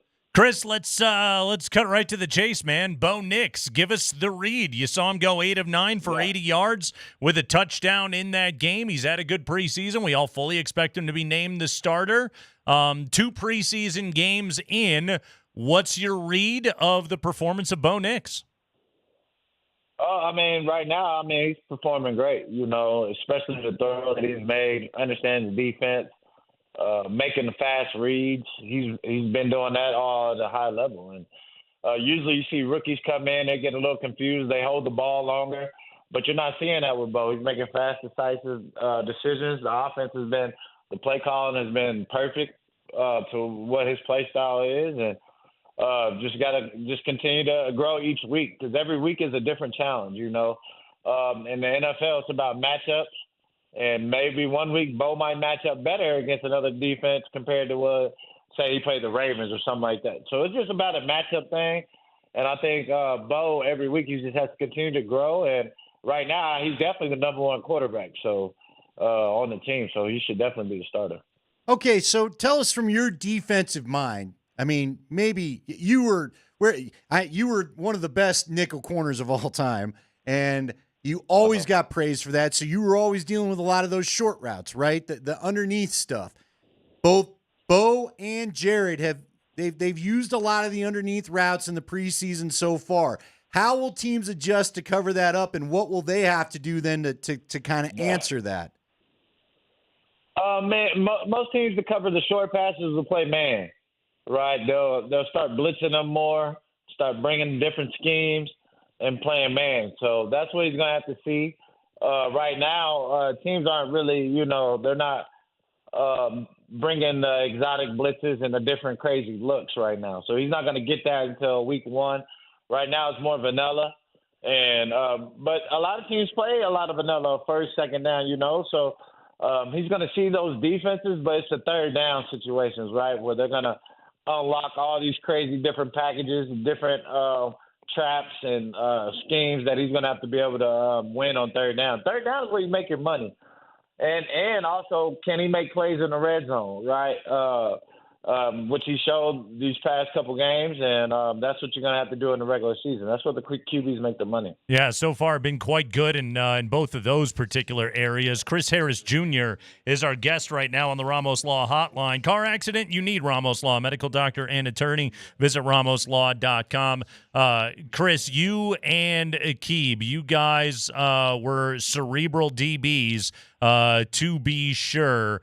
What would you guys, as a secondary, and you would, specifically, what were some of the things that you would try to do to rookie quarterbacks or more inexperienced quarterbacks to try and throw them off, get them off their game, and potentially make mistakes? Oh man, I would tell the whole defense, let's show right here. We're going to show a blitz, and then we'll pop out and be in a zone. Just give them different looks. And I felt like if we could be able to disguise and confuse the quarterback, 2 extra seconds, 2 extra pats on that ball, Von Miller, Derek Wolfe, Malik Jackson, D. Ware, they can get to the quarterback. So that's what it's about, man. Being able to have that team defense as a secondary, you got to be able to confuse them and make them hold the ball a little bit longer to get that D-line some more pass rush. So that's what Bo's going to have to face. But I think he's a very intelligent quarterback. Coach Payton, he has a great offensive-minded coach that's going to be able to break down these defenses and be able to exploit them and make it simple for Bo. So I think it's a match made in heaven, man. So when you have 2 guys that are pretty intelligent like they are, I think that's something that he's going to be able to overcome. Talk to me about Jonah Ellis. I mean, what do you think of the young rookie there? I like him. Now, man. Was his dad your chaplain when you were with the Broncos? I know he spent some time there, but I'm trying – again, you know how it is, Chris. I want to wait till the regular season when everyone's going at the same speed, so to speak. But I really like what I've seen out of him early. What's your read on him? Oh, man, I mean, he's made plays every week. He's flashed on the screen every week, and – he's a guy that you got to have at least 3 or 4 guys in that rotation on the end, right? So we got Browning, we got who else do we got? Benito, and him Cooper. right there, Ellis right there. That's a nice 4 right there. That's a nice 4-man rotation. We even had that. We had Shaq and Shane, Antonio Smith, Vance Walker. So we had a nice rotation with the D line. So you got to have that. To be able to just continue to cause havoc on the quarterback. So I love what he's doing, making plays on that edge. So he's definitely going to be able to find a package, even if he's not in. Hopefully they can find a package where maybe they get Cooper, Browning, and him, man, at the same time, So he's going to definitely find his way on the field. I also like what Chris Abrams-Drains is doing. I love what he's doing. I think he definitely should get a chance, to be in that competition for the second corner spot. So it's still a lot of competition open, man. You played for VJ. He was your head coach here in Denver, but now, watching him back in year 2 as the defensive coordinator right now, give us a little bit of a sense of, what is VJ doing to put these guys in a position to succeed, and maybe how has his defense evolved at all since you played for him? Oh man, it's not too much you can do on defense to change. Everything is pretty much out there. It's not like the offense where you can just come up with a whole new innovation of new packages. You got to be able to fit the personnel that you have, right? If you have guys that can't play man, then we got to play zone, right? And so I can get guys that can play my system. So, but in this system, I think it's very similar to what we play. A lot of the same coverages, a lot of the same exotic blitzes. Only thing I would say is that he likes to blitz the linebackers a little bit more. I see him blitzing Alex Singleton, those middle linebackers, a lot more than what he did with us. So that would be the only difference, I would say. Right now, outside of Surtain, do you think in that secondary they have the personnel to consistently be able to be successful in man coverage? That's to be continued right there. Yeah. Right. Yeah.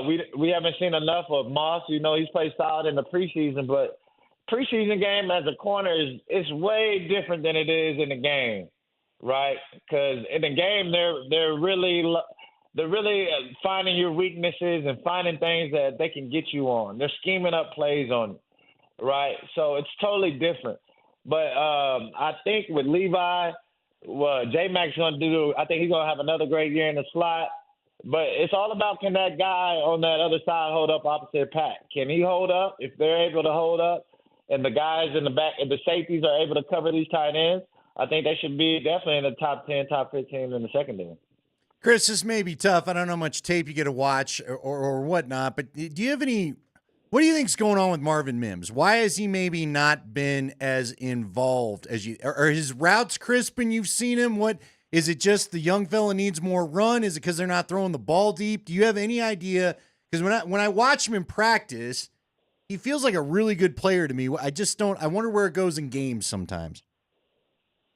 It's just right now, they're not really running his plays, and I wouldn't run his plays either. It's just vanilla. I would run vanilla plays. And, once the season comes, then we can run those gadgets, run those, jets and reverses and deep, those double moves and deep plays for Mims. So Mims is going to be there in the season. So I'm not really worried about him. That's a guy that he's already put too much greatness on tape that I'm not worried about him. I think once the season comes, Coach Payton starts drawing up those deep routes, those deep plays, shot plays, Mims is going to be right there in the forefront of it. All right, we were talking about Mitch Unrein before you came on, one of your old teammates, and Chris, I used to take those pictures from the sideline, and I was taking one of his only touchdown for Manning, and he dang near spiked the ball into my face, not intentionally, but I should have been smarter about it. Do you have a favorite Mitch Unrein story? What do you remember about playing with him? Man, Mitch was just he always did the right thing, right? And he was very consistent. So that was one thing I loved about Mitch. I could count on him, be hard. And, man, I just knew not to mess with him, man, because his girl was a sniper. That's one thing I remember. That's good. That's good advice right there. Yeah. If you want to date one of his kids, you're more scared of mom than you are the dad. That's unusual right there. By the way, Chris, this is Chris Harris time of year right here. We're going into final preseason game. All the undrafted guys are making their push right now. When you talk to those dudes about your experience and how you went from undrafted to being a Pro Bowler to being a Broncos legend, what do you tell them about this part of the process, end of the preseason, when they're trying to make that push?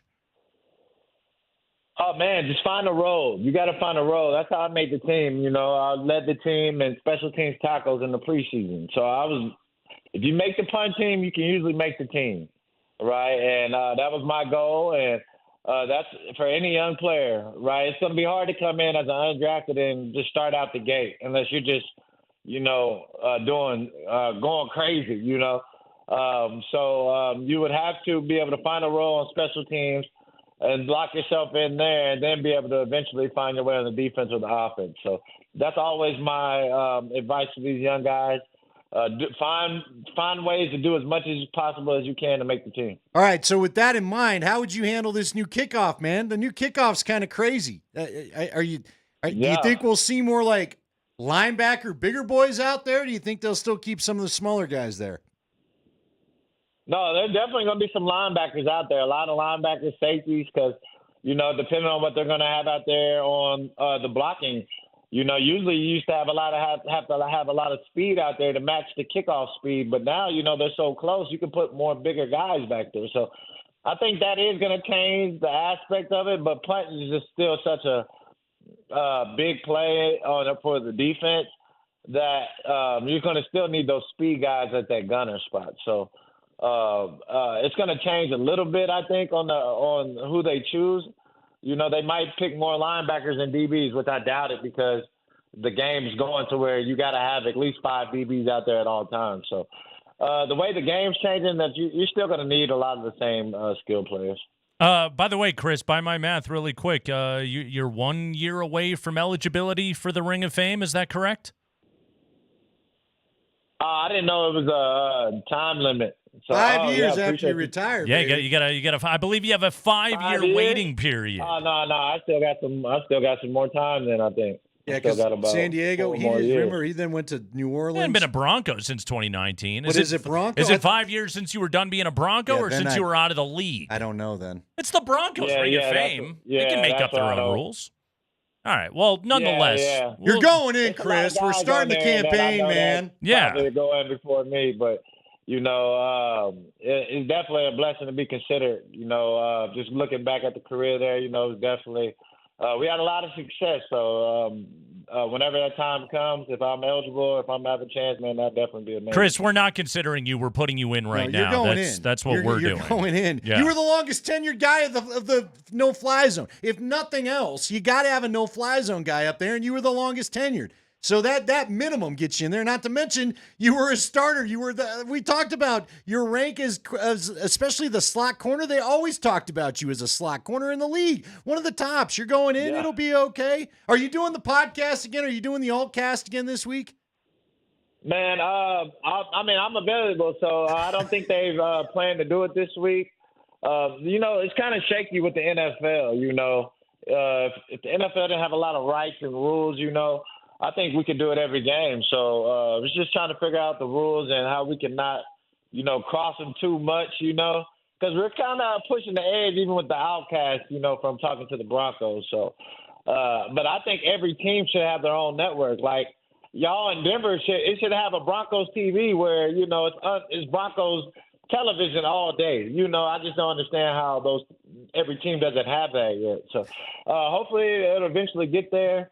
But, whatever they need, man, I'm going to be here. All right. Chris Harris going to do 8 hours of programming a day on Broncos TV. Chris, we did try that on radio. Hey, hire y'all, man. Yeah. Chris, you were with us on radio. You remember. You came in and did a bunch of shows live in that studio. We did try, so. Oh, yeah. I mean, Andy, you're pretty much already on Broncos TV.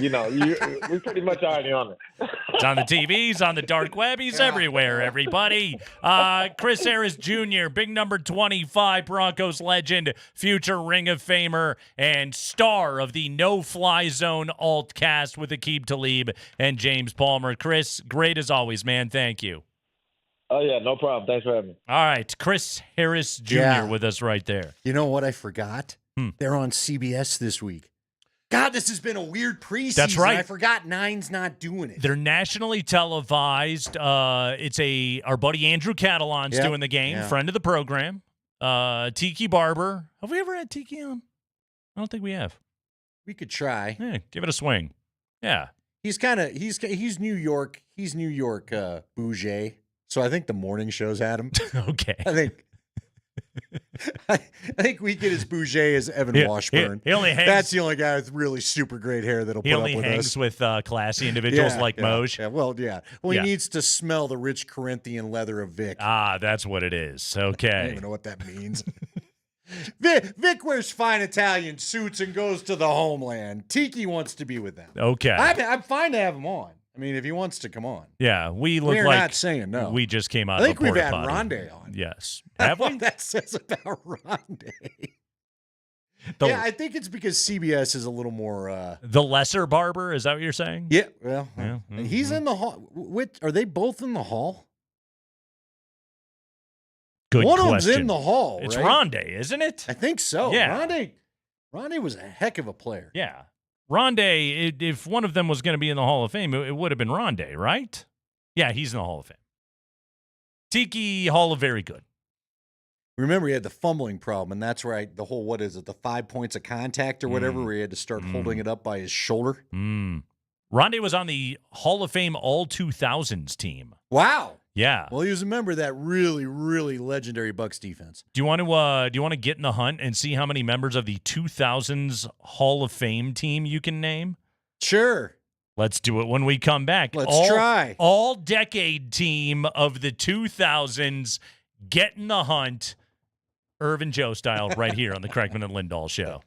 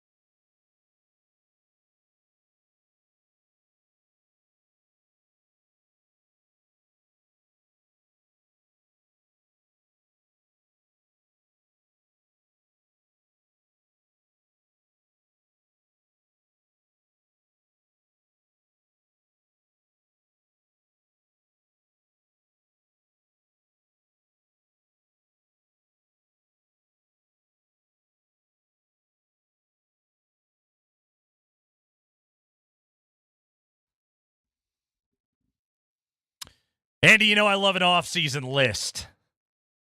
Well, today I got a solid NBA off-season list for you. ESPN giving us their expert picks for every major award in the NBA this year. And, of course, we got to start with who will win the MVP. Take a guess. Who do you think would have garnered the most votes to win the MVP by a panel of ESPN basketball knowers? Anthony Edwards. Finished in 4th. SGA. Finished in 3rd. Luka Doncic. Number 1. Trying to figure out whose turn it is. Yes. They're going to make sure it's not Jokic's turn this year. I'm positive of that. Interestingly enough, Number 2. Number 2 was the Joker. All right, here's not even just the narrative thing. Because I think Jokic can win over the narrative thing again. I don't worry about that. This is the take. And this will sound dumb, but it's okay. I'm going to say it anyway. It's never stopped me before. I don't want him to have a season that is MVP worthy. And I mean it in this way. I would like it if there was a year where Nikola Jokic carries less Nugget burden. Yeah, I'm with you. And maybe doesn't even play the whole season. I don't know if that's possible. And carrying, the full hopes and dreams of any team that he played for, we just saw it again in the Olympics with Team Serbia. We certainly saw it in the playoffs. The only guy that showed up in the second half of Game 7 while the team is blowing a 20-point second-half lead, a guy that put his team completely on his back and won Game 5 basically single-handedly. What if there was a world where, Jokic could be the best Nugget only, 50, 55 times, and the other 25, 30 games, whatever it is, Jamal Murray could do some of that, or Michael Porter could do some of that, or, hey, Russell Westbrook, you want to have your night? Sure. AG, by all means. Yeah, they got to manage him a bit this year, too. We talked so much about Jamal. Yeah. And he feels superhuman at times, but that dude was worn out, too, by the end of Game 7. Oh, without a doubt. You need to try to avoid that. To me, I wouldn't be angry if you gave some early season time off to the guy that just got done with an Olympic run. I think more rest and less burden. Combine both of those things. Let's get it in a tangible and an intangible way. What if there was just a fourth quarter where he could be a cog instead of having to always be the centerpiece? Now, again, he's Nikola Jokic. He's the best player in the world. He's still going to be that most of the time. But what about a year where there was just a little bit less of it? That's one of those things that, I agree with you. Play a few fewer games and also have a few nights that are a little bit easier on him. Yeah, I was going to say, do you also have to accept that maybe if the Bulls, who aren't really a problem for you in the Western Conference standings, if they're coming back on you, they got to the backup's got to figure it out. Yeah. He doesn't go back in and eat most of the fourth quarter because they gave away a lead you were hoping they'd hold on to. Right. This is all easier said than done with Michael Malone, though, right? Of course it is. So it's easier said than done with Nikola Jokic. Yeah. Who's going to be standing over there at the 8-minute mark going, I mean, we know how the system works. He gets himself up and he checks himself back in. If there were more nights where there could be a little bit less of that, I do think that would be cool. Hey, speaking of Nikola Jokic, how much of the nightcap show with Shannon Sharp and Chad Ochocinco do you watch? I haven't caught it yet. Okay. Can't say it's on my to-do list. I think it's on at like night. it. Yeah, I think it's on at night is the whole thing. I hadn't seen it either until this clip came across. So, Noah Lyles? Yeah. Oh, yeah. Won the gold in the 100. Won the bronze in the 200. One of the stars of the Olympic Games. Apparently, Noah Lyles had started a beef with the NBA over a year ago, where he was criticizing the I think it was maybe Golden State And it was like, why do you call yourselves the world champions? You only beat teams from America, which is a dumb thing to say because it's a league that employs people from all over the world. The very best basketball players in the entire Everyone's world welcome. come here to play. And so when you win the championship with an international roster in the best league in the world, that does make you the world champion. There's no doubt about that. But Noah Lyles, like, I don't think he could wrap his brain around like the geography of it all because they hadn't beaten like a team from Botswana or something like that, as sprinters are required to do. So Noah Lyles has already had this beef with the NBA, and he apparently was rehashing this beef. And then Shannon asked him a question about our guy, the Joker, and this is the answer we got out of Noah Lyles. This is from the Nightcap Show. With being a national, but let me ask you this: they are great champions.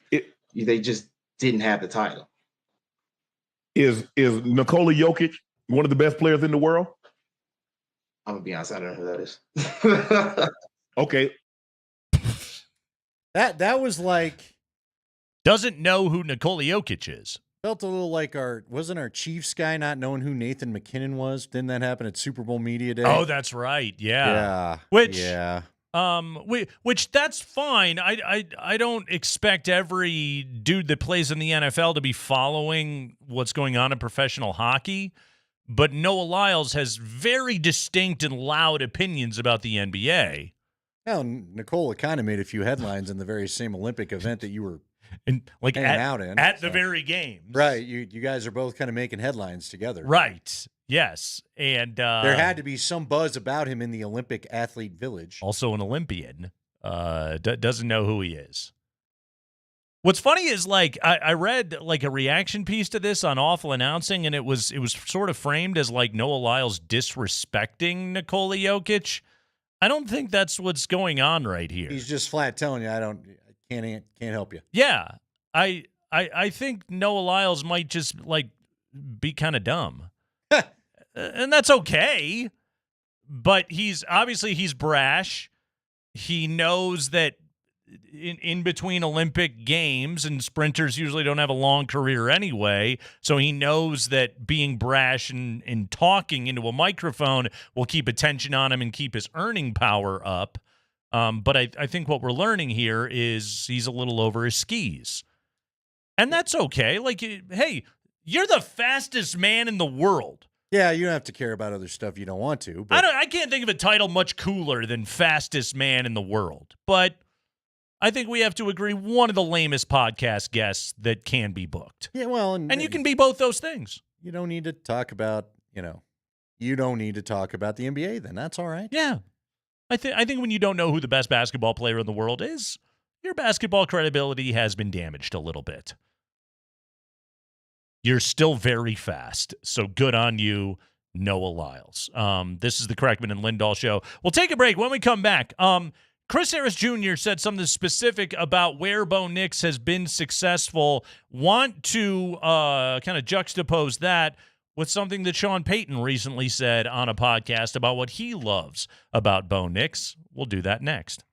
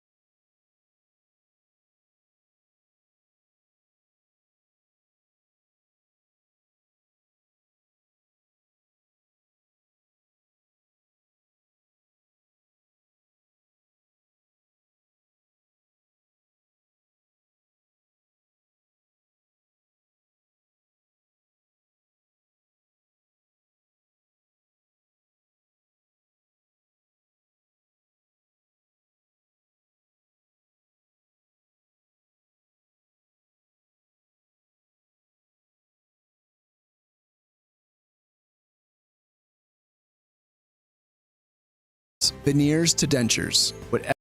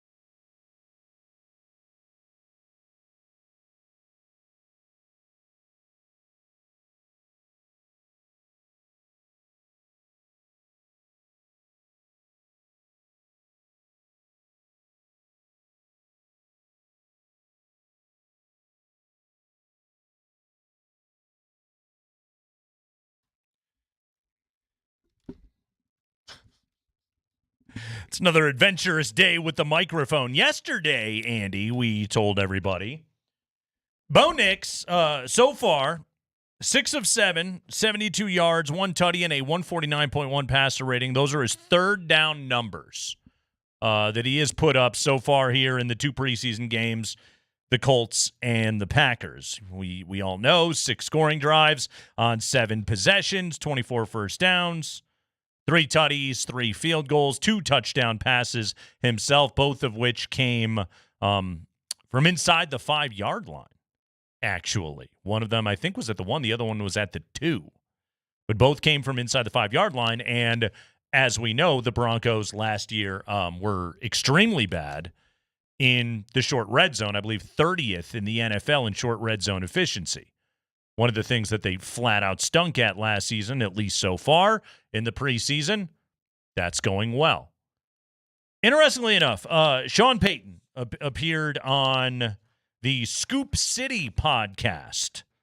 Scoop City podcast, Andy, with Diana Rossini and Chase Daniel. Chase Daniel, who used to play for Sean Payton there in New Orleans, played for him for 5 seasons. But Sean Payton was talking about what traits he looks for in a rookie quarterback and what he liked about Bo Nix. Couple of minutes on the answer right here, but Sean, he goes pretty in-depth. You'll want to listen to it. This is from the Athletics Scoop City podcast. Before, the workout was fantastic. So arguably one of the more accurate college players in history, 78% last year. He is statistically. And, you know, we're lucky enough to have a real good analytics department. And so we can, the first thing we wanted to do was eliminate all the bubbles, the smokes. You know, everyone bangs him for the underneath throws. That's his offense to some degree. It's not like he can't control that. But we eliminated those throws with every quarterback in the class. So those are off. And then third down, he's first in the class. Red zone, first in the class. 2-minute end and a half, first in the class. 2-minute crunch time, first in the class. Minus play differential. So 2 years at Oregon, 0 fumbles. He's got a 10 3/8 stand. Sack differential, he's best in the class. I'd say the single most important trait, besides his processing, which is always hard to really measure, I'd say is his ability to throw from a dirty pocket. You know, there's just a little bit of penetration, and he can kind of take that quick step and be right on point. And we kept the new thing to do nowadays on these private workouts, these coaches have these guys running here and then throwing here, and it's like, what are you doing? They're all trying to do the Mahomes throw. But I want to see what happens in a game, and when you watch his off-schedule throws in a game,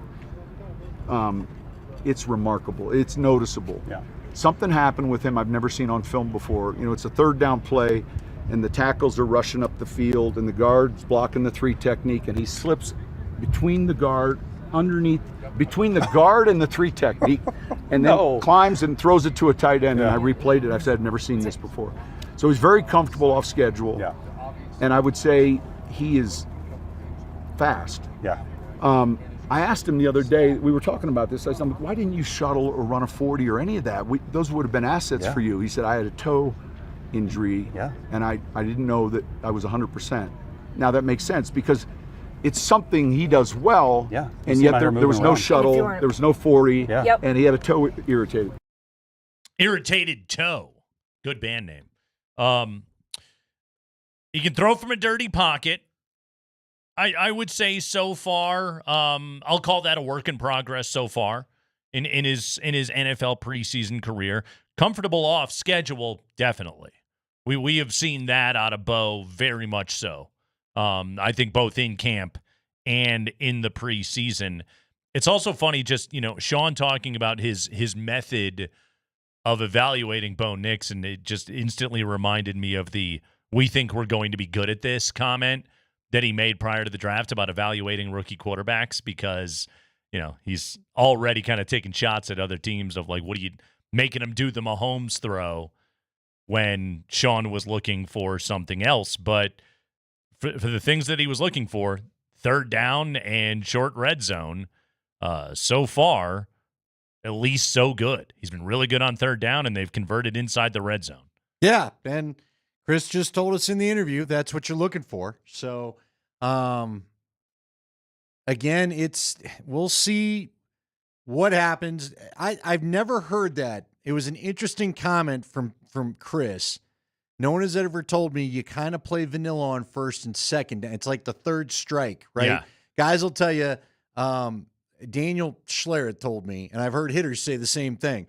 Toughest battles for that third strike. Hitters grind in, pitchers grind in. That's where the at-bat gets real for a lot of guys. Same thing on third down from what Chris Harris Jr. is saying. You bring your best stuff, obviously, on third down. Yeah. Get them off the field. There's the exotic blitz. There's where I want to get you fooled. So if Bo can continue that into the regular season, then obviously you've got something. Tom Brady is one of the greatest in history because he kept the sticks moving on third down, right?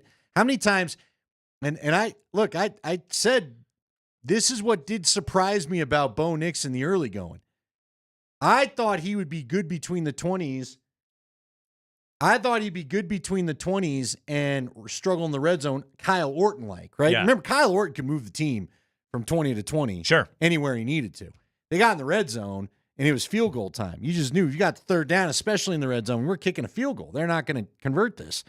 Bo, in practice and in the games, has been money on third down. So let's hope that continues, because that's the trend. Now, he's broken some trends from practice in the game, but the third down has been consistent from the very first time we've laid eyes on, or not third down, red zone. I'm sorry. Along those very same lines, this was Chris Harris. I don't know if he is subscribed to the Scoop City podcast or not, but Chris Harris was on with us last hour, and when he offered up his thoughts on Bo Nix, a lot of what he said echoed what Peyton was talking about. Man, most teams that cover the short passes will play man, right? They'll start blitzing them more, start bringing different schemes, and playing man. So that's what he's going to have to see. Right now, teams aren't really, they're not bringing the exotic blitzes and the different crazy looks right now. So he's not going to get that until week one. Right now, it's more vanilla. And but a lot of teams play a lot of vanilla first, second down, so he's going to see those defenses, but it's the third down situations, right, where they're going to unlock all these crazy different packages, different traps and schemes that he's going to have to be able to win on third down. Third down is where you make your money. And also, can he make plays in the red zone, right, which he showed these past couple games, and that's what you're going to have to do in the regular season. That's what the QBs make the money. Yeah, a lot of what he's talking about right there is that ultimately is going to be the challenge of it is going to look a lot crazier. You're going to go up against guys that are bigger, stronger, faster. It's not that these dudes that he's going against are not NFL players. A lot of them are NFL players, but you're going to be going up against the guys that make an awful lot of money to, make your life really, really difficult as a quarterback in the NFL. Now, here's a little bit of good news on this. And Nick Kosmider had this today in his further breakdown of the Packer game. Bo Nix in that game on Sunday, Annie, got the ball out in 2.65 seconds on average. Snap to throw, 2.65 seconds, according to True Media. That is 0.6 of a second faster than the Broncos were delivering the ball in Russell Wilson's starts last season. That is massive. And so much of the Broncos' third down problems, whether it was sacks or turnovers, and this wasn't just exclusive to Russell Wilson. This has kind of been going on for a while, but it's been happening on third downs and Bo in general, and this is where the marriage of play calling and quarterback play has been so good so far, and why we're so happy to see more of it is that they're marrying up really, really well. Sean wants the ball out quick. Well, that's Bo's specialty.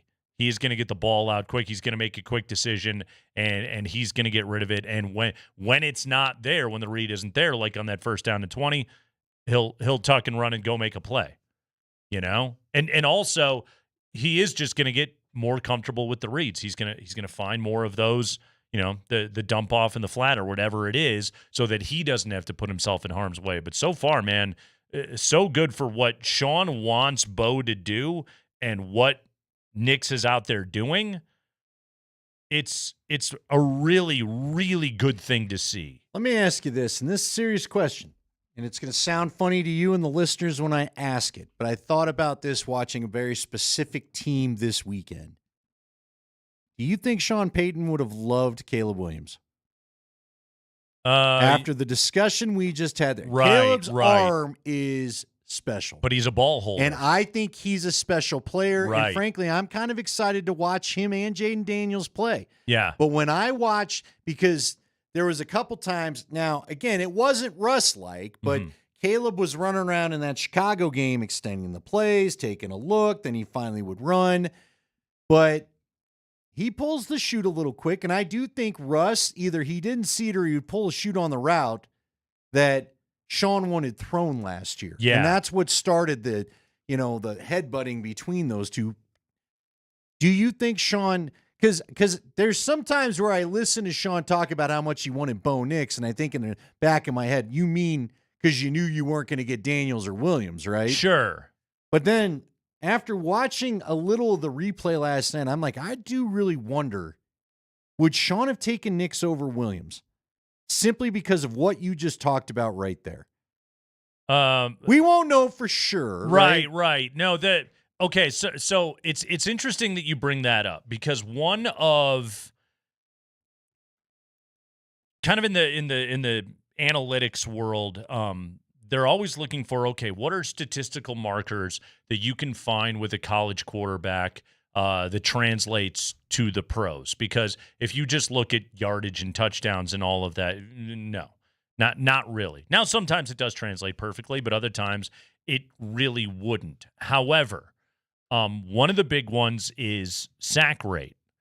And oftentimes quarterbacks that take a lot of sacks at the college level also take a lot of sacks in the NFL, because again, it suggests you're holding on to the ball. It is, I'm telling you, man, it is going to be the biggest knock against Shedeur Sanders when he goes into the NFL draft process. And it remains to be seen how much Shedeur is going to be able to clean that up between last year and this season. But right now, there would have been a lot of coaches that would have been scared off of Shedeur's film because of how much he was holding on to the football. His offensive line wasn't great, but also some of that was on Shedeur, certainly. I mean, Mike Sanford has told us right here on the show, sacks are a quarterback stat. It was something that Jaden Daniels, there was concern about Jaden Daniels on that very same statistical marker, along with Caleb, of are you guys going to get better at getting the damn ball out? Now, I still think Sean Payton would have loved the physical traits of Caleb Williams and Jaden Daniels, to be sure, but that would have been the coaching point right there. That would have been the thing of like this is what absolutely has to change right here. But when you're looking for the what does Bo do like Drew Brees and all those kind of things, ball is out quick. Boom, Take the ball play, is out quick. Take the opener out. That's what he wants. Get it to the guy. Right. I don't care if it's 5 yards. Keep us on schedule. Yeah. That's why I just wondered. I just thought to myself, I wonder if. My answer is like, yes, he still would have taken those guys. I mean, some of this is there's also an element of you got to hype your dude. Right. And you got to, when you take QB6, you got to kind of hype what your dude has going for him. Yeah. But for where they were in the draft and for a quarterback being available right there, it's pretty clear why Sean liked him that much. I do think that there were plenty of other quarterbacks in the class that Sean liked Bo more than. Oh, I don't know about the top two, but certainly several others. I'm not going to rewrite history. McCarthy, after those top two, Penix was the guy I was kind of curious about. Yeah. Because of the big arm and Sanford's love of him and all that. Mm-hmm. McCarthy, I told you in a number of off-air conversations, McCarthy and Nick's just kind of whatever, fine, but whatever. And I don't know. I don't like Drake May, but I've got the old North Carolina. Even though I love North Carolina, the school, their quarterbacks have not been exactly tearing up the NFL. We will we'll take a break. When we come back, Sean Payton, we got another cut from the Diana Rossini, Chase Daniel podcast from Sean Payton today. Sean Payton goes full Greg Popovich on everybody. Do you buy it? We'll talk about that next.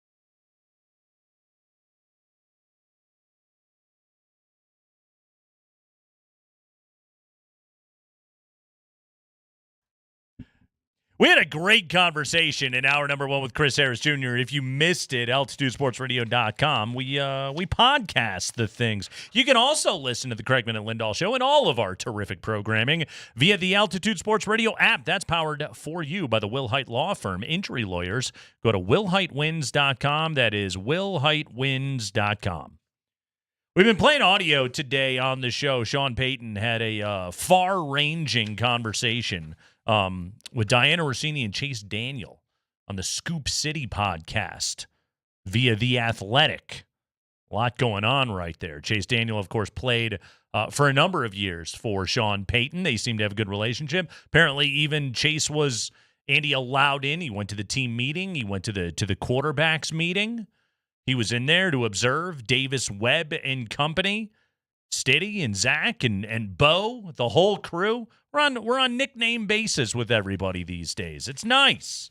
Yeah, vibes are improved. I forgot that Chase Daniel had played for Sean Payton for quite a while. Because I wondered, how did they get so tight? But yeah, so there it is. Yeah, the story was that Chase, his first, because he was undrafted out of Missouri. Right.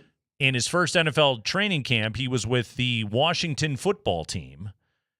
And as he was going in to sign his practice squad deal after camp to stay with Washington, he got a call from a New Orleans area code, didn't know what it was. He was outside the room. It was Sean who told him to leave and go to the airport and fly directly to New Orleans. And apparently what Sean told him was, I'm going to sign you to our practice squad, but I'm going to promote you to the active roster for week 3. And so Chase did it. He left, and he signed with Sean, sight unseen. And sure enough, Sean kept his word. And so the two of them have been tight ever since. Cool story, huh? Sure.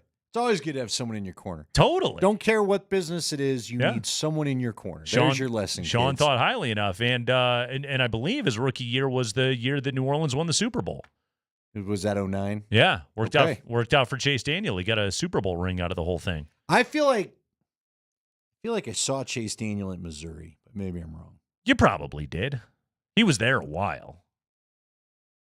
I think he was their starter for 4 years, 3 years. Yeah, played a lot of football. That was back when they were in the Big 12. Yeah, and CU was in the Big 12. You would have seen Chase Daniel back then. Missouri's a pain. I don't like that stadium. No, don't care for it.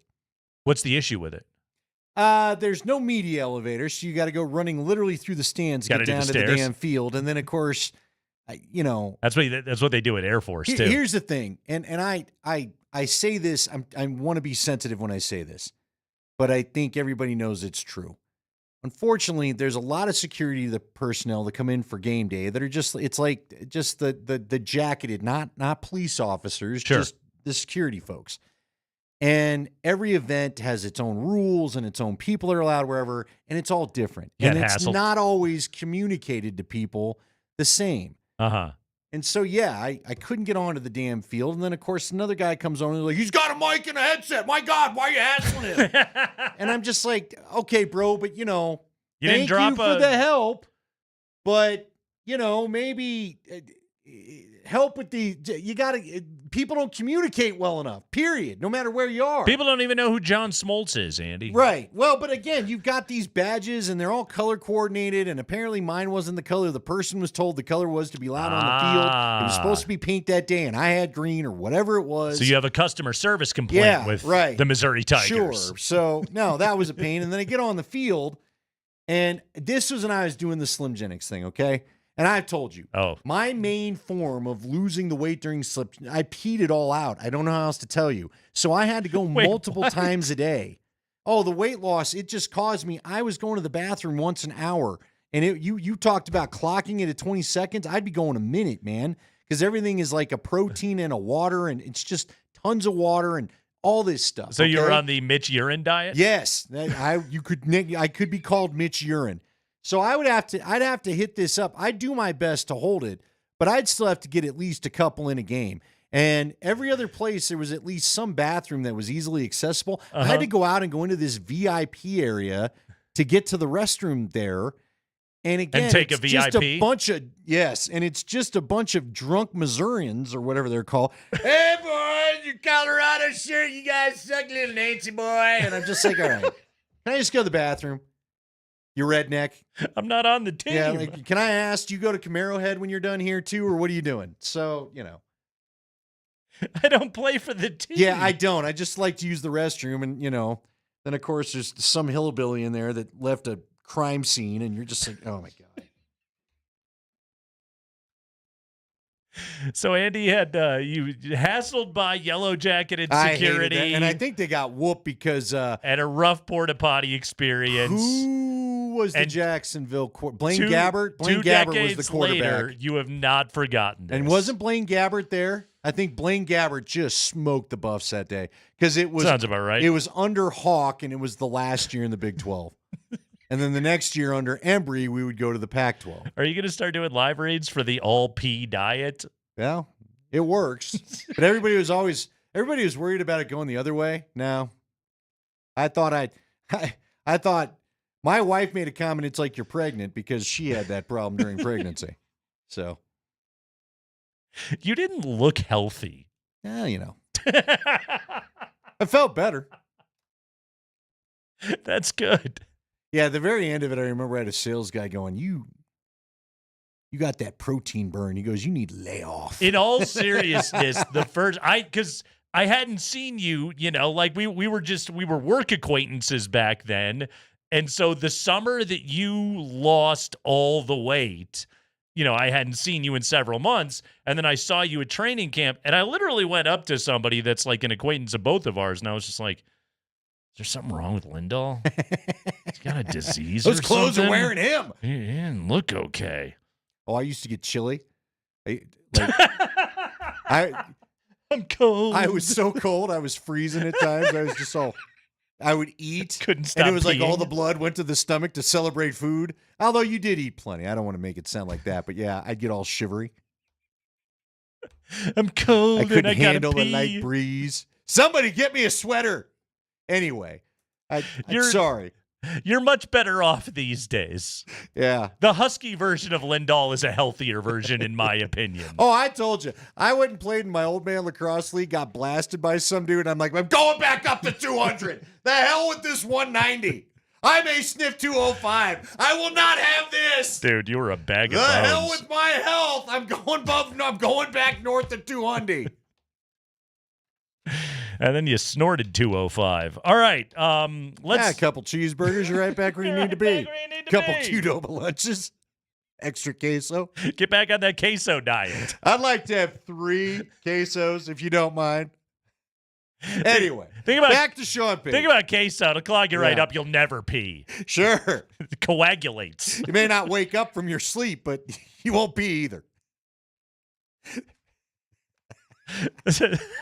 I could drink gallons of queso. That's the problem. I could bathe in queso. We need to do more of your reviews of assorted Big 12 and Pac-12 stadiums. Oh, well, now that they're back, we can do it. Good. The one that scared the hell out of me was Washington. Did you ever go to Washington, Husky Stadium? I've never been. I've been outside it, but I've never seen a game there. I haven't seen, Mark Johnson is a man's man. You know what I mean? Sure. He doesn't show fear in anything. He's got a broken pelvis. Yeah. We were there when they were redoing the Washington press box, and you had to walk a plank to get from one side of the stadium to where we were doing the broadcast. It was so high because it's an old school building, and it felt. I was like, dude, you're gonna fall. You were gonna fall into the stadium, fall to your death. death. I was so happy I was on the field. I was like, dude, this feels rickety. How did I don't GB like do it. up there? Was he cool? No, that wasn't Gary Barnes. That was Larry. Oh, Hey man, Larry'd seen some stuff. Larry's from the old days. Larry's like, there's nothing. I watched at a game in a hurricane.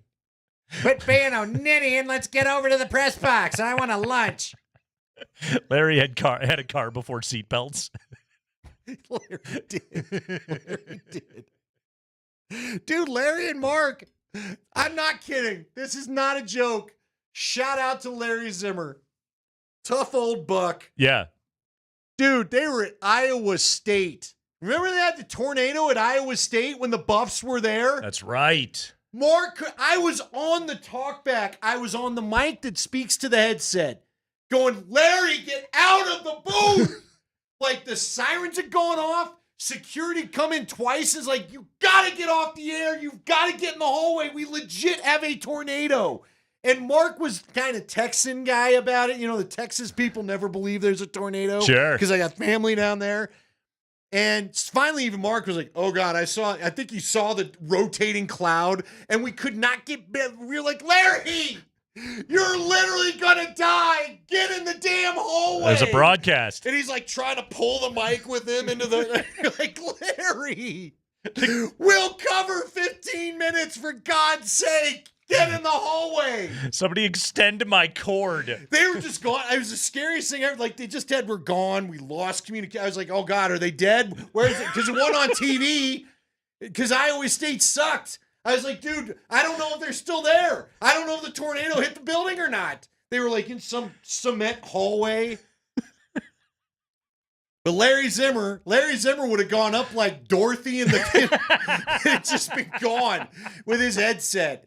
And here we go off into the wind. Bobby Purify. Bobby. Is Bobby down there? Bobby Purify. Bobby Anderson. Some Bobby. Give me a Bobby. All right. I don't even know. We had some to do here. What did we tease? What were we supposed to do here? Sean Payton. Oh, yeah. Sean Payton. Because it's natural we would get to Big 12 stadiums. I have hell stories from Sean Payton. And pee diets. It's all because of Chase Daniel and the Missouri connection. Okay. Yes, he went to Missouri. and then so did I years later. So Diana Rossini is asking Sean Payton how he's feeling about this camp. She used a specific word right here, and Sean did not let it fly by like it was taken off in a tornado. Roll it, Spring. And you know, Chase and I were both saying, like, you know, we both obviously have known you for such a long time, but just watching on the sidelines and just hearing the buzz around you practice, Coach, I don't remember the last time you've seen this happy.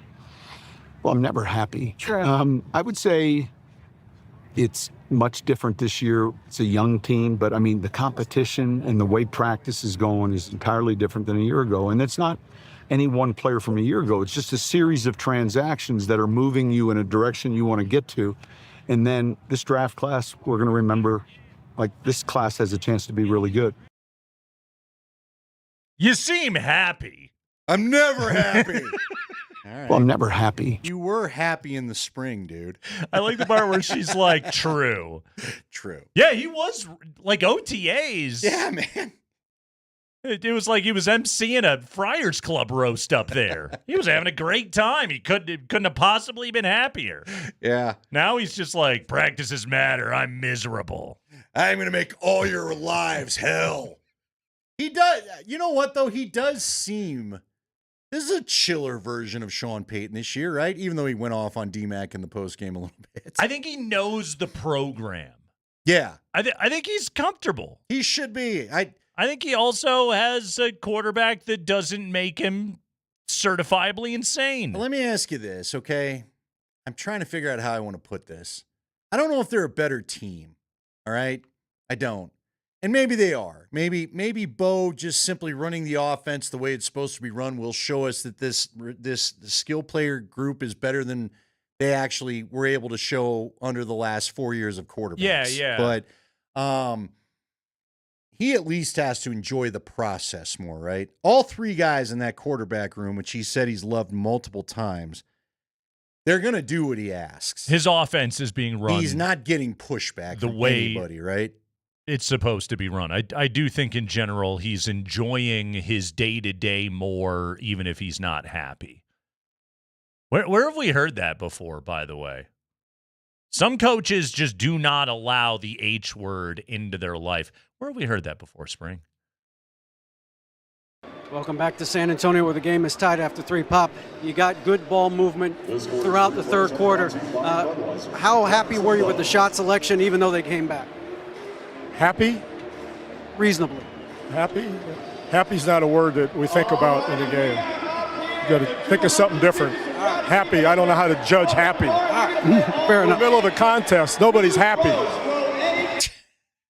Was that David Aldridge? I think he's a Hall of Famer, isn't he? Yes. David Aldridge? Yeah. DA? We all got pretty good respect for David Aldridge. But they're never happy in a game. Happy!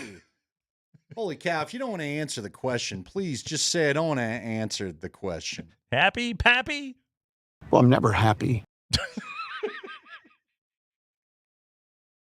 At least Pop said in a game. He qualified it with in a game.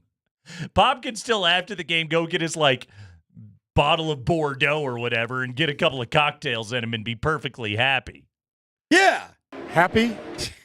Sean, on the other hand, never happy. Well, I'm never happy. No. So does that mean the sushi place has to look out? He's about to circle it 15 times? There's no way he's done that this year. If anybody's in a traffic pattern near a sushi restaurant this year, look out. Sean's doing laps, okay? We have a suspicious No. It's just Sean Payton. No. They only won 23-20. Sorry. Never happy. Disregard him. This has been one of my favorite segments ever on the Kreckman and Hey, Lindahl I got show. you've done broadcasts. There's stories from broadcasts. The game's half the battle. It really is. I almost asked Chris about the game where he got Coach Hawkins fired because he and Aqib were both playing in it. Oh, yeah. Our last trip to Kansas. Mm-hmm. Why didn't you run the ball? You should try running the ball, Hawk. Hey, Hawk, the numbers literally tell us that that's what Mark should have said.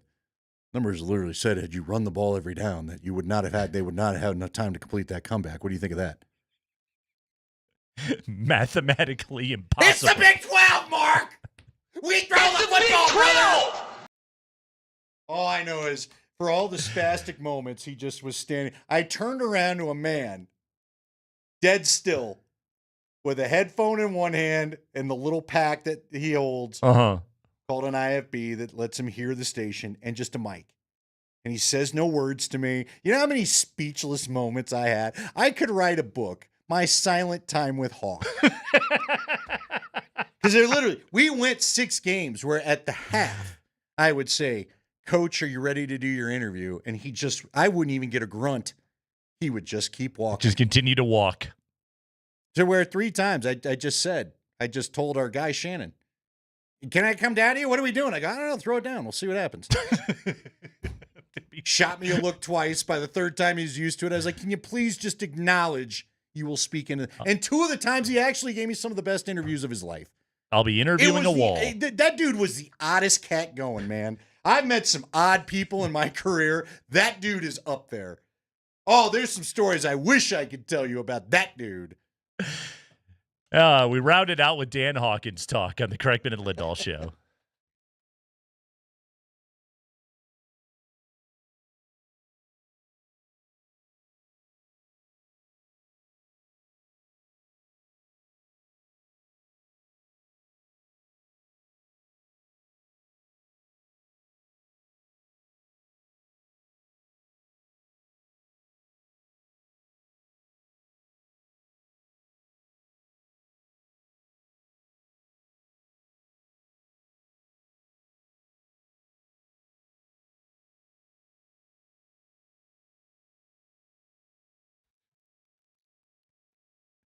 Hey, it's Nate Kreckman for my friends at Sport Trade, the brand new betting app in Colorado that is designed just for you. Guys, download Sport Trade on your iPhone today. Use code Nate, earn 10% cash back on every bet you place in your first week. Terms, of course, do apply. You may be asking yourself, I already have a betting app. I have several betting apps. What do I need another one for? Guys, you have to try out Sport Trade. It is Colorado's premium sports betting experience. Great prices. We're talking minus 104 lines, very high limits, and the best in-play pricing in the market. Guys, Sport Trade is where the big bets happen, and you get personalized service with Sport Trade. You sign up, you get a text immediately They'll give you their phone numbers over there at Sport Trade. You can call the CEO, Alex, anytime you want. We know the smartest bettors are always shopping for better prices with Sport Trade. You can call them up and ask them for better prices in real time. Go to getsporttrade.com. Again, the website is getsporttrade.com.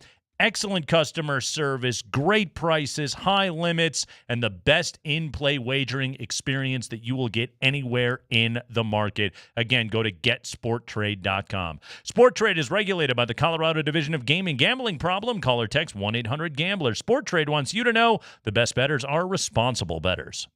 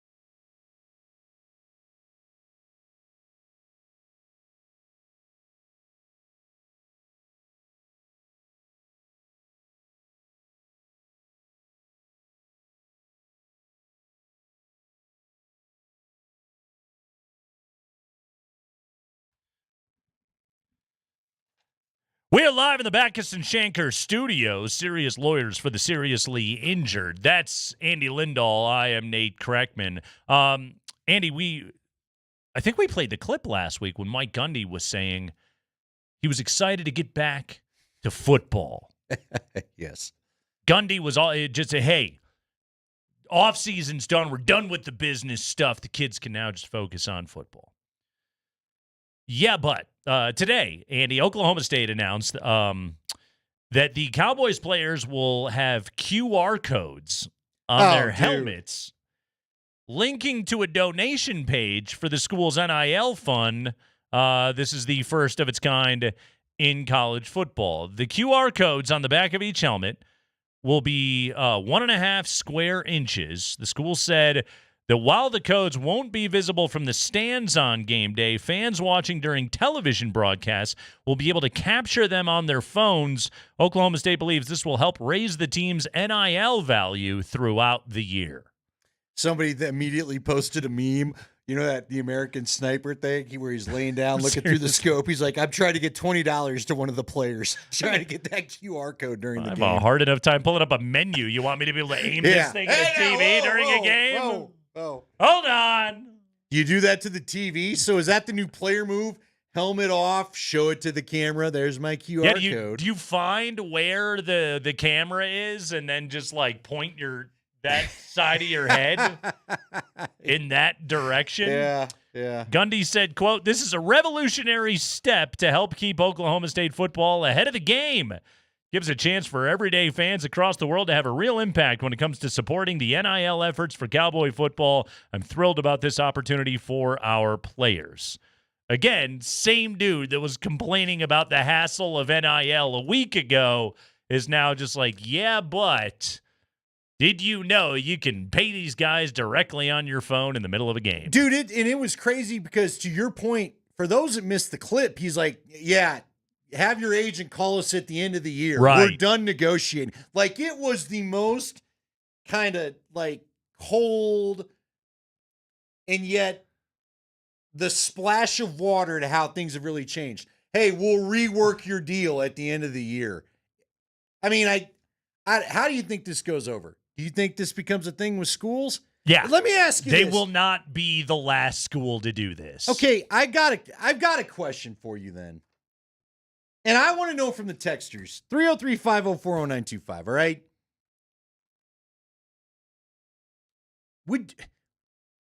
Would you throw your guy $20? Like, is that, we talk about the tipping thing with everything now. Are you going to throw your guy $5 for a good play? Is that going to be expected? Is it going to be, like, do you know what I mean? Is it, I don't understand why anybody. I would think of it this way, okay? It's funny that you bring that up. I would think of it in this vein, okay? And this is the way that my twisted brain works, all right? You score a touchdown that helps a team that I just bet on cover. You're going to throw them a few bucks. Hey, you know? Okay. It's okay. It's a little tit for tat. Right. It's okay. I wasn't going to win unless you made the play. And so, you know, you get up from a blackjack table, you tip your dealer, you throw a chip their way, right? Yeah. Kind of the same thing. That opens up that possibility. Now, it is kind of like it's a little annoying that you're going to have to, like, pause your TV in the middle of a game and then, like, hit the rewind button and try and get the shot exactly correct. So you got the QR code staring at you. Right. That'll be a little bit tricky, but hey, you know, why not? Well, I'm just wondering. Tip out a guy after he provided a service. So I've seen, like, I think you can tip on Twitch, right? I think I've noticed that somewhere or whatever. Have we gotten any tips yet? No. You could add tips. Most of the tips are, why don't you guys be smarter? Yeah, here's a tip. Here's a job posting. No. On X. You know what I mean? Like, you could tip them on X. I wanted to buy. I didn't know this. I've never done it. Nor have I. I just have seen the sidebars, you know, or somebody was telling me you could add it to your podcast for what Scotty and I do. Can you get tipped on OnlyFans? I'm assuming. Okay. Hold on, but don't you have to pay for that? I believe that's actually for just the tip. Wow. Thank you. Oh, it's all. No. Whoa.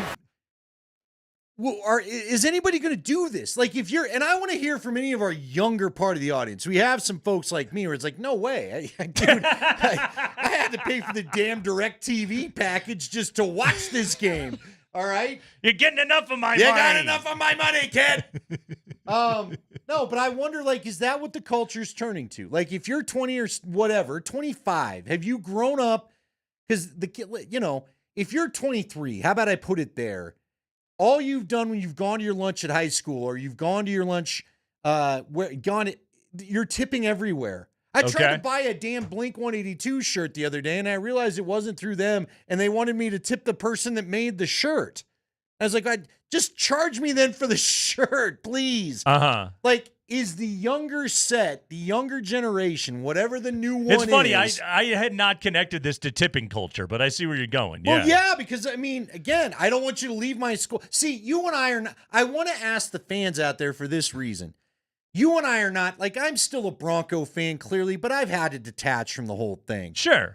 You and I have seen too much of how the sausage is made to ever really go back to being just true blind fandom. I have a little of it to the Avs, I guess, and you know what? I've got it to the DU lacrosse team because my friend's son plays on it. Okay, but the days of blind Andy, like, I might have done it. And when I think about driving around like idiots celebrating Elway winning a super, I ain't getting a trophy. You know what I mean? But we did. We were partying all night because the guy that felt like your imaginary big brother who's in my living room for over a decade finally accomplished the big goal. Like, if you're that passionate about it, would you take a QR code and throw $5 or $10 a guy's way because that's how it is now? And again, I'm really kind of asking the wrong guy. That's what they're hoping for. I mean, you wouldn't do it, right? No. Spring, you're probably too old to do that, right? No. Would you do what Nate did? I mean, we all know. You don't mind bet if a guy helps you win a game, would you throw him a little of the... But Andy, like, is that a generational thing, or is that just... And maybe it is because there's probably a certain, There probably is a slightly generational divide in terms of, like, this is not the college football that I love, Sure. I like when my guys are playing for Old State U and I can wave the pennant and all that whole thing. And hey, your scholarship gets you free classes. That's good enough for me. Sure, but also, like, there is a new reality, new college football right now of... you can at least get more specific with your donation versus, like, writing the check for the blanket. You can set up your recurring donation to your school's favorite collective and donate to it every single month. And then they can use that money to then attract more players to play for their programs. I was just reading today about Alabama having to give a huge raise to their general manager. I saw that. Yeah. And first off, it was the dude that worked for DeBoer at Washington, and then he came to Alabama. Apparently USC tried to poach him. Yeah. And because he's pretty good at his job. Yeah, they gave him a 3-year, $800,000 deal. But also, like, you do have to have somebody to be able to match up. I don't want to say the salary cap, but, like, the financials of running the program, which does include compensating the players and compensating them quite well so they will stay with your program and make it all work out. It's a hell of a lot to keep track of right now. I mean, I guess if anything, for Gundy right here, I give him credit because it's like one thing that you're taking out of his hands. Right. Well, and hopefully he doesn't have to hear from the donors and all that other stuff, but you guys know it. We all know it'll happen. We're getting this question a lot on the text line. Again, the headline reads, or read it exactly, Oklahoma State players will wear QR codes on their helmets that will link to a donation page for their NIL collective this season. I assume it means... goes to the individual player. To the individual. Now, I guess it could mean the general NIL fund, but then I've already heard stories of guys that have made big plays and the family wants a little something because of it. 261 says, will there be a request payment option for turnovers?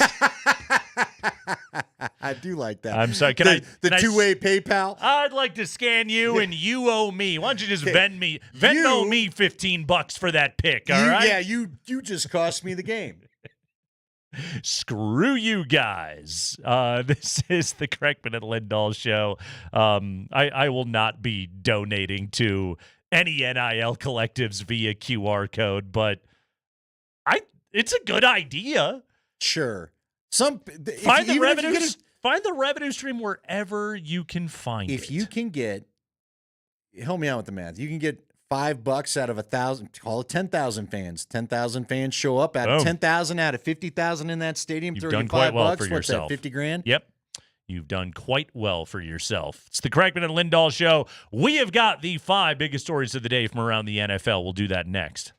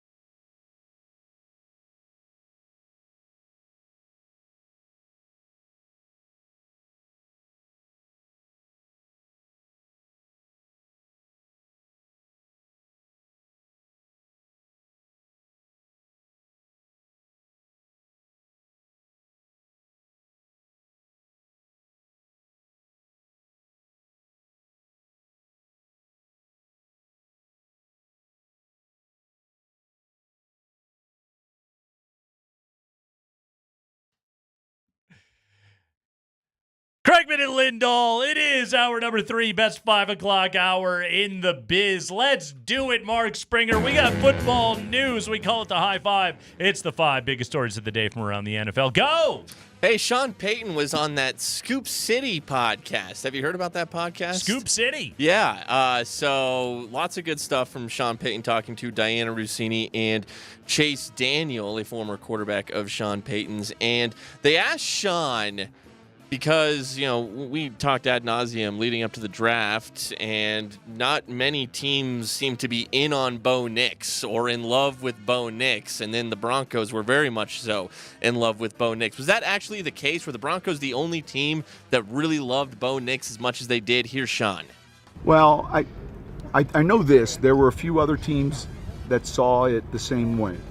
And the one comment I made to George after he finished throwing that day, and we came back, we watched all of Oregon, all of Auburn, went back to Oregon, we stopped the tape, and I said, George, I'm just going to say this, we're not the only ones seeing it this way. Exactly. Wow. Well, of course not. How? We're not the only ones seeing it this way. You have to figure other and people so are seeing I'm not worried about where. Let's not get cute in this process. Yeah. We're not the only ones. I kind of seems like you were pretty much the only ones. I kind of laugh though, because what did he say to George after the workout? What's in your backpack? Show me. Show me. So according to Sean, he said on that pod that he had George Payton when the Jets were on the clock above the Broncos. He had George Payton just call them and just sit on the phone with him. And apparently the Jets were like, "Did you need something? You called us." I don't know. Sean, do we need something? Is there anything that we require? Can I help you with anything? So while the Jets were sitting there waiting to draft Olu Fashanu, George Payton was just on hold, apparently. Because there's no other ways to get through if I block the line. Look, man, Sean was in love. He was extremely in love.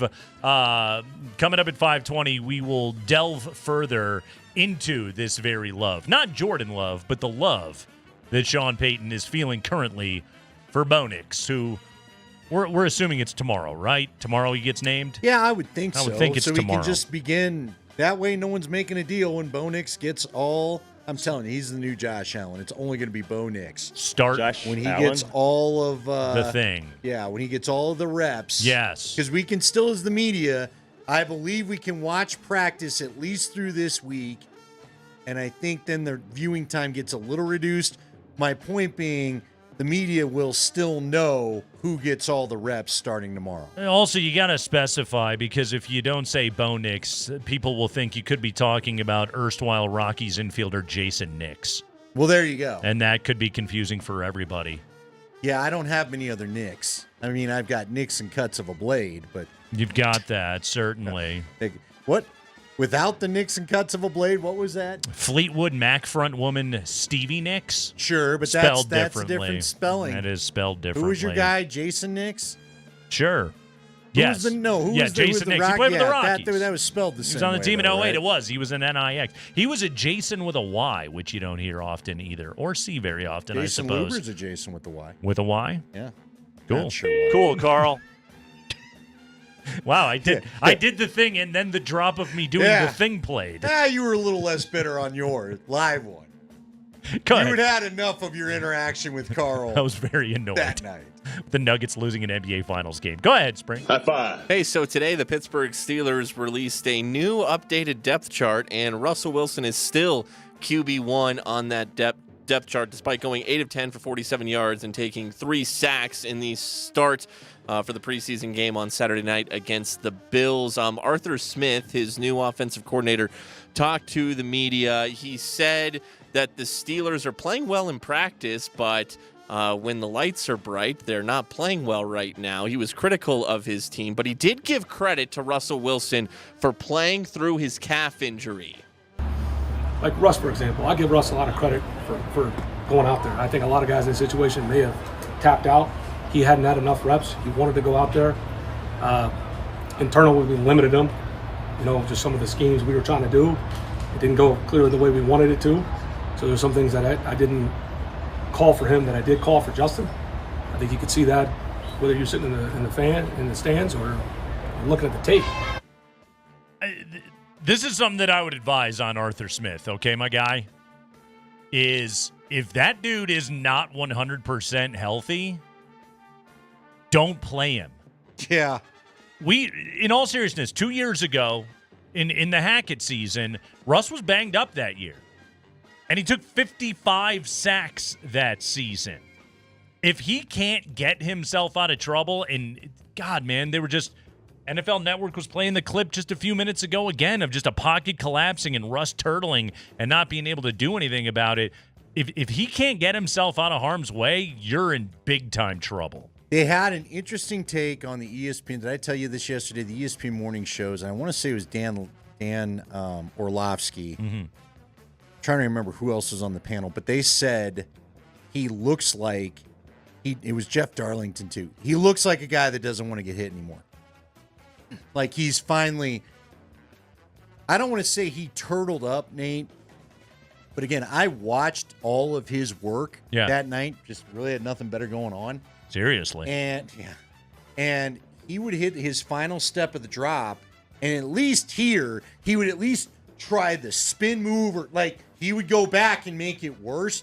He literally almost just tucked the ball and took the hit. Right. It was so strange. Dude so is strange, man. Tough as hell. I don't know how much more. I don't know how much more of this he can do.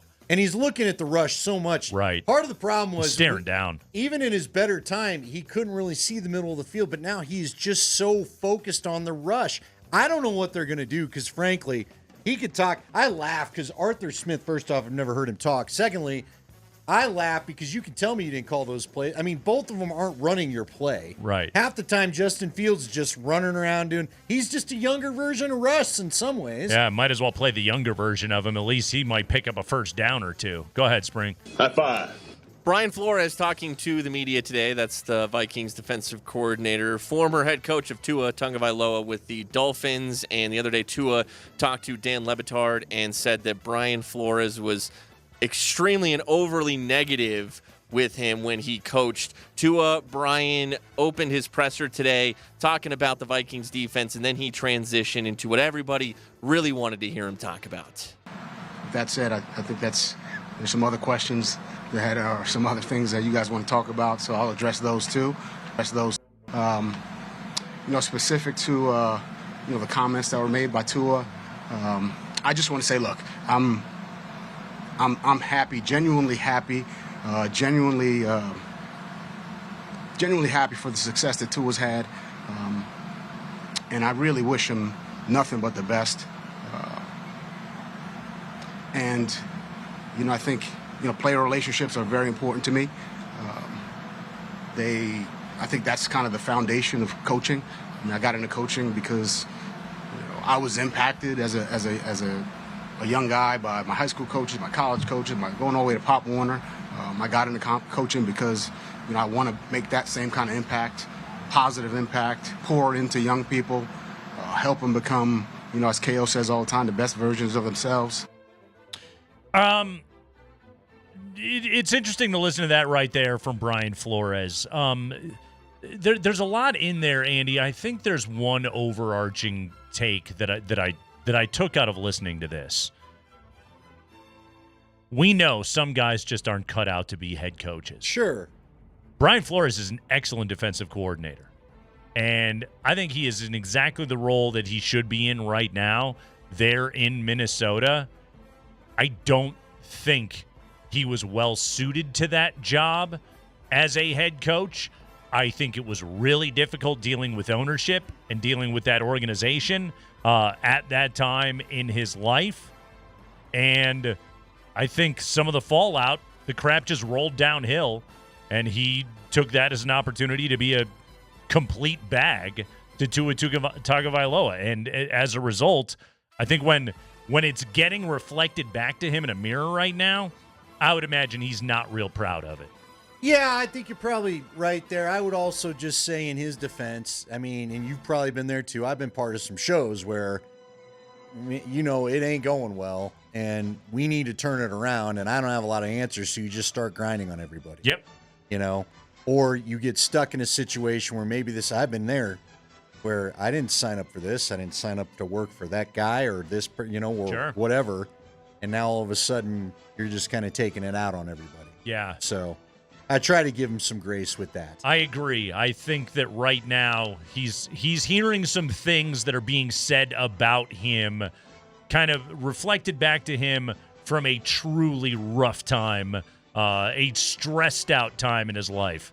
Probably wasn't operating at his very best. So, hey, I appreciate that Tua said it. I appreciate that Flores responded to it. Exactly. Spring.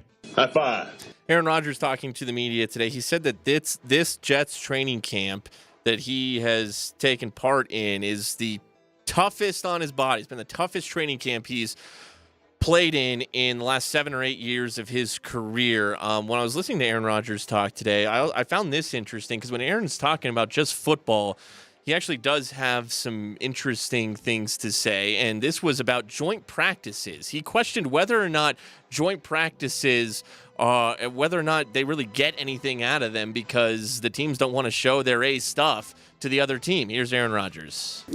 I stand by what I said. I mean, even these joint practices, there's a fear among all the staffs on, like, how much can we show? What should we hold back? What are we actually going to run for this session? It's a who do you know coaching business. So everybody talks to each other, and if somebody doesn't like somebody, somebody has a friend on the Niners staff, maybe they're going to tell them something about something that we run. I think that's the fear. And probably on their side too. I just know with Carolina, it wasn't like they did a whole lot. So how much work did we actually get out of that? I think it's good for going against somebody else, but is it actually, making you better than practicing against your own team? I guess debatable. Okay, I find this interesting on so many levels. First off, remember, Sean Payton did make a comment to the media early on in camp. I'm going to have a talk with LaFleur and make sure we burn these tapes from our practice days. Yeah. So I don't think what he's saying is way off base. What I find interesting, and the headline reads, most physical camp that he's gone through in a while, it feels to me like it's already a setup where if the season doesn't go so well, is he going to start saying, well, we're worn out from this ridiculous old school camp Salah put us through? Yeah, it's funny when he's like, I would say the camp is much harder this year and maybe the hardest in the last 7 or 8 years of my career. Yeah, you're 40. Right. That's why it hurts. Your body is broken. You're 40 and coming back from an Achilles injury. Welcome to being 40. You're going to throw your back out sneezing one of these days. You know what's funny, too, is that we all said that we'd at least see some real stuff in that joint workout. The preseason is just so weird, isn't it? Because you want to try to grab onto what's real, and it's just Chris has just suggested, Chris Harris to us today, There's another comment of, you don't always show everything to everybody. And when you try to show it in practice, you start to wonder, does the defense know the plays? I think that's true, but also, hasn't generally the idea, and tell me if I'm way off, but the general idea of joint practices has never been about putting on a play calling exhibition. It has merely been about, you are now going to go up against guys in a different uniform that have not been practicing against you every single day, so they don't know every single one of your plays like the back of their hand. Therefore, you can get more out of it as a coach in the evaluation and as a player from that competition. No, you're right, and it allows you, because we saw with the Broncos, it gets both your offense and defense in teamwork at the same time against something new. It's very efficient. And it gets more competitive. It Right. got more competitive Friday. Friday was fun to watch. Hey, the Broncos Friday was the most fun thing to watch all at camp. The Broncos' first-team defense actually had to go against the ball going down the field for a change. Yeah. That's probably pretty valuable practice time right there. And they got spicy with each other, and it's fun. Yeah. So, thanks, Aaron. And finally, Spring. High five. So also on Sunday night, while many of us were watching the Broncos and Packers on local Channel 9, over on Fox, there was a national preseason broadcast. The Niners hosted the Saints, and in pregame coverage of that game, Julian Edelman is now a part of the Fox broadcast, and he was talking about Lamar Jackson, who was not playing in that game, but he said about Lamar that he goes missing in the playoffs like he's on a milk carton. Lamar went on Mad Dog Sports Radio with Adam Shine. Adam Shine asked him about what Julian Edelman said. Here's Lamar. I mean, I'm motivating myself because I know what I want to do at the end of the day. You know, those guys had their time. You know, I really don't care what the criticism is, you know, what the critics say, because at the end of the day, you know, I just came off a season in the injury the year before, and we made it all the way to the LC in a new system, you know. So it's nothing to be down in myself, my teammates, or anything like that, you know, because we made it far. And further than the years we've been, you know, we haven't been to the LC in a long time. So we started off, we're getting closer, I'll say that. You know, we just got to keep going. And, you know, God's will, we'll be there, you know, because that's our goal. You know, we criticize ourselves more than anyone else. So what people say on the outside, that's just their takes, you know, and they can believe in what they want to believe. But we know what we want, you know, we know what we're striving for. So that's all I can say about it, Mr. Adams. Yeah, I would take my chances with Lamar Jackson. Yeah, this whole Josh Allen, Joe Burrow, Lamar Jackson, Jalen Hurts, maybe Brock Purdy. Give me your favorite young quarterback. Jordan Love could be part of this. Yeah. Y'all are going to get screwed by the fact that it's Patrick Mahomes time. You got to. You know how many other guys might have won Super Bowls if that guy's not hanging out playing right now? Yeah, you gotta hope you're gonna have the year. So Edelman just so happened to be the teammate with the previous version of that guy. Thus, it is very easy to say. Yeah, all those former Patriots are going to need to maybe back off. You guys.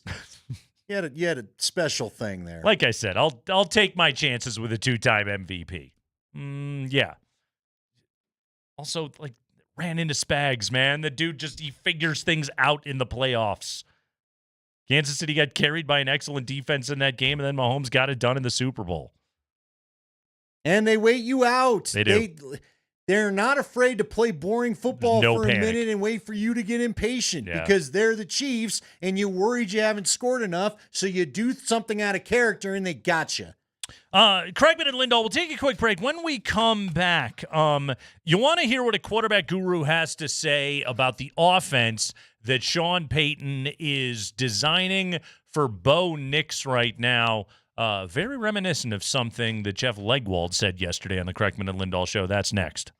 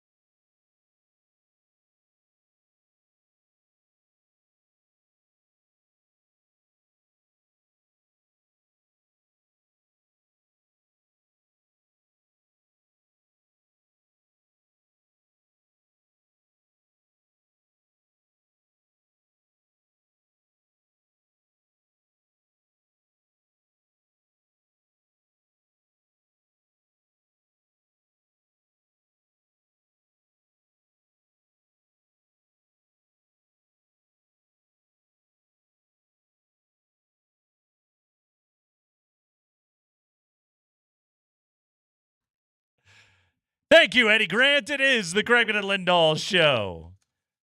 That's the mashup with Jeff Legwold right there. Fun commercial break, by the way. We got to watch Juan Soto and Aaron Judge just go back-to-back. Yo, yeah. For the Yankees. The numbers on those two, by the way, 45th for Judge, 35th for Soto. Right now, Judge is about roughly 15 points back, give or take, of Bobby Witt.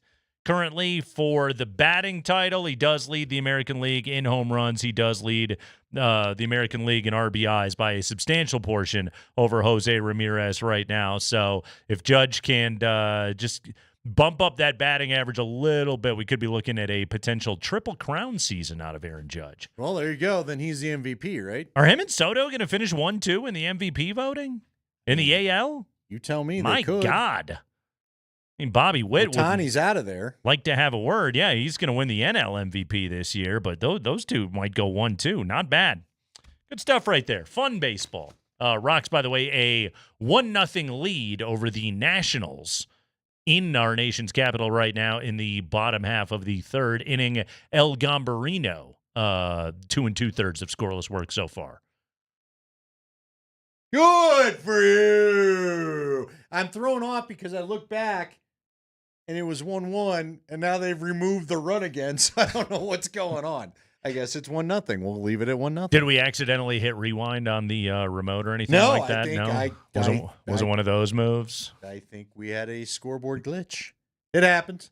It happens to me sometimes. A kid will sit on a remote or something like that, and I wasn't watching, and then something gets rewound, and I'm just like, didn't I see this play? I swear to God, they already ran this play. Am I having a stroke?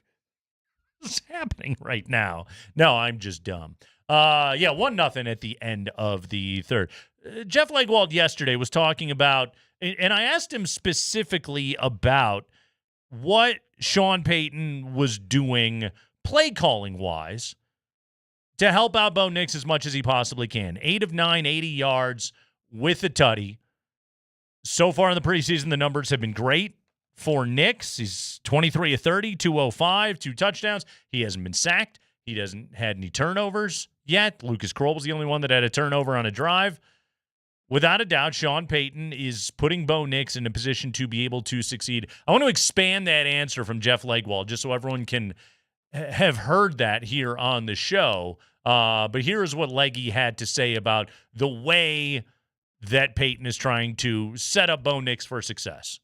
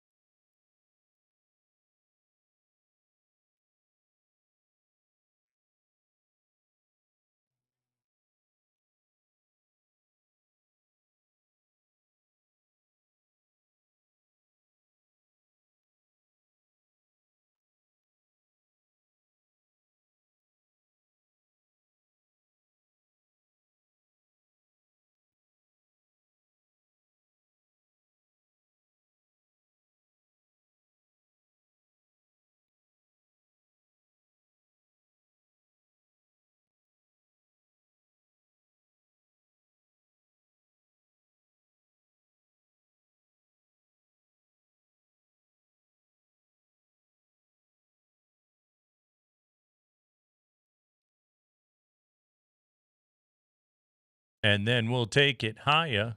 Narrow Avenue. Yeah, I think that's a lot of what we're watching right now. He's not asking him to do too much. He's not putting too much on the guy's plate. He's trying to get him comfortable out on an NFL field. Andy, I think you would agree, he looked more comfortable in the pocket in Game 2 than he did in Game 1. No, what I was most impressed about with Game 2 was he looked like that had been his team for a while. Yeah. So the footwork was there. Yeah. It was vastly improved. They looked like an offense that had played together. Frankly, we saw more cohesion out of his first quarter than probably any quarter of offense we saw a year ago. So it was interesting because JT O'Sullivan, the old Niners backup, JT O'Sullivan, he has a YouTube channel and he does film breakdown on quarterbacks, and it's called QB School. These things are really good. If you want to nerd out and watch some film and have JT O'Sullivan sort of guide you through it with a quarterback and talking about an offense, it's very cool stuff that he does. And it's, Andy, I would argue it's very objective what he does. And it's kind of the way football coaches sort of look at it, is it's a lot of plays are kind of pass-fail. There was a throw to Javonte Williams in the flat that was made in that game by Bo Nix. I think it was on a first down even. And, it was just a simple pitch and catch. Javonte picked up a few yards. It looked like it could have been something directly out of Oregon's playbook. It was, another throw of Bo Nix throwing behind the line of scrimmage. And it was a play that was, designed for easy success, because I think that Peyton has been giving a lot of that stuff to Bo Nix. On that particular play, JT O'Sullivan offered this up on his film assessment, explaining what Sean right now is doing to help out Bo Nix.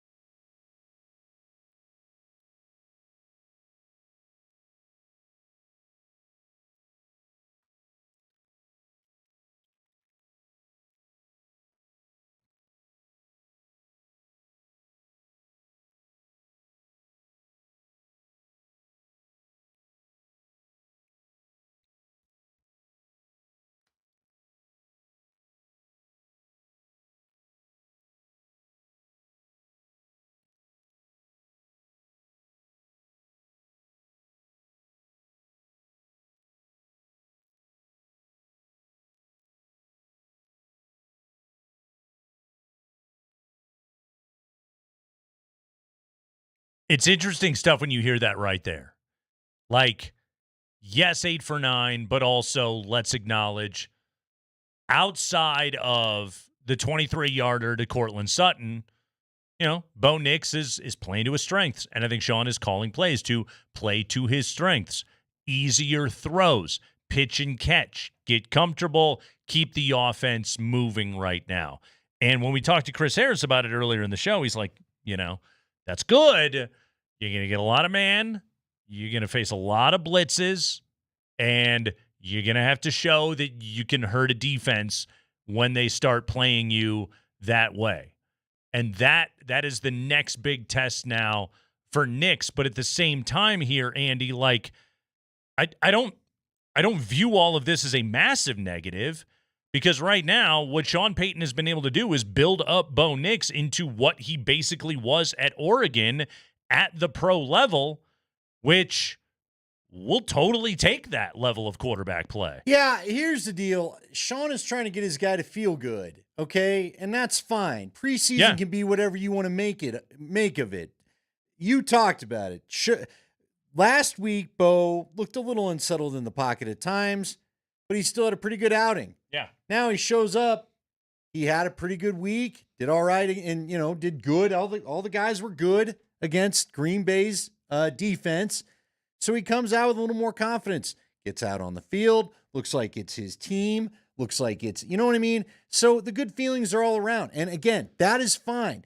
Sean Payton is trying to we talk so much about confidence in a quarterback. So what I think is happening, what Sean Payton in my mind is proving to you right now is, don't dismiss that, because he clearly is showing I've got to have a confident guy if he's going to go run this offense and be in charge of 10 other NFL players come that first Sunday of the year. So that's what he's doing.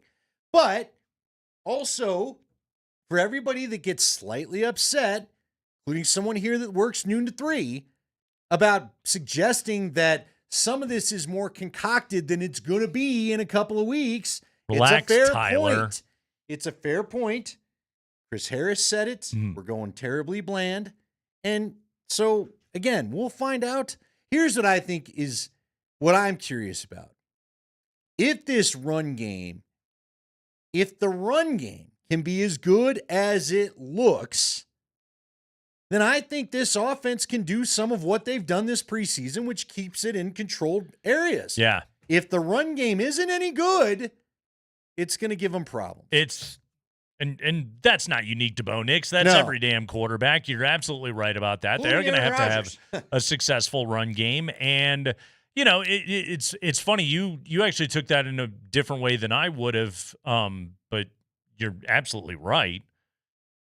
It's good for the locker room. It's good for his teammates. You do have to be able to show everybody that this guy is the leader, can lead, can run the offense as called. I mean, the other thing that you get out of it that I would bring up is you'll hopefully get a player that is more comfortable back there. Speed of game. He hasn't been hit all that much so far. That's another thing you need to be able to build these guys up with. It really, like, he can find confidence in that, and learning what throws are there, learning what's going to be there, learning what isn't going to be there, learning what shoulder you got to be throwing at, all those kind of things. Like, these are all sort of the baby steps along the way that it's going to be a process this season, and he's going to go through all of it. But for exactly like what you said, a preseason is whatever you want to get out of it. And this is clearly what the Broncos wanted to get out of it was, okay, man, we're not going to give you, we're not going to feed you the whole buffet, so to speak, but we'll give you a few dishes and let's see how you can do with it. Well, and I think you brought it up. The whole locker room, this is a team, they haven't made the playoffs. We've seen bad preseasons. You and I talked about it yesterday. If nothing else, I am excited and intrigued to see what the first game against Seattle brings, okay? I have not been I have not been this curious and interested in an offense they've had in 5 years easily. Yep. I mean, I guess the start of 2020, after the nice end with Drew Lock, and you drafted Hamler and you drafted Judy, but that thing went south quickly. Cortland Sutton got hurt like week 2 against Pittsburgh, and that thing was off the rails right away. The start of the Russ era, I liked until they actually played.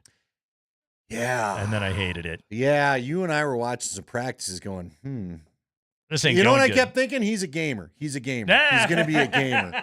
He'll be a gamer. And then he wasn't a gamer. No, it wasn't. And then we had people counting a clock down in the home opener. Not much of a practicer or a gamer. Andy, I think that, I know, and everybody knows, be careful when you go wading into the comment section. When we return, I have an example of a time when somebody really needed to read the comment section. It could save their life. I'll tell you what I'm talking about coming up next.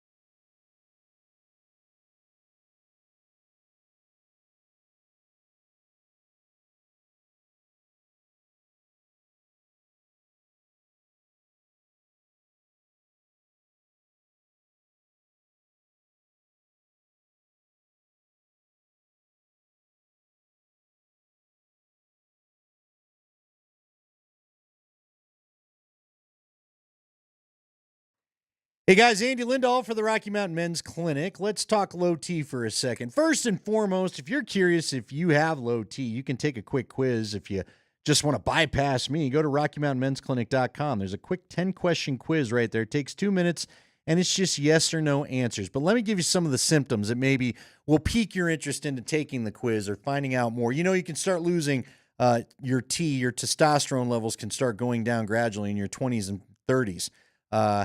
Maybe you don't know it right away. Maybe you don't notice it in your everyday activities, but you can have things like decreased libido. Sometimes you put on weight, less productivity at the gym, poor sleeping or waking up feeling tired, or even sad and depressed, and of course, a low sex drive.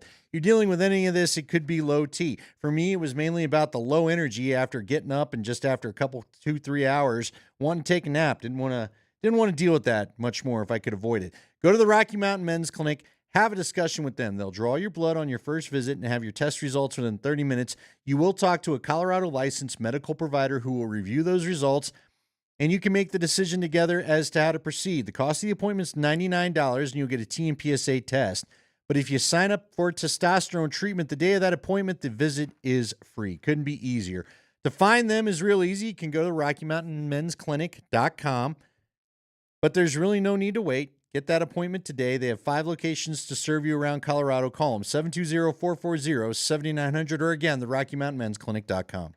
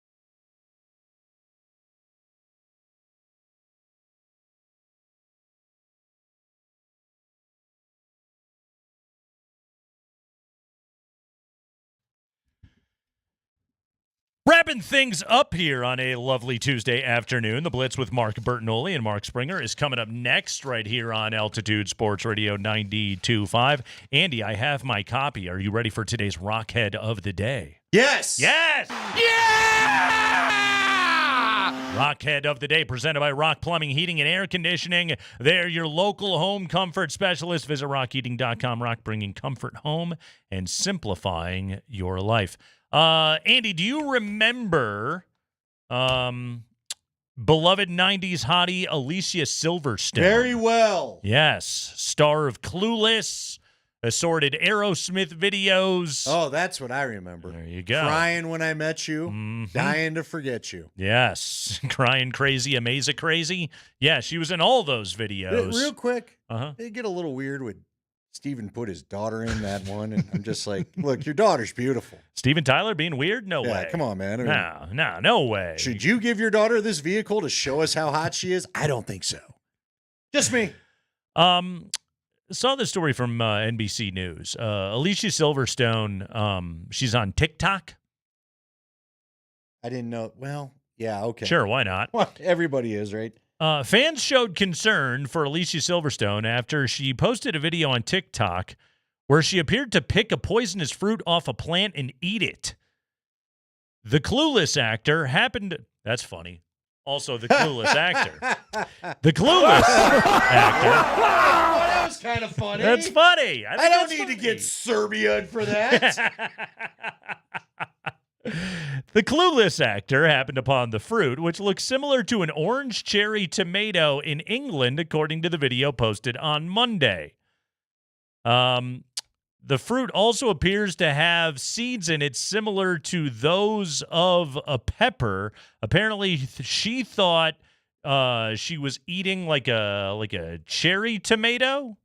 She was actually eating a Jerusalem cherry, a toxic fruit that looks like a cherry tomato. Yeah, better get that clear. Yes. It's indigenous to South America and poisonous, according to gardeningknowhow.com, which says, despite their cherry colors, the fruit of the Jerusalem cherry houseplant is toxic and should be kept out of reach of curious children and pets. Any part of the plant that is ingested can cause poisoning and even death. Don't want to risk that. Investigating the Jerusalem cherry can affect the gastrointestinal and central nervous systems, potentially leading to stomach pain, fever, diarrhea, paralysis, slowed breathing, and delirium, among other things, according to medlineplus.gov. Diarrhea. Let's hear. Sounds like a hair care pill side effect. Let's hear from Alicia Silverstone via TikTok as she is wandering the streets of London and just picking and eating random fruit off of trees. And it turns out what she's eating is actually poisonous. She just doesn't know. Go ahead, Spring. Okay, I've discovered something that I can't figure out what it is, and I need your help. I just bit into it because I was on the street, and we were discussing whether this was a tomato or not. It's definitely not, because look at these leaves. Those are the leaves. So what the heck is this? Because when you open it up, it looks like that. And if I bite it, I don't think you're supposed to eat this. Well, then why are you eating it? It's almost like a pepper. Does anyone know what this is? I don't know what it is. I need someone to tell me. I'm in England. Okay, thank you. So there you go. There's Alicia Silverstone. Cut forward to 2 hours, and it's the laxative scene from Dumb and Dumber for Alicia Silverstone. It's a number 2. Yeah. Do I need to go on there now and go and see? Should we check her TikTok? Yeah, to see if how's she doing now? Anything's happened now? Is she improved at all? I don't know. Alicia Silverstone is right now in the fetal position in front of a toilet somewhere in Have England. you ever thought, However, I don't know what this is, let's eat it? They call it a loo. According to this story, Andy, the actor, best known for her work in the 1995 hit comedy Clueless, released a vegan cookbook in 2009 called The Kind Diet, where she encourages readers to adopt plant-based eating habits. I don't know if I'm taking advice from Alicia Silverstone anymore. Let's see here. Although I Founder will say, page. I mean, you were on the P diet. Maybe that's a quick way to. You got a wrestling meet coming up. You got to make weight. Says, alive and well. Don't worry, I didn't swallow. So yeah, I guess so. That's what she's claiming. Okay, alive and well. Alive and well. Alicia Silverstone did not die from eating poisonous fruit on the streets of England. I was about to say, well, she has posted since that post, and alive and well. Alive and well. By the way, multiple comments in the in the comment section below her TikTok video that everybody is just like, go to a doctor immediately. Seek help now. You need to go to a hospital. Yeah, didn't know what it was, so I just ate it. Yeah, I mean, I've had a lot of reactions to finding odd things. Never has my reaction been, well, let's bite down and see what it does to me. I remember like hearing that lesson when I was like 5 from my parents of like, you can go play in the woods. Don't eat the random berries growing in there. Eat nothing yes. that you find. God, what would she do on Naked and Afraid? She'd be dead. Look at that. That looks tasty. She'd lose a lot of weight. I can tell you I don't know that she's got a lot to give. Congratulations, Alicia Silverstone. She is our Rockhead of the day. Currently puking her brains out. Rockhead of the day, presented by Rock Plumbing, Heating, and Air Conditioning. Visit rockheating.com. Mm-hmm.